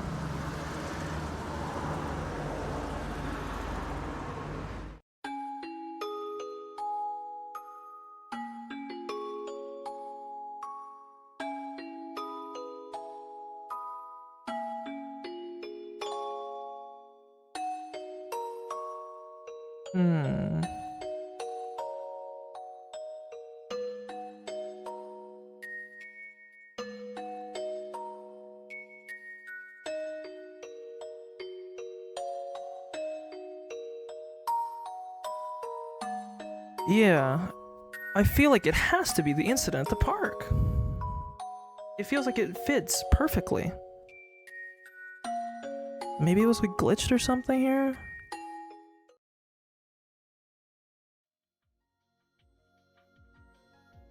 Because it feels like the park one is perfect.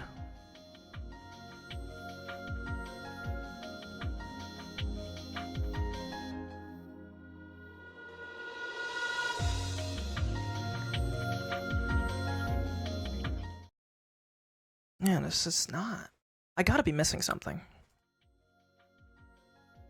We know it's not this, because this decision hasn't happened. We know it's not this, because the plan hasn't been cancelled. We know it's not this, because we're not at the third year yet. We know it's not this, because Queen Carrier help hasn't come. We know it's not this, because neither of these have happened. We know it's not this, because her aunt is not dead yet. We know it's not this, because again, help is not requested. We know it's not this, because none of the prior two are done. It could maybe be this. This is the only other one it could be. Because we did kind of understand so far the kidnapping of the grandson. But I don't think the research is stagnated. I'll try it, because I just need something. Oh my god. I mean, it doesn't really... I get it, I guess, but... That very night, the head of the Furude family, the priest, gathered his wife and Rika together for a family meeting. In Hinamizawa, it was tradition for the three families to gather and discuss the village's issues, so it was hardly unusual for big families like the Sonozaki family and the Kimiyoshi family to have meetings beforehand to sort out opinions among themselves. However, the Furude family had lost its branch families, so there were only 3 of them left. So until that day, they had never had a family meeting at all. What is it? You're being so formal. Is it about the dam construction? The dam was the most important part in the village at the moment. The wife naturally assumed the priest wanted to talk about the dam. For him to gather all of them together like that, it must be a huge decision he had to make. Perhaps he was going to talk about joining the pro-evacuation camp. No, it's not about the dam, but it's about something extremely important which concerns this village, and perhaps all of the ancestors of this village too. The Furude family had served in the priesthood of Oyashiro, the guardian deity of the village, for generations. So for him, the head of the family, to start out that way, it must be something extremely important. Yet he said it wasn't about the dam, so what could he want to talk about? I married into this family, so I want you and Rika, who carry the true blood of the Furude family, to listen very carefully. You two aren't normal human beings. I'm the reincarnation of Oyashiro, right? Rika, you shouldn't say such things. Dear, let's talk about things like that without her. She's heard enough nonsense from the elderly people at the village hall already. What she just said about her being the reincarnation of Oyashiro, that appears to be true. What? It's a rather long story. Please just sit tight and listen to me. The wife had a dumbfounded expression on her face, not knowing what he was going to say, but Rika was completely relaxed, wearing her usual carefree expression. The priest started to talk after his wife calmed down. There's a disease in this village that has been here for many years. It's a special disease which only exists here in this area. Everyone who lives in the village has the disease. Not only the people who live here now, but all the people who ever lived here had the disease. What? But we're all perfectly healthy. I've never heard of a disease exclusive to this village. Calm down. As long as we're here in the village, the disease won't cause any problems. But once you move away from the village, that's when it starts to act out. Do you understand? How can you expect me to understand such a thing? I have no idea what you're talking about. It's the same as the curse of Oyashiro. Rika said it so calmly while her mother became frustrated. That's right. They say that when you leave this village, you're cursed. It's just like that. In other words, the curse of Oyashiro, which our ancestors have feared for generations, is actually a disease that only exists in this village. How could that be possible? We've left the village before. Other villagers too. Some have gone on business trips, and some have even traveled to foreign countries. True, but that's probably because the disease is weakened over a long time, so it was going to disappear eventually. But the business with the dam disrupted that process. Everyone knew that during the dam war, the entire village was aflame with agitation. Such excitement and emotional instability makes the disease stronger. I still don't know what you're trying to say. What we thought was a curse all this time was actually caused by the disease. That's right.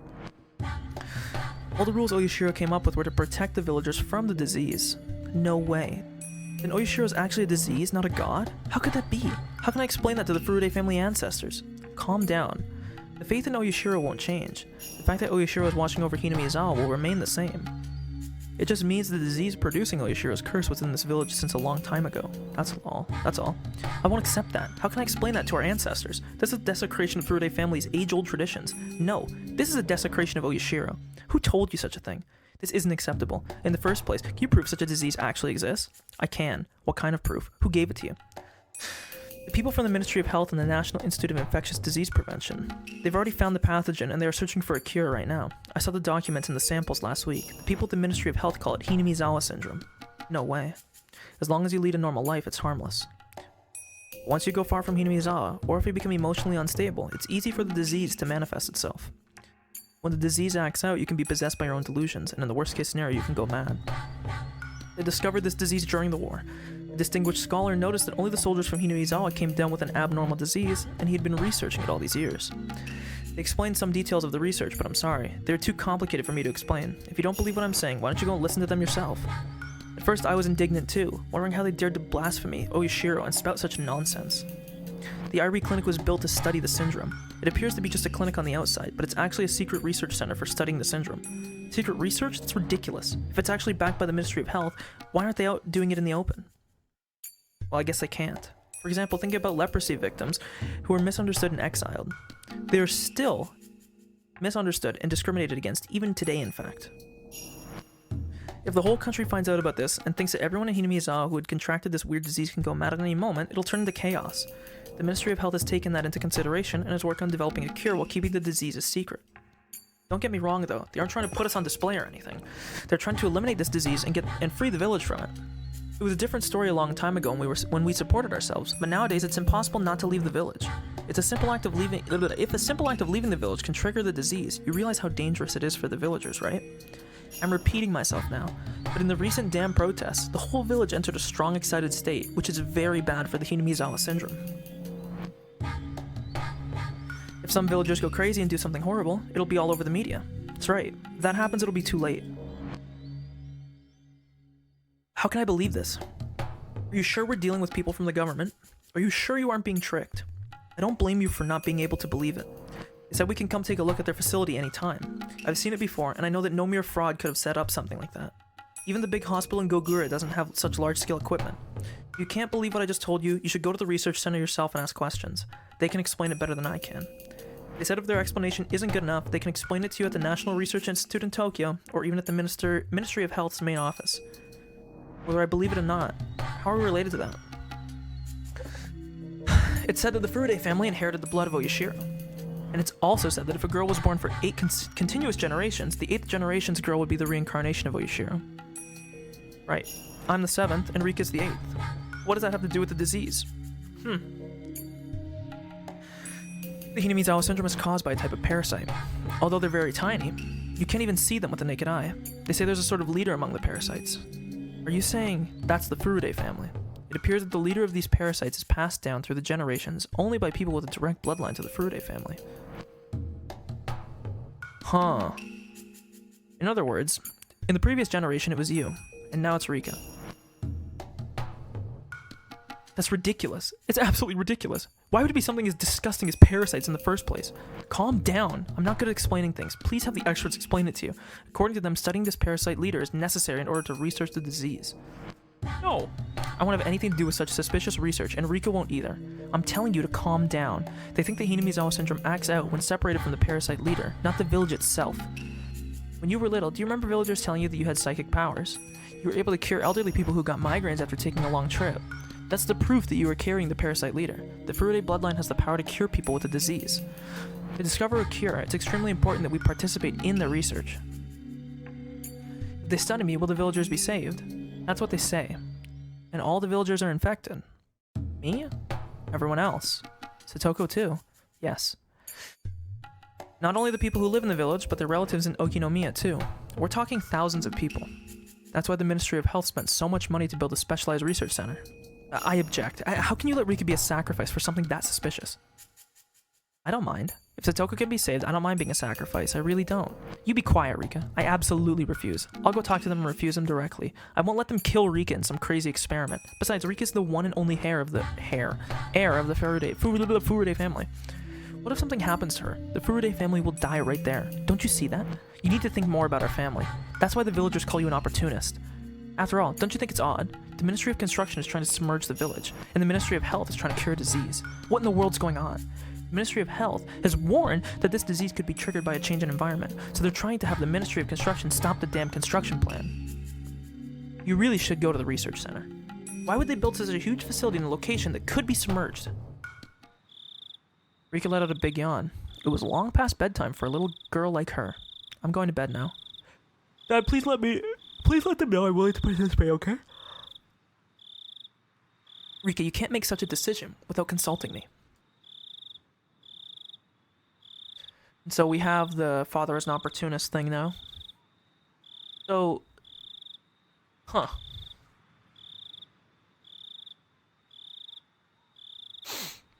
wonder if the mom ended up killing Rika's dad.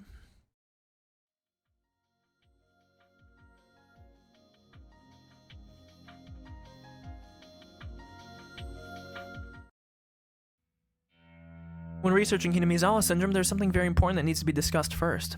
If something happens to the queen carrier, the village will collapse. In his article, my grandfather called it the most dangerous situation. According to my grandfather, if the queen carrier dies, all the infected persons will go terminal within 48 hours. This may sound unbelievable at first, but research on the collapse of past local religions and group suicides around the world should indicate that there's some truth to it.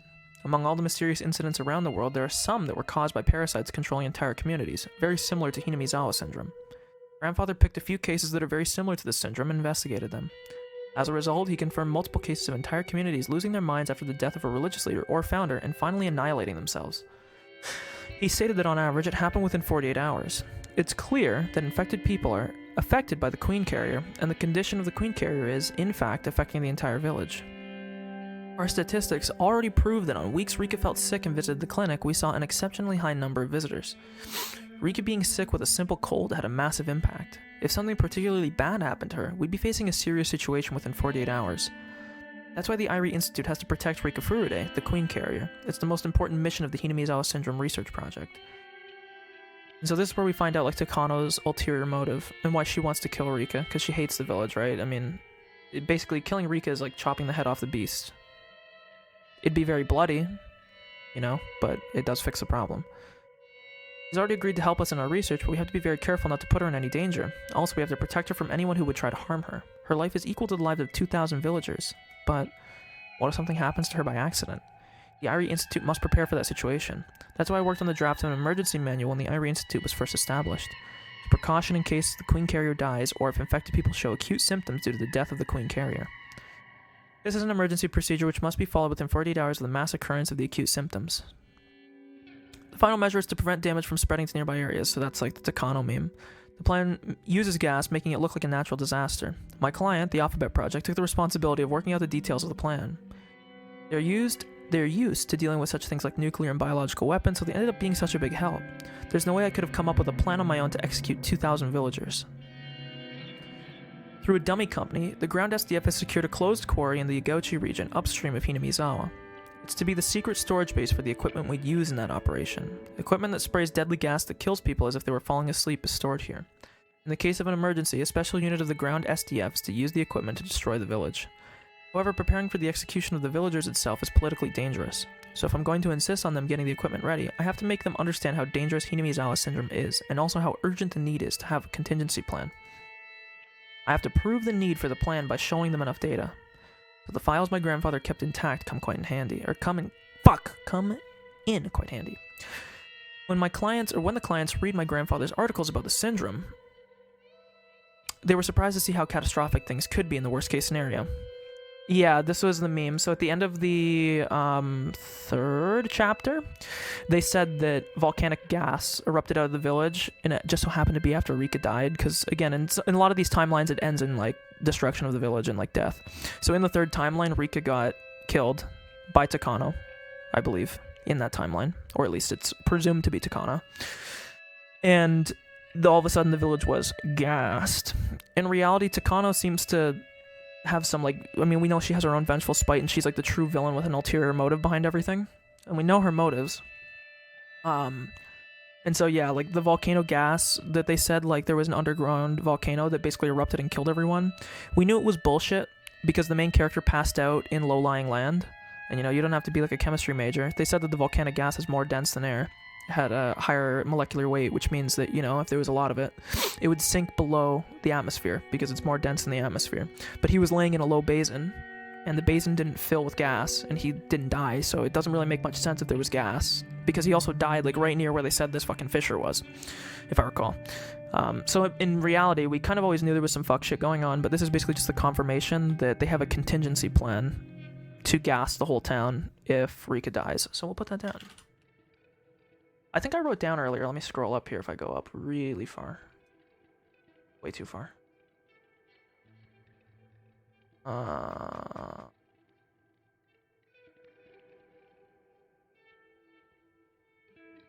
Yeah, so we did kind of realize it was a government soldier thing, because it happened at the end of the last chapter. We saw the plan taking place. Or at least we kind of saw it.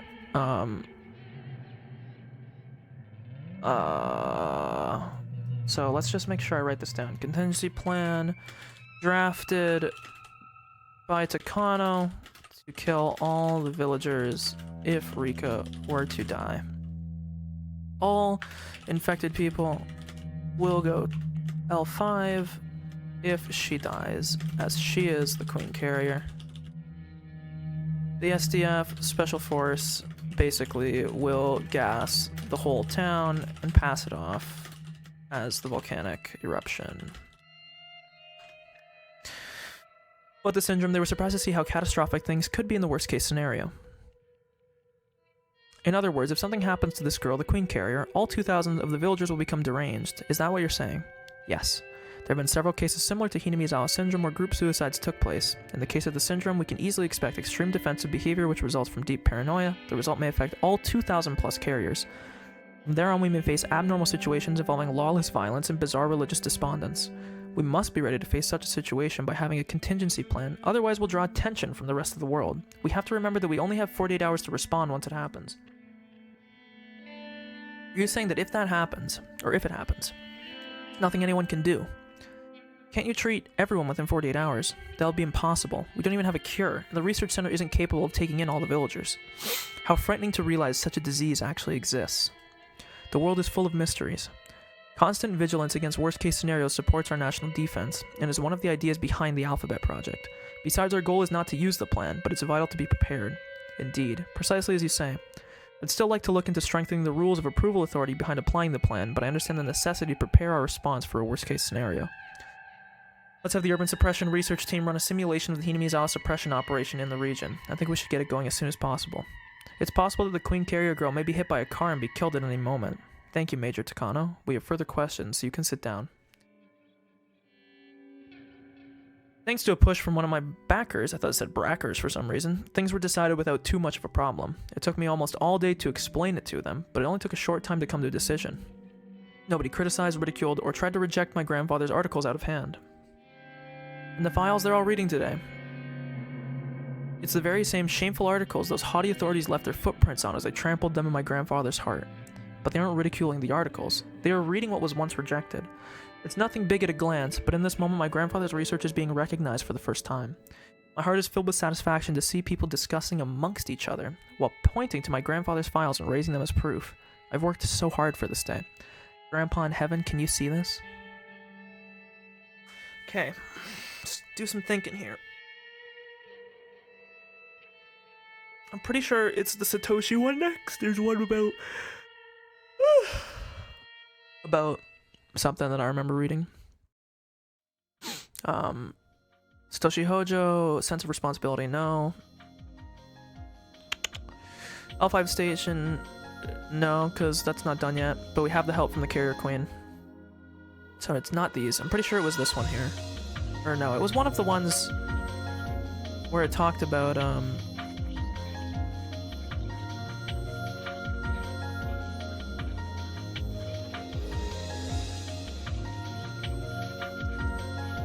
or maybe I'm totally bullshitting.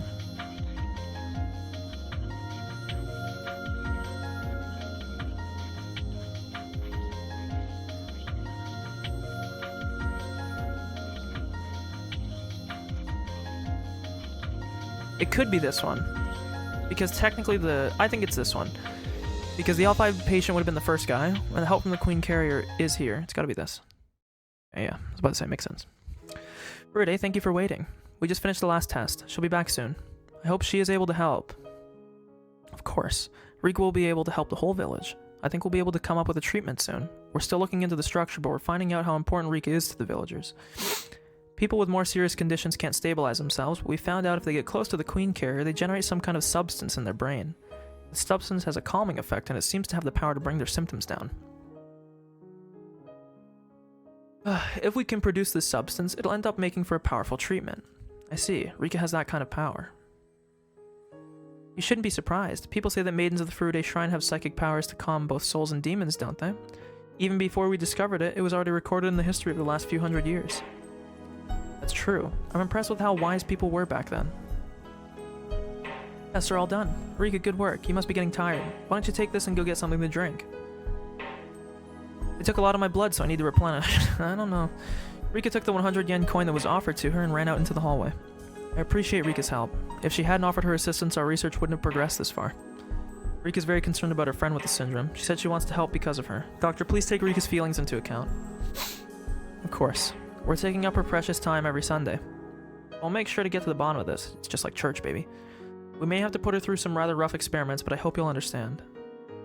We'll never harm her in any way, though. She's such an important person. She's the reincarnation of Oyashiro, after all.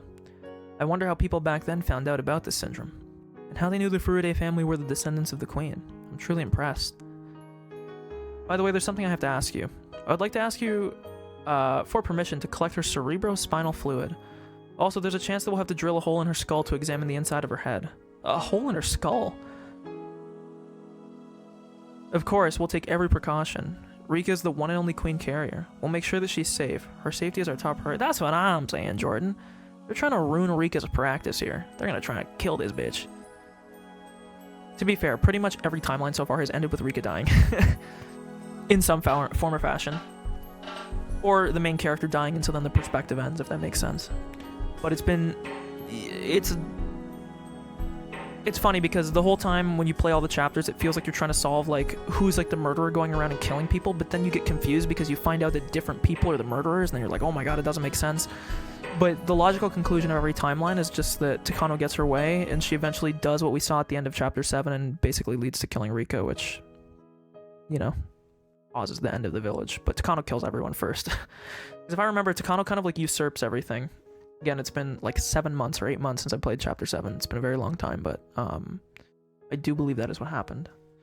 I know Takano, at least if she didn't usurp, we at least saw the gas thing happening.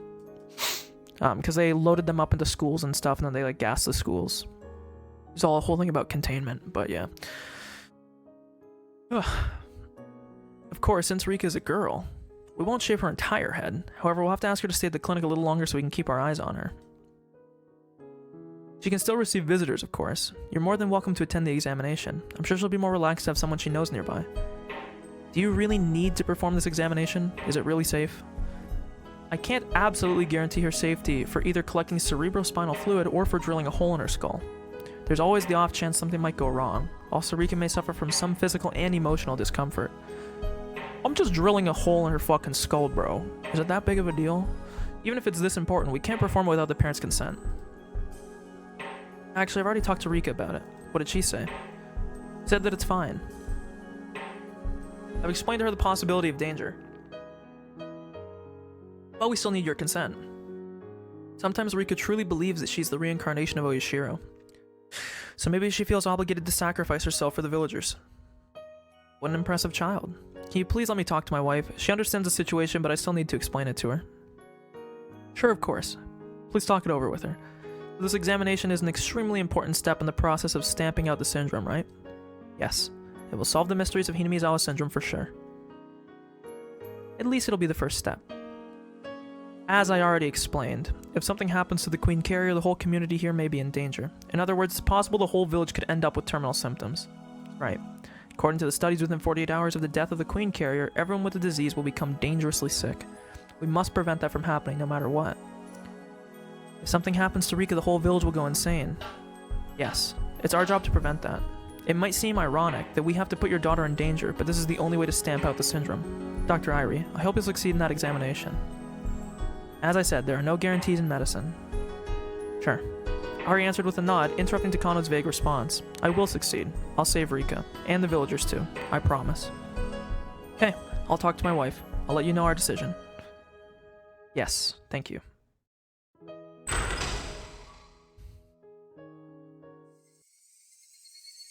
After Rika and her father left, Takano started to laugh. What is it? What's so funny? Oh, nothing. I just thought it was amusing to get permission from both the patient and her parents beforehand.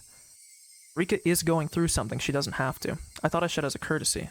I would have gotten consent from the man last year, had he been in a normal condition. Are you being tormented with guilt ever since you started your research here? What do you mean? This type of teasing was normal from Takano, but maybe she had gone a little too far. Irie made it clear how displeased he was to hear that. You can only research Hinamizawa syndrome by using living beings. You feel guilty continuing your work because of that. Those guilty feelings are a necessity. Whether it's a murder or dissection, the fact that you're taking someone's life is the same. We have to accept that and at the same time devote ourselves to our research. It's an extremely impressive theory you have there. Then, Dr. Irie, how many times have you gotten consent before you cut into people's brains? Irie didn't think Takano knew about that. How many brains have you cut up without consent, using your selfish theory that people commit crimes due to mental disorders as your excuse? That's... Common sense changes with time. Back then, doctors didn't need to explain anything or get consent beforehand, so I don't think you have to be concerned about the past. It'd be a problem now, but it was okay back then, so that's fine. I don't understand what she means by back then. They've kind of implied very clearly that Irie is a very young dude. And he's been, like, disgraced because of the field that he was a part of. But if he's a very young dude, do they mean very young by doctor standards, or what? Because this shit don't make sense. He's supposed to be, like, pretty young, yet somehow he's been a doctor for long enough to be disgraced. I don't know, it's just, you know, itching the brain a little bit. To be fair, like, the timeline of dates does match up. Irie would have to be maybe, like, in his 40s, potentially. Because you're probably not going to become a doctor before you're, like, in your 30s at least. Skip all the residency dog shit, too. Like, even just finishing med school, you're probably going to be close to your 30s, or in your 30s. Then at that point, like, the current game is taking place, I think in the current year we're in 80. Because the first is 79, and now it was a year ago, so it's 1980. So then, That would mean that the practice that Irie was in fell out of favor 20 years prior. He would have to be in like his mid-40s at least, because how the fuck could he ever even be in the field for it to be disgraced and for him to be disgraced if he wasn't like at least 40? And then at that point, how could they call him a young guy if he's in his 50s? Riddle me that, Batman. But you feel guilty, and that's why you want to get consent from Rika beforehand, and why you wanted to get it from him, right? It's not true. In the first place, the treatment and dissection are... Listen, boy. What you want is the stamp of forgiveness known as prior consent, right? What you want is some stamp of forgiveness, some deception to fill your heart so you can atone for your past sins. If you regretted what you've done, then you'd never get involved with brains again. Yet you're dragging regrets behind you as you continue to deal with brains, guilty all the while. If you truly acknowledge your actions as sin, then you would have refused to accept the appointment as director. Isn't that right, boy? I don't need to listen to this, excuse me. You must listen. The field of medicine is constantly won in battles against that era's ethics and social values. What is that?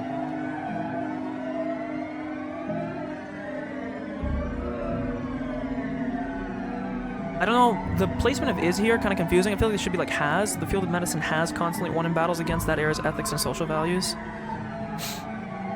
So I don't know, whatever, who cares. When Dr. Takano discovered the existence of the syndrome, the people in power at the time just disregarded their own ignorance and scoffed at his foresight. But he didn't stop researching until he collapsed. He believed that someday he'd be acknowledged, even if it was after he died. He still believed in it. He could do that only because of how strong his conviction was. If it wasn't for that, he would have given up. A strong will is what keeps research going. Only the most determined can achieve a result. But you don't have that. You're a coward who still can't decide if he should be proud or ashamed of his achievements. How can you accept the position of director with such half-hearted determination? You knew from the beginning that this research couldn't be brought to fruition without adding further blood to your already stained hands. I don't know what to say. Maybe I am half-hearted. Then why don't you resign? You still have the obligation to keep things secret, but at least you won't have to feel guilty anymore. You may be my partner, but you're also simply a person who was requested by my client. Now that this research institute is fully developed, you aren't needed. If you don't even have the necessary determination to do a research to begin with, you're an especially useless partner. I'll never quit researching. I'm not afraid of guilt or regret. My conviction is what will take me to the future. Just like Dr. Takano succeeded, I'll succeed alone. It's impressive. However, though, my determination, that's impressive. However, though my determination may not come close to yours, I too have a will, and that's why I'm here. As you said, I already have blood on my hands. After I arrived in Hinamizawa, they got even bloodier, so I can't just run from my responsibilities. I'll probably continue to be tormented by my unatoned sins, but I won't run. I'll get to the bottom of Hinamizawa syndrome. That's the least I can do for all the people who gave their lives for this research, and also for those who will give their lives from now on. Irie wore a determined look on his face. He appeared different, even a moment before, when he was baffled by Takano having brought up those painful memories. For a short while, Irie's eyes displayed a strong will, and then he turned around. We'll probably get consent for Rika's examination, so please start preparing for it. Yes, I understand, Director. They got their consent the following week. Kind of a bad bitch, I tell you, though. Is she fucked in the head? Yeah, but she tells it like it is, and I like that. Maybe I like him crazy. Okay, so we know it's this one now.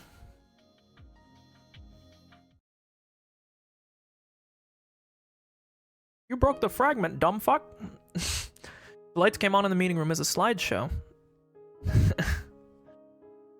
That's what I'm saying. They always say, okay, you know what? I apologize to anyone who doesn't want to hear this, but I'm sorry, it's just the truth. They always say never stick your dick in crazy. They just don't know how good crazy is, and I'll leave it at that. The lights came on in the meeting room as the slideshow ended, and all the auditors began to applaud, praising the Irie Institution's dramatic accomplishments. Wonderful, absolutely wonderful. To be honest with you, I wasn't expecting too much from this Hinamizawa syndrome research. I figured that even if there was progress, it would be 3 steps forward and 2 steps back every decade. Oh my, how impressive it is to achieve so much in such a short period of time.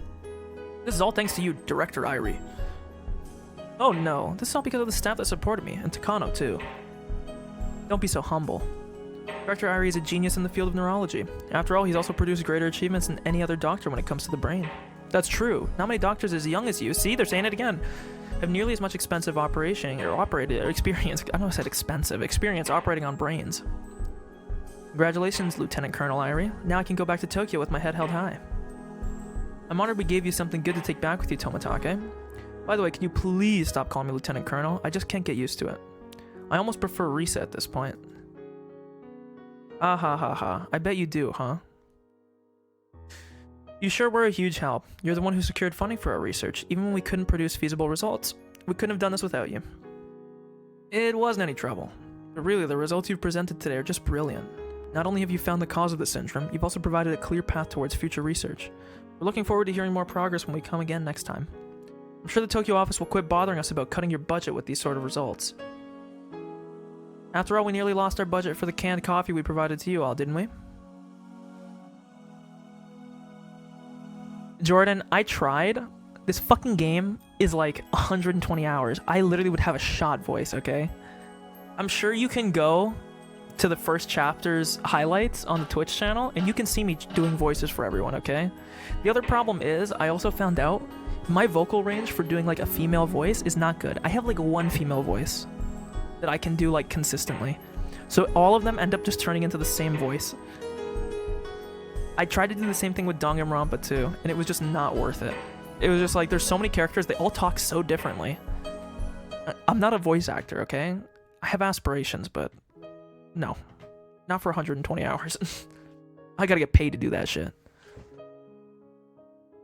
Tomitake, make sure you report our progress to Tokyo well enough that they give us enough funding to hold a party. We've been getting nothing but... No, it's not that voice. That voice is like the... That's like a Valley Girl voice. It's not that voice. We'll be happiest if that carrot comes back in the shape of funding.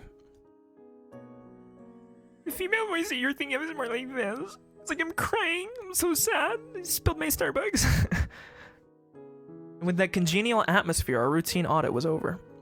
Irie was surrounded and being questioned by National Institute of Infectious Disease workers who had joined the auditors.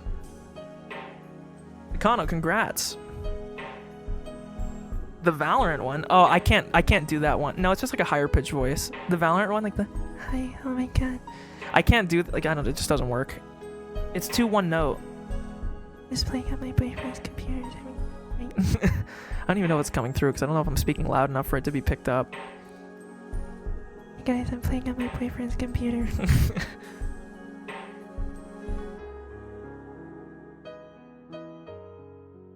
Ugh.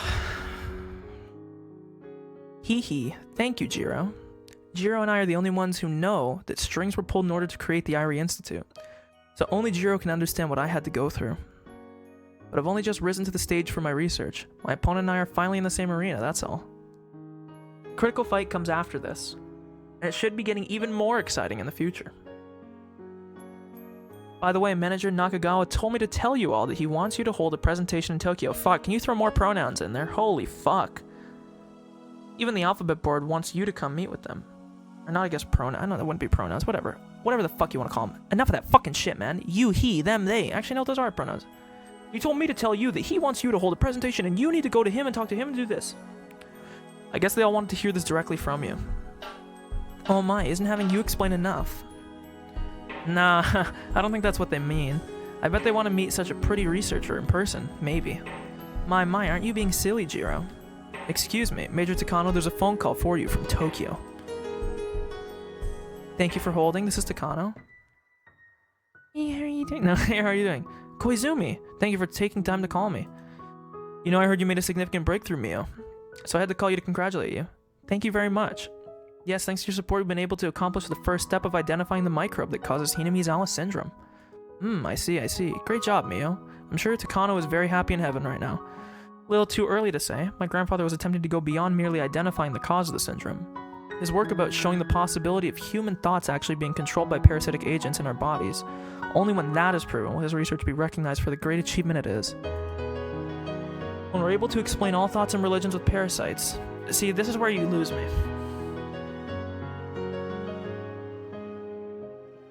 How interesting. I can just imagine how those religious big shots will react once they find out that their leaders are parasites. How interesting.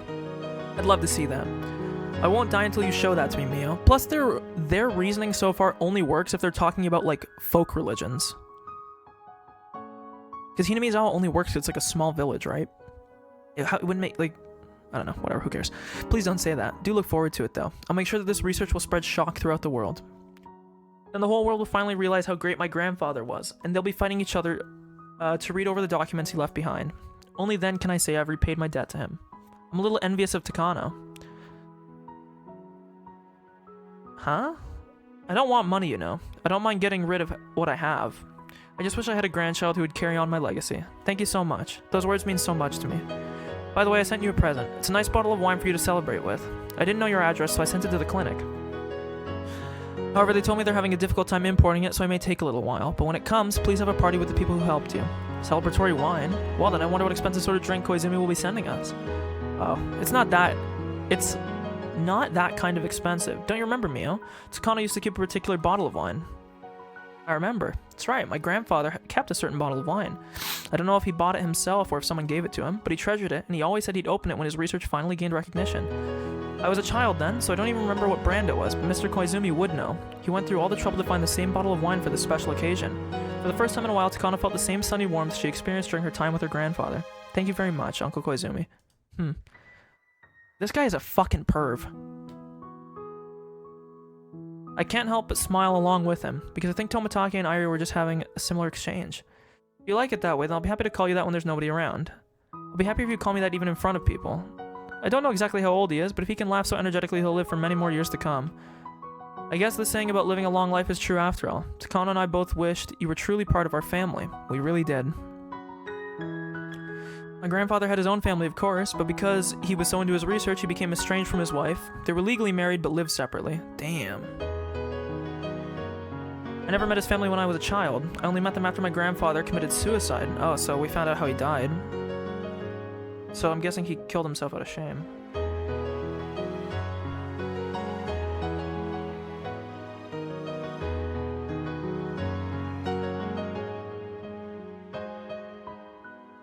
Ow, I did not mean to.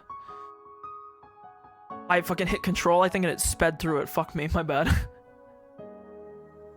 During his latter years, my grandfather went into psychological despair and began to look at his life with cynicism. His condition became worse over time, and he was shocked at his own dementia. He was afraid of living with his consciousness degraded, so he jumped off the rooftop of the hospital. Only my name was in the suicide note. None of his family members were written in it. That's when all his relatives showed up, and everything my grandfather left behind, and took everything he left behind. They were afraid I was going to get his estate. They had lawyers and all that, so I backed down. I asked for everything in his study in return. Those idiots don't understand the value of my grandfather's research. They were actually happy to strike a deal out of court. Then they could also get rid of the piles of paper and jars with human organs in them. Never even showed up once when he was alive, yet like hyenas they appeared after his death. It's usually how it goes, champ. I'd never let them put their hands all over my grandfather's research. Fortunately, I was able to protect my grandfather's soul from their tainted hands. Okay, I'll get going here. If there's anything you need, be sure to call Uncle Koizumi, okay? I'll do anything for my granddaughter. Thank you. I'll work even harder. He died the next day.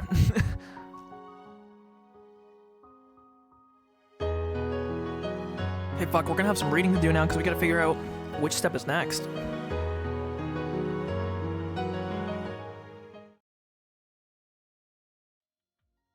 The death of Koizumi, because we don't have the death yet. We don't have that. Nope. Nope. Nope.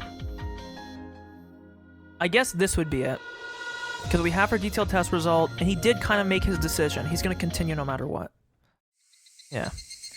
Plans for Satoko's dissection are moving right along. I don't want Satoshi to be sad. I feel pity for Satoko and her harsh circumstances. I'm still struggling with how much I have to sacrifice for the sake of research. Airi. Sorry, what is it, Rika? One of my friends has been in the clinic for a long time. Do you think she has Hinamizawa syndrome? Who told you that? No one, I just thought about it. So what do you think, Airi? Does Satoko have Hinamizawa syndrome? Look, you want to see, you know, Porter, I was cycling through the drawings earlier so you could see them.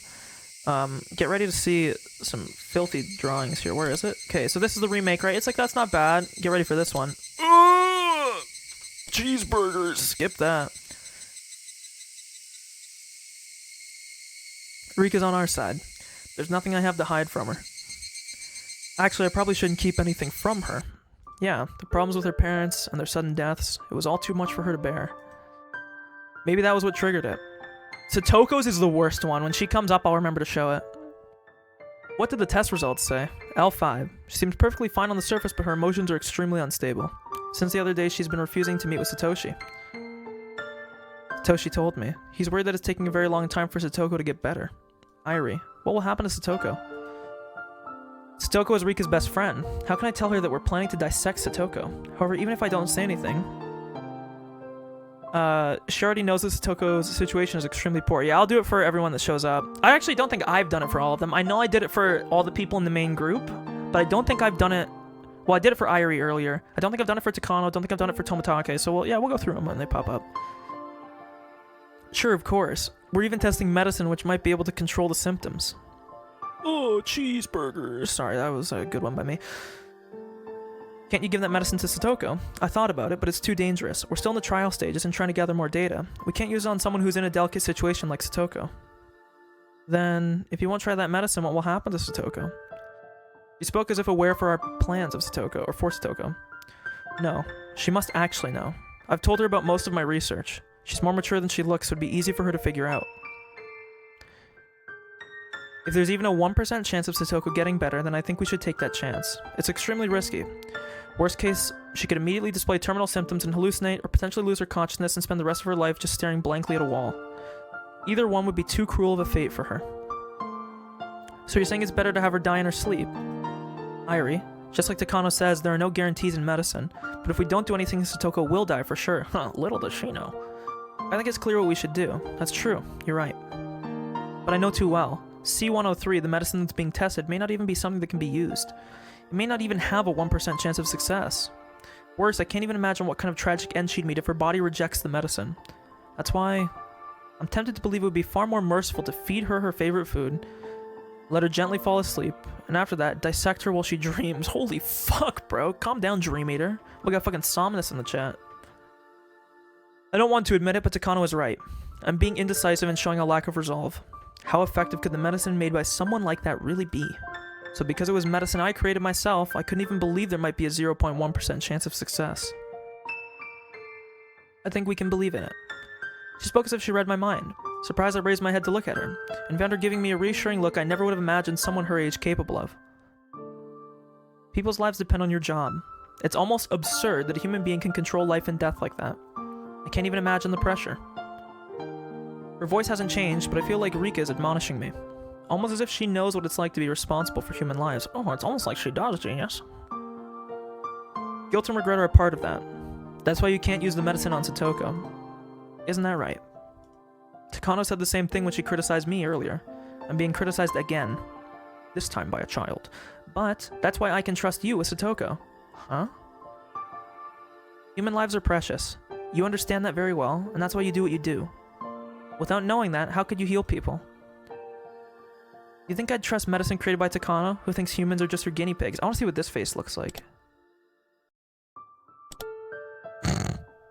Is there any difference in emotion? Because there clearly is here in these two. Wait, one sec. Hee. I shouldn't have laughed, but I couldn't help it. Felt like I should laugh. Oh, there actually is a difference. Wow, cool. If both you and Takano each produce different medicine, I think yours would be the one to cure her. Because your medicine came from your heart. Your will to heal people is what cures them. You're absolutely right. I can't believe you're admonishing me about medicine. I let you use my body. Okay, don't say it like that. Fuck.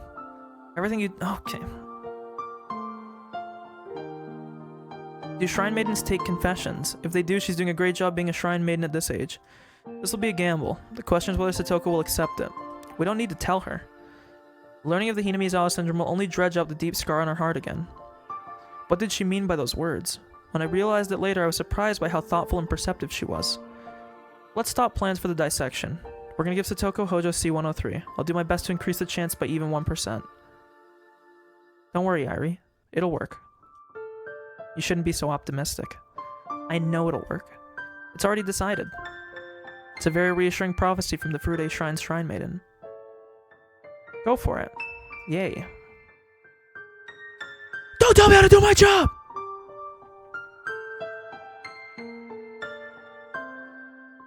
There There hasn't really been anything to add yet, because most of this is stuff that we already know. Like, we know the result of most of this stuff. We know Satoko was under treatment because it happened in the prior chapters and stuff. There's not really much to add here. We're not really learning a whole lot.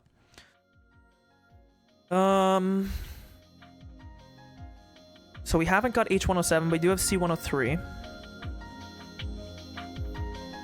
It could be this one now, because we've definitely got the affirmative that he's not allowed to visit her. That's C117. Koizumi isn't dead yet. He doesn't have a part-time job. This one could actually be, because the shopping trip did happen. I don't know. It's none of these, I don't think. Because the Furude family isn't dead. These are all related to Rina. Keiichi's not here yet, because all the stuff with Rina has to happen first. Let's try this one. It might not be, though. Oh, no, it is. Okay, I thought so. The gathering place inside of the Furude Shrine is in fact the headquarters of the Onigafuchi Guardians. Normally a shrine could be a calm and quiet place, but there are anti-dam signs everywhere, making it very obvious what this location has become. There are over 30 members of the Guardians here at the moment, and they are having a heated conversation about their plans for the future. Although this meeting place is on the Furude family property, it's a community facility, so it closes at 9 p.m. Of course, sometimes the discussion gets so heated that it goes on past closing time, but meetings are supposed to end by 9. If a discussion ends early, they usually chit-chat until that time. That's what usually happens. Of course, they mostly talk about the dam even when they chit-chat. They talk about someone's mistreatment at the government office, or someone getting arrested unjustly, or complain that people at the dam construction site are too violent. Since it's idle chatter, these topics are slightly emotional, and because of that, there was a good deal of bad-mouthing the Hojos. Then she threw the circulation notes away. Can you believe that? That woman's crazy. That bitch crazy. Just the other day, she got into a huge argument with Makino's grandmother at the trash pickup. You know, the husband is rude too. He's so irrational. Did you see him at the explanatory meeting? That was bad, huh? Can't believe they're still here. I wish they'd just leave. He said something about money. He has absolutely no shame. No. If you talk about being irrational, his wife is the same or even worse. It must be hereditary. I see their daughter shopping quite often, so I used to say hello to her, but she never replied. Can you believe that? So I got tired of it, and I don't say anything to her anymore. Hey, their son always looks so depressed, doesn't he? By now, the Hojo family has become the enemy of the whole village. Bad-mouthing the Hojo family was the greatest shared topic that anyone could easily contribute to. If he had known how powerful the three families were, especially the Sonozaki family, and if he had known Orio's character, he wouldn't have said the things he did. The Hojo couple are residents here. Though they were never very enthusiastic about council activities, they should have known what kind of person Oreo is. He could have imagined just what would have happened to him if he talked to her like that, or talked that way. Yet he let his anger take over and voiced his unpleasant feelings. So most people think the Hojo family brought their isolation upon themselves. Man, fuck that bitch. They wanted to negotiate with the government. Oreo's literally a dumb old cunt, okay? Fuck her. Apologize for the language. They should have done so privately. Yet he was foolish enough to express himself at a public gathering like that. So not too many sympathize with the Hojo family. Ever since the big fight at the explanatory meeting, I don't know why I keep saying explanatory like that, but I guess so, the Sonozaki family has looked at the Hojo family as their enemy and started to go after them. That caused the other pro-dam families to go quiet, fearing they'd be made into scapegoats too, and those who wanted to leave were bitterly forced to give up. Even those people started criticizing the Hojo couple, saying they could have gotten their compensation to leave if the two hadn't picked that reckless fight. Both the anti-dam and pro-dam people hate the Hojos now, and the family has become even more isolated. Moreover, the Hojos are both very aggressive. They should have stayed quiet at least until things settled down, but they didn't. That alienated the handful of people who took pity on them as well, so now nobody even says anything to them. All of that was immediately obvious by listening to the foul talk here, there, and at the gathering place. My game just crashed. And I haven't saved in a very long time.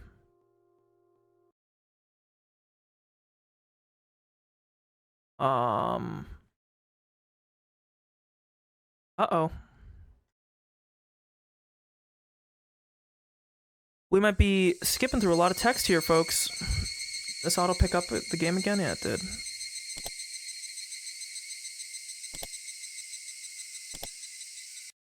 Please tell me it autosaves. Oh. Fuck me. Okay. It's fine. Controlling through these shouldn't take long. So how's your guys' day going? We can just talk here. We can just chat.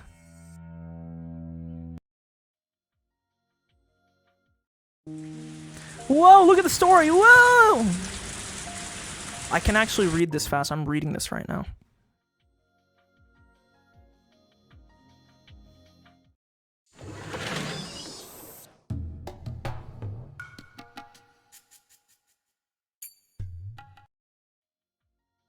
Oh, fuck, you're right, Jordan.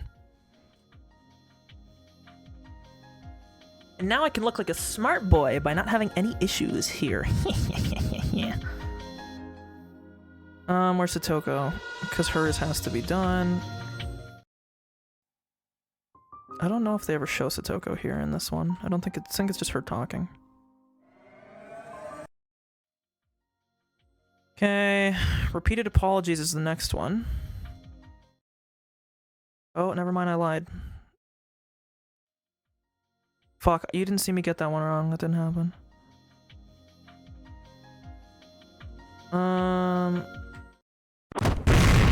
Boom. Oh wait, Hanyu. You can see Hanyu. Wait. Aww.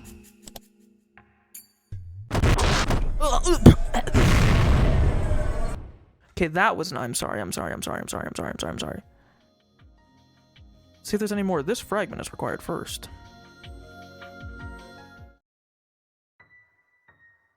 Whee! Oh wait, fuck! Oh wait, now Satoko shows up here. Get ready, because I remember Satoko's is like the worst one.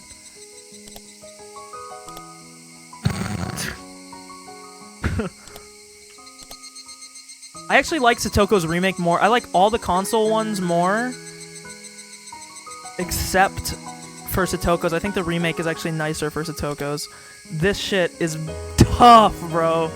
Her hair looks so out of place. Okay, my girl Mion. I don't know if they ever show a picture of her in this one.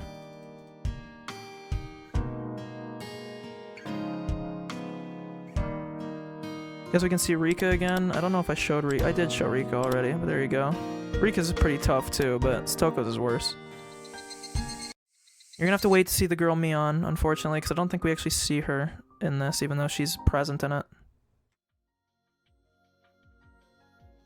I actually don't think I've ever looked at Satoshi's either, but I don't know if he gets shown here either. You can see her ugly ass face in the fucking other ones here too.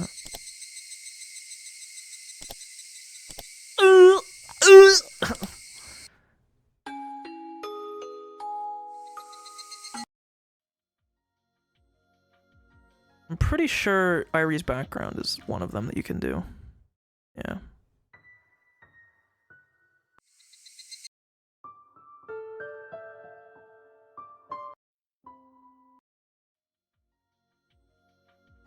Okay, let's see what else. The research, the apologies, the repeated apologies one should be now.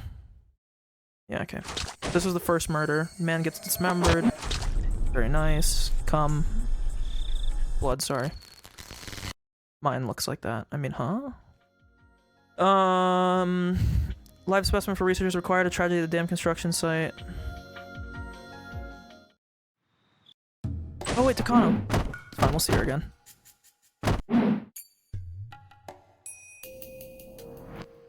Wait till her mouth stops moving. I do like Takano's remake a lot too. Ooh, Takano's is pretty tough too. Nice of them to just draw the boobies hanging over the arm on that one. I mean, I know they are here too, but it's a little bit more tasteful. This one's just kind of very obvious. I actually like the remake of Takano's a lot too. Hello, boys. I'm your nurse. I actually really like the remake for Takano's as well. She looks a lot more, like, sinister. Not that she doesn't look sinister here, but she looks... I don't know, she looks more personable here. In the remake, she does kind of look a little bit evil. But I kind of like that. I already said it like I'm crazy. The remake, yeah, I don't know, man. Like what you see, boys.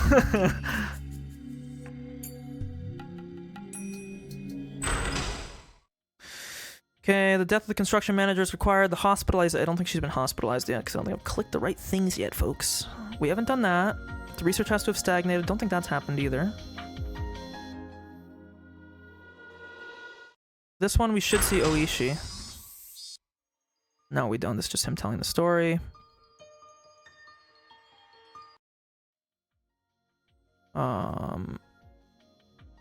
Shinto priest contacting the Irie Institute. No, because it has to be conflict. The self-introduction of Satoko. This one. Oh, Satoshi. Here we go. His remake's fine too. I don't know why it's giving me big Gilgamesh vibes. Oh my god!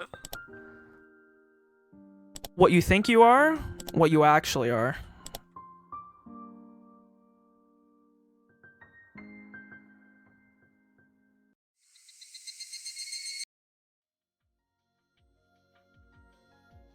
Rock candy is a treat. I don't know if she's had her detailed test result yet.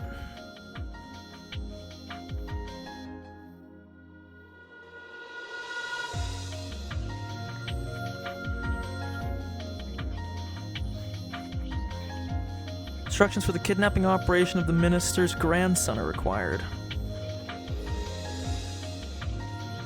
I don't know if Satoko's got her detailed test results yet. Maybe, we'll try it. I guess it did. Oh wait, this will be all three of them. This will be a good one. Oh my lord!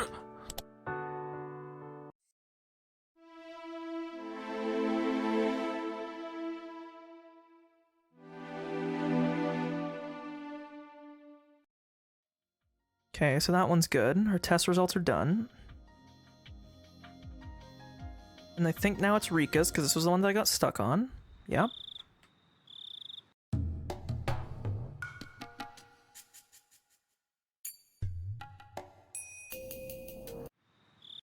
Okay. Now real quick.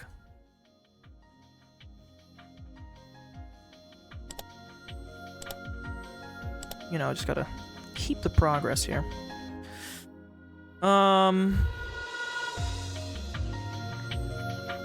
This one is next. This one we already did. This one he lies to Satoshi about the result. Up. I believe this one is next. This is the one we were just on. I just want to make sure. Because Rika, and the one with parents, which I believe was this one. This is the cerebrospinal fluid meme. Oh wait, I'm trolling. I do not like Irie's remake. Oh my lord, his is bad.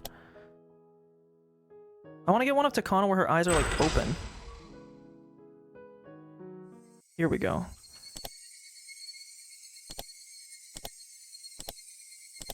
Oh my god, wait, she started talking and she teleported back to her old form. Just wait a second.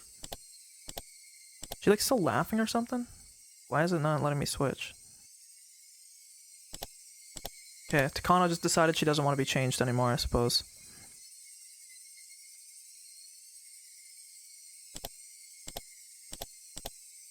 Wait, this is the plan. We do this. Oh my god, the remake Takano. She bad and she knows it. Listen, boy. Oh my god, go away, stop.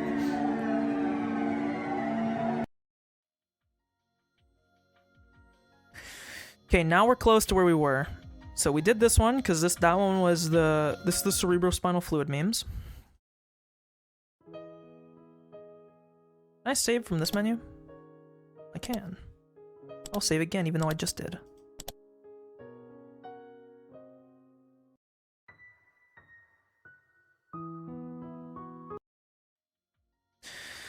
Okay. Now we can go to the one that we were doing, which was this one. Skip to the part where we're at.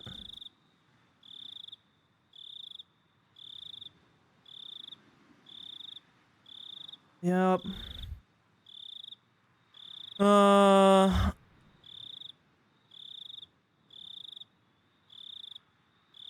Yep. We already caught that.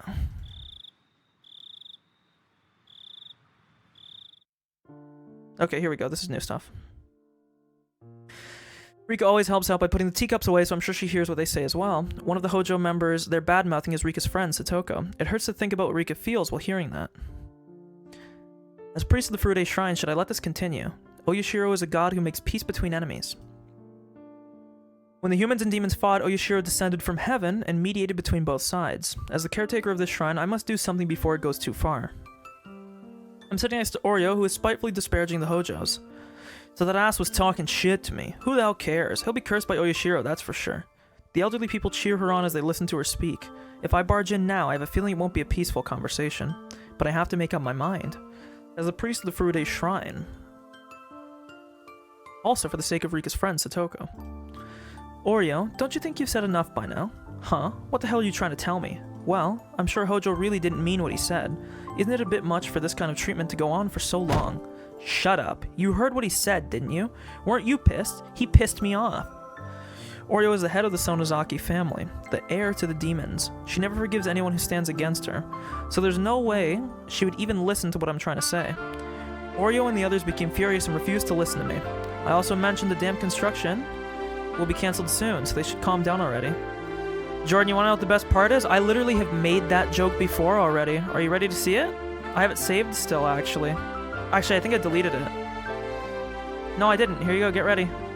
I gotta drag it above the game capture. I made this joke well before.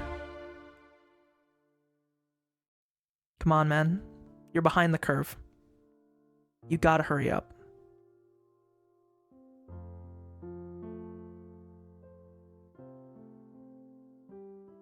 I also mentioned the dam construction plan will be cancelled soon, so they should calm down already. I said that because the staff at the Irie Clinic told me the government is putting some kind of pressure on the Ministry of Construction. But thinking that I'm being an opportunist, soon criticism of me will begin to circulate the room. After that, I realized I've become branded as a fence-sitter. Boogie! If the demons are willing to listen, there's a chance to make peace. But how can I make peace with people who refuse to listen? I destroyed their mood, so I just had to give up and shut my mouth. And I felt a little hand on my back. You're a fucking pussy, Dad. Rika, it's getting late. Why don't you go home? No matter how hard we try, we can't reach them. Rika looked into the distance while she spoke. The evil of this corrupted village is probably beyond the means of those of us living in that muck. But I won't lose hope. Surely someone who will destroy this stagnation will arrive. Very soon, I know. Her eyes shone as if seeing a future that only the maiden of the Furude Shrine could see. Wow, very cool. This is actually me playing the piano. I'm also playing that, like automaton or whatever that is.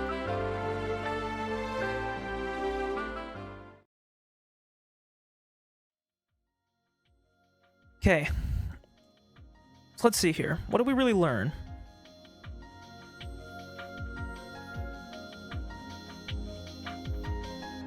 Well, we saw this one, so we can skip this one. Let me save real quick. We saw this one. This was Rika convincing him to go get rid of the dissection. Talking about how much Takano is not actually a good person. The discontinuation of her dissection plan is required. His motive to become a doctor is required.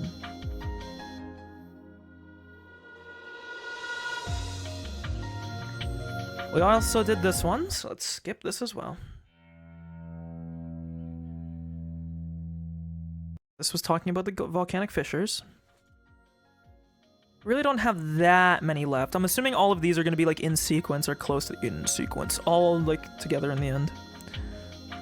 C103 and H107. This is H170.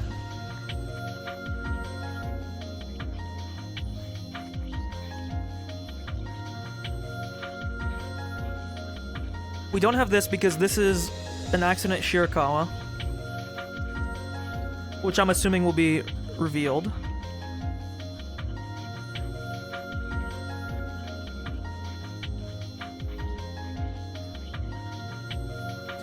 Rika's mother is suspicious, and he is being marked...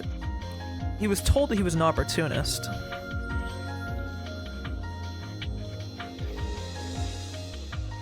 I don't know if we have his motive.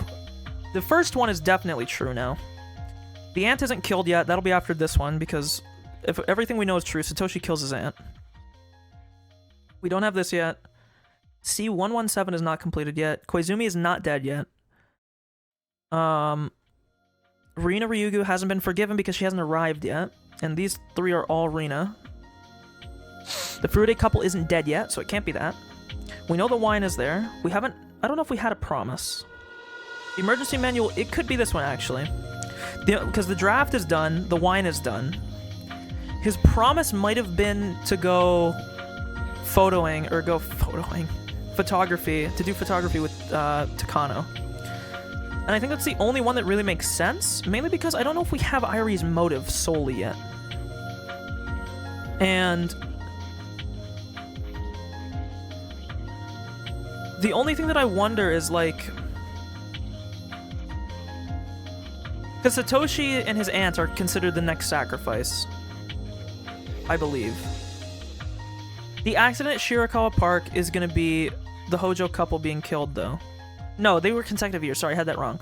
This one is going to be soon, because my understanding is, or my current belief is that I think Satoko may have killed her parents because she was there with them. And I think this is going to be the truth of it. And so that's why you're going to get the truth about the accident and the result of the research. So I think these two are kind of linked together. I do think it's this one. I'm going to go for a shot on it. It was not this one. Fuck you for telling me it was this one. Who said it was this one? You're getting fucking banned. Doesn't have a part-time job yet. He hasn't talked about the footsteps following him yet. It's not a red capsule. It could be this one. This is the other one it could be. It's not that one. It could have been it, but it wasn't. Because we don't have the mother's suspicion, I don't think. Third year's Curse of Oyashiro is required. I'll try this one too. It could also be this one. Okay, it was this one. So I guess we did have his motive in the dissection plan, obviously. I should have realized that, but... Drink real quick. You know, it's almost been 9 hours. And surprisingly, I'm not tired. But my plan, to let everyone know, hopefully to get through all these fragments, then I'm guessing the rest will just be like the path of the game playing itself out. And then yeah, it really hasn't for me either. It's actually my biggest criticism, and I think one of the reasons why I was a little bit strayed from coming back to this game was that the previous what do you call it? The previous chapter was the slowest one in the whole game, and it was a real drag for the middle part. It was really hard to get into it. I've actually really enjoyed this today so far. I like because I'm finally getting answers, so it's like, you know, I don't feel like I'm like, oh my god, like, get it going, because I'm constantly getting answers to stuff. But I want to get through all the fragments. I'm not really tired at all, so I think I should be able to get through all of them, which I'm assuming will take probably a handful more hours. I don't know how many more. But then I will stop, and I'm guessing that the game will just... complete the game in the next stream. I'll just do a long stream and be done with it. Then we can talk about it after, which will be the most exciting part. C103's implementation on the is going well so far. It would make any different. Okay. Did the text speed get lowered again? I don't know, but put it up. Feels so slow. However, Airi's extraordinary focus and attention to the experiment has avoided Satoko Hojo hallucinating or turning into a vegetable. That's a nice way to put it. And surprisingly, we see prospects of her returning to normal life despite reaching L5. C103 still has many issues, but this experiment proved that even a person who has reached L5 can be cured. I didn't believe it at first, but I guess I have to acknowledge Airi's hard work. So this is like the first notable thing to put down. We know Satoko was being cured.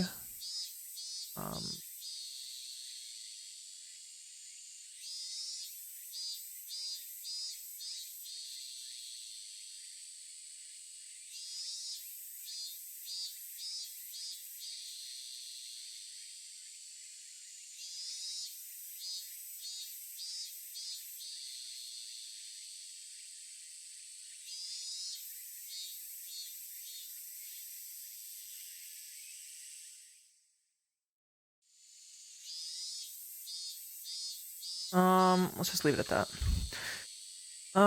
Only Airi could have done this. He was tormented by naive humanism and didn't want to make mistakes, and that is why he felt obligated to cure Satoko.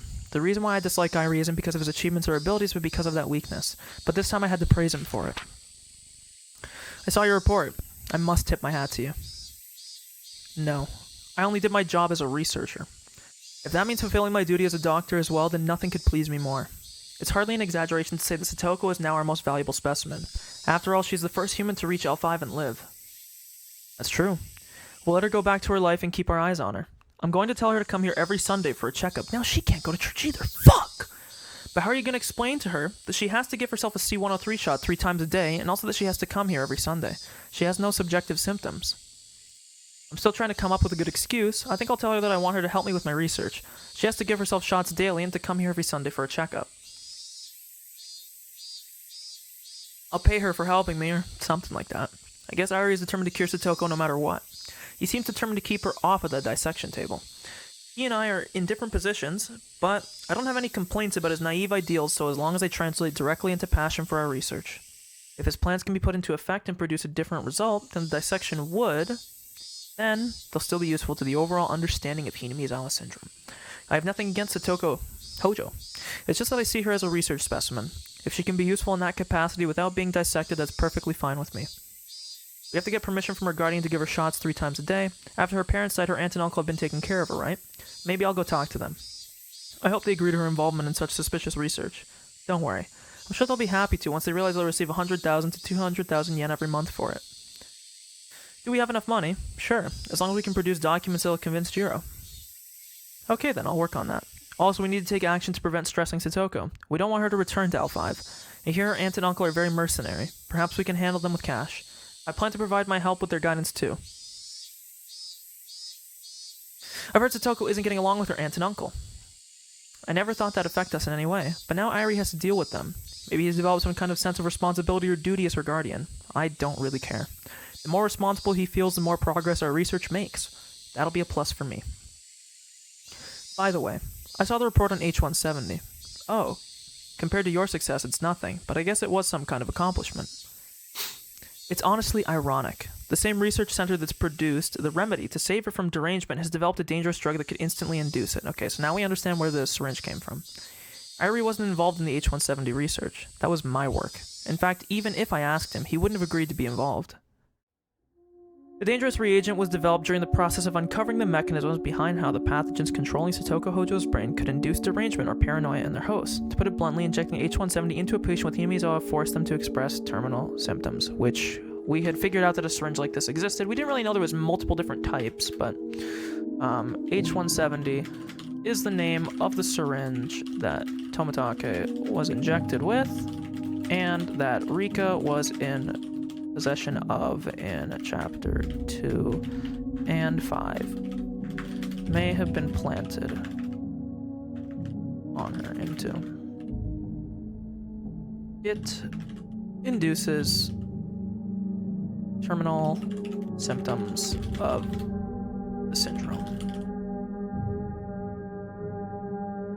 It threw the brain into a simulated state of agitation, intentionally forcing the pathogen to grow unstable. If we continue researching this, it will be possible to drive anyone with Hinamizawa syndrome violently insane at any time. Studying the mechanism behind that will help to solve the syndrome's mysteries. So, this study on H170 will be extremely important for future research. Also, this medicine has military applications as the client requested. At this point, there's absolutely no use for it, but once our research progresses a bit further, this H170 could be spread at the right moment to cause a certain type of reaction. Compared to a killer virus, it seems like a useless pathogen, but there's no way to detect it in a dead body, and it makes it look as though a person just went insane spontaneously, so it must have some useful applications. The only thing is, though, it only works on... Does it only work on people who have it? Actually, no, I don't think it does. So never mind. The Marco Polo Bridge incident threatened to end research on Hinamizawa syndrome before. A historically important incident like that couldn't have been created by a killer virus, but it's possible with Hinamizawa syndrome. The Elders of the Alphabet Project, the sponsor for our research, can think whatever they want about that. I don't care how they use what I've learned. My purpose is to solve the mysteries of Hinamizawa syndrome and to make people realize how important the research is. Also, to make people acknowledge my grandfather's accomplishments and achievements. Any military applications were just byproducts of the process that I didn't care about. Clients will appreciate your accomplishment. Maybe our budget will increase for next term. Passion alone can't keep research going. We need money. We must thank the sponsor for giving us so much funding, for this much money to come from public expenses. Maybe Japan is richer than I thought. They're public expenses, but they're expenses that can't be made public. Good wordplay. Irie has no idea what I had to go through to get that money. Anyway, our research is going extremely well. We don't know what we'll find out about Hinamizawa syndrome, but I'm sure every mystery will eventually be solved. I can hardly wait. What the syndrome indicates is that humans are simply empty containers, and what we believe to be our will is simply the actions of parasites that live in our brains. In this case. If that mystery was solved, it would have a greater impact than anything else in history. That is a truth which nobody wants to believe. This is an achievement my grandfather predicted back during his time. My understanding of her thing is that she's saying basically that parasites control everyone because every local area would have developed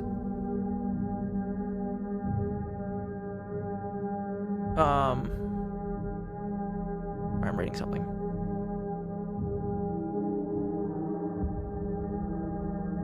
Sorry, I was reading something here.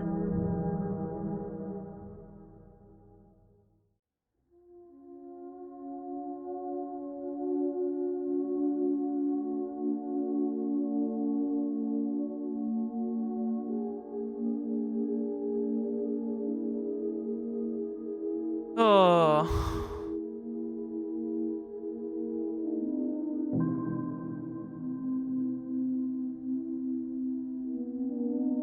I'm just reading something on my side monitor.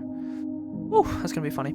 But my understanding of her theory is that she's basically gonna say that we're all controlled by parasites because basically it'd be like oh fuck, what is the term for it in evolution?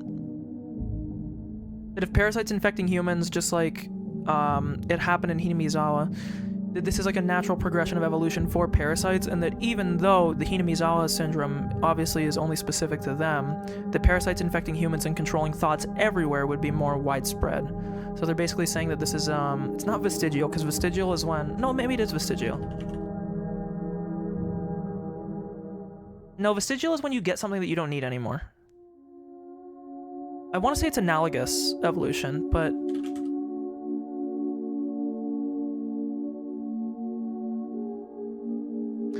it's not really the same thing. Sorry, convergent evolution, that's what it is. Because analogous is when they have similar functions but different origins. And convergent is when things develop in the same way because of similar environments. And so basically, I know that technically their research is only very specific on Hinamizawa if you're talking about like the in-game thing. However, like the idea behind it could be applied to anywhere. I just don't understand, like, I mean, until you have proof that that's happening everywhere else, like, yeah, you have proof it's happening in this town, but you don't have proof it's happening everywhere else. Like, what the syndrome indicates is that humans are simply empty containers, and what we believe to be our will is simply the actions of parasites that live in our brain. Well, this isn't true, because there must have been some time before the parasites infected our brain that we were able to do what we wanted to do, unless we're going to go down some route and we're going to say that the parasites are like the spawn of our consciousness or something, which then this is going to go even crazier, where it's going to be like, damn, are we going to remove the parasite and see if consciousness goes away, blah, blah. We don't need to get into that shit. But furthermore, like, you only prove this for one area. I'm guessing she's saying that there's going to be some level of convergence that happens everywhere, that it's been proven in this case, and it would mean that this also happens everywhere else. But it does seem like there's a lot of like holes that would take a lot more to fill, but I guess that's what the research for. I know now. I know the reason why my grandfather was so fascinated by his work. Well, I'm glad you found out. Crazy, crazy girl.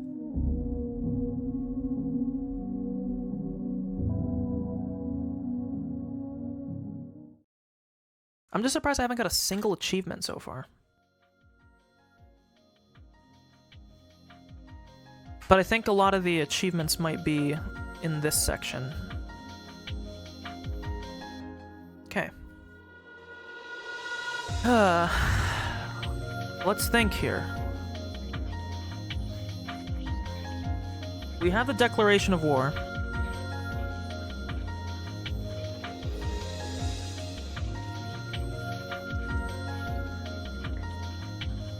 I don't think we have it for this.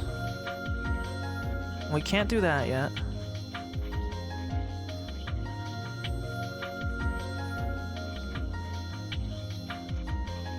It's none of these, because these three are arena.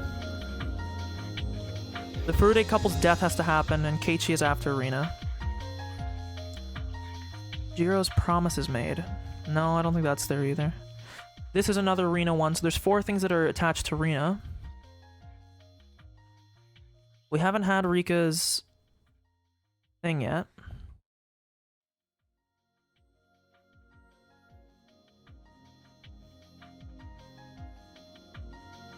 It literally can't be that one. It's not this because we haven't learned anything about Rika's mother yet. Or since, I should say.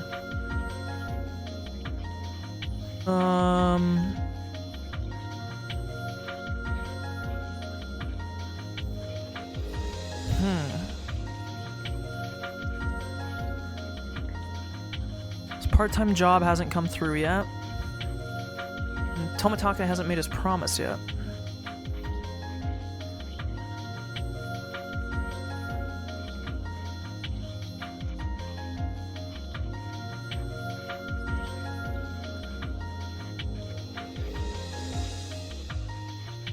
Well, it's gonna have to be like either this, because it could be this one. Where's this? It could be this one if I have my order wrong. I just don't think I do. Because if I recall,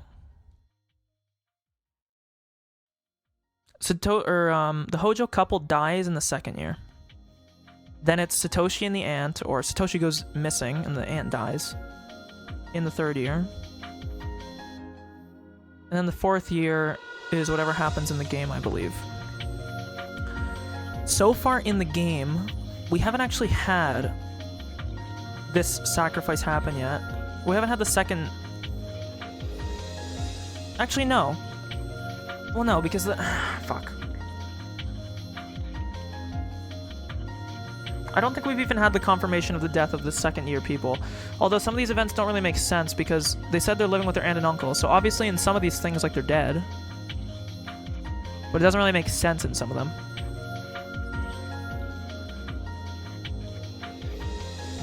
Distrust of the mother of a queen. Enrica is considered the queen. Distrust from the mother, so this one is going to have to come first before this. It's one of these two, I think. I don't think it's this one.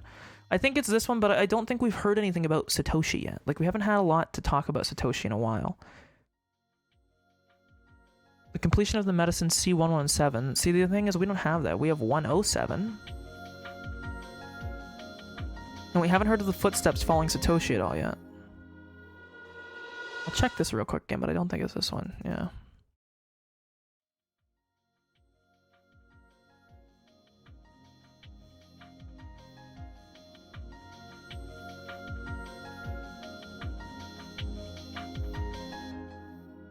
Yeah. Because see, these are all the chapters. Because this is the current chapter. This was the first chapter. This was the second. I believe this was the third. I think this was the fifth. Because the second and fifth are tied to each other. This is the second, this is the fifth. Because this is going to be revolving Mion and Shion. Sumihoro Boshi, I think, is actually the sixth one. Because 1 and 6 are somewhat related. So, like, yeah, these ones are definitely 7 fragments, because this is going to be the end. And sorry, this is chapter 4, not,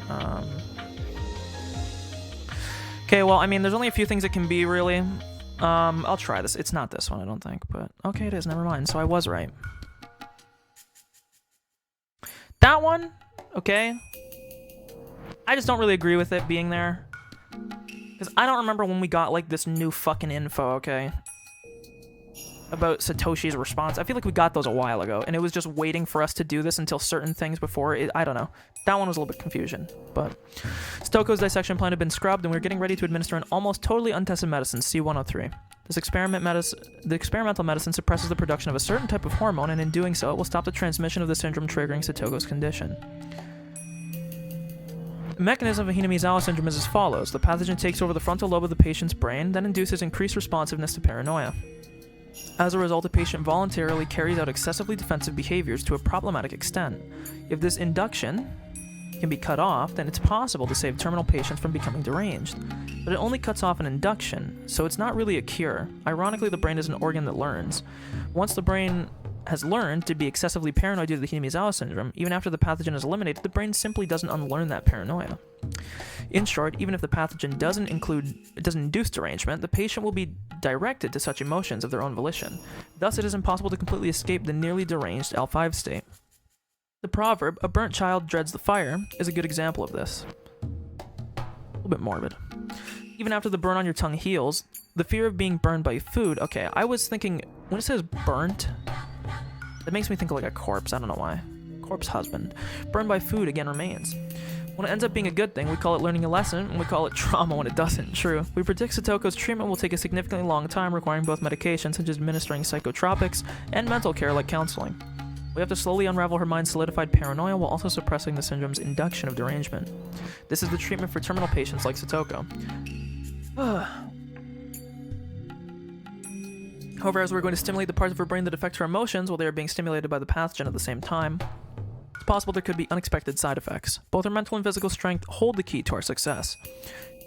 We're going to begin the experiment once she regains her emotional stability and physical strength, but, someone who threatens to disturb her emotional stability has been coming here every day. Oishi, the sly old detective from the Okinomiya Police Department. He thinks everything from the dam protest to the dismemberment murder of the construction manager is an organized effort secretly conducted by the three families of the village. He even thinks the accident involving Satoko's parents wasn't an accident. That's why he keeps coming back so he can talk to Satoko. I want pizza really bad. No matter how many times you come, I won't let you see her. She's still crippled by the shock of her parents' deaths. Can't you understand what she's been going through? Now we can see what Oishi looks like. I understand. I only need a few minutes with her. Really. He actually does understand, because he was talking about his dad. Hello, I'm Oishi. Hey, I'm Oishi. Ugh. Cheeseburgers. I'm gonna piss my pants, actually. I'll be right back. You know what? Look at that. Enjoy it. I'll be right back.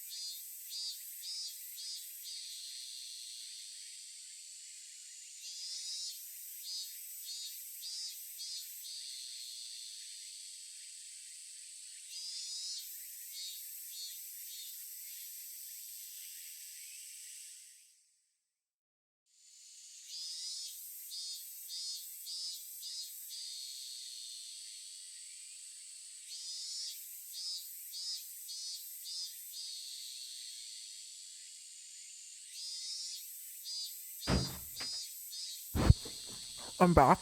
I got a banana. After I went pee. Oh fuck, it won't let me switch back. Just kidding. I hit the wrong button. Want me to get a warrant? I will, but that's pretty serious, you know?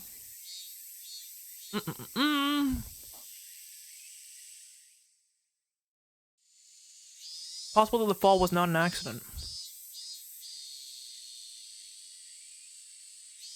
What's also not an accident is me making everybody wait till I'm done eating this banana.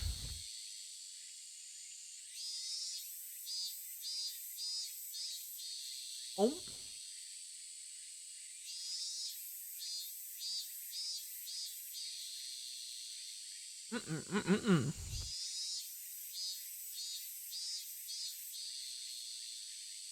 Okay. I'm done. You know, I've been a man known to gobble some bananas. And that means exactly what you think it means. I love bananas, you fucking pervert. I know the Hojo couple were hated by the whole village after the business with the dam. But who could actually follow them on their trip and push them off? Don't you think that's absurd? Well, we could call it an accident. But if that was the case, there are some things which just don't make sense. Why lie? With those lies, I don't think it was an accident. What lies? Well, Satoko said she was asleep in the car at the time of the accident. I think that story sounds a little off, doesn't it? Satoko claimed she was asleep in the back seat when the accident took place, so she didn't get out of the car at the viewing platform. When she woke up, she didn't see her parents until she found out they had fallen off the cliff. Where's the lie exactly? My first question would be, why would she assume they fell off the cliff if she didn't see what happened? You aren't saying Satoko... You aren't saying Satoko wasn't really asleep and she went over to the viewing platform with her parents, are you? That's right. Satoko was never asleep. She got out of the car with her parents and went to the viewing platform. I'm suddenly hit by a terrible possibility. If what Oishi says is true, and Satoko is saying she didn't go to the viewing platform even though she actually did, it's terrible to even imagine. Why are you saying such a thing? Because he's trying to prove my theory right. Me and Oishi, we're on your fucking case. Besides, why would Satoko lie? That's just it. Why would Satoko lie? That's why I need to talk to her. Otherwise this won't end as just a simple accident. Why are you convinced that Satoko is lying? The accident took place in a different jurisdiction. The guy from the Shirakawa station conducted the interviews with the parties involved. There are things that bother me in their report. Bother you like what? According to Satoko's statement, her parents told her to come with them to the viewing platform, but she was sleepy, so she didn't get out of the car. Then she fell asleep and woke up after a while. She became concerned because her parents hadn't come back and started to cry. One of the park workers on patrol noticed her crying and talked to her, and that's how the accident was discovered. And at that time, guess what? According to the park worker's testimony, she was the one who first said her parents had fallen off the cliff. But you see, it's hard to see the accident site in question from where the car was parked. If you look very carefully, you might be able to notice the broken fence. But still, you know, I think it's odd to say your parents had fallen off a cliff just because you didn't see them when you woke up. That's what I'm saying. Normally, most people would say something like their parents went for a walk and didn't come back. That's why I just said it. Me and Oishi were on the same wavelength. How would she have known they fell off the cliff if she was asleep in the car? And if she did wake up, and her parents weren't there, why would she assume they had fallen off the cliff? Seems like a pretty big leap in logic to make. It doesn't make sense to me that she told the stranger that her parents had fallen off a cliff without even being at the site of the accident. I want to ask her why she was so certain that her parents had fallen off a cliff. That's why I keep coming back here. I asked her many times before she was admitted here, but all she said was that she doesn't remember, that she was confused at the time. Sounds like a politician, huh? That's why I think it's worth taking that time to talk to her. That terrifying possibility has turned to certainty in my head. I'd assume that her parents' accident triggered her terminal symptoms. Her terminal symptoms triggered the death of her parents. But no, Stoke had allegedly gone terminal, and just before the accident, her heart was filled with paranoia that drove her mad. She was under a lot of stress because of bad relationships with her stepfather.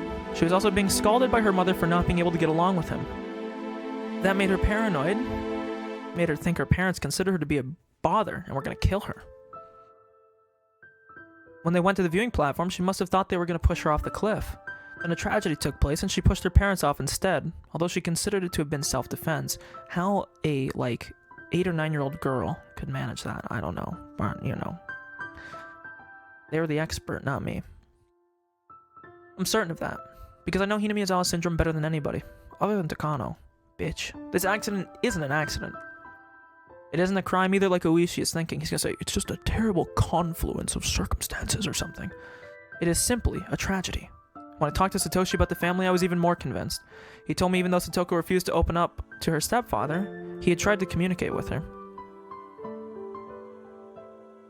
It's true the relationship didn't go well in the beginning. Satoko caused trouble repeatedly and even called the city's child abuse hotline. At that point, they received guidance from the Child Consultation Center, and they pointed out the problem lay in the lack of communication between daughter and stepfather. So the stepfather took a parenting course under the social worker's guidance, and awkward though it was, he made efforts to communicate with her. Satoshi noticed his efforts. Sorry, I wanted to read something. Okay, never mind. I was reading this and I thought the her meant the, I thought it was saying the social worker was a woman, and I was like, why are you assuming that? But, you know, it's fine. Satoshi noticed his efforts, so he tried to talk to Satoko about it. But Satoko didn't notice them at all. The excessive stress she was under triggered terminal symptoms, and she couldn't understand her stepfather's remorse. On the contrary, her stepfather's change created even more mistrust within her. Fade to black. As a result, they went to enjoy the beautiful view of Shirakawa Nature Park as a family, and to share in that joy. Yet that humble, ordinary family's wish couldn't even get through to Satoko. What a tragic misunderstanding. Satoko stayed in the car telling her parents that she wanted to sleep, but then she got out and snuck up behind them. I bet he heard her footsteps. He pretended not to notice her, thinking that she was doing that to surprise him. It's sad just thinking about what must have went through his mind. While he thought he had finally gotten through to her, she was actually approaching him with the intent to kill. But that's not Satoko's true nature. It's the disease. Satoko isn't the only one who is to be pitied. Her parents are its victims too.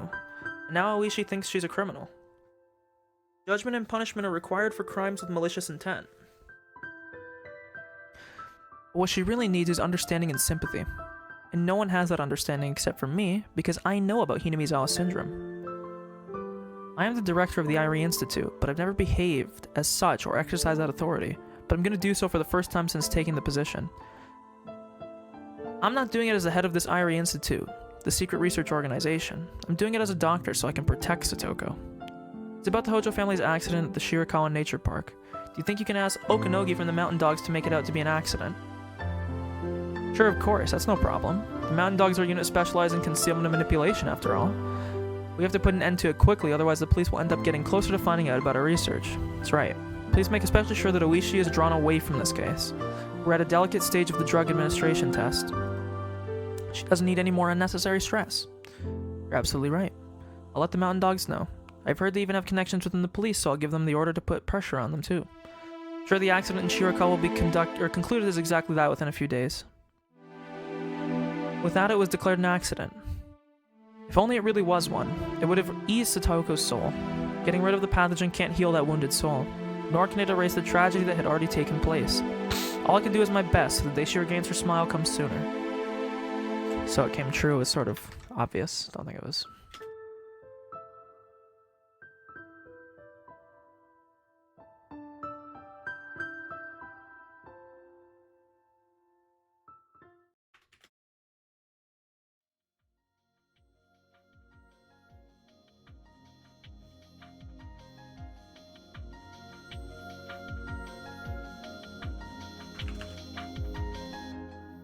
Okay.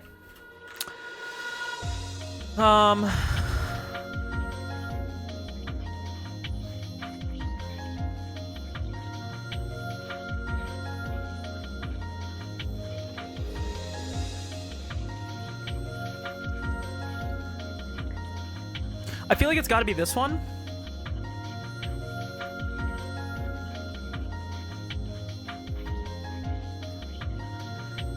But the only thing is it was H170, not 107. But yeah, see? I don't know if that's a typo. Something. I don't know. Rika's developed a high fever. Okay, well, I guess we know which one's next, too. A very high fever. It's not flu season nor season for any type of contagious disease. I could only think of the suspicious experiments Rika's gone through. Maybe the fever is being caused by those. Her growth is rather slow compared to other children her age. Receiving mysterious shots and going through experiments every week. I'm sure her body is exhausted. I've asked the staff to go easy on her, but Rika herself is fearless and is willing to go through anything. My husband, who should be admonishing her for that, truly believes their story that is crucial to the lives of over 2,000 villagers, and takes our own daughter to that clinic every week. I am the only one who's sincerely worried about her health. That's why I want to ask Dr. Irie to be a little more considerate towards Rika. Anyway, I have to talk to them about taking responsibility for this. Right after I called, a staff member came to pick Rika up to admit her to the clinic. As her guardian, I came with them. Please calm down. We'll make sure she's okay, so please wait for a while. How can I calm down? Why did she come down with such a high fever? Isn't this caused by the experiment you performed last week? Rika's just a little girl, you know. She cares about her friends, so she's doing what she can for that sick girl. I understand, bitch. There's no way our research would affect Rika negatively. Besides, we're being extremely careful so that something like that won't happen. Then explain this high fever. I don't know, bitch, you got a cold! It's probably due to the change in seasons, and... how could this be a simple cold? Oh, bro. As I apply some chapstick, so that my lips will not be chafed when I kiss your mother tonight. Uno momento. I had a 104 Fahrenheit fever one time from the cold, so I don't know. Could just be a cold. This is because of the weird shot you gave her. Dr. Irie only told me to calm down and refuse to accept responsibility. My husband told me this is all for the sake of the village. And that's why I've held back my doubts until now. But I'm at my limit. Their existence has been suspicious from the very beginning. They're conducting research in secret, using a private policy as an excuse. That was shady enough on its own. It's just impossible. In fact, I called the Ministry of Health and was told that wasn't true at all. Even after I told them I'm Rika Furude's mother. The clinic even came up with this stupid excuse, saying normal workers often don't know of a special institute like theirs. That doesn't make sense at all. It's much, much too suspicious. Also, there are people who don't appear to be researchers working at the Institute. They look like security guards, but they seem so different from normal guards at a normal hospital. In fact, one time I accidentally saw that they were armed with guns. That is, well, are they policemen? I don't think so. Who are you all anyway? I refuse to believe you're from the Ministry of Health. Dr. Irie seems taken aback by my intensity, and can't even answer properly. They're still hiding a lot more from us. That tells me the research they're working on with Rika isn't anything proper. Anyway, I'm Rika's guardian. Rika's still a child. It doesn't matter what she says. I won't let her participate in this research anymore. My. It's Rika's mother. Hello. Oh, what's the matter? Is everything okay? Well... Rika's mother says she won't let Rika participate in the research any longer. And why is that? I don't know, bitch. I don't know, bitch. Because she's not your guinea pig. We've never treated her that way. You're misunderstanding us. I'm a little startled. Dr. Irie is a weak person who backs down under pressure. Kano is different. I'm yelling at her, but she's not afraid at all. How do you even know her name? Did Takano give her a name? On the contrary, she's glaring daggers and looks as if she's about to jump on me. Rika's fever is caused by a cold. We didn't cause it. When it comes to safety and sanitation, we pay the same level of attention as a national research center. I don't mean to be rude, but considering you walk around while holding Rika's hands without disinfecting yours with alcohol first, we are far more sanitary.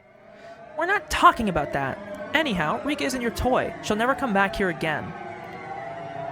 You can't decide that by yourself. I want to see what Takano looks like here. Oh, it's actually... Sorry. She looks much scarier here. She looks like a little bit pissed off here.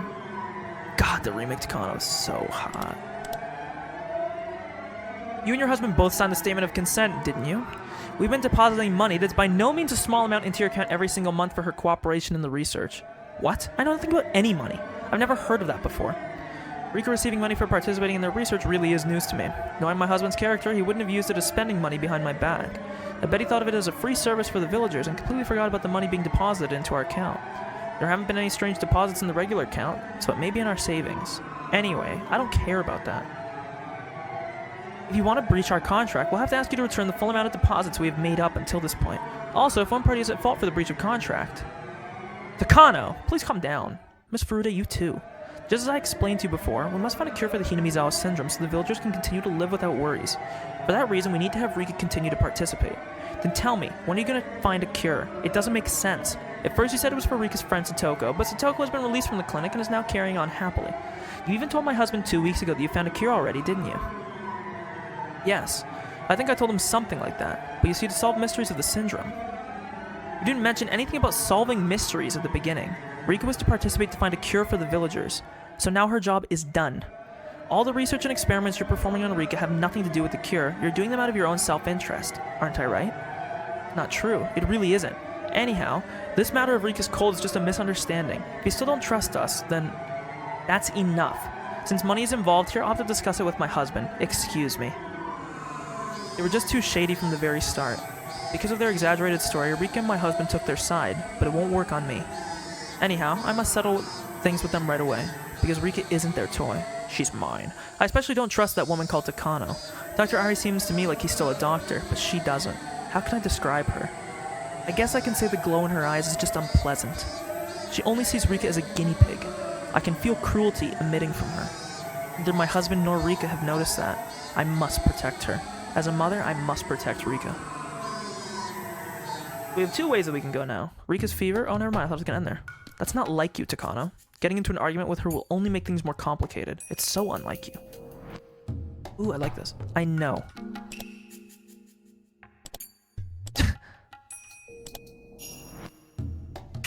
Just pissed. I like that one. God, I'm pissed. Oh, I'm pissed. I know. Sorry for losing my cool. Did something happen to put her in a bad mood, Irie wondered. The heated conversation she just had didn't involve the Takano he knew.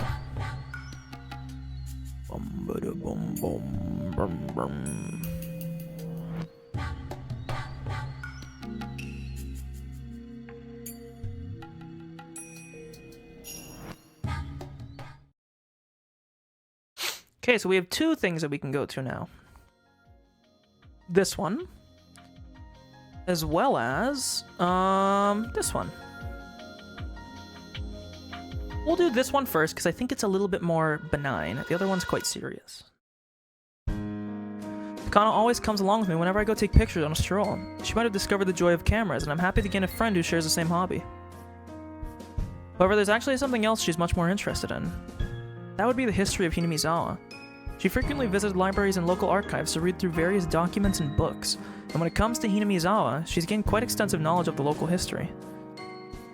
When she's in a good mood, she tells me about things like how Hinamizawa used to be called Onigafuchi, and how the villagers used to perform various cruel ceremonies based around the worship of Oyashiro. It seems she loved tales of violence, and that actually gave her a mysterious charm. On the other hand, I don't do too well with grotesque things, so I can hardly say anything in response. The stories of cruel ceremonies that she gets excited about, I don't really get them all that well. However, with the way her eyes light up when she talks, I don't mind spending time with her even if I have to hear about cruel things. You sure like looking into that stuff, don't you? Sure, it's fun. It's thrilling to unravel a dark past that's been sealed away, don't you think so? Takano smiled in a way that almost made it sound like a dark past is something fun, but of course it isn't. The dark history of Hinamizawa that she loves is something cruel and atrocious, like witch hunts in the Middle Ages. Besides, they help me in researching Hinamizawa syndrome. You don't have to always look through microscopes to research things. Sometimes the traditions of the village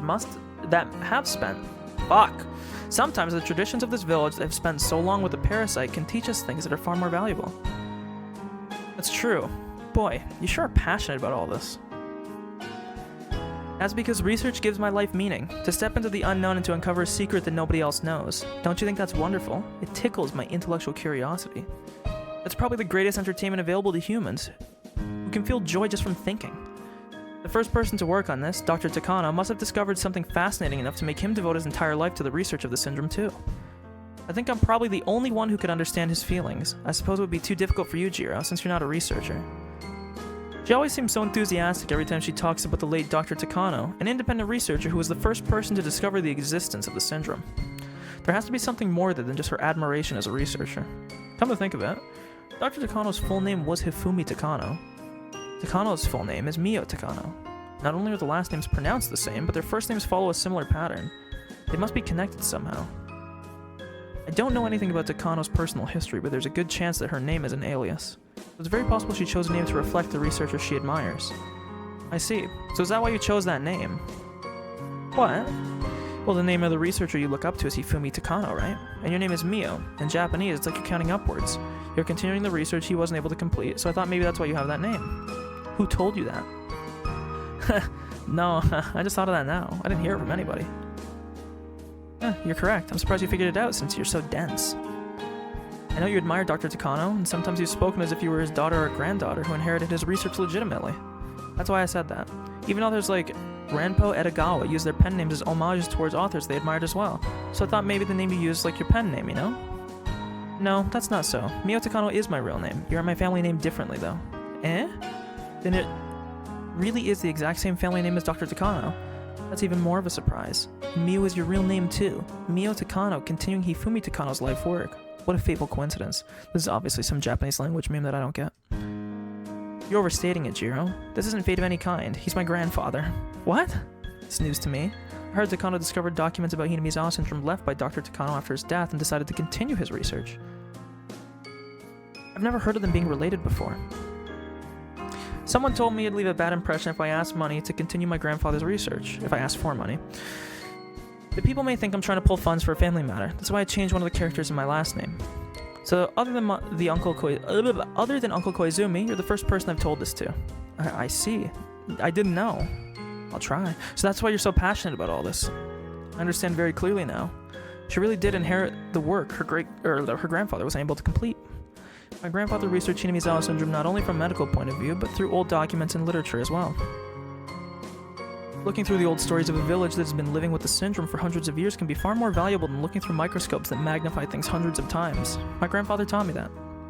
I see. I'm sure your grandfather is happy that you're finishing the work he couldn't, but he's really proud of you. No, he's dead, so he can't be proud of me. It's like, oh, okay then. I said something Takano would normally tease me about, but she didn't. She nodded and smiled. There's no mistake. She is indeed the granddaughter of Dr. Takano. My grandfather's Hifumi, which means 1, 2, 3, and I'm Mio, which means 3, 4. There you go. Following after my grandfather, we've only counted the 3 together, and counted the 4 after my grandfather. We must reach the 5 that neither me nor my grandfather has seen yet. That is my duty and the reason I was born. So that's why your name is Mio, huh? I think that's a beautiful name. Thank you, but please keep this granddaughter issue to yourself. My clients don't even know, and I don't want any unnecessary problems from them finding out about it. Sure, okay, this is a secret between you and me, huh? Although it's only a small secret, it feels good to think that I'm the only one who knows about it. Also, that is not a small secret at all, that she's living, or that she was, well, that you thought she was living under an alias, which she is, and she's lying to you, and that the name was chosen for the reason that he described, which is the case, actually. But, you know, because her real name is Miyoko Tanashi. Her real last name is Tanashi, not Tanako, but I've only counted the 3. I haven't even reached 4 yet. The path before me is long and rough, but I will do it. I will expose the secrets of Hinamizawa syndrome. I'll support you. It's my job in the first place, isn't it? Jeez, you'd sound pretty cool if you didn't tack on things like that. You only need to say that you'll support me, you know? Okay, I'll support you. It's too late, you're not cool if you can't get it right the first time. And after we finished laughing, she became serious again and spoke as if to drive the point home. So remember, Jiro, don't tell anybody that I'm his granddaughter, okay? Okay, I promise. It's not a bad thing, but I don't want the clients to cut our funding because of that. I don't think they will. Besides, I won't tell a soul. Are you sure? Are you really, really sure? This research is the entire purpose of my life. My mission is to complete my grandfather's work. To prove that his trampled research is actually something amazing that will shock the world, and to make everyone praise my grandfather who is perishing away under the earth, eventually having him ascend as a god. That's the meaning and purpose of my life, Jiro. If you say something that creates problems for my research, don't worry, I'll forget everything you told me here. Really, I mean it, I won't say anything. I promise, I won't say anything. Are you sure, Jiro? I sensed something frightening within her for a moment. Afraid that she would end up possessed by it, I swore to keep the promise. Her intellectual curiosity as a researcher and her conviction to complete her grandfather's work are what stirs her passion for researching Hinamizawa syndrome. I think there's one more reason, but it's far too deep and it's within a wound in her heart that someone like me should never touch.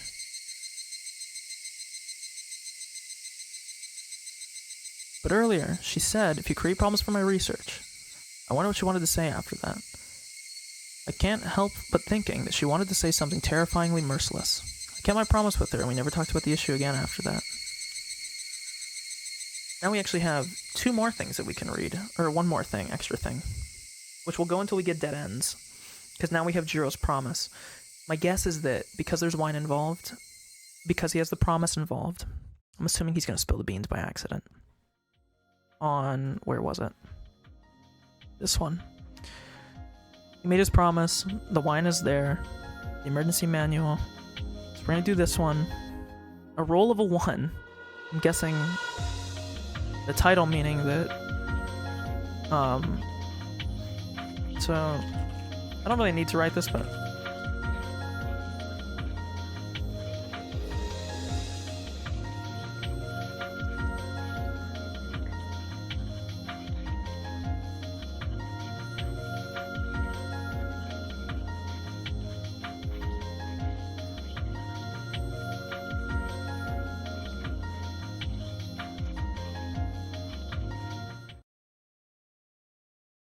it happened so suddenly. Uncle Koizumi passed away. Now we got another one, too. I never heard he was ill or wasn't feeling well. His chest started to hurt suddenly and he couldn't sleep. He called for an ambulance for the first time in his life because he didn't think he could endure the pain. He was taken into emergency care but didn't live to see the morning. It was an acute myocardial infection. Infarction. I don't know if that's supposed to be infection. Myocardial infarction. No, it actually is infarction. A myocardial infarction is an extremely dangerous condition caused by a lack of blood flow to your heart. The lack of blood flow can occur because of many, so it's just a heart attack. There you go. It was called a fucking heart attack. I don't know why. It was an acute myocardial infarction. You could always just say, he had a heart attack. But maybe it was the best possible way to go. Instead of being in bed for many years slowly dilapidating and withering away, he was healthy until his death, so I think he must have lived a wonderful life. But still, it was so sudden. I wish I had called him Uncle more. It's too late though. Uncle Koizumi would never smile at me again with his wrinkly old face, no matter how many times I called for him. Dude, the guy was a perv. He was my guardian until now. He always looked after me, making sure my efforts received proper recognition. Maybe he only did it because he couldn't help my grandfather when he was alive. But still, he was an important person to me. He wasn't just my political backing. But I didn't realize that when he was alive. I only thought of using his power for my own agenda. But after he died, I realized. Uncle Koizumi was my grandpa too. He provided the warmth and protection that I longed for from my own grandfather. At his funeral, I shed tears that I thought I forgot how to. Uncle, thank you for everything. I should have called you Uncle more, huh? No matter how many times I called to him, he would never reply. What I can do for him at this point is complete my research. I must accomplish my goal for his sake. When my grandfather's research is finally acknowledged, Uncle Koizumi's name will be known once again for being the sole sponsor or supporter of his endeavor. I believe that's the best way to repay him for everything he's done. I vow to devote myself to my work even more from this day on. But, unfortunately, hardships and sadness tend to come together. It was like the tailwind that blew steadily until today suddenly became a headwind. The winds shifted far too suddenly. So strong, so cold, so sad. What are you talking about, Jiro? Let's see what he looks like, because we actually haven't seen what he looks like the whole time.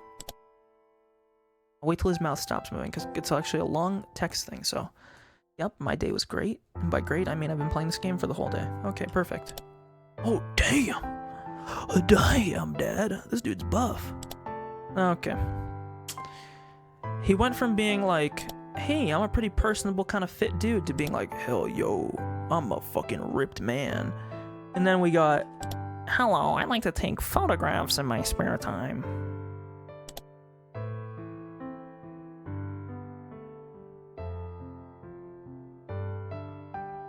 So I have no clue what I just witnessed. Well, you know that Koizumi was the main political sponsor for the Irie Institute, right? He had trouble getting approval from the related agencies, but Koizumi used his political weight to force it through. After all, he was one of the key figures in the post-war restoration. Ouch. Last one definitely hides under the stairs of this cam, yeah, no kidding. After all, he was one of the key figures in the post-war restoration, accomplishing tremendous deeds in the medical industry. He held a huge influence in politics and industry. Now that Koizumi is gone, the way he did things won't work any longer. So far, it's only a rumor, so I don't know for sure, but I heard they're going to reconsider the budget allocated for the project. Are you saying the Irie Institute will be closed down? No, I haven't heard anything about them reconsidering the Institute, but since Koizumi's death, the rumors say there's a great deal of confusion among the Old Guard and their factions, as well as the civil strife within the party around finding his successor. It seems the opposing factions are gaining influence in the human resources of our client. So they may begin to dig deep into the holy treasure chest that the Koizumi faction held to fund the project. Of course, this is all too complicated for me to explain that well. And besides, these might just be rumors. Jiro kept saying they were rumors, but that told me the wind's direction had changed. Or maybe Jiro already knows everything and is simply trying to warn me about it. And then at our next routine audit, Jiro made it clear with his own mouth. High-ranking government officials who had never came here before attended the routine audit along with Jiro. Just by seeing those faces, I could tell the turning point is approaching. As you know, the Alphabet Project was created to strengthen post-war Japan's presence in the world with the view of developing deterrent weaponry. However, the 21st century is now just around the corner. In this day and age, we must put the past behind us and start looking forward to a new world. He meant exactly what he said. Japan has already put the past behind, and it's cutting off its ties to the ghosts that wish to resurrect the militaristic might of the pre-war era. It's been 40 years since the end of the war, and we've all contributed to the world in various peaceful ways. We've had a strong alliance with the US, and our nation has established its position in world affairs well enough. We've kept our promise to forever renounce war and nuclear weapons, and we are known as a nation of peace. In this coming century, our presence and influence will grow even larger. The Alphabet Project, the main sponsor of the Irie Institute, are a group of people who want to develop a weapon that would act as a deterrent to the nuclear weapons which Japan is forbidden to own. So they've come to the Irie Institute, one of its branch organizations, to tell us Japan has now renounced nuclear arms, so the Irie Institute will be facing a strong cold headwind from now on. The roll of the die that came up with a 1 on that stormy day has reappeared. I won't let the result of a die affect me. The power of my will won't be beaten by some god's roll of the dice. Therefore, we are going to restructure the Alphabet Project to one that's more suitable for this day and age. This new Alphabet Project will be tasked with figuring out the best way for this country to achieve a larger presence in world affairs, not through militaristic means, but through peaceful measures like international trade and economic development. All of the people who hold tremendous influence in the politics and economy of Japan were born before the war, so naturally they want to regain the glory of pre-war Japan. The very ideas that we can win next time if we research the new bomb that defeated us is itself a specter of the war. I've never seen specter spelled like that. Usually it's always spelled R-E. Ouch. Ever since using these new headphones, I've realized how much heavier they are than my other ones, and they hurt the top of my head. Usually it goes away. I mean, I've only been home for like not that long, but it don't feel good. My head's a bit sore, plus I've been wearing them. To be fair though, they didn't hurt yesterday, so I don't know. No, everyone already realized that. It was just that no one could speak out against the grandstanding elders they owed their gratitude towards. Soon the old will wither away and the new generation will take control. Hell yeah, brother.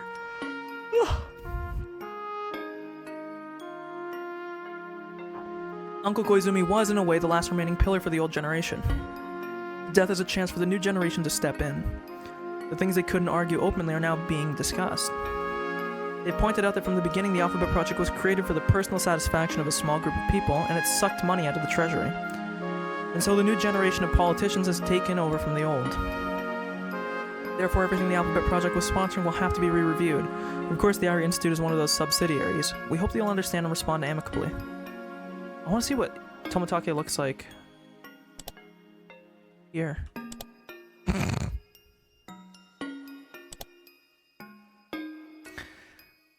I understand we can't do research without our sponsors after all. We'll give you our full cooperation. Harry responded appropriately, but he's obviously bewildered. The best equipment and staff are being provided to the IRI Institute. In other words, our research requires a huge amount of money. For those with no interest in Hinamizawa syndrome, they probably won't be able to understand why that much money is being put into the research of disgusting parasites. If they're going to revise our budget, that would be fine. We were receiving more than enough money. That would naturally be adjusted. It hurts, but we can endure. That's what I thought. But if just enduring it was enough, it wouldn't be a 1 on the die. So even in that sense, this is definitely a roll of a die coming up as 1. Anyway, the new board of directors was inaugurated back in April, and they've outlined their new policies for all projects. For more details, please look through the papers I'll be handing out. His papers were then passed around. He started to go over the details, but I read through quickly so I could learn about their stupid decision first. The IRI Institute has made great headway in uncovering the mystery of Hinamizawa syndrome, as well as creating a cure for the disease. The board of directors is extremely pleased. We recognize this is due to the unceasing efforts of Director Irie and all the staff of the IRI Institute. Thank you. Even while he received congratulations, a tense atmosphere surrounded me and Irie. It's customary to start the conversation in the opposite way you're planning to take it before delving into your main point to convey. If the main issue is something good, then start with something bad, or vice versa. The IRI Institute has 2 main intentions. One was to study the disease and hopefully find a cure. The other was to research the possibility of utilizing the disease for military applications. The new board of directors had decided to put a stop to the latter immediately. In this day and age, researching biological weapons is an Achilles heel for Japan. The IRI institution must cease all related research and destroy any results. I understand. I will comply. Irie replied with that immediately. Irie was assertive about finding a cure, but never ever remotely interested in researching the disease's use for military purposes, so I'm sure he has no qualms about concurring with such demands. But I don't agree, because our research will be more limited if we're just trying to find a cure. To me, finding that cure is simply a byproduct of my larger goal of discovering everything about the syndrome. Also, regarding the IRI institution, we've decided to have you wrap up your work within the next 3 years. Your budget will decrease gradually as well. Wait, please, we've only recently figured out anything about the syndrome, and there's more we have to learn in order to create a better cure. We're making progress, but I can't guarantee we'll come up with a complete cure within 3 years. It's the understanding of the board that the IRI Institute has already completed enough research to develop a cure. The IRI Institute has already completed the C117 vaccine and has a great deal of clinical data. No, it's not even close to being completed. It's still only a prototype, and we're far from being able to see a cure for all the villagers. Debating the end of our research at this stage can only be described as absolutely, positively reckless. I'm surprised that Irie objected. Thanks to him, I didn't have anything to say, but if Irie hadn't objected, I'm sure I would have shrieked in protest. In other words, the IRI Institute is not yet capable of curing all the people who are infected or to fully eradicate the syndrome, is that correct? Yes, of course curing all the villagers and eradicating the syndrome will be possible in the future, and that's our ultimate goal, but I need more time, and of course funding to do that.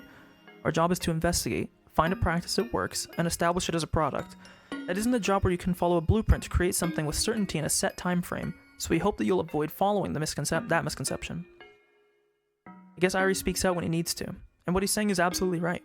Research isn't something guaranteed to produce results with money and time. But I disagree with some of the things he said. He's objecting about the time and the money, but he's basically agreeing to limit our research only towards finding a cure for Hinamizawa syndrome. That won't do. We won't unravel any mysteries that way. At that rate, the discovery of the Hinamizawa syndrome won't be recognized as my grandfather's great achievement. I see. I think I see your point. Our main purpose here is to dispose of the fact that this research was conducted for military purposes.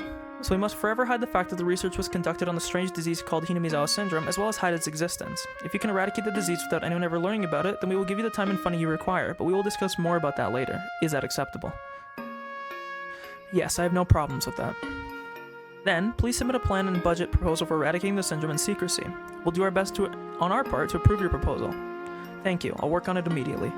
Please don't misunderstand that it's our intention to halt the research immediately. We want to see the best possible outcome for your work. Please understand that. Of course I understand. While I was listening to their conversation, I was struck dumbfounded with something they said. Eradicating the syndrome in secrecy. In other words, it would be as though Hinamizawa syndrome never existed. So my grandfather's name will never be revered by anyone. The sound of rustling papers and hushed proceedings filled the meeting room, but I only heard the ticking clock as I clutched my sweating palms. So now we have a little bit more of the reason why she may have started like the disaster anyways. Because it proves her right about her grandfather's thing.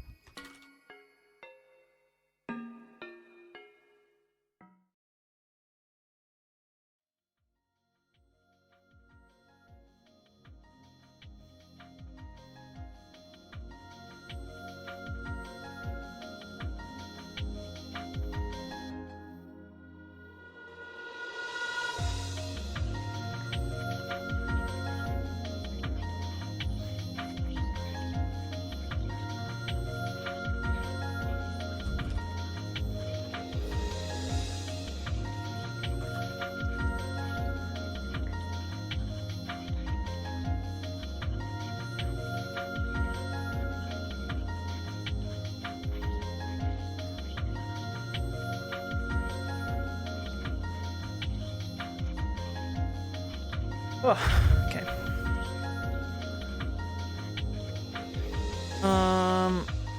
So it's not done yet. So it's not that. I'm pretty sure it's finally this one, which I've just been avoiding, because we've had this one. It's just that this is gonna unload a lot.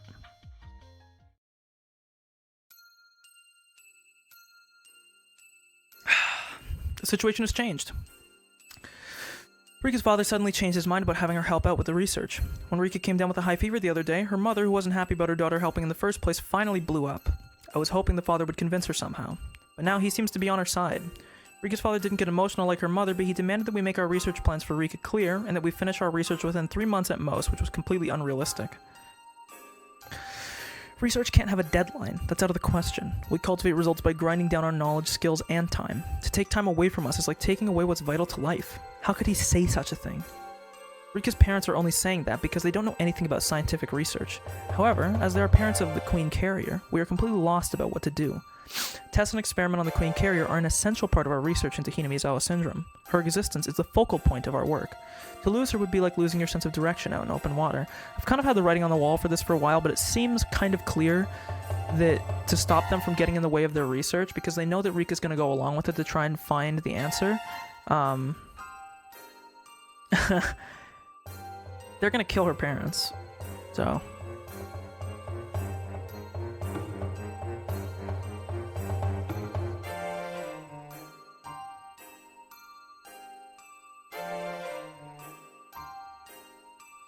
that's what I'm thinking is about to happen. Her existence is the focal point of our work. To lose her would be like losing sense of direction out in open water. Rika is providing her cooperation with our research, but the withdrawal of her guardian's consent could be a setback. The situation is extremely dire. Rika's parents are only interested in finding a cure, but to me the cure is only a small part of solving the mystery. I can't let her go. Are our differences causing this predicament? And it's not only them. The same is happening between Irie and me. He thinks it's inevitable that we'd stop the research if Rika's parents refuse to consent. That's understandable, but from the beginning, Irie never had the determination to solve the mysteries of the Hinamizawa syndrome. Oh, sorry. Oh, yeah, no, I had it right. I thought it was the never I just added in there, but I didn't. It actually was there. He won't back down from the research assertively, but he will passively by agreeing with Rika's parents.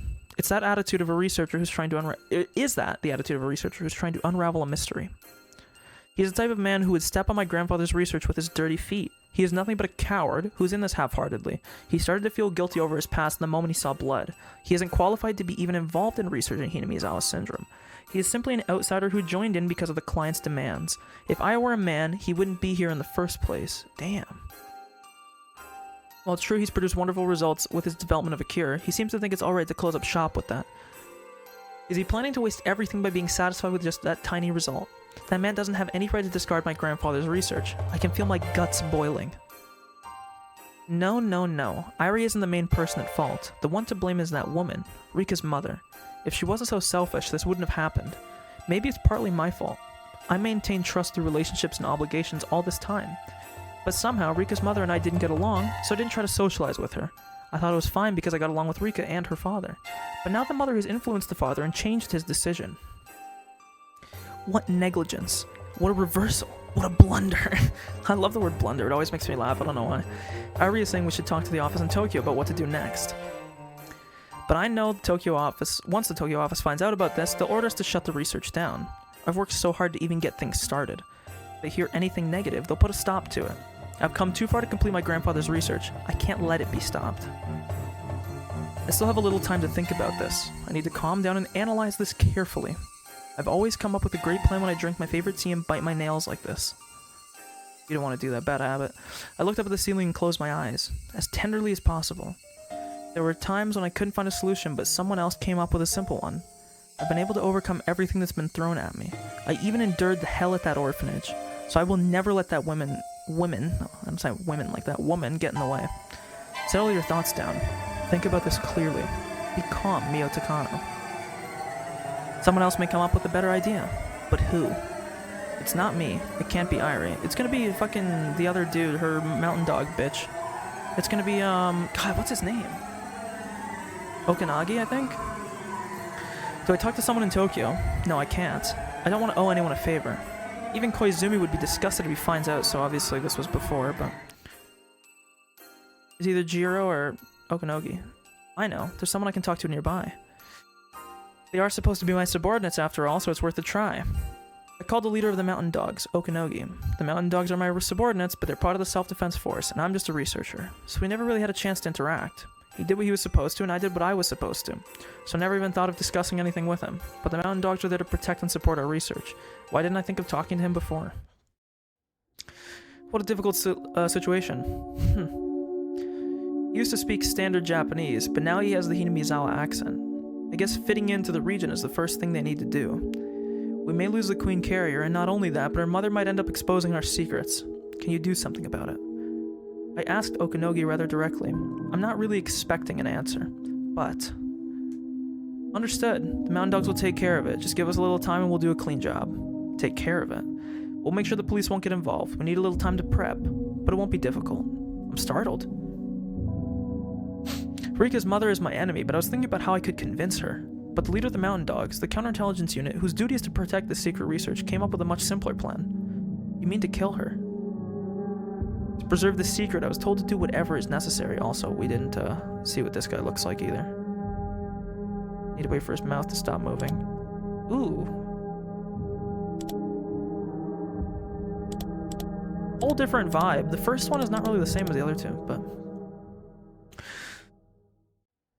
Of course, we won't do anything until we get an order. Right. This is a very simple problem to him. Rika's mother had started to interfere with our research. Not only that, there's a chance she might talk to people about the Institute, so they will eliminate her. Ah, that sounds like a good idea. Can you do a good job of it? That's why we're here. This will be our biggest job since the kidnapping of the minister's grandson. I remember now. The mountain dogs are the ones who kidnapped the grandson of the Minister of Construction and used that to blackmail him, which we mentioned earlier. It's been a few years, so I completely forgot about that. They did such a marvelous job then. That's right. That's right. That's right. I have the mountain dogs on my side. You can get away with it. Fuck. It's not what she's saying. Can you get on with it right away? We could easily kill her, even tonight. That'd create too much of a fuss. We'll make it look like she disappeared. So give us a little time to make some arrangements. Just like a cat's eyes under a bright light, I can feel something in the back of my eyes open up. Up until now, I'd been racking my brain trying to figure out how to make my ally, or at least make her my ally, or at least make her surrender or pacify her. Yo, one order to this man and the problem's easily solved. Feel like a bird taking its first flight. How easily I can get rid of that annoying mother. All I have to do is give an order. I feel grateful to Koizumi for giving me such terrific subordinates. What a wonderful power he's given me. I was taught that all people are equal, but if I have the power to control people's lives, then that means I'm more important than they are. What a feeling it is to be above others. Do you just want Rika Furude's mother to disappear? Huh? Well, wait a minute. Does he mean only Rika Furude's mother? I can feel chills all over my body. If possible, maybe I should have her father disappear too. Rika's willing to help. She has no other relatives in the Furude family. Both parents die, she has to depend on someone. The Irie Institute can support her. We can give her status, money, and protection. We can give her everything. By doing so, maybe it's possible to make her one of us rather than just having her as a helper. All my worries are melting away. Everything I was just concerned about seems like a joke now. I had such powerful subordinates all this time, yet I never realized. All of my tension is being released, and I'm starting to feel relaxed. I can feel myself regaining my cool head. I'm gonna get rid of them. Rika's parents, that is. The Queen Carrier is my guinea pig. Guinea pig doesn't need parents. That's right. It's almost time for the Watanagashi festival. If they die on that day, people will call it the Curse of Oishiro. The murder case from 2 years ago and the accident from last year are two separate incidents, yet because they happened on the same day of Watanagashi, they're being called the Curse of Oishiro. Then if her parents' deaths occur on this year's Watanagashi, it'll be Oishiro's curse 3 years in a row. The miracle of Oishiro, also the curse. I'm going to create them. This is a chance for me to ascend to godhood and toy with human fate. The incidents that occurred 2 years in a row are said to be a curse, but not everyone believes that. However, if it happens 3 years in a row, then everyone has to believe. Because that'll be a true curse that's created by me. I'll become Oishiro. My desire for revenge, I combined revenge and against. My desire for revenge against God is coming together. Making her merely disappear isn't that fun, is it? When I started to laugh, Okanogi grinned to show his interest. We're gonna create the curse of Oishiro. I can't just let her die. She'll be demoned away, and I'm going to enjoy dissecting her alive. Of course, I won't just have fun. This will be extremely useful for our research. After all, she's the previous Queen Carrier. Yeah, so...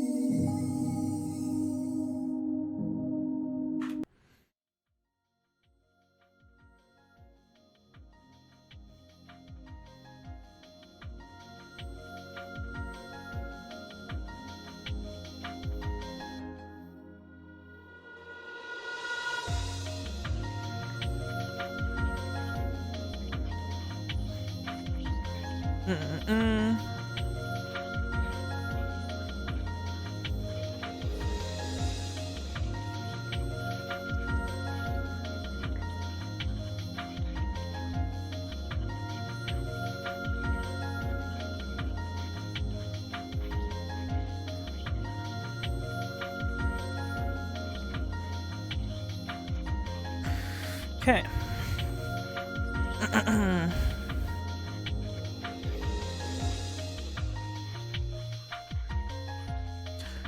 There's not really that many left here. It's either this one or it's this one. Welcome back, Jordan. I don't know. How long have you been gone?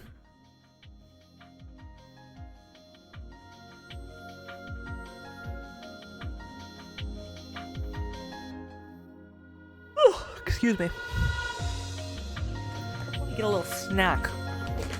45 minutes. Basically, we found out that,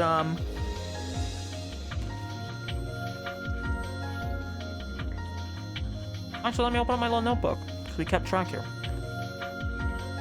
I don't know how far ago you were. You probably saw the thing where we were figuring out that Satoko did kill her parents. Even though it was first deemed an accident. Does that sound familiar at all? If it does, we can go from there.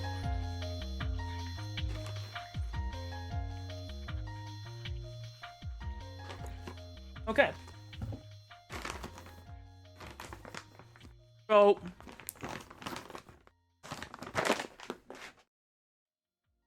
Excuse me, let me eat first. I have to enjoy a nice snack to keep revitalized.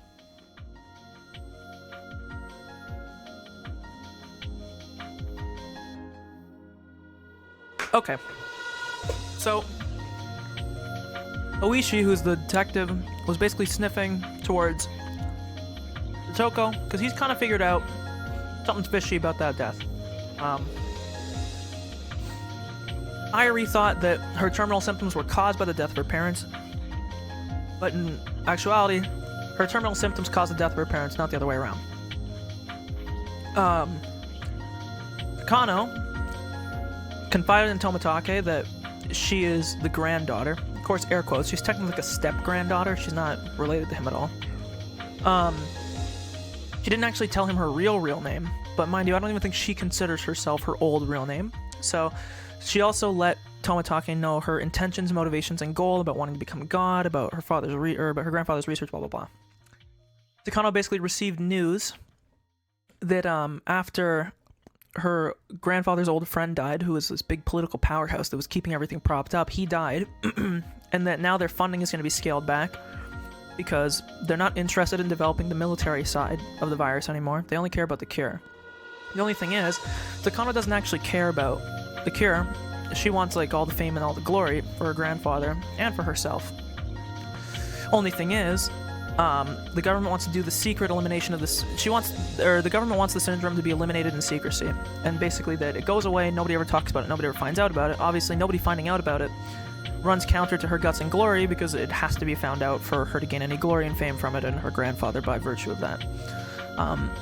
So Takano seemed to have done this in the past, where it seems like she kind of usurps Irie in the previous chapters, not like in this one that we've been doing, but in the previous chapters. And that basically could be the motive for it, because she might find out that they get to a point where the thing is cured and Irie tries to shut everything down, and so she just goes through with it anyways to get the guts and glory to prove that she was right or whatever. Takano is also behind the deaths of Rika's parents. This is what we just found out. Because Rika's, again, like, you missed a lot of the game, but we already know, like, the first sequence of victims. It starts off with the dock foreman. The whole story in the game up to this point was that, like, one person dies and one goes missing every year on the night of this festival, which is supposed to be like an honor, or supposed to be a festival in honor of Oyashiro, who's like the deity of the village. Which, you know, you might have picked up at this point. Oyashiro's not really a real person. Rika can be considered Oyashiro. I mean, Oyashiro's kind of a real person. Hanyu, who that little spirit girl, she's basically Oyashiro, and Rika's kind of also by extension. But we don't need to get too deep into the identity of that. But the first year is the dock foreman, and then the gentleman who was like the ringleader of the group that killed the foreman. He was the one that went air quote missing. In reality, he was the guy that was live dissected to study the virus. Then the second group, it was going to be Satoko because of the whole thing with her parents and that she was going terminal, but because Irie has a personal relationship with her brother, he basically saved her. He's like, I'm going to do treatment for her, going to try and find a cure. That's how the development of the cure kind of started. And then the further advancement of their research is based on Rika being present, because Rika's only doing it because Satoko needs help. And Rika, being the queen carrier, offers a lot of insight on the virus that they wouldn't have normally. Or should say parasite, not virus, whatever, same shit. You know what I mean. Then, because of that, Rika's parents got pissed off because Rika got a really high fever, and her parents were like, or her mom specifically was like, it's because of the things that you've been doing, the tests that you've been doing, because she's normally totally fine, and now she's having a bad fever, blah, blah, blah. And so then she's like, hey, my daughter's not going to be a part of this anymore. She convinces her husband that Rika shouldn't do it anymore. Rika still wants to do it because she wants to help Satoko, but her parents say no. And so now Takano has basically devised a plan that Rika's parents will be killed, and they are the third year of victims, I should say. First year, again, Foreman and the guy. Second year, Satoko's parents. Third year, Rika's parents. Fourth year is Satoshi, her brother, and his aunt, or Satoko's aunt as well, I should say. And the fifth year is whatever plays out in the game when you're actually like playing that chapter.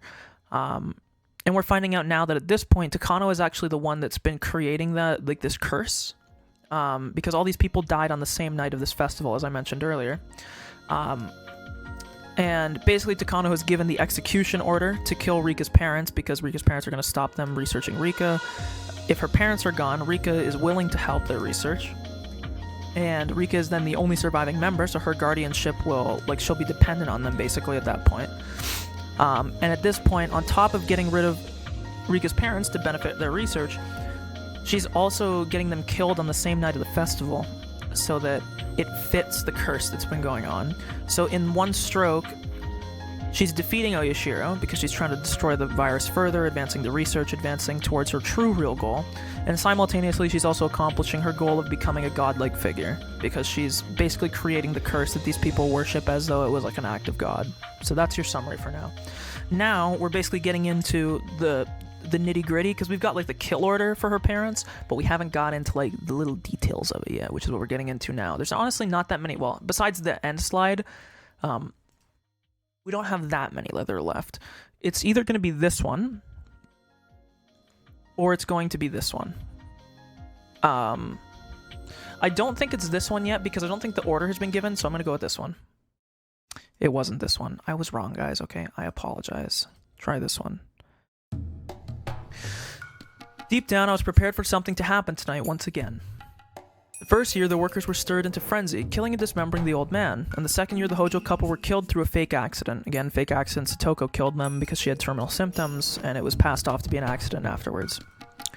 Since the damn protest, only people who have been hated by the village died on the day of Watanagashi, because again, the foreman was...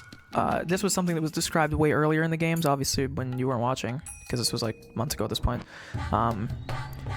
Everyone who was killed has been seen as like an enemy of the village. So, the first year it's the foreman who was trying to help construct the dam that was going to submerge the village.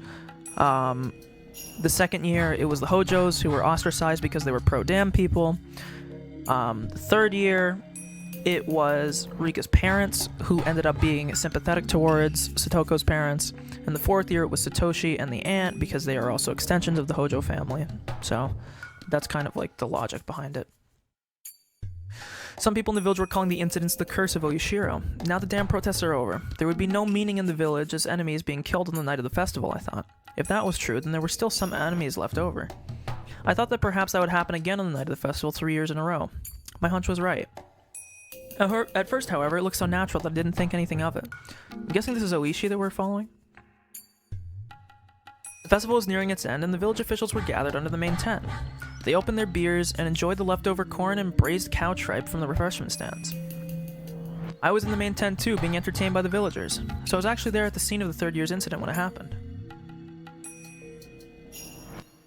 Yet I didn't notice anything at the beginning. Hey Furude, what's the matter? Are you feeling sick? Most of the older folks in the village were heavy drinkers, but a few were lightweights too. The priest was one of the latter. The priest was a representative as well as a host during the Watanagashi festival. So every time visitors and guests arrived, he greeted them, and each time he was offered a drink, so by the night's end, he was pretty worn out. And by worn out, they mean fucking wasted.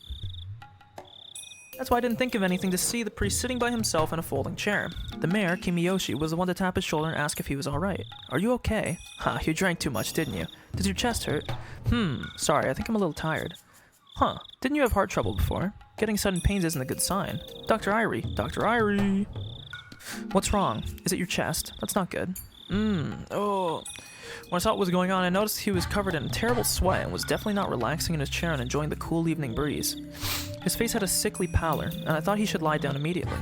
I should probably take you to the clinic. Are you okay? Can you hold on to my shoulder? Hey, somebody help. The priest doesn't feel well. What's wrong with my husband? Dear, are you alright? Takano, perfect timing. The priest doesn't feel well, so I'm going to take him to the clinic. Could you please have the car come around here? Sure, no problem. Ah, my eyeball. Ow, ow. Hee. So the priest and the wife headed to the clinic with Dr. Irie. I don't know about young people, but the elderly know their bodies well. Own bodies well. They almost never push themselves to the point where they start feeling ill. Especially someone like the priest. It was hard to imagine him drinking himself sick. The cumulative experience of my years was telling me something. I headed to the Irie clinic just in case. I tried to follow their car, but because the festival was almost over and all the stands were closing up, there was a lot of traffic going in and out, making it almost impossible for me to leave the temporary parking lot. More than 20 minutes had passed since the priest was carried in by the time I arrived at the clinic. 20 minutes. If it hadn't taken me 20 minutes, my involvements in this year's incident would have been quite different. I regretted not leaving on foot the moment I realized how hard it was to get my car out. All I get to do now is jot down the facts. Because between the time the priest left the festival and the time I arrived at the clinic, during those 20 minutes, this year's curse had taken place. The priest's condition changed for the worse right after he arrived. He died. The autopsy results say it was heart failure, but how can I accept that? I don't think the priest was having health problems, and everyone was taken by surprise by this sudden event.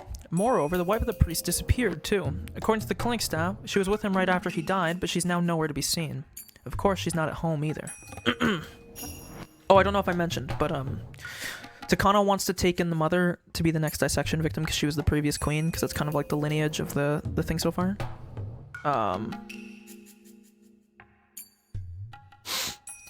They basically... She wants to study the mom not only because now Rika's the new carrier, but the mom was prior. And, well, she just doesn't like the mom. So it's kind of like a vitriolic thing, you know? I also just hit myself in the face by accident, so that's what that bump was if you heard that. Maybe someone poisoned the priest. During the dam conflict, the priest was frowned upon for his remarks. He said there was no need to make a big fuss because the dam project would be cancelled anyways. The older villagers like to hold grudges and hadn't forgotten that, so even I had heard word of them talking about how the priest wasn't fit for the shrine of Oyashiro. I called for backup and had them go search for his missing wife. With last year's couple incident as precedent, I need to make sure I didn't make myself bleed. Did too. Unlucky. Actually hit myself pretty hard. With last year's fallen couple incident as precedent, it was easy to believe both wife and husband could become victims. The village's youth group got organized and searched from the village to the mountains, and as a result, we found a set of sandals and a will by the edge of the Onigafuchi swamp. The will said something about how her husband's death was the curse of Oyashiro and she was throwing herself in the swamp to calm the god's anger. In other words, she committed suicide by jumping into the swamp. Legends say the swamp is bottomless and is connected directly to hell. Once you sink, you never come back. Divers from the police department searched the swamp, but her body was nowhere to be found. The past two mysterious incidents were solved individually, just as the higher-ups say, but... Something's odd about this year's mysterious death. The old priest was carried to the clinic, his wife accompanied him. Within 20 minutes, the priest died of heart failure, and the wife either committed suicide or disappeared. The death of the priest may really have been a fatal heart attack, but for his wife to assume that it was the curse and to commit by jumping into the swamp, for all that to happen in 20 minutes just doesn't seem natural. The Furude family has no relatives. Even if she was a true believer in Oyashiro, how could she commit suicide while leaving behind her one and only daughter? Ayuri's hiding something too. But he's just a village doctor, which means he's nothing more than their pawn. If this is all a conspiracy to assassinate the priest, then there is someone who's pulling the strings. I've been starting to think that trying to tie the past two incidents to the village so forcefully was a bit overbearing of me. But this incident was enough to convince me that this series of cases involving mysterious deaths in Hinamizawa were all grounded in one intention. This incident had countless numbers of discrepancies, but someone from the village seems to be putting pressure on high command. And just like the past incidents, this won't be treated as an individual case and end up being forgotten. Since it happened 3 years in a row, everyone in the village will say it's the curse of Oyashiro. I think that's the culprit's goal. After the war, belief in Oyashiro became antiquated. Is someone committing these murders as a ritual to restore their god's dignity? The one pulling the strings must be the Sonozaki family, so this is definitely Oishi, because Oishi has a hard-on for thinking that it's the Sonozakis. A few months passed. Oryo Sonozaki said something like, it was natural for the priest to be cursed by Oyashiro, and so the priest's case was lumped together with the mysterious Hinamizawa deaths, otherwise known as Oyashiro's curse.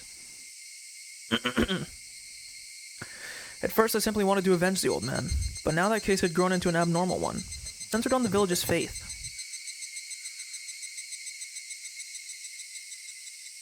The old man's killer is human. I won't let it be pushed off into some nonsense curse. Onto, I think it actually would have said, not into.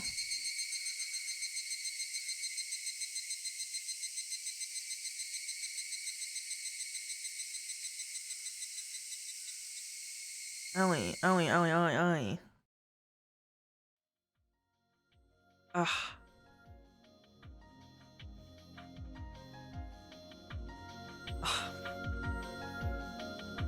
Sorry, I'm just covering my fucking little spot that I slammed my fucking mic into by accident with Vaseline, because I got a little baby goose egg now. It kind of hurts. Okay. Oh, I forgot about this one. I never watched this, but Koizumi's death. I guess I can put this here as well.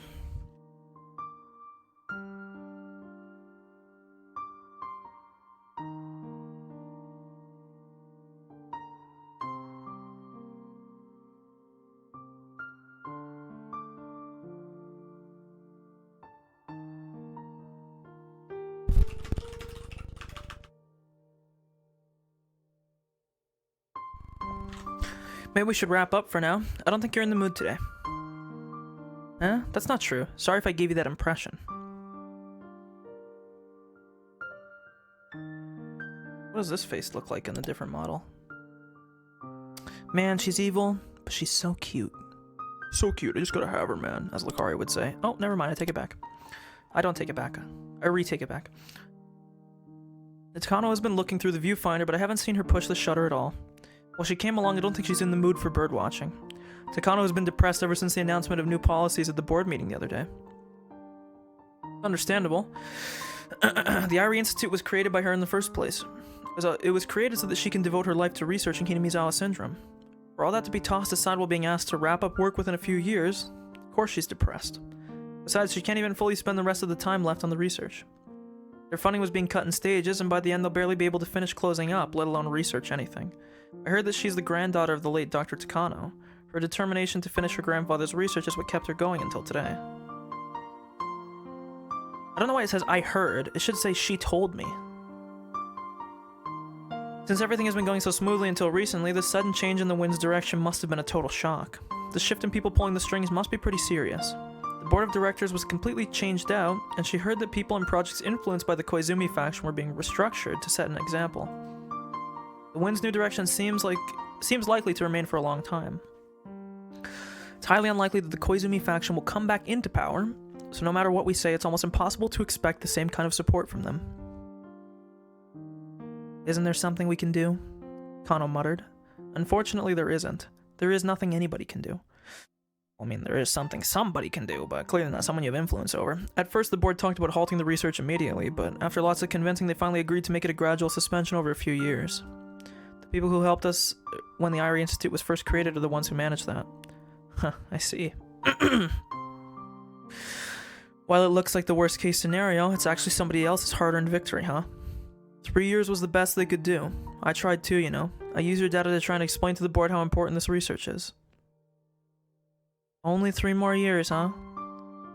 Maybe Takano doesn't understand how hard I tried to convince them. Because what she said just tells me the length of time left really doesn't matter to her. The important thing is that her research is being stopped.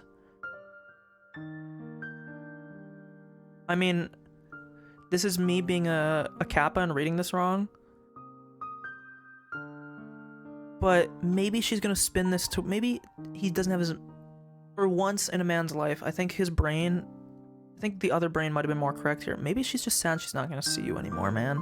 I don't think that's it, because she's playing you. But you know. The best I can do at this point is route as much funding as possible towards the research so that you can work to your heart's content for the few years we have left. Sorry I can't do anything else. That's okay. If that's the best you can do, then I'm very happy. Her words hurt me. Never mind. I think I was wrong. I wish she'd chosen different ones, but I think that would be asking too much for someone so heartbroken. I must be understanding of her pain at a time like this. Besides, I know how close she was to the deceased Koizumi. She even called him uncle. To her, his death is not just the start of a coup, or a change in direction. She lost a person who was always looking after her. No matter how hard she pushed herself to act villainous, she wasn't supposed to be part of this world. She was just an ordinary woman. But she was intrigued by Hinamizawa syndrome, and she had to help find someone who had more power than her to be able to continue research on it. The dark side of the world she should have never gotten involved in, extended its hands out to her. She was left all by herself in that world, and she's still trying to put on a brave face. I'm sure Takano thinks I'm unreliable. Realistically, I'm not the kind of person who can meet her expectations, nor do I have the power to. The least I can do for her is stay sincere and remain her ally until the end. Since she had so much room to act, it's harder for her to determine what actions to take when she's cornered. I wanted to believe she wouldn't, but I'm concerned what she might do. She might do something drastic eventually. Buddy. Oh, buddy. Do I have something to tell you? Do I have something to tell you, buddy? Oh, buddy, buddy boy. I hope I can be of help to her in that very final moment before she makes her move. But I can't even gain enough trust from her to do that. How pitiful and pathetic. Of course, part of it is, as a man, I want her to rely on me. But that's not really it. She's been abandoned in this world and is all alone. Sorry, I don't know why I said abandoned like that. She's been abandoned in this world and is all alone. Someone has to be her ally. And if I'm the only one who knows about that, then being her ally is my job. I know her too well, so I know that she'll never ask for help. Even if she says it's unnecessary, someone has to be with her. I know that. I don't really think I'm suited for that job. I'm sure that there are many reliable people out there who are more appropriate for that position than me. But I can't let her be alone until that person appears. Kana, I know I'm just pathetic and unreliable. What's this all of a sudden? What is it, Jiro? But I think I can be of help to you, so... Thank you, but I don't believe that talking to people helps you feel better. Sorry. But I'm happy to hear that you're concerned, I really am. Okay, that's fine. I'll always be on your side. Please believe that, okay? Of course I will. If you think of a good idea to convince the board, please let me know, okay? Sure, I'll do my best. Why is it? I know she's such a strong person, and there's nothing someone like me can do for her. But somehow I feel she needs help and support right now. She looks as tough as ever, but only I, who's been taking pictures of her all this time, can tell. It's a little bit odd phrase, but a viewfinder, after all, is also a window to look into someone's heart. But if I say something like that, she'll tease me again, so I won't. Anyway, I never thought she needed support more strongly than I do right now. Make the move! Make the move!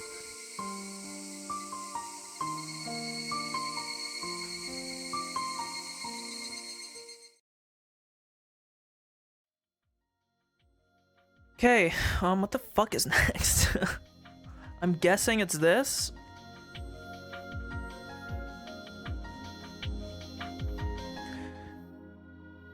Because, like, these next 5 have to be in, or 6 or 5 or 6 have to be in sequence. It doesn't make sense, yeah. The strange medicine that I can hardly remember was a capsule. Or maybe it was an oval tablet. It was so red it must have been a capsule. I can't imagine a tablet in that color. It must have been a capsule. I think it was a little bigger than a normal one. I think. I can't remember. Although I can hardly remember, if I see that medicine again, it'll refresh my memory. That medicine strips away humanity. It takes away a human soul, memory, emotion, and it numbs the human body. There are no thoughts, no interests, no will to stay awake or asleep. There's no sense of time. Sometimes a second can feel like an eternity, and other times I can almost see the hour hand move. I mean, doesn't the hour hand always move just very slowly? That's like the whole point. Either way, there's no emotion involved. I know what she's trying to say, but I can't feel any emotion. The medicine only lets me stay in bed and look up at the ceiling. Only the people who have taken it can understand this misery. What's more scary is that while I'm on the medication, I don't realize how scary it is. I'm given the medication daily, and I keep losing all my senses. So when the medicine wore off by accident, I realized I should never take it again. That's right. This isn't medicine that will heal me. It's just gonna kill me slowly. I think this is actually Arena talking. If I continued to take this medicine, I probably wouldn't be able to tell if I was dead or alive, and I would end up losing myself forever. I'll keep looking up at the ceiling without any emotions, and keep watching the clock tick forever. If I take that medicine again, I'll lose all the senses I finally regained. I may never be able to bring myself back again. Since the day I realized that, I've been pretending to take the medicine, but throwing it away instead. If your doctor prescribes you medication, you have to finish taking it, even if your symptoms are gone. I can hear my mother's voice. Anytime I went to the doctor's office when I was a child, my mother said that to me. I usually got well before I finished all the medicine, so I didn't finish taking the rest. That's why my mother said that. But this is a different type of medicine. I don't even remember how old I was when my mother said that, but with this strange capsule in front of me, I have to try and get rid of my mother's voice from inside of my head. I pressed down on my head with my elbows until it hurt, trying to get rid of what my mother kept telling me. You can put your elbows? I'm guessing she means more like pressing it side to side. I was thinking more of like she was putting her elbow perpendicular to her head, and I was like, Jesus, you have that elbow mobility? Right. Or shoulder mobility, I should say, not really elbow. As my head clears, I start to remember the ugly side of my mother. My mother betrayed her family. She betrayed me and my father, who waited for her at home with dinner on the table. She told us she was busy with work while she was having an affair. Yeah, this is Rena. That was bad enough, but she asked my father for a divorce after he took such good care of her for so many years. But there's something else I can't forgive her for. She invited only me to meet with her new family. Not my father, just me. My father and I are family. Family means being together. Yet my mother tried to destroy the bond between my father and me. Not only had she destroyed her bond with him, she tried to destroy my bond with him too. When I remembered, it makes me feel angry and hateful, and I can't forgive her. The back of my eyes started to hurt, and I could feel the hatred on my face. That overflowing animosity is aimed not only at my mother, excuse me, I have the hiccups, but also the man she had an affair with. Yeah, fuck that guy. She fucked me instead, sorry. The man she had an affair with. Uncle Akihito. I didn't like him teasing me, but he gave me an allowance and tried to have fun with me. I liked him very much, but his niceness was all calculated. He wanted to destroy the family bonds between my mother, my father, and me. That's why I shouldn't have said I liked him very much. That's right. I'm starting to remember and understand. I know now my true enemy. It was his fault that my mother started to have an affair, because my mother was a very good mother. He was the one who made her a bad one, so he is the one who deserves the blame. When was the first time I met him? I think it was the time when my mother and I went out and had lunch at a restaurant. She introduced him as one of her colleagues from work. And that time, if I think about that first meeting, I think I felt something wasn't right with the way my mother acted around him. That's right, I did. I did think something was wrong. It didn't feel right. I wished I'd trust my instincts then. I was a fool to think he was a nice person just because he gave me a strawberry from his piece of cake. It's not my father's fault, because I bet he never met Uncle Akihito. But I have. I've met him many times, and there were a lot of chances to realize he was my enemy. If I had a strong enough will to protect my happiness, I could have noticed that. I can't forget how my father looked on that day. My father, who was so nice and gentle, grabbed his knees so tightly and cried so hard. He asked me if I knew Uncle Akihito. I answered yes. Then he slapped me in the face. When he slapped me, I finally realized how stupid I was for being taken in by him. That's right. It was my fault. I destroyed the happiness I had hoped to last forever with my own hands. If I hadn't been that stupid, my father wouldn't have had to cry like that, and my mother would have stayed good. If I wasn't that stupid, it was my fault. I can't forgive my mother and Uncle Akihito. Even when I hate him this much, I still call him uncle, and I can't forgive myself for that. It was my fault. Everything was my fault. I was too stupid and foolish, and that's why this happened. I hate her. I'm sad and I'm frustrated. I can't stop being angry. Let me save real quick, by the way. I was thinking about this. If my mother ever came back to this house, I would rip her apart with my hands. But she never came back. My anger turned towards everything that my mother left in the house. I destroyed every relic my mother left behind, one after another. I threw and smashed everything, but that still didn't calm me down. Even after I turned the whole house upside down, I still couldn't quell my anger, but she said calm, so I turned to quell my anger. Where does my anger gather? It starts from inside of me, goes through my arms to my fingertips, and spurts from my nails. Where else can it go? So my nails aim at my own body.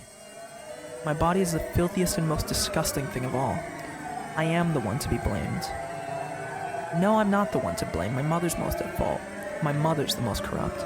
My body and soul feel filthy. I wanted to stain myself black and slice the remaining flesh into pieces. And one day I finally realized there are tons of maggots in my blood. Yeah, this is Rena. I mean, I kind of already figured that out with the Uncle Akihito shit, but I am rotten. I am rotten from the inside. Mind you, for Jordan Porter, if either of you are still here,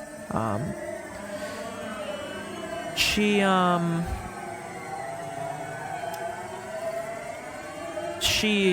was like from Hinamizawa, then left, then went back, and so she's experiencing the syndrome right now.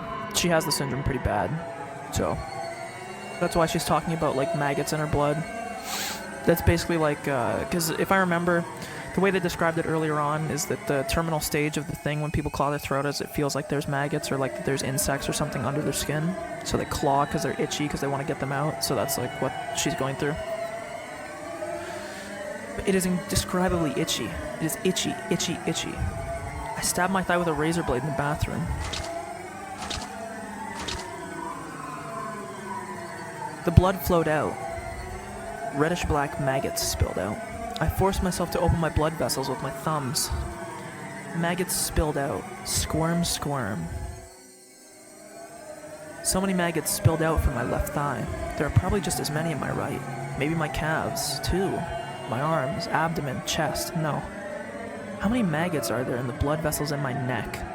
Strangely, although I've become rather insane, there's still a part of me that is calm. If I keep ripping myself apart like this, I'll end up dead. But everything is my fault, and I am the one to be blamed. Even if I blame my mother, the only way I can disgrace her is with my own body. Oh, I get it now.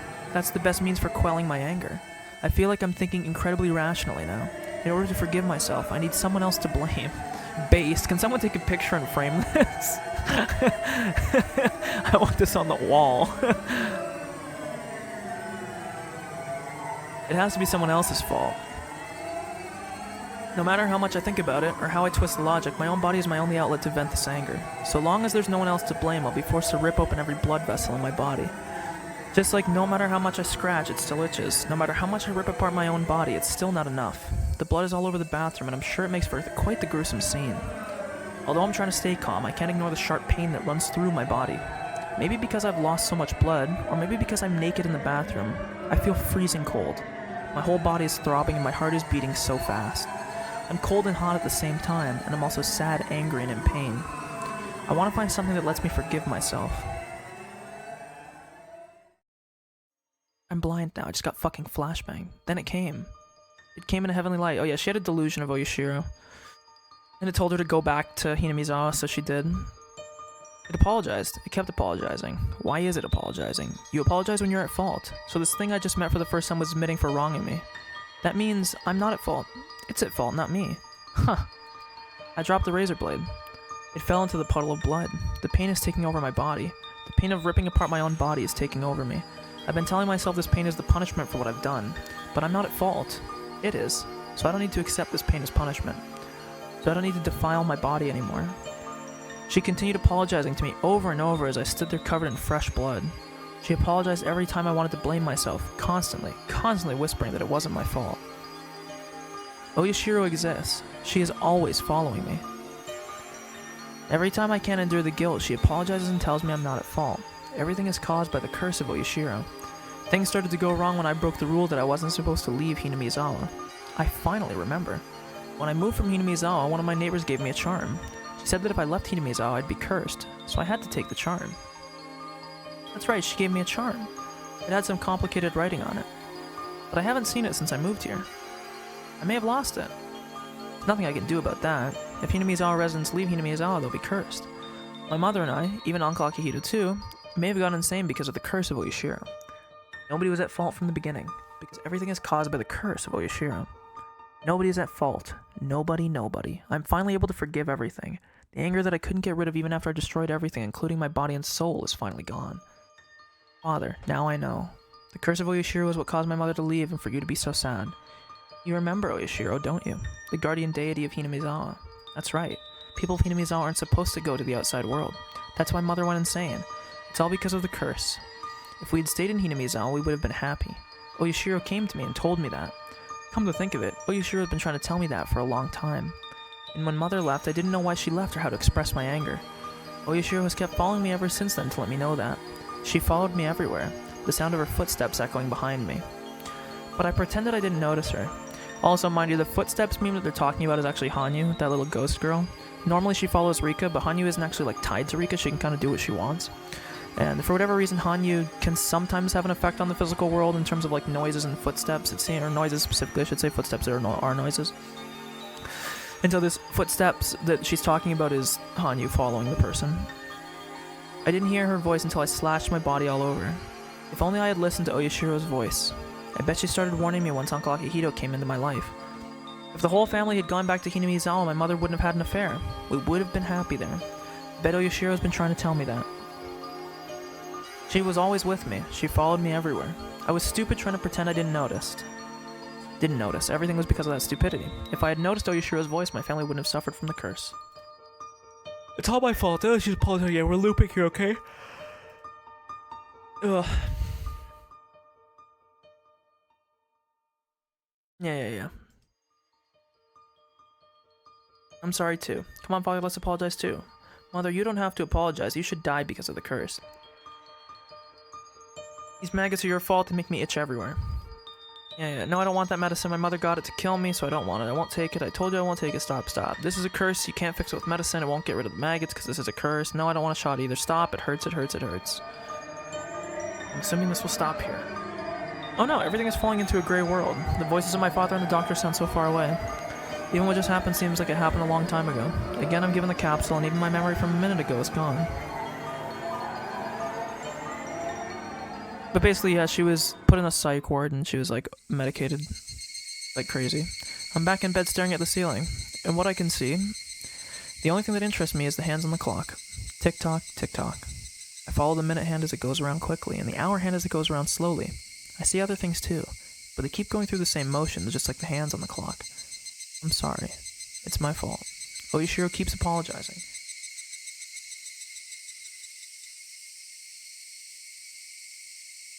Yeah. The chorus of Higurashi coming in through the window during the night seems louder than usual. Okay, good. I had to pee really bad. I'll be right back. We're getting really close here. I did say I'm finishing all these fragments. I'm getting a little bit tired now, but I'm not tired yet. I'm enough that I can still keep going and read. I'm gonna refill my water. I have probably drank fucking 4 liters of water today because I think this cup is 1 liter and I've drank like 4 of them. But we don't really have that many left. The clips are usually anywhere between 10 minutes, or like they're roughly like 10 to 15 minutes each. So we actually do have quite a bit left. But I believe in myself and my strength. I'll be right back.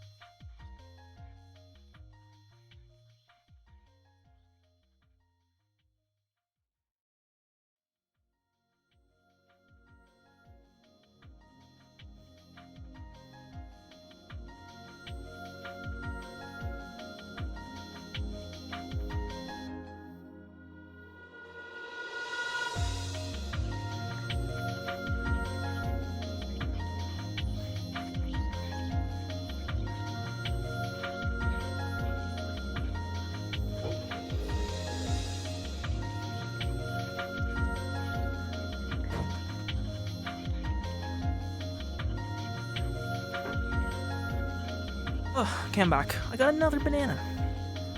Bananas are good for you, and I like them. So, the death of her aunt, a bat to beat her to death. It looks like we're kind of just accepting the death of the mom and not really touching on it much. We're just gonna go right into the next shit. So, it's gonna be Arena now. So the Ryugu's family move. So this is done. Or sorry, this one will do. And then these two will both be able to do, and then the 4th year's curse is required. The formation of the club will probably include the bat, which will then lead into the killing. Yada yada yada yada yada yada yada yada.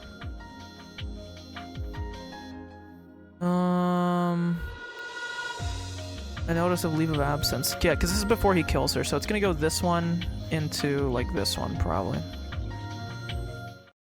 Ugh. Hello? Hello, good afternoon. I'm about to eat a fucking big banana here. Would you like to watch? Unfortunately, you can't. Good afternoon. I'm gonna give my voice a rest for a second.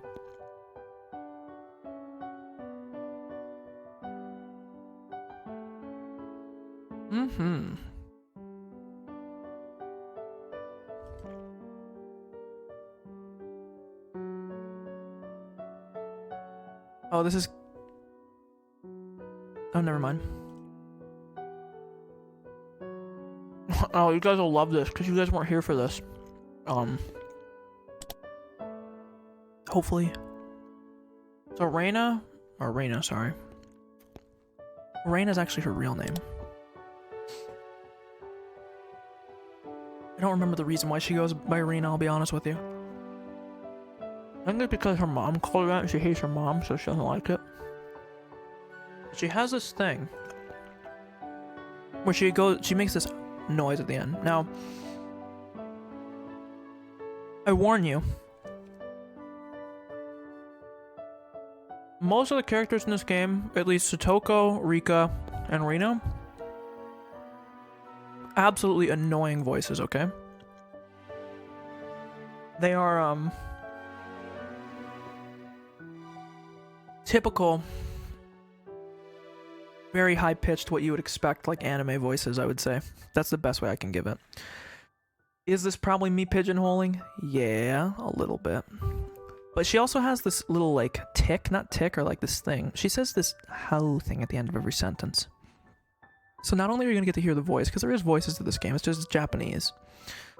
So I turn it off, because, you know, I don't understand that shit. I wish I did, but I don't. But you're going to get to hear her do the how at the end. It turns out that I did not turn the voices up anywhere near loud enough, because that didn't do anything. はい、レイナです。覚えててくれてたんですか？はあ。 Oh, that was actually a not bad one. She just went, huh. Normally she kind of like holds it. But there you go. How do you know her? Of course, or do you know her? Of course I do. You were living in Okinomiya then, so you probably don't remember. But they used to live next door. So you came back, huh? This village is better than the big city, is it? I don't remember much because I was small when we lived here. But I feel this is where I belong. I think you'll fit right in. If there's anything we can do for you, let us know. There's no need to hesitate. Being unreserved is the rule here, after all. Thank you very much. I thought I'd remember things if I walked around the village, but I still don't remember much. I do recall, however, the vivid breeze as well as the brilliant greenery. I don't remember the village, but I remember that this is my hometown. Red scars still remain on my body. They're hardly visible, and I can't even feel them. I'm sure they'll disappear soon. Now that I'm back in Hinamizawa, sometimes I wonder who I was back in Ibaraki. In fact, I think I wasn't myself from the moment I left. And now, by coming back here, I've finally regained my true self. I can hardly remember what I was like back in Ibaraki. Probably because of the red medicine. The medicine erased all my painful memories. Maybe that was for the best. I just wanted to be forgiven back then. I couldn't forgive my mother. I couldn't forgive Uncle Akihito. Oop, I didn't mean to skip that. And more than anybody, I couldn't forgive myself. I wanted someone to acknowledge that I wasn't at fault. I wanted to be forgiven.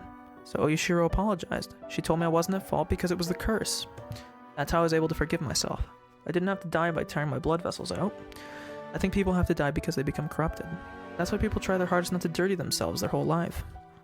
But I'm still living despite how dirty I am. Me too. I've been allowed to live. Is there still some filth left on me? Or am I all clean? I don't know. The only thing I know is that the me who lived in Ibaraki and the me who's here right now are two different people. I no longer feel the need to take responsibility by ripping myself apart because of the filth.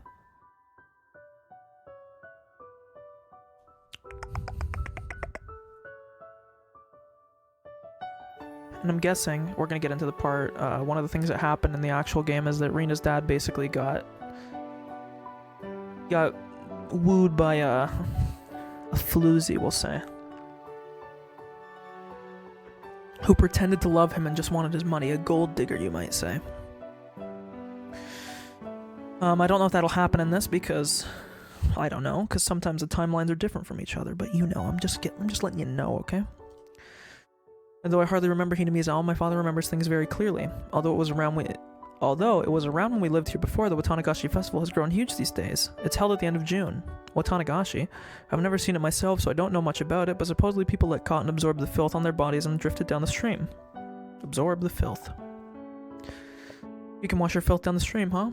Of course, humans are sinners, and we live every day. As we live every day, filth piles up on our bodies, supposedly, and once a year we get rid of all of our filth by letting the cotton absorb it. People become burdened with filth and sin by doing something bad. Court sentences can settle your crimes legally, but that doesn't mean the burden of sin of the filth will just go away. In other words, human hands can't erase human filth in this human world. This filth is something that humans can't get rid of, and that's why we need a god from a different world to do it. That's what I thought, but I'm surprised to learn about Watanagashi. Human hands erasing human filth in the human world. Letting the cotton absorb the filth and drifting it down the stream. That means it's okay to live in this world. I tried to commit suicide because I couldn't forgive myself. Oyashiro apologized to me and told me to come back to Hinamizawa. And now, here in Hinamizawa, there's this Watanagashi, a ceremony to get rid of filth. This isn't just a coincidence. Hinamizawa is a place to wash away your filth. It forgives sins. It's a place of forgiveness. It's called a purification ceremony. Ah, I've heard of those before.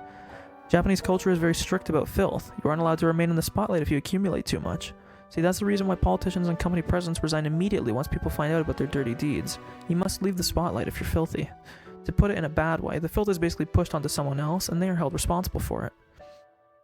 Sins and filth must be removed. That's why people push them onto someone else and then try to get rid of the filth by sacrificing that person. But if that's the case, every time the filth is created, people will try to pass around responsibility for it. That's awfully hideous. It's almost like seeing demons in the human world. That's why they came up with the idea of letting the cotton absorb all the filth. By doing so, people can live without making someone else take on all the responsibility, sins, and filth. Putting everyone's sins onto someone and then killing that person makes that person a sacrifice. Who wants to be a sacrifice? That's why they desperately push their sins around. The purification ceremony is about replacing the human sacrifice with a non-human one. The purification ceremony dramatically changed Japanese cultures. Before then, people always believed someone had to become a sacrifice. In other words, even with filth, everyone can live without blaming someone else. Filth can be forgiven by a method other than death. Only an existence higher than humans can forgive them. I was forgiven by Yoshiro and came back. To Utanagashi, the purification ceremony that exists here. Letting cotton absorb the filth and drifting it away. There's no need for a sacrifice. That's why I've been allowed to live. The filthy me has drifted away, so the me that remains is no longer Reina Ryugu. I'm not Reina. And who am I? If I'm without filth, without all the icky things, who am I? A name vaguely appeared in my head. My new name. That one only removes one of the letters from Reina, but I think it's a cute name. All the icky things are erased and forgiven with the removal of that one letter. So my name is no longer Reina. My name is Rina Ryugu. I have a renal infection. I'm dying. Okay, that was rather simple. So I guess I learned the history behind the name. I know she doesn't like being called Reina, but she still lets her parents call her that. So these two are both available to go.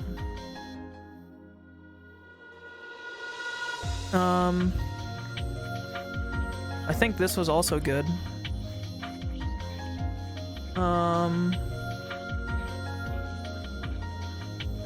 Let's do this. Okay, I'll get going. Thank you. Don't mention it. Come back anytime, okay? Oh, this is my girl. This is Mion. We finally see her. She's here. This is the best character in the game. I forget what Mion's voice sounds like. I gotta wait. Not a huge fan of the voice. So I just pretend. Long time no see. Hey Mion, are you going home? I have to get my clients a ride, or give my clients a ride. Oh, what kind? A ride? Oh, you're talking about your realtor business, huh? The Sonozaki family is one of the largest landowners here in the Hinamizawa area. However, since all the land is out here in the countryside, it just ends up sitting there. Ah, my arm is itchy. Give me a break. Icky. Icky, icky. Recently, the land owned by the Sonozaki family was put on sale in lots. At the family meeting, some of our relatives opposed the idea by saying we shouldn't sell off this land that was handed down from our ancestors. Oh my god, ancestors this, ancestors that. Shut up. Granny snapped and shut them right up. Yeah, damn right. Some of the unused fields were made into vacant lots and released for public sale. Actually, I had some questions about it too. Sonozaki family is very wealthy. We have plenty of land as well as money. So why do we have to sell it off? What's more surprising to me is that Granny was the one who came up with the idea. I would have thought she'd get furious if someone even mentioned something like that. Okay, if you're ever near the station, be sure to stop by. I'll treat you to a cup of barley tea. Sure, thank you very much. So how's your business going? I'm surprised there are actually city folk who are interested. They must be those nouveau rich types, or nouveau riche types who live in the big city, yet also want a house in the countryside. Maybe it was just riche. I don't know. I haven't taken French in like 7 years. Longer, 8. No, I think it was actually 7. I think it was the start of 2015. Shut up. Well, I guess some people are curious. There's one family seeking to move here, not purchase a villa. He said he wants to build a studio, so he must be an artist of some sort. Oh, that's great. That's Keiichi. That's the main character. Or his parents, I should say. Oh gosh, I better go now. Supposedly he planned a tour to show them the lots, and he's the one driving the bus. Should be about time for the tour and explanation to end. He left in a hurry. Hey, can I ask you something? Why did you want to sell our land? You don't like newcomers. I don't like newcomers and I don't like big city people either, but the village needs them. It's like a ventilating room. Is it good for the village to have new people move in? This is a wonderful village, but the world is changing quickly. In the past, a very small change took 10 or even 20 years to happen. It was such a quiet and unchanging village. Well, that's rural life. In this village, nothing is different from yesterday and today. It's too boring for me, though. But you made a friend, didn't you? Rina Ryugu moved here and you got along great. You told me you were happy that you had a friend your age. Yeah, making friends unexpectedly is fun. I remember you saying that school is boring when Rina's absent. Do you remember that? Are you saying that's the good thing about letting new people move here? No matter how cold it gets, you still have to ventilate your living space, otherwise it gets filled with bad air and you'll suffocate. You open the window even knowing the freezing cold air will come in. Letting outsiders move here is like ventilating the village. Sure. It lets fresh air in and gets rid of bad air like us. If I bring up the Hojo family, I know Granny will explode, so I won't. But I think Granny is trying to say includes things... Sorry. Well, I think what Granny is trying to say includes things like their ongoing isolation. Even now when she remembers about what happened at that explanatory meeting, she gets really upset. But I guess even she feels the need to come to it. That needs to come to an end. But of course, she can't say she'll forgive them, not when she's at this stubborn age. She can't lose face by openly saying they need to be forgiven. Honestly, I think she's behaving like a real schoolgirl who actually likes a person but treats them rudely when they're around. Maybe people really do go back to being children when they get old enough. I'm not just talking about Granny. The same can be said about all the old people in the village. Maybe I should say the evil around here. That must be what she meant by bad air. There's no use circulating the air in a closed room. Unless you open the windows and let fresh air in, the air in the room won't be purified. We don't know if there's actually going to be people moving here, but don't you think you're expecting too much from whoever does? Best follows, primes, and viewers. Oh my god, crazy. You know what else is the best thing you can find? One of these, baby, and it's free of charge. Ready? Ah.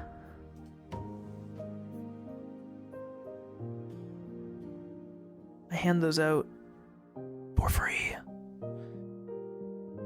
We don't know if there's actually going to be people moving here, but don't you think you're expecting too much from whoever does?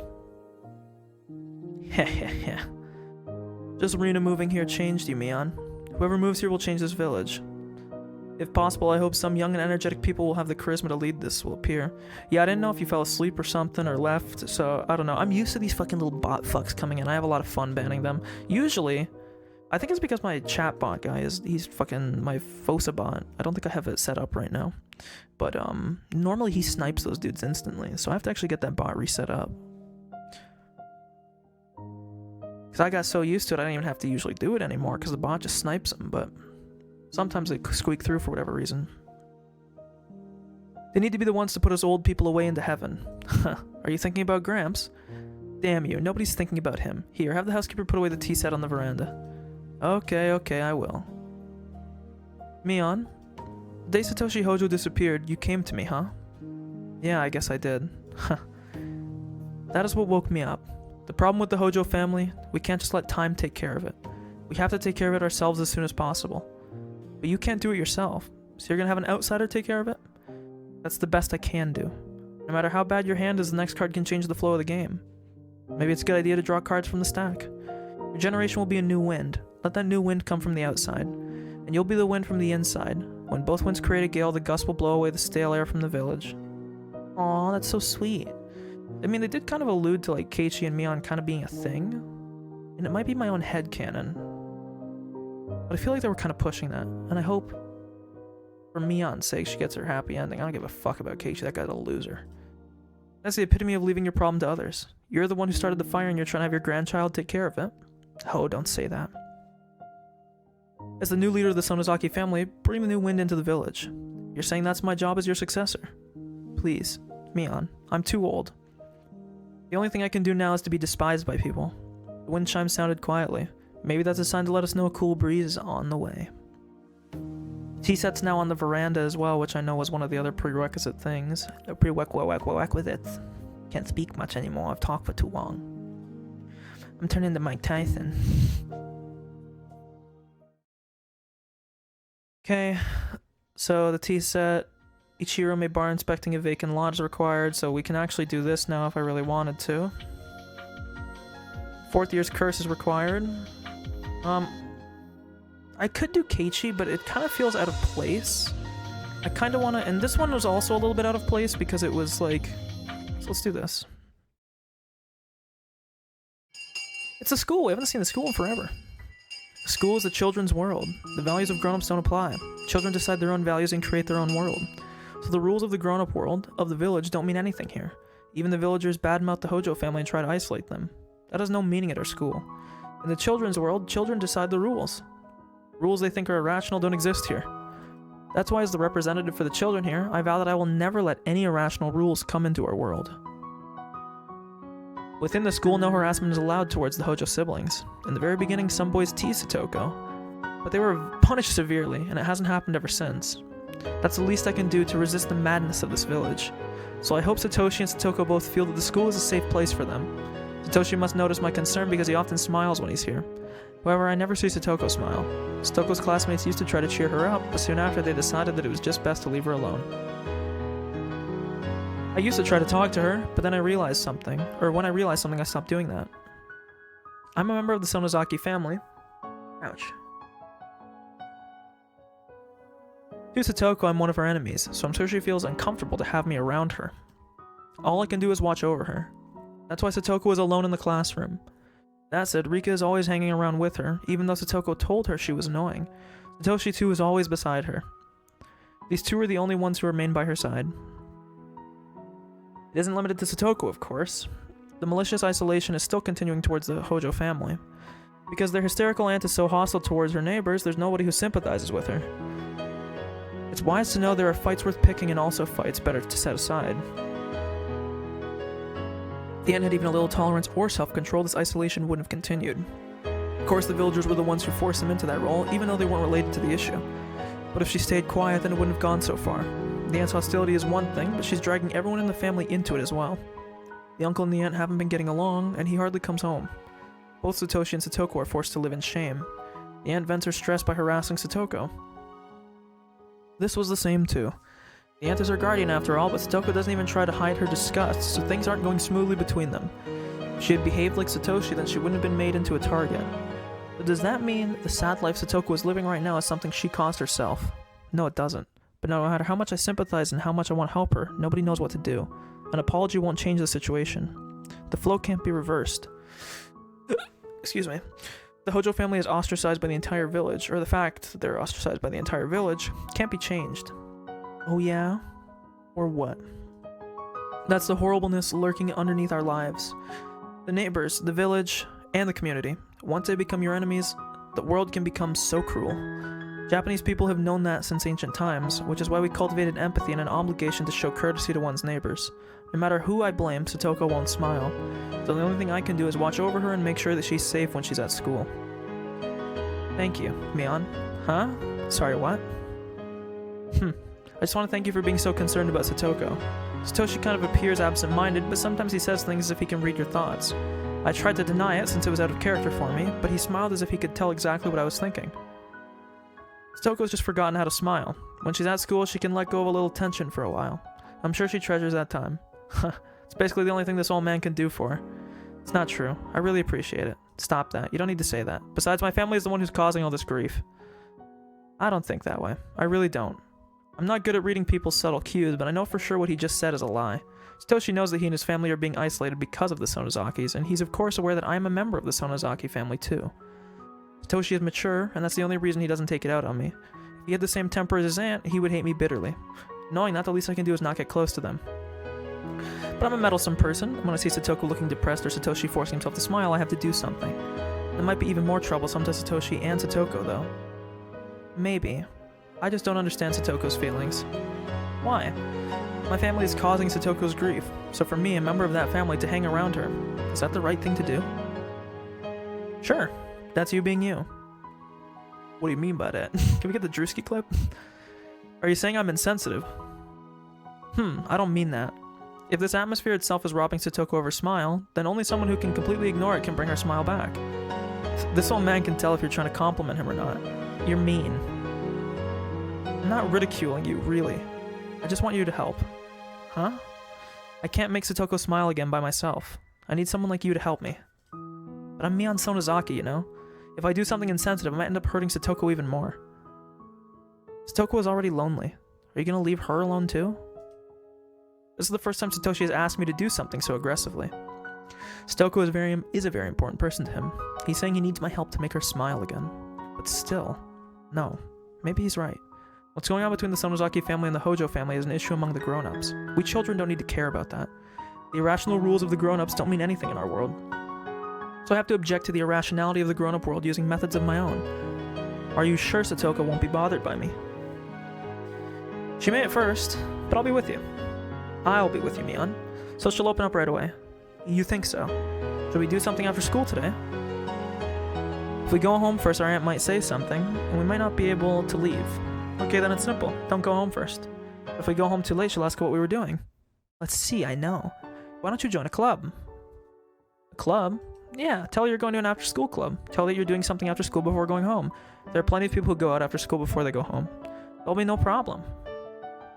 But if we mess up our clothes, our aunt will say, okay, then we'll do something indoors. Then your clothes will stay clean. Indoors? You mean in the classroom? But wouldn't Chie say something? Dude, I haven't seen Chie in forever. It's possible to play passionately while not going wild indoors. Contrary to my appearance, I love playing games. I've collected some treasures from overseas, too. Some of the manuals are written in English and are a little complicated, while with some of them I need someone to play with, so a lot of them are just sitting in the storage room. Do you think Satoko can play those too? Sure. If you don't know the rules, then you just make them up. As long as everyone is following the same rules, it's totally okay. I say it so confidently, but would bringing games from home and asking Satoko to play with us actually make her smile again? What have I got to lose? Maybe I'll bring one of the board games tomorrow. Oh, also Mion, I have something else I want to ask you. What? This old man is all ears. I am looking for a part-time job. I thought I could get her a nice birthday present that might make her feel better.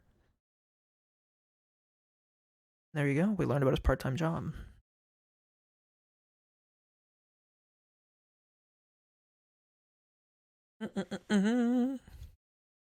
Okay. Okay, let's go. Okay, let's go. So, let's just continue down the Satoshi line. Actually, wait, we might not be able to. We're not on this yet. We might actually have to do the Keiichi thing. Could be wrong, though.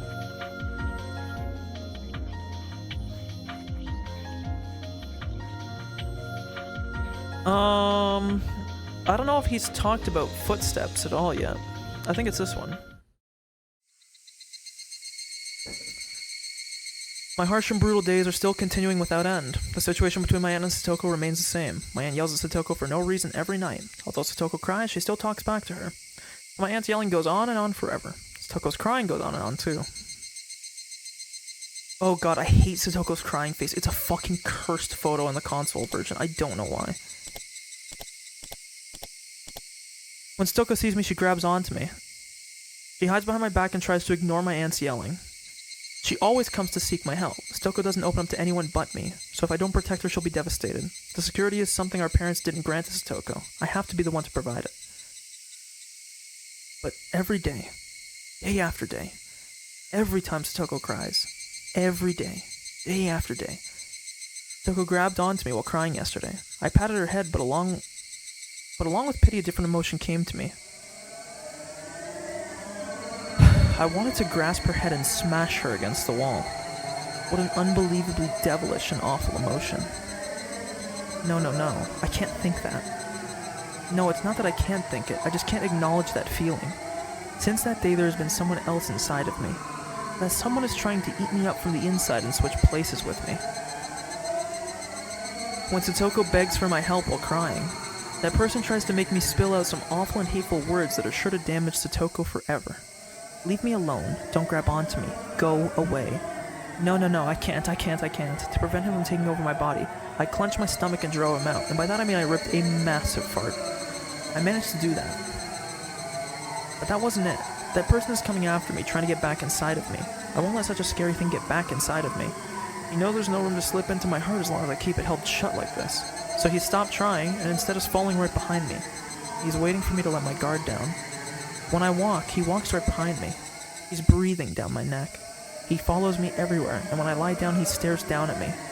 He's waiting for the right moment to jump back inside of me so he can hurt Satoko. It's been so hot lately. Maybe the heat is getting to me, and that's why I think things like this. I'm the only family Satoko has, so I'll have to protect her from my aunt for the rest of my life. That's my eternal duty.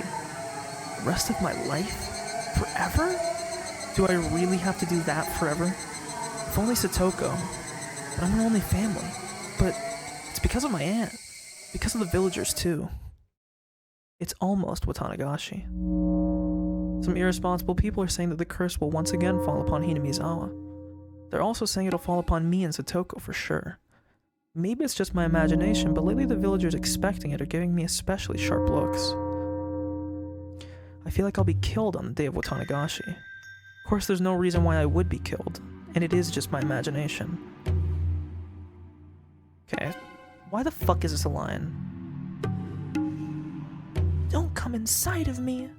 Come on, bro, phrasing, you should know this. Satoko is the only sister in my family, is my only sister, so don't tell me those awful things.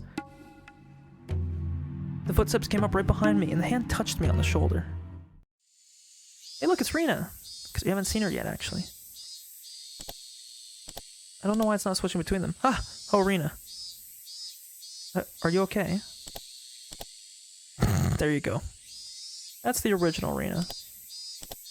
The remake one looks ditzy, I don't know why. I much prefer the console Rina. You're Backle. Welcome, Backle. Are you okay? Are you... You must have been acting weird. Rina looked worried. Her name is Rina Ryugu. She just moved here and transferred to my school. Nobody remembers her, but supposedly she lived here in Hinamizawa a long time ago. In fact, she hardly remembers anything about Hinamizawa either. Since Mion is the only other classmate who is my age, I'm glad she's my friend. She usually carries on happily alongside Mion, but occasionally she shows more feminine consideration. Are you feeling okay? Do you want me to take you to the nurse's office? Do you? Thank you. I'm okay. Do I look sick or something? Yeah. Her immediate answer made me realize I wasn't myself. Is it about Satoko? Are you worried? No, that isn't it. She knows that my problem isn't physical, but a mental one. This is just something I think to myself, but even though Rina seems like a very easygoing person, maybe she is more perceptive than she appears. Since I've just transferred here recently, I may not be able to help much, but I can at least listen. Sometimes talking can help. Although she just transferred, she already knows quite a bit about me and my sister, and also about the situation with the villagers. But talking about it won't solve anything. Actually, if I talk about it, I feel like I'll be admitting to my weakness, which might give that person a chance to get inside of me again. You were so surprised just now. That's why I thought something really serious was bothering you. Oh, that. Lately I feel like someone is following me all the time. I thought that was you. Sorry. I don't even know what I'm talking about anymore. Footsteps. Following you? Huh? I know those. I know those footsteps.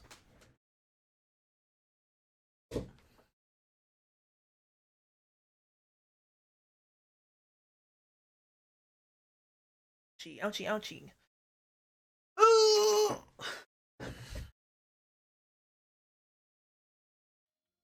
We're getting close, we're getting close.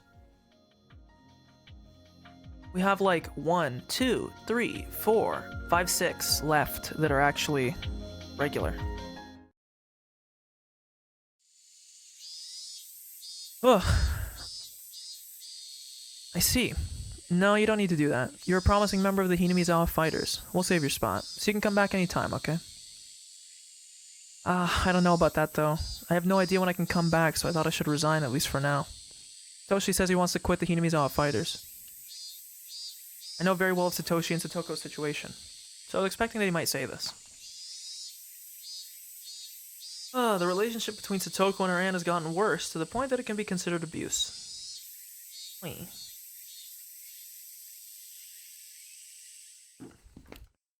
When someone from the Child Consultation Center came, of course her aunt behaved herself. Then immediately after, her harassment turned even more vicious. According to the neighbors, the aunt's scalding and Satoko's crying can be heard nightly, and sometimes it goes on past midnight. Satoko's weekly physical checkup results are slowly growing worse, and we're trying to keep her stable by increasing her medication. But unless her relationship with her aunt improves, she's sure to go terminal and sink into madness. Although she isn't the type to become deranged, even at the terminal stage, she's the type who holds everything in, harboring her insanity inside. Just like she pushed her parents off the cliff 2 years ago, Satoko may kill her aunt. Thanks to the mountain dogs, the incident was resolved as an accident, and Oishi stepped aside, although he is still suspicious. If something like that happens again around Satoko, he's sure to investigate her mercilessly. I can't do anything more about Satoko's environment changing for the worse. I'm not surprised to hear that Satoshi wants to quit the baseball team so he can be with his sister more. Actually, I'm starting a part-time job. That's why I can't come to practice. Part-time job? Is there something you want to buy? Yeah. It's almost Satoko's birthday. There's a teddy bear Satoko's been looking at, and I want to get it for her. That's right. I remember the birth date of her insurance card. I think it's June 24th, right after the Watanagashi festival. I see. You're such a good brother. I'm sure Satoko will be thrilled. I hope so. I can tell Satoko is also stressed out. Satoshi. To him, seeing Satoko being harassed is the same thing as being harassed himself. His stress can be released through moderate exercise, such as with sports, and also with plenty of rest. If Satoko is being yelled at nightly, then it's easy to figure out that Satoshi isn't getting enough sleep either. I don't know what kind of job he's starting, but I don't think he will be able to vent his stress on it. In fact, I don't like the idea of Satoshi taking a part-time job because he's already so worn out in every way. I asked him if he wanted to help me pay for the present, but of course he declined the offer. It's a present from him, so he wants to earn the money himself. I wonder if my theory about him joining Irie at the clinic or joining the military, like, undercover thing is going to become true. Because we know he goes missing. I just want to know the details of his mystery, of him going missing. He's taking this part-time job only to earn enough money to buy Satoko's present, so it'll be a temporary thing. It's for a short period of time. Maybe it won't be that bad. While I want to stop him from working because I don't want him to get even more stressed, since he says Satoko's birthday is near, I don't think I can stop him. Satoshi is determined. If I say any more, I may lose his trust. I'll just have to accept his leave of absence. Oh, coach, can I borrow a bat? So now we're getting to the murder. I completely misunderstood his words. Later I found out he carried around the bat to protect himself, and realized even then he was slowly showing Reset.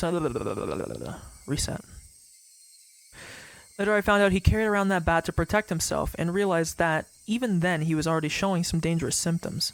He believed there would be a fourth mysterious death this year, and that he would be the victim. He became obsessed with the idea that someone was after his life. That is a symptom of Hinamizawa syndrome's terminal stage. But although I was involved so deeply with the syndrome, I was careless. A bat? What do you need a bat for? Satoshi had his own bat. So he should have asked if he could take it home, but instead he asked if he could borrow it. When I think about it now, He said it that way to lighten his guilty conscience, but how could I have known then? Well, although I can't come to practice, I think I'll have a little time to practice swinging on my own. That's great. Please, take it with you. But make sure you do it in an open space, okay? If it won't bother your neighbors, it's good practice to hit a hanging tire. Swinging a bat can release stress, so letting him take his bat home will help. That's what I thought. But that was bat. Chest. That was a huge mistake. I realized it only when things were already past the point of no return. Because he beat his aunt to death with it.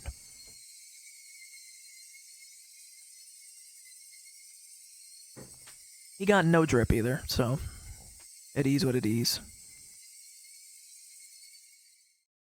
Hey, I mean, pieces really can only fall in place now at this point.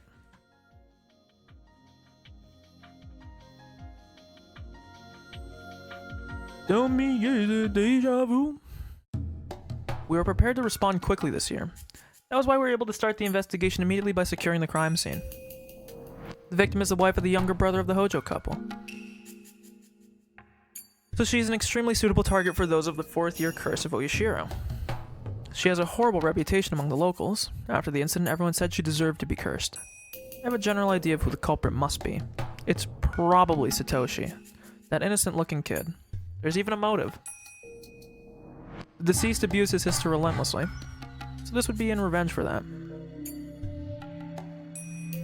Also, when he attended the inspection of the crime scene, he was rather frantic, yet also far too composed, as if he was totally unrelated to the incident. My intuition from many years ago of police work tells me the 8 or 9 times out of 10, someone who acts like it is the perp. Who acts like that is the perp.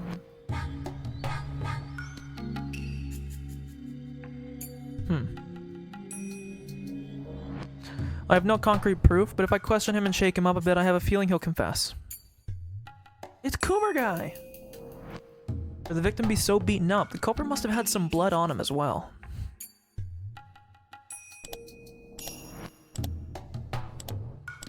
So he doesn't exist in the original, and I guess he doesn't exist in the remake either. Or this version of him doesn't. We can't find that. If we can find that, then we'll have proof. Huh. Unless he's a complete fool, I'm sure he's already gotten rid of it by now. If we can find it in any place he says it's... If we can find any in the place he says he disposed it in after he fesses up, then we can convince the prosecutor too. This was pretty insignificant as a standalone case. The confession from Satoshi would end it. Everyone except me must believe that. But if I look at it as a part of the series of mysterious deaths, it won't be so easy. Either the three families of the village or the Sonozaki family alone is directly involved in this.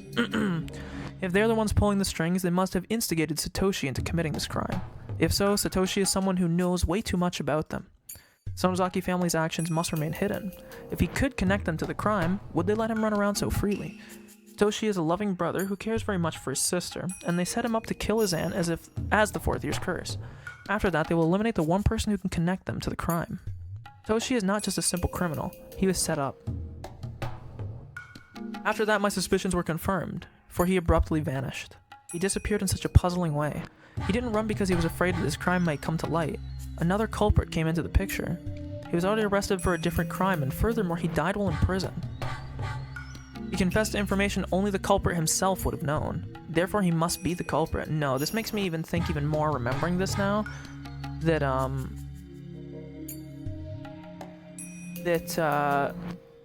what do you call it?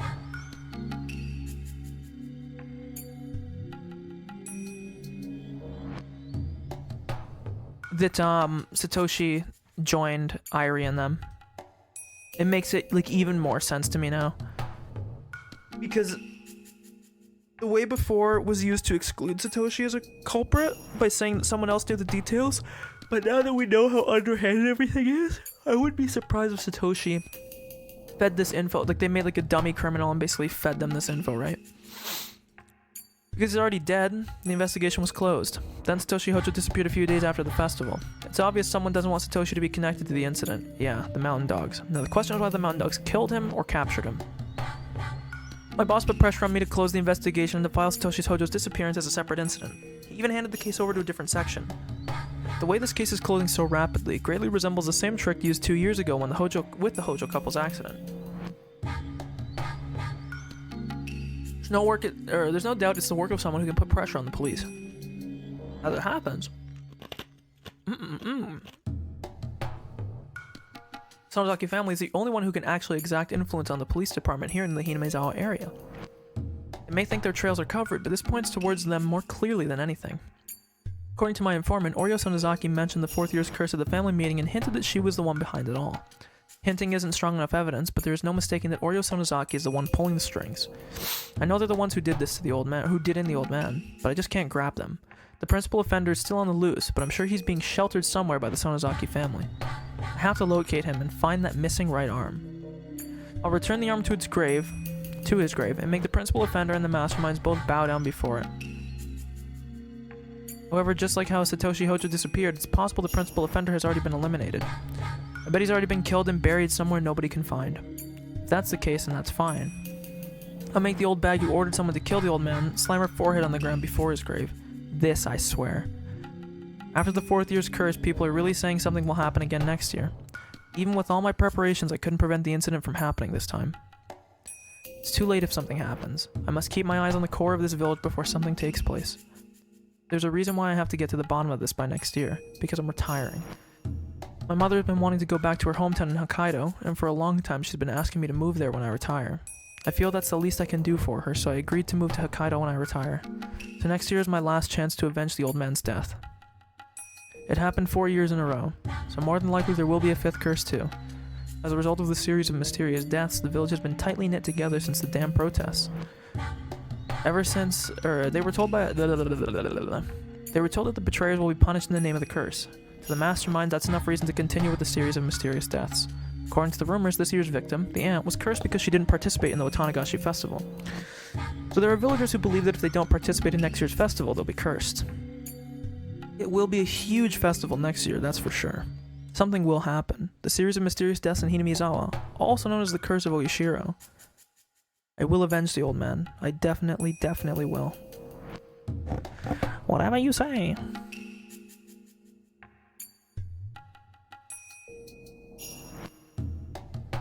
Whatever you say, bro.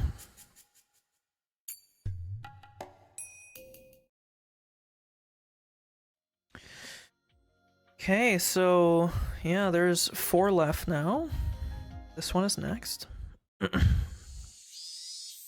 village was in an uproar because the 4th mysterious death in a row, which everyone believed would happen, actually did. Satoko's aunt was killed. That's pretty fucked, huh? Can't believe they would do that. Who would ever do such a thing? Really not such a kind-hearted boy like Satoshi. All the villagers feel rather satisfied. Ew. I just put on chapstick and I got a big fucking piece in my mouth somehow. Ew. Gross. All the villagers feel rather satisfied about this incident, saying the curse finally fell on her for being a local troublemaker. But I know the truth. When I saw the body at the crime scene, I knew Satoshi was responsible for it. Beaten up body, I'd say. Her abuse towards Satoko was getting worse and worse.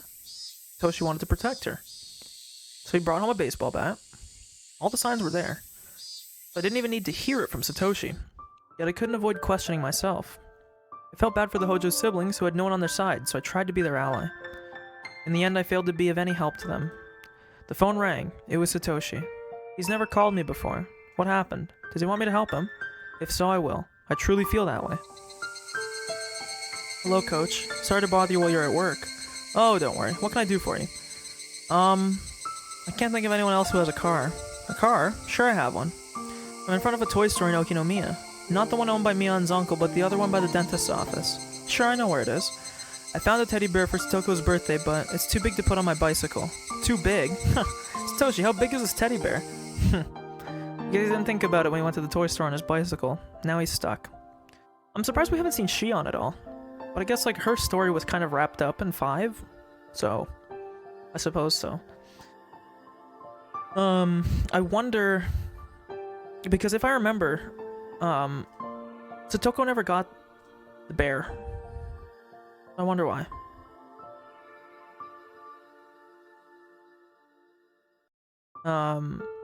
So I kind of want to know what's going to happen here. I wonder if they used, I wonder if they cut open, because there's 2 possibilities, as I said way earlier, like a few hours ago. Either they bring Satoshi into the fold, or they dissect him.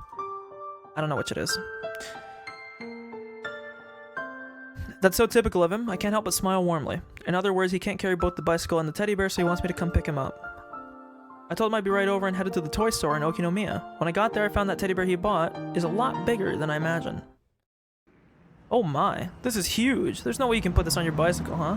The teddy bear is so big that Satoshi can hardly wrap his arms around it. If he puts it on his lap in the passenger seat, he won't be able to see anything. We loaded the bicycle in the back seat and stuffed the teddy bear in the trunk. Boy, it must have been expensive. Yeah, I guess. At first I thought he was sweating because of the heat, but he's acting oddly, as if he has a high fever and his consciousness is coming and going. What's wrong? Are you feeling okay? I guess, well, I think I have a cold. It's not good. Do you want to swing by the clinic? I'll give you a checkup. Thank you. When he called earlier, he didn't sound this way. Did he become ill all of a sudden? Why didn't you put the seat back? Is it too cold? Are you okay? He's like breathless. His face is turning pale. I can tell he has a high fever. Satoshi was pushing himself to buy this teddy bear. A teddy bear this size can't be that cheap. For him to earn enough money in such a short period of time, he must have worked hard and long hours. Maybe he felt relieved now that he got the teddy bear he wanted to buy. It's not unusual for a person to collapse after reaching their big goal. I'm proud of you. For earning enough money to buy such a huge teddy bear, Satoko will be so happy. I hope so. I'm sure she will be. I guarantee it. Our aunt is gone. Our uncle isn't coming back. There's nobody who can hurt her in our way anymore, right? That's right. There won't be anyone who can hurt her. So you can relax now. Our aunt is gone, right? She died, right? Yes, she is dead. I performed the autopsy. There can be no mistake. She'll never abuse Satoko again. Are you sure? Did you really confirm that she's dead? Yes, I sure did. So even if I see someone who looks just like her, it's not her, right? It's not like she was actually alive and recovered, right? No, that's not possible. She'll never come back to us. Then, look, that lady. She looks like her, but that's not my aunt, right? Right? So she pointed at the oncoming car in fear. Of course, the car passed by so quickly that I couldn't see her face. But no matter how much she looks like her, it's impossible for her to be alive. Look at her. She looks exactly like her. She even looked at me. Calm down, Satoshi. Your aunt is dead, so no matter how much she looks like her, it's not your aunt. But she looks just like her. Look! No, it must be her. That's my aunt. She's... I killed her. I bashed her head in repeatedly. Why? Why? I can only try to stay calm and drive. Satoshi is losing his cool. He's delusional. He's seeing his aunt coming back from the dead. And I finally realize... Satoshi is displaying symptoms of the terminal stage. I don't know how this didn't run through your head way quicker, bro. You're supposed to be the expert on this shit.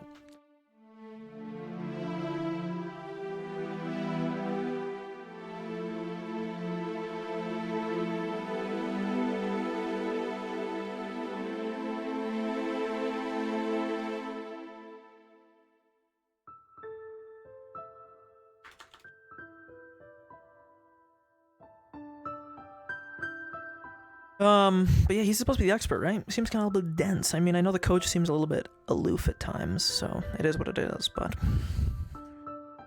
I wonder what's gonna happen with this. Because this will basically answer my question here. I need to examine him once I get to the clinic. It's different from Satoko's case. We already have the cure. We can treat Satoshi. If I talk to the mountain dogs, they'll take care of the murder of his aunt. So I can both save him from going terminal and give him back his peaceful days with Satoko. He was deranged until just a minute ago, but now he's gone quiet. He didn't fall asleep. I must get to the clinic while Satoshi remains in the calm state. I was about to say, what happens if he like fucks with you while you're driving? I was about to say, that's what I'm saying. As if he knows what's going through my mind, Satoshi spoke to me quietly. Coach, is this the curse of Oyashiro? There is no curse. Please try to stay focused. Satoko, sorry. Until just before I bought the teddy bear, I was thinking about running away. That's why Oyashiro got angry. I'm a failure as a big brother. You don't need to say anything. Close your eyes and get some rest. We'll get to the clinic soon. Then I'll give you some medicine, okay? I feel like there are maggots in my blood. It itches. Don't scratch. Don't claw at your throat. We arrived at the back door to the clinic. I slammed the brakes and stopped the car. Satoshi had already started to claw at his throat. I can't stop him by myself. I asked for some help through the intercom. Some staff members came out immediately. Maybe Satoshi was surprised to see how many people at once because he started to resist. I don't even need to run tests. He's at L5. He's reached the terminal stage and his thoughts must be filled with delusions. Maybe he thinks that the staff members want to kill him. Staff members pinned his arms and legs down and gave him a shot to put him to sleep. Coach, please help me. Don't worry, I'll make you better, so please relax. Coach, please. Take care of Satoko. Please take care of Satoko. After saying those words, he fell unconscious. My, what's going on? Satoshi suddenly displayed symptoms. Considering the amount of stress he's been under, it was just a matter of time. Or maybe he was holding it back until he bought the teddy bear. It's interesting that somehow we always find a live specimen around Watanagashi. You think it's the curse of Oyashiro? Don't have time to listen to her nonsense. All according to plan for Mr. Kano. Miss Miyoko Tanashi. We are approaching the final destination. Boom, 2 pages done. I don't know if I have this already. I feel like I don't. But I guess I do. I guess it meant C107. I don't know. Or no, 107 was the cure. Hey, Nakagawa, long time no see, so this is going to be, like, totally unrelated. My bad, I should have done this way earlier. You know that. No, not at all. It's no fun getting old. You gotta concentrate when you work with clay. If you put it off for a long time, your senses get dull and there's no point. Sensei, allow me to introduce someone. This is Major Takano. Very nice to meet you. Thank you for taking time to meet with me today. I truly appreciate it. I really didn't make time for you, actually. I was told I could have some good raw sea urchins. Sea urchins are good for you, did you know? Rich in vitamin A, and they are good for your skin. Women like sea urchins, right? Wahaha. It is true that sea urchins are rich in vitamin A, but compared to spinach, it's not anything that's worth making a fuss about. Well, none of that matters right now. He just seemed like an unpleasant old man, so I wanted to criticize him. These men are the directors of the Alphabet Project who control the funding for the Irie Institute. Okay, so she's kissing ass after the funding closure. They are also the people who are in position of being able to offer their opinions to those directors. To put it in a simpler way, these are the new owners of the Irie Institute. Although not as much as Uncle Koizumi was, they are also leaders and influencers in various fields. I have to be careful not to upset them, and therefore there's no way I have the ability to call them in. By using the influence that Koizumi faction once had, I finally managed to get this chance. Uncle Koizumi gave me his full support and made everything go my way, or who made, is not here anymore. I'm on my own from this point on, and I will open up a path. But this stage just doesn't belong to me today. I can't let the people who offered me this chance lose face, so I have to wait patiently until it's my turn. My primary objective is to explain what a prominent research subject the Hinamizawa syndrome is and acquire an indefinite extension for our research. They only ever think about money, so they aren't even realizing the hidden potential of Hinamizawa syndrome. They don't recognize that it's worth spending a lot of money on. This is not mere research of the existence of an unknown parasite, but something that may overthrow the basic foundations of anthropology. The Nobel Prize wouldn't even be enough. It wouldn't be easy trying to explain all that to men who know nothing about any of it, but I have to. That's why I spent many hours making these straightforward support documents. Sometimes we make documents confusing on purpose because we don't like dealing with uneducated people, but this time it's different. I can't look down on them. I must sincerely try to make them understand.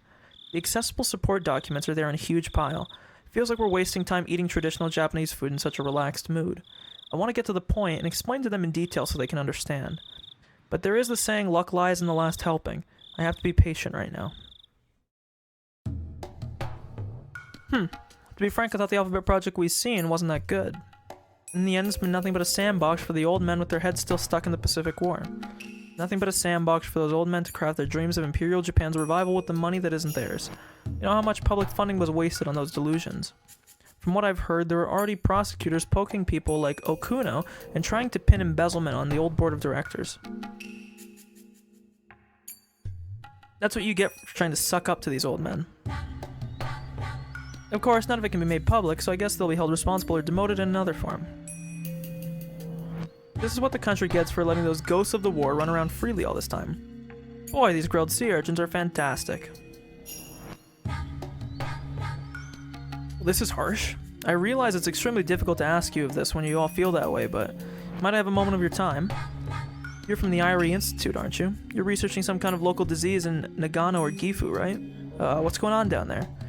The board has decided to halt the research for military applications. The research project itself is to wrap up within 3 years as well. Oh no, sorry, that's still being discussed. Anyhow, our work is scheduled to be shut down within a few years. Ah yes, I remember now. The Irie Institute had a bad reputation even among the old board of directors. After all, it sucked up huge funds with barely any inspections. I don't know why, but someone high up kept pushing for it for some reason. Because of that, nobody could really say anything about it, and it was left alone. But you know, that guy loved to flirt around with women, so maybe he had some, or maybe that had something to do with it. Is he implying that I slept with Uncle Koizumi? He's insulting both of us. But I held my anger in. I can't let myself be bothered by something like this. Anyway, today I would like to explain to you the details of our Institute's research and ask you to reconsider your decision. I truly appreciate you taking the time out of your busy schedule to attend this meeting today. Well, I guess they don't give out free sea urchins for nothing, huh? I explained to them how much Hinamizawa syndrome mattered while being very careful not to go too fast. Try to let them know that the syndrome's potential is not limited to small things like military applications, but is much more meaningful than that. It may explain ideology and religion. It may even shake the very definition of a human being. I took my time to explain as slowly and clearly as possible. I'm not confident that all of it had gotten through to these boorish men, but I'm happy if they understood even just a part of it. As long as they understand how much of a magnificent discovery Hinamizawa syndrome really is. Instead, they laughed at me. Thank you, Major. I see. We'd like to discuss among ourselves. Can you please excuse yourself? Yes, thank you. Obviously, they can't discuss in front of me. I left all the documents with them. All I could do now was hope they viewed them favorably. I left the room and closed the sliding door. The room next door is a preparation room, so I was to head there. But I stopped. I shouldn't have done it, but I tried to listen in through the sliding door. I don't know what to say. I feel sorry for everyone on the previous board of directors. I know how you feel. Koizumi pushed this so strongly. I met him once before.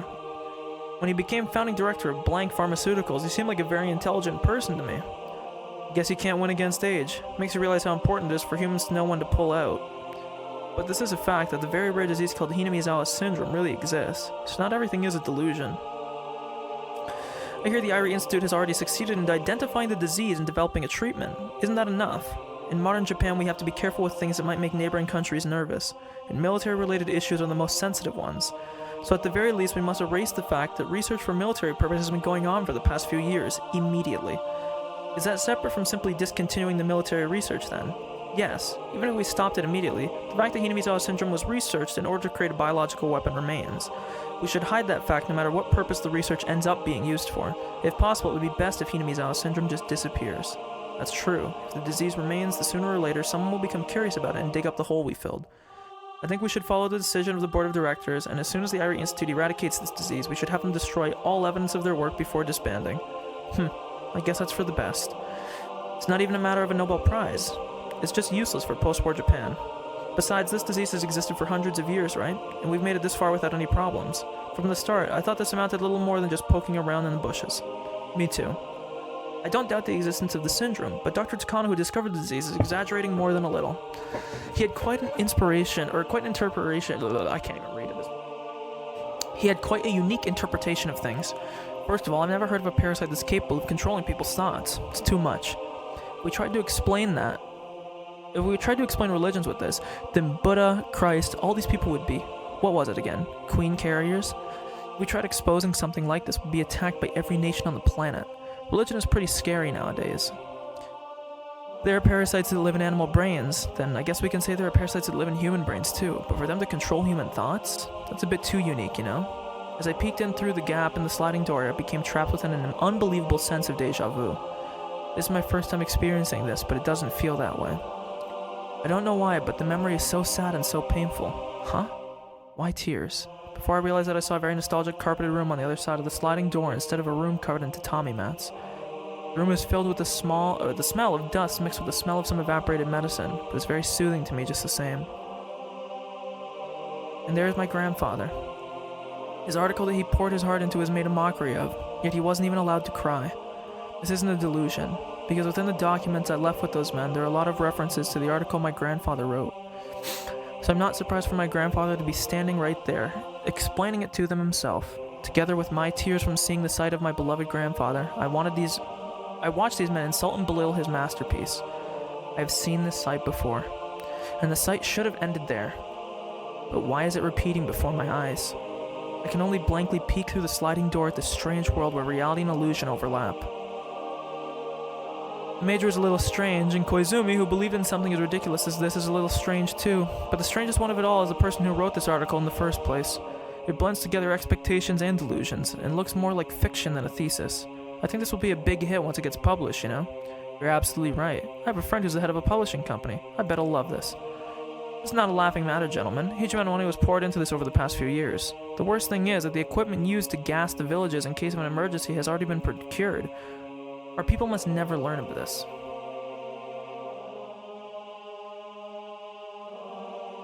For such a plan to exist is scary enough. When people find out about this equipment, the whole country will turn against us. On top of that, the cost to maintain this equipment is enormous. I don't think this is being maintained, do you? Maybe this whole project is some kind of money laundering scheme. What do they say anyway? If one girl dies, the whole village will go crazy at once? What kind of comic book is this? Exactly. Someone actually believes such a childish story, put a huge amount of money into it.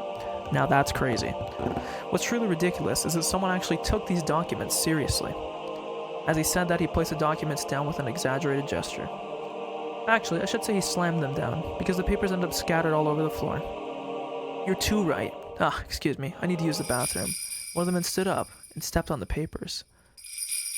And they weren't the papers on the tatami mats, but the ones on the carpet.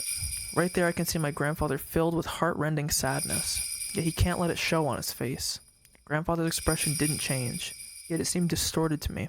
I could see the walls of my grandfather's study crumpling and twisting behind him. I jumped into the room. I grabbed onto the man's legs. I don't hate him. No, it's not whether I hate him or not. Sure, I hate him, but that's not it. I just can't forgive the feet stepping on my grandfather's article. Don't step on them. My grandfather wrote these. Please don't step on them. Sorry. Those feet are still stepping on the papers. I tried to make them move, but they won't even budge as though they've grown roots. So I begged as I grabbed onto his legs. I tried to pull the papers from under his feet, but I can't move his feet. I can't pull out the papers. Don't step on them. My grandpa's... Yeah. My sobbing echoed in that silent room, just like it did back then. Damn, girl.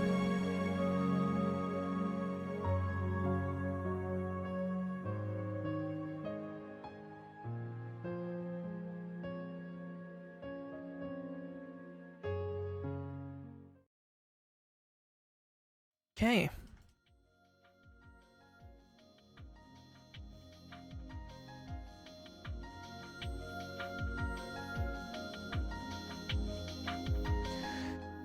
So this is the plan. I'm gonna do these last two plus this one, because I think this one is actually out of place. I'm actually gonna stop after that. And then we'll continue and beat the rest of the game after that tomorrow. But I'm getting a bit tired, and actually my throat is getting sore, which is more so the reason why I'm stopping. Not so much that I'm tired, or will be stopping. So. This fragment can't be connected yet. Fuck you mean it can't be?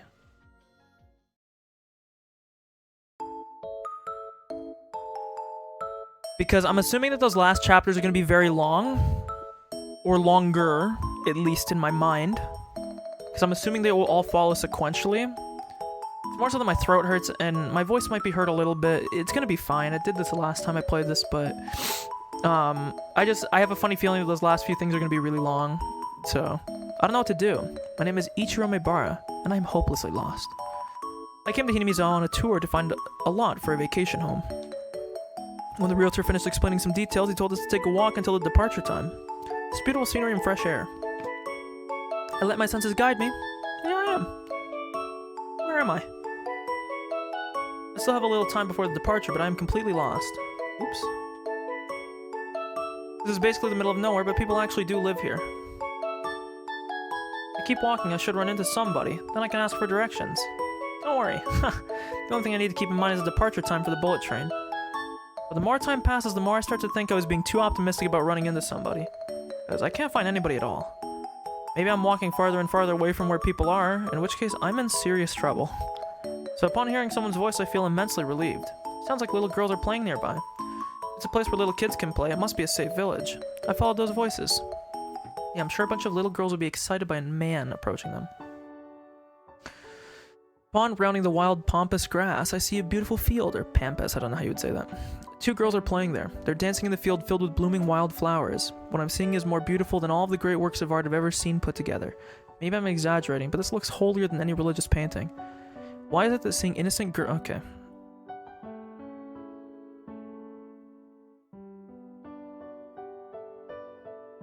That's why we feel awed by the sight of innocence. It reminds us of the time when we were pure. We grow up naturally and we lose innocence as we do, and we admire and adore the children who symbolize that which we've lost.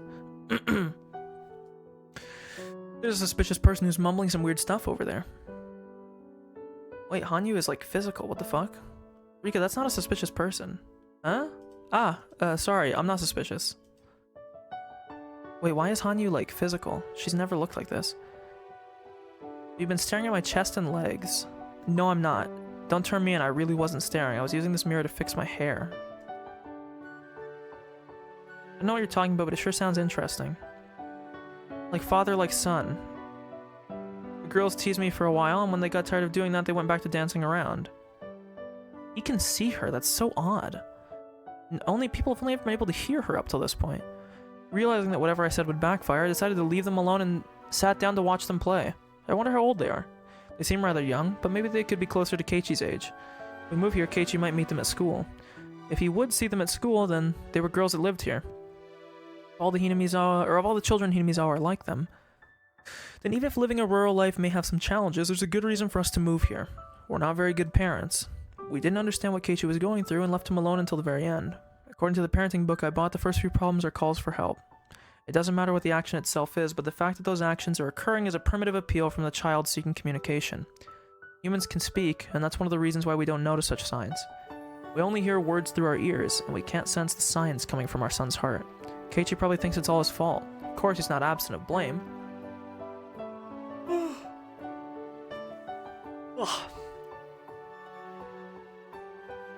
Humans aren't dogs or cats. We should know what's right and what's wrong. But it's our fault too, as his parents. Let him think that he had to go that far for us to understand him is really pathetic and disappointing for us. Of us. If we had understood him and hadn't cornered him, Keiichi wouldn't have done that. So the incidents weren't only Keiichi's fault. Everyone in the Mibara family was to blame. I want to explain that to him, but he's still too young and hot-headed to be able to understand. Right now, the guilt he's feeling is basically crushing him under its weight. He doesn't even have the will to live. My wife is the same. She's blaming herself for forcing him to study for better grades. She thinks that's why the incidents took place. And I'm no different. I'm blaming myself for not being involved in my son's education. That's why the incidents took place. Our cross will forever be on our shoulders, even after the injured child accepts our apologies. Yet our cold society would tell us to die under the weight of that cross. Even so, we have to live. We have to accept our sins and carry our burdens on our shoulders. Maybe we can start a new life here in this village. I thought about all that as I watched the girls dance. Keiichi needs friends like them. Friends like those girls will offer him so much more than his friends, or than the friends who only talk about cram school and exam results. The girls are playing near a sign that doesn't fit into this open field. It's a sign about a lot for sale, and the name of the realtor who brought me here for the tour is written on it. Does that mean we can live, even in this beautiful area if we want to? One of the girls spoke as if reading my mind. This is a wonderful village. You'll find lots of things you don't have in a big city. Yeah, that's right. I think so too. But I think you'll bring some things from the city to this village that we don't have. Do we have anything? Sure you do. We've lived in this village for hundreds of years just like this. Nobody comes to visit and nothing happens, and so nothing ever changes. Isn't that what's good about this place? Didn't you come here because you wanted to change something? Yeah, you're right about that. We want new people to come here too. It's like breaking the dam that keeps the swamp water from flowing out. Water is purified by moving. If it stays motionless, then it's just a swamp. In fact, this village used to be named after a swamp up until the Meiji era. But the name was changed to Hinamizawa. The water in the swamp stagnates because it doesn't flow. But the water in a stream stays fresh. Hee. Besides, you all are the ones who will teach us that. The dams can be broken. Should be broken. Are they playing riddles with me? I have no idea what they're trying to say. But there's one thing I know. The villagers are waiting for new people to come here, and they want to build a future with those newcomers. I looked at the sign behind the girls one more time, so that I remember this place. I've already decided. We'll be waiting for you to move here. Maybara. Oh, there you are. Sir, how did you get this far out? A raspy voice from the distance ended this innocent moment. It's the realtor. I guess he's been looking for me because I didn't return. Sorry about that. I got lost. I apologize while scratching my head. I turned around to look for the girls, but they weren't there anymore. Wow. Very cool.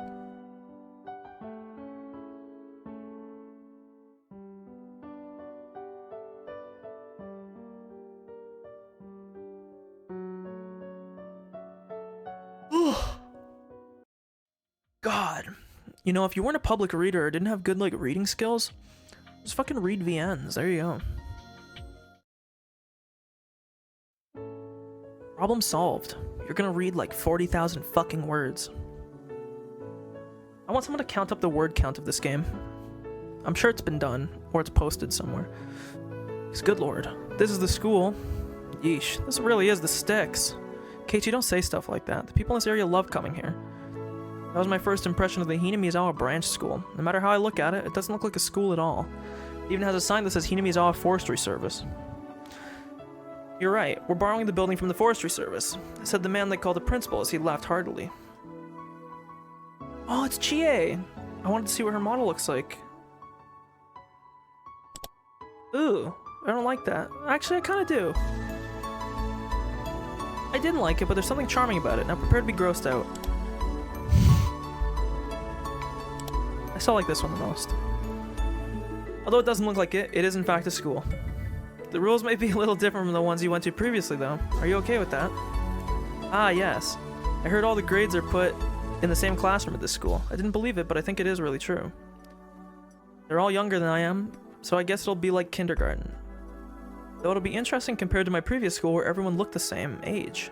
If you transfer here, you will be the oldest boy in the class, so you'll have to be a good role model for the younger students. The younger students have the tendency to copy bad habits from the older ones. I'll be keeping my eyes on you too, so make sure you're aware of that, okay? I understand, I'll do my best. Keiichi, what she means is that textbooks aren't the only thing you learn from. As a member of this class, and also as an older student, you have to be a good example. I know that already. After that, Chie brought us to an empty classroom and showed me where my desk would be. Since we're all still growing, I'm sure our sizes are very different. What a fucking... the phrasing sometimes. There are some desks that are way too small for me even to put my legs under, and also some that are just perfect for me. There are approximately 30 desks in here, but since all the different grades are in the same room, I'm sure it's very lively. There's also a wall full of calligraphy and art from different grades. It's all pretty exciting, nothing like my previous school. Reminds me of the days when I truly enjoyed my school life.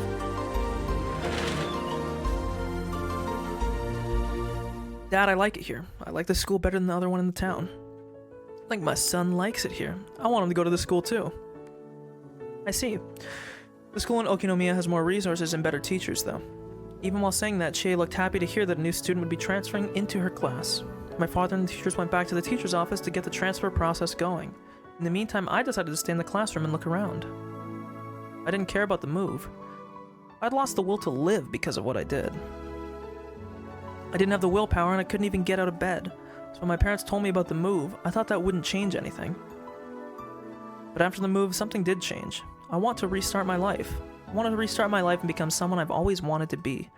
Here in Hinamizawa and at this school, I can do that. I'm not going back to who I was. I'll never think about that good grades are the most important thing in this world. I think I said about randomly there for no reason, so I'll redo that one. I'll never again think that good grades are the most important thing in this world. I have a feeling that I can learn the things that are really important in life here at this school. I never had the chance to learn them before now. It's almost embarrassing to put into words, but they're extremely valuable things, and if you don't learn them, you won't become a decent adult. The students at this school learned them a long time ago. To them, they're a given. Yet, I have to spend time learning about them even at this age. How to make friends, how to play with friends, to play, things you can only learn from play, things like socializing with others, etc. It seems so easy, but it'll take me a while to learn them. I pushed those things aside and devoted myself to studying. I'm not trying to say studying isn't important, but you shouldn't become blinded by it. If someone says studying and good grades are the most important thing in life, he's talking bullshit. I mean, not the most important, but it's definitely not a bad priority to have. So I can restart my life here at this school. Finally, I can become someone I've always wanted to be. Batman. I noticed two girls looking in at me through the window. The schoolyard must also be a playground for these children because I saw a lot of them playing earlier. I guess those two noticed me walking around the classroom and became curious. I guess it's natural. I'm a stranger to them. Better say hello and let them know I'm starting school next Monday. It's Rika. Finally, we've been waiting for so long. It's Hanyu. He can see her too right now. Why is Hanyu able to be seen right now? I don't get it. This will change things, because Keiichi is the 6 on the die. Yes, he is, but his die rolls a 1 far too often. That's not Keiichi's fault, though. It's all your fault, Hanyu. It's because of you. Apologize to Keiichi. Do you know my name? She said my name, didn't she? Did I hear her wrong? I've never met her before. Are you a new student? Huh? Nice to meet you. I'm Keiichi Maibara. I'm starting next Monday. Take care of me, okay? Sure thing. Here's a message for you, Keiichi, from the Shrine Maiden of the Furude Shrine. On your first day, be careful when you come to the door to the classroom. Also, there will be a thumbtack on the back of your chair. There will be a toy frog in your desk, too. But even with this warning, you will fall for it again and again. Your Monday is going to be disastrous. Poor Keiichi. That's why it's fun. Why don't you try overcoming that fate sometime? You'll be the one to teach us that. In one of the many worlds, right? Fuck, I don't know if they can see Hanyu. No, he did say 2 girls here. They can see Hanyu. I don't know why. I don't get it. Why can they see Hanyu? I'll be reminded of the prophecy made by the 2 girls next Monday because of the actions of a snaggle-toothed girl. I'll realize it too late, though. But I like it here. My name is Keiichi Maibara. This is my new beginning, and this time I'm going to enjoy it to the fullest. I'll be missing out on so much, but I'm going to learn all those things here. I'm going to absorb all of it. And I'll become someone I've always wanted to become. It may take a very long time, but I'll definitely do it. Uno mas, as the kids say.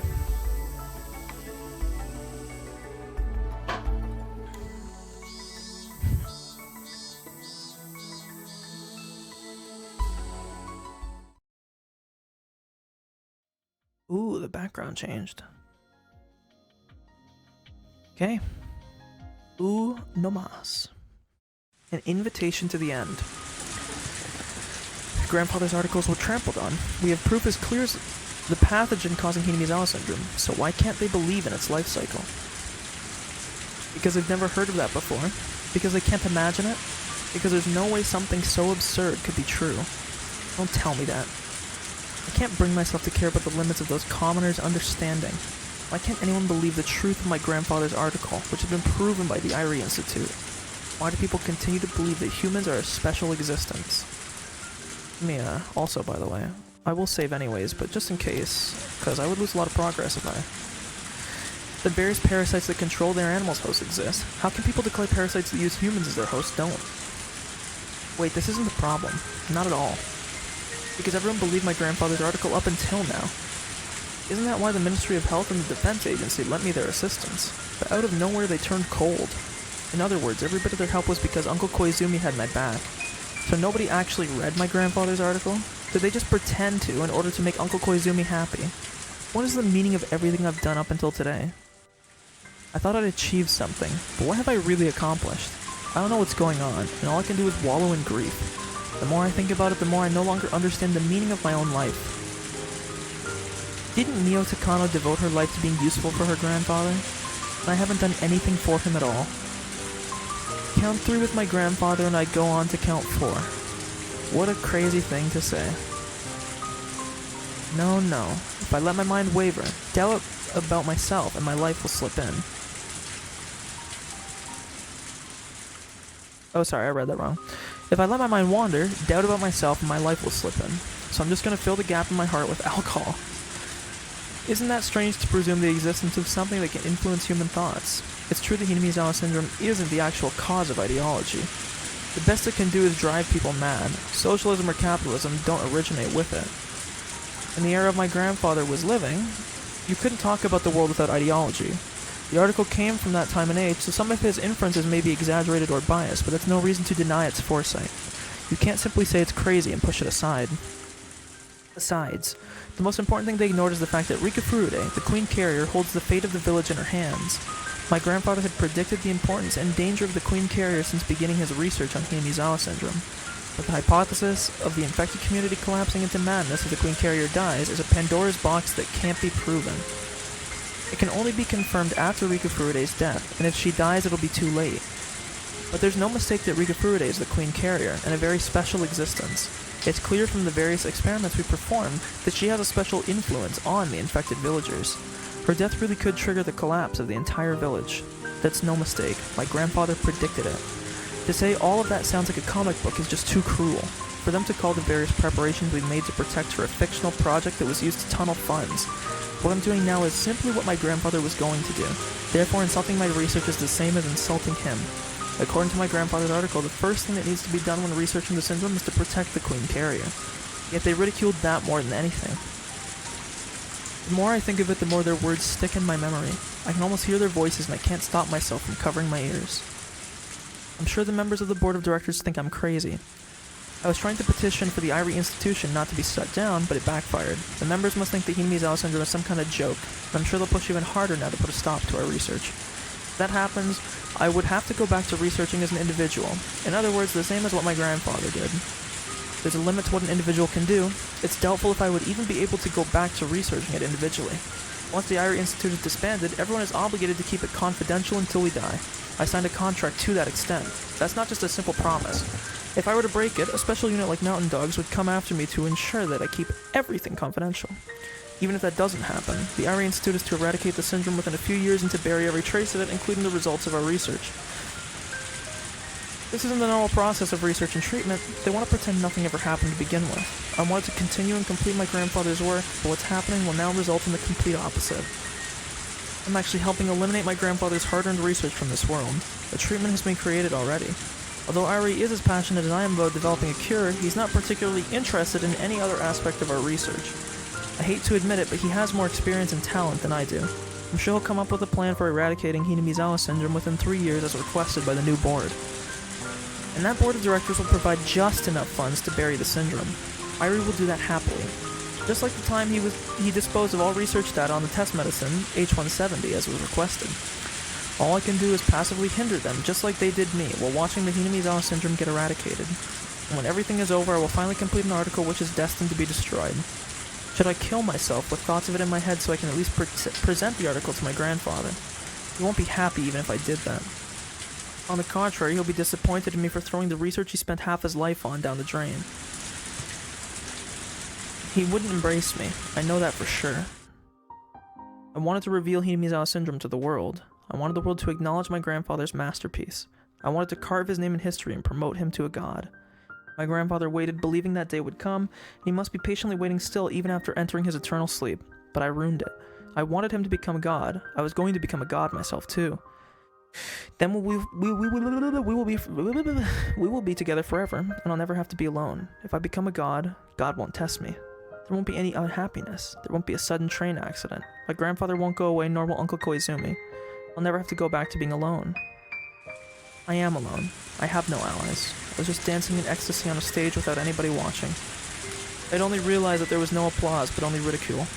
No, it's doubtful there was actually anyone in the audience to begin with. My parents died, my grandfather died, and then Uncle Koizumi died. 3 times had God toyed with me with their rolls of the die.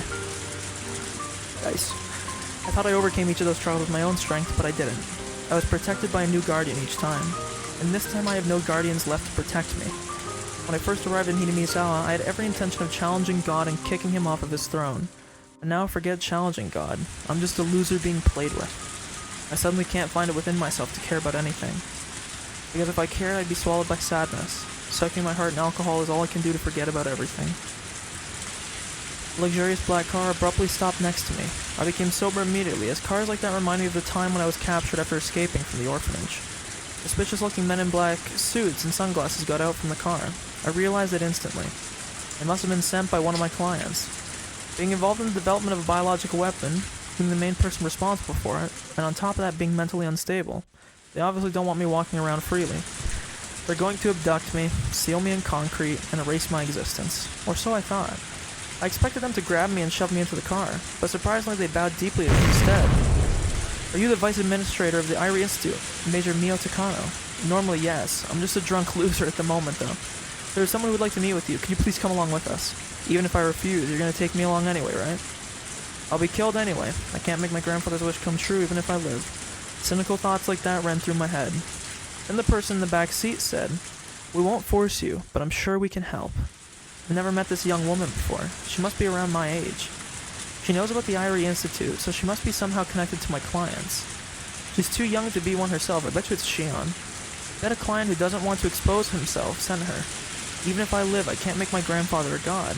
I can't be a god myself either. Who cares about whether a loser like me gets killed anyway? I made up my mind and got in the back seat. As soon as I got in the luxurious car, smoothly took off. Silence filled the car for a time. They're the ones that invited me. I don't have anything to say myself. Long time no see, though I'm sure you don't remember. We met in passing at Koizumi's funeral. Oh, did we? Sorry, I don't remember. There were so many people at that funeral, I can't recall any of them. But why is that what she's opening with? Does that mean she belongs to the Koizumi faction? Koizumi was very active as one of the opinion leaders during the post-war restoration. We can't begin to talk about the way the country is today without mentioning his accomplishments. When we were rebuilding the country from the burnt fields after the war, our nation's supporters were united, but fortunately it's hard to say that now.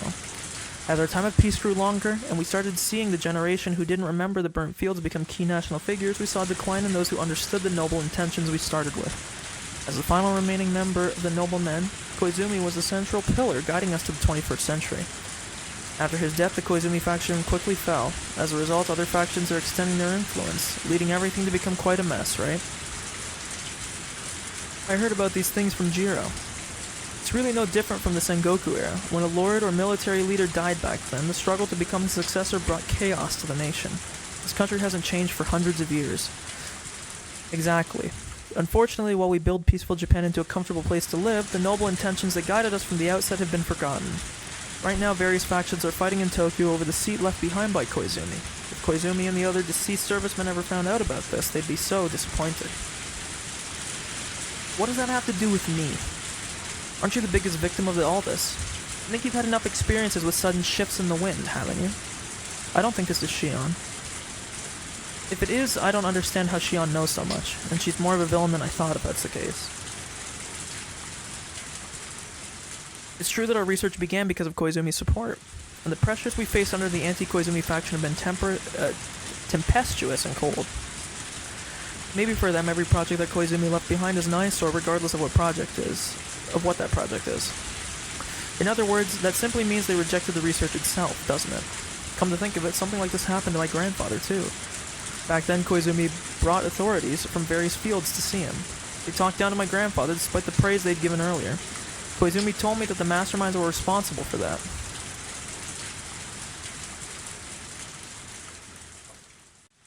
I don't think it's Shion because I don't think Shion knew all this. If she did, I don't think she would have acted the way she did in Chapter 5. And 3, I guess. It's not too much of a stretch to say that your research into Hinamizawa syndrome is the #1 leader in terms of funding, organization, and so forth in terms of projects within the Alphabet Project. Therefore, it's been made into a scapegoat by those people who want to monopolize the interests of the project. Scapegoat. What I mean is that your research into the Hinamizawa syndrome isn't what they rejected. What's important to them isn't the content, but the faction leading the project. I wanted to tell you that today. In the end, I'm just a sacrificial goat put up for everyone to see, huh? It doesn't matter what I research. The only thing they care about is that we belong to the Koizumi faction. That's correct. The faction in control is like direction of the wind. Sometimes it's a tailwind and sometimes it's a headwind. Unfortunately, once the direction changes, it's not easy to turn it back around. So you're saying it won't be easy to bring my hostile clients back? That's correct. The Alphabet Project has been taken over completely. All of the directors have been replaced, and they're only interested in fulfilling their own desires. From the very beginning, they had no intention of listening to your explanation.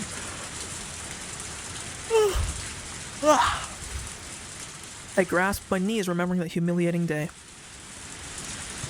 Let me change the subject for now. What would you consider the objective of your research, Takano? Huh? That is to fulfill my intellectual curiosity.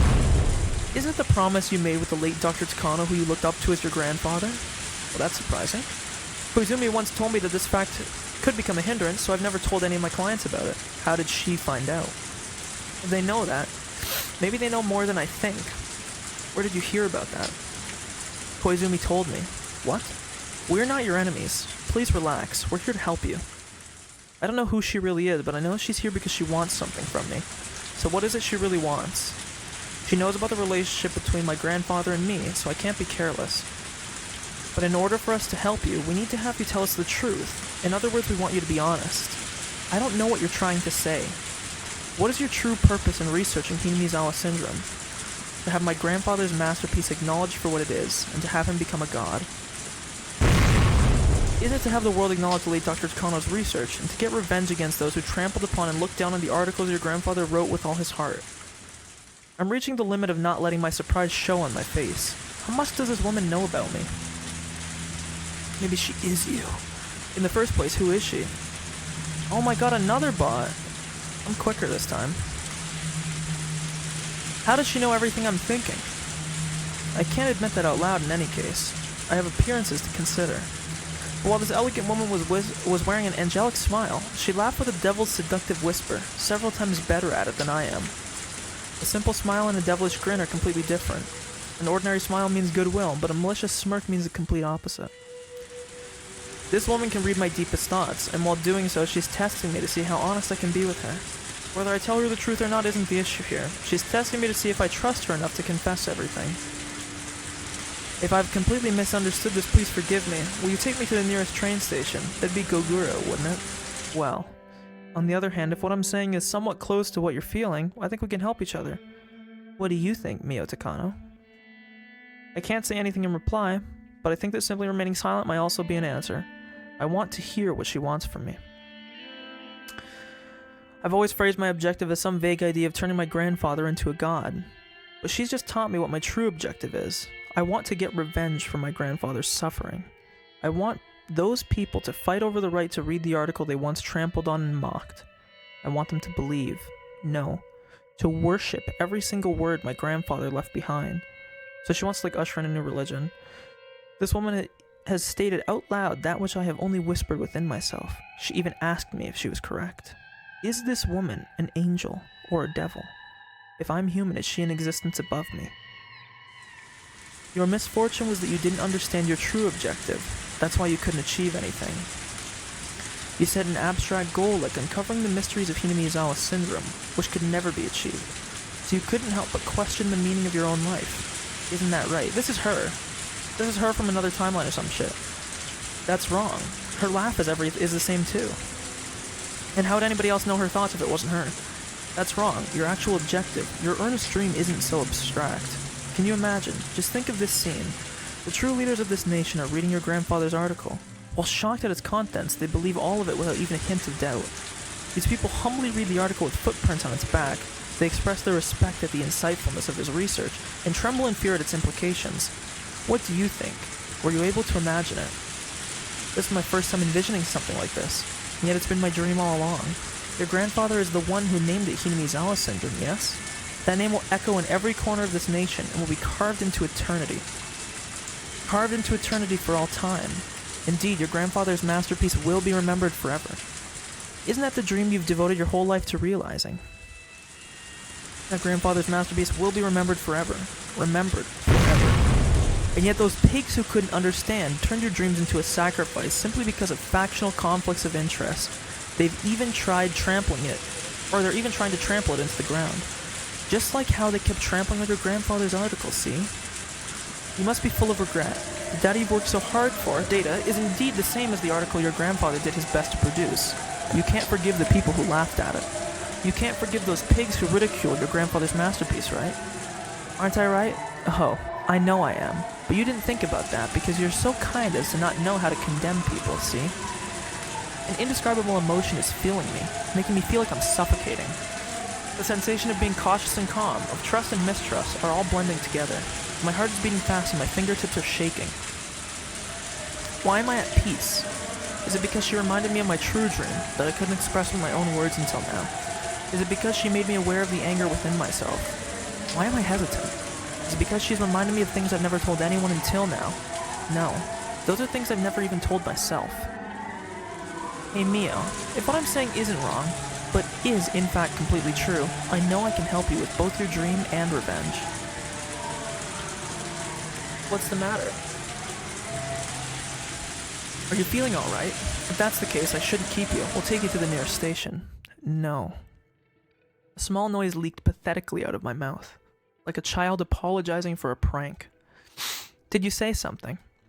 I know she heard me. The woman smiled, trying to make me say it again. I actually want to check something real quick. This is totally stupid. I want to see if their voices are the same. To further confirm this. 何かおっしゃったかしら違います具合悪くないです何か They sound お kind っ of しゃ similar. ったかしら I'm just trying to figure out how much is real, how much isn't, you know? I'm trying to determine if this is a hallucination or if this is reality. It's not it. I'm doing perfectly fine. I'm glad. Let's continue then. If that is in fact my dream, then what can you do? I'll help you with both of your vengeances. One is revenge for your grandfather. We will make those people who ridiculed your grandfather's article humbly take it into their hands once again. The one they violated. The other is revenge against the board of directors for trampling over your research simply because of their factional conflicts. Revenge against the filthy pigs who tried to stomp on not only your work but on your life as well. Getting revenge against the board of directors by having them read my grandfather's article. We'll be honest with you too. We're helping you because of our interest. Our interests are the same. We can't allow the project that Koizumi established for the sake of Japan's future be eaten up by these lowlifes after his death. If we had more power, we wouldn't have allowed that scum to become involved at all. However, the wind started blowing in a different direction, and the project can no longer express Koizumi's ideals. It has become a pigsty for them to satisfy their own desires. Koizumi, who gave them the name Alphabet Project, would not have wished for it to remain this way.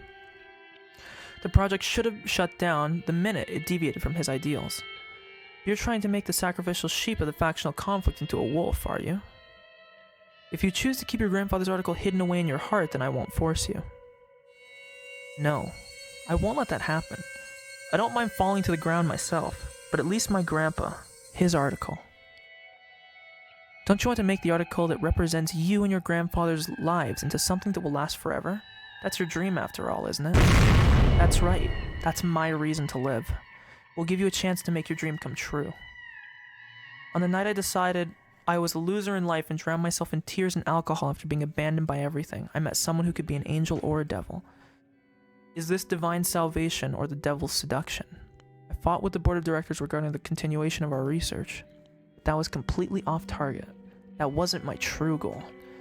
My objective isn't to continue researching Hinamizawa syndrome. It's to have the world acknowledge my grandfather's research as a masterpiece. Somehow the method for achieving that swapped places with my objective and caused me to misunderstand myself. The purpose of my life isn't to continue my grandfather's research. It's to get revenge and repay them for my grandfather's suffering. That's what this woman is saying. She's promising to make my grandfather's research eternal. She's also promising an opportunity to take revenge against those who laughed at it. When Uncle Koizumi died, I thought God was playing dice with my fate. But my unshakable conviction gathered together a power stronger than God's die. So maybe this meeting did happen for a reason. Curse you, God. You're testing me again. I will overcome the death of Uncle Koizumi, and I will make my grandfather an eternal existence by taking revenge against the God who tested me. I will for certain. I will take my revenge.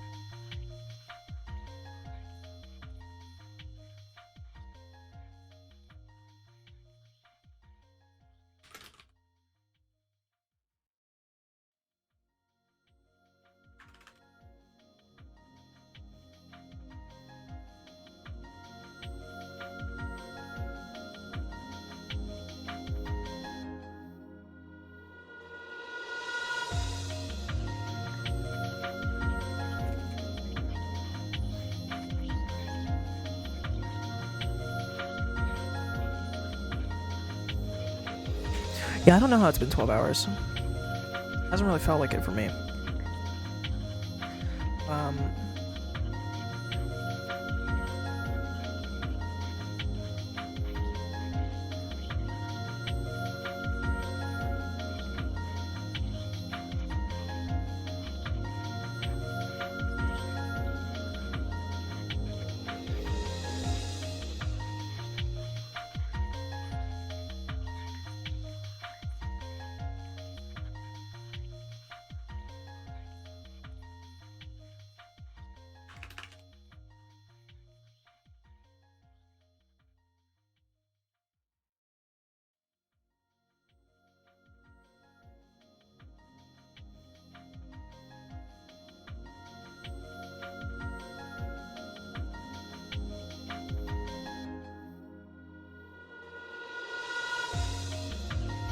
Okay, so I'm gonna read this here.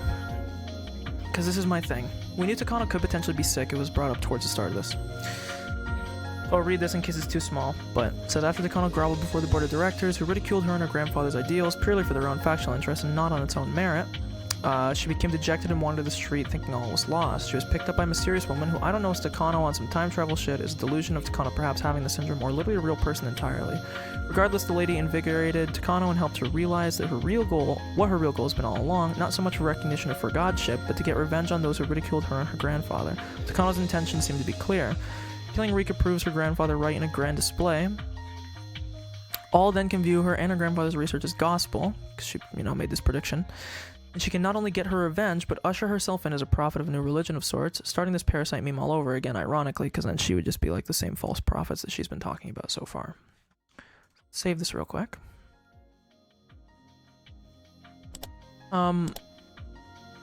This is a pretty fair stopping point too, so I'm glad to stop here as well.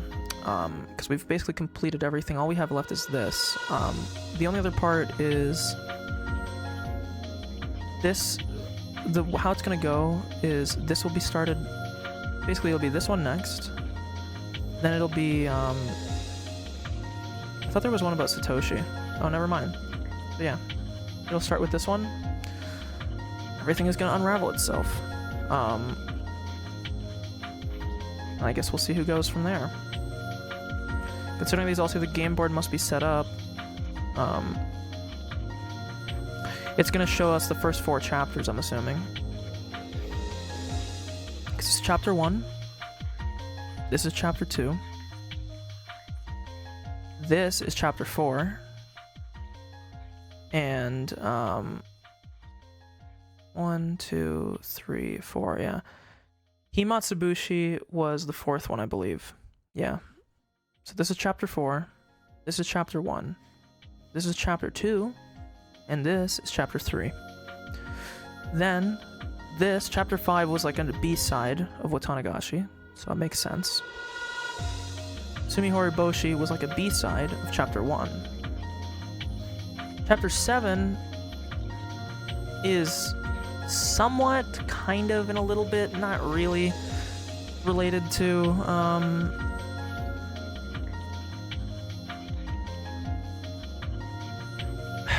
it is related to the 3rd chapter because it's,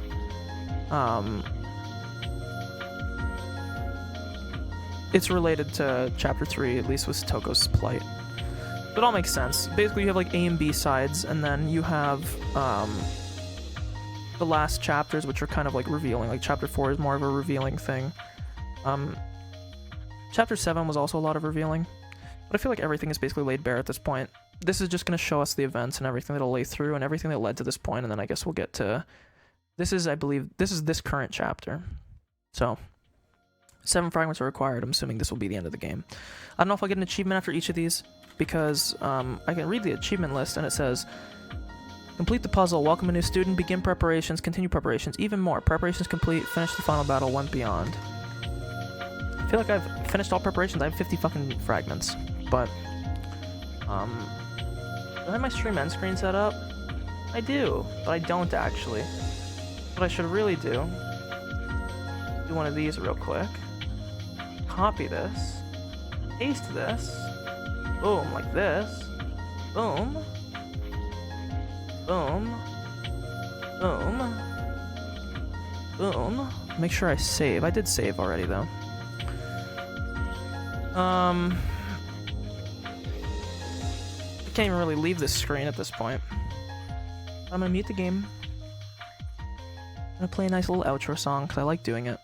There's not really much theory to discuss anymore because everything is basically laid bare. I'm sure there'll be a little bit more that will be revealed tomorrow, but I don't even think I'm gonna need the document for tomorrow. Play a nice little song. I'm gonna mute my mic, and when the song ends, I will turn the stream off. So you are free to leave if you want. I just like ending the stream with a song. Plus, the song was stuck in my head since I played it at the start of the stream. So, I'm gonna play it. Have a good night, and we will be on to finish Higurashi tomorrow. Bye-bye.